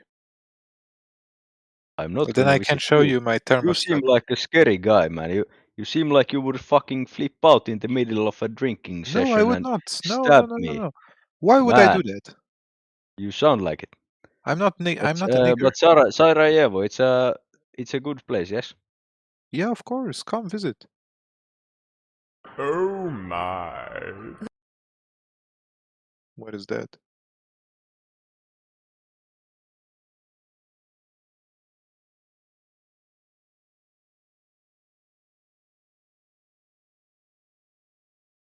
Hello? Hello? Hello, hello. Hmm. Do you think it's weird that it's 20 people listening to us? You're a famous person here. Of course it's weird. I have no clue why everybody's muted. They have to unmute and talk. Yeah, me too. But it's okay. It's okay. How about Serbia? What do you think about Serbia? I fight everybody. Yeah, is Bosnia Christian No. or Muslim? Yes. Okay, okay.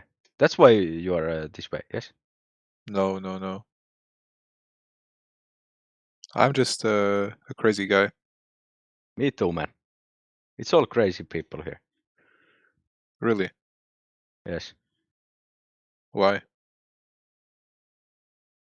It's 3 o'clock, man. It's way too late for people to be talking on 3 internet. Come. o'clock. Okay, maybe 2 for you.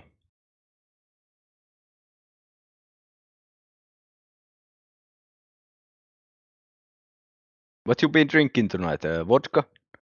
Nothing. Some Water. Milk. milk. Hmm. Oh, you know about estrogen in milk? Makes No. you grow tits. No. I'm joking, man. It makes your bones stronger, you know. I know.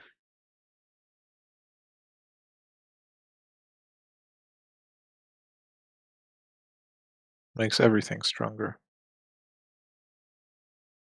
Yeah, makes Bosnia strong. I know.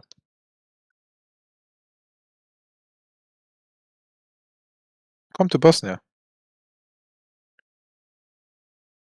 I don't feel very welcome, but I'll look at the flights. Why would you not feel very welcome? I'm inviting you the whole time. Wait.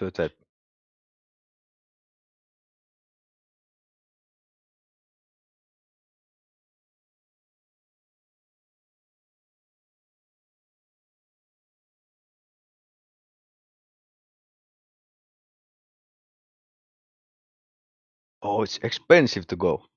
Yeah, but Oh, you never live. mind. Never. 132 euros from Helsinki to Sarajevo. And I would guess that Sarajevo hotel and vodka is pretty cheap. Okay. At least like a good price, you know. Mm-hmm. But let me invite you to a coffee. What would we talk about? Same things as in here, yes? No, I would talk about so many things. About flat Earth and how 80 degrees is too much to breathe in. No, I'm not crazy. I'm not flat Earth theorist. Okay, I am a flat Earth man. Okay. No, it's okay. I don't know. But 80 degrees, that's how it is, man. I have to show you my thermostat setup in Sarajevo. Come. Brother, you come to Finland, I show you sauna. We can go to Okay. 100-degree sauna and we can breathe. We can breathe in 100-degree. Okay. Welcome. What if we die? What if I'm just lying and we die? It's a sad outcome. Then But I have possible. to add you.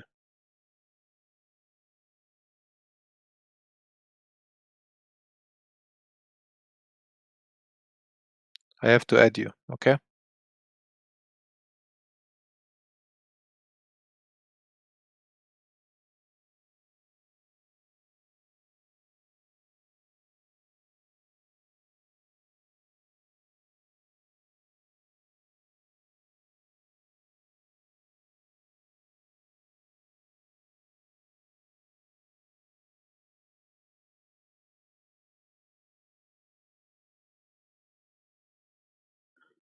All right. What did I miss? Did someone say they were from Sweden or Finland?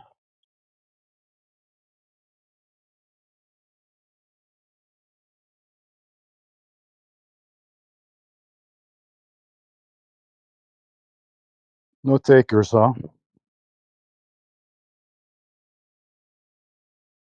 Kiitos. That means hello in Finnish.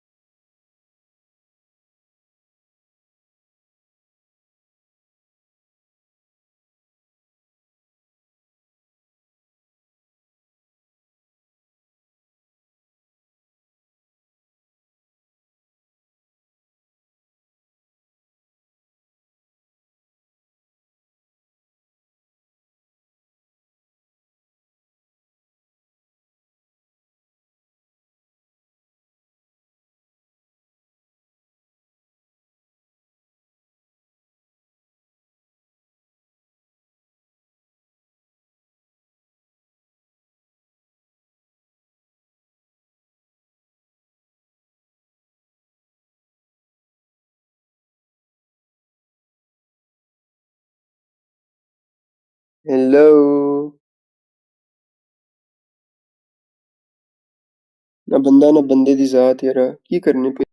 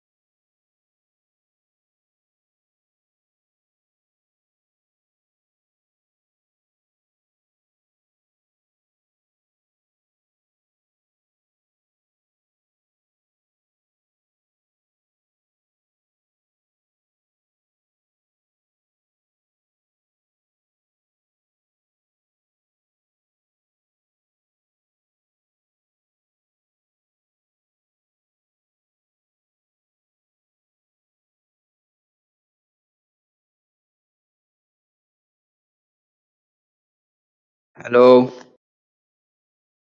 Hey, baby. Hello, bro. How are you? Doing good. How are you? Fine. Where are you from? America.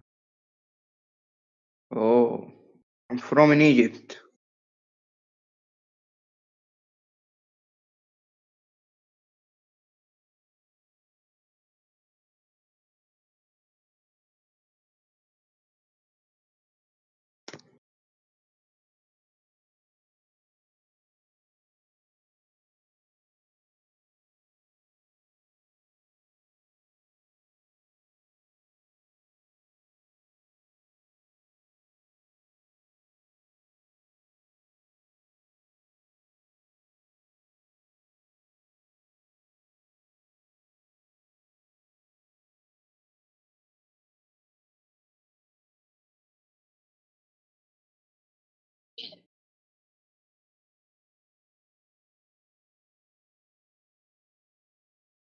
Hello, bro. Do you hear me? Yeah. Yeah, you're from Egypt. Yeah.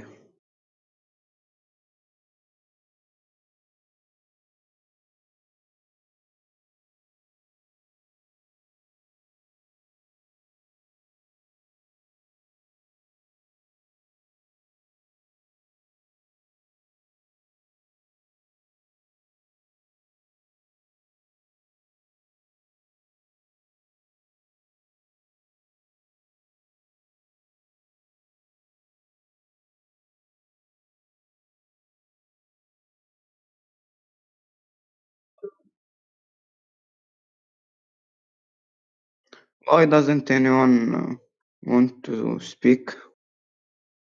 What do you want to talk about?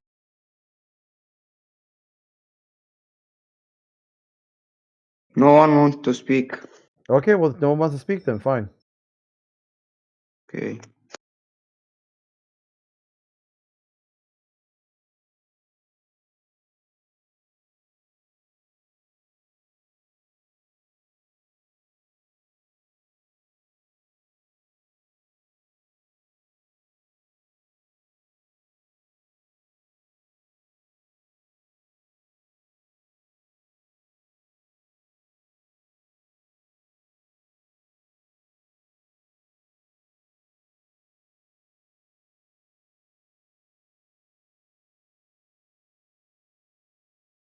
Hello? Hello, BB.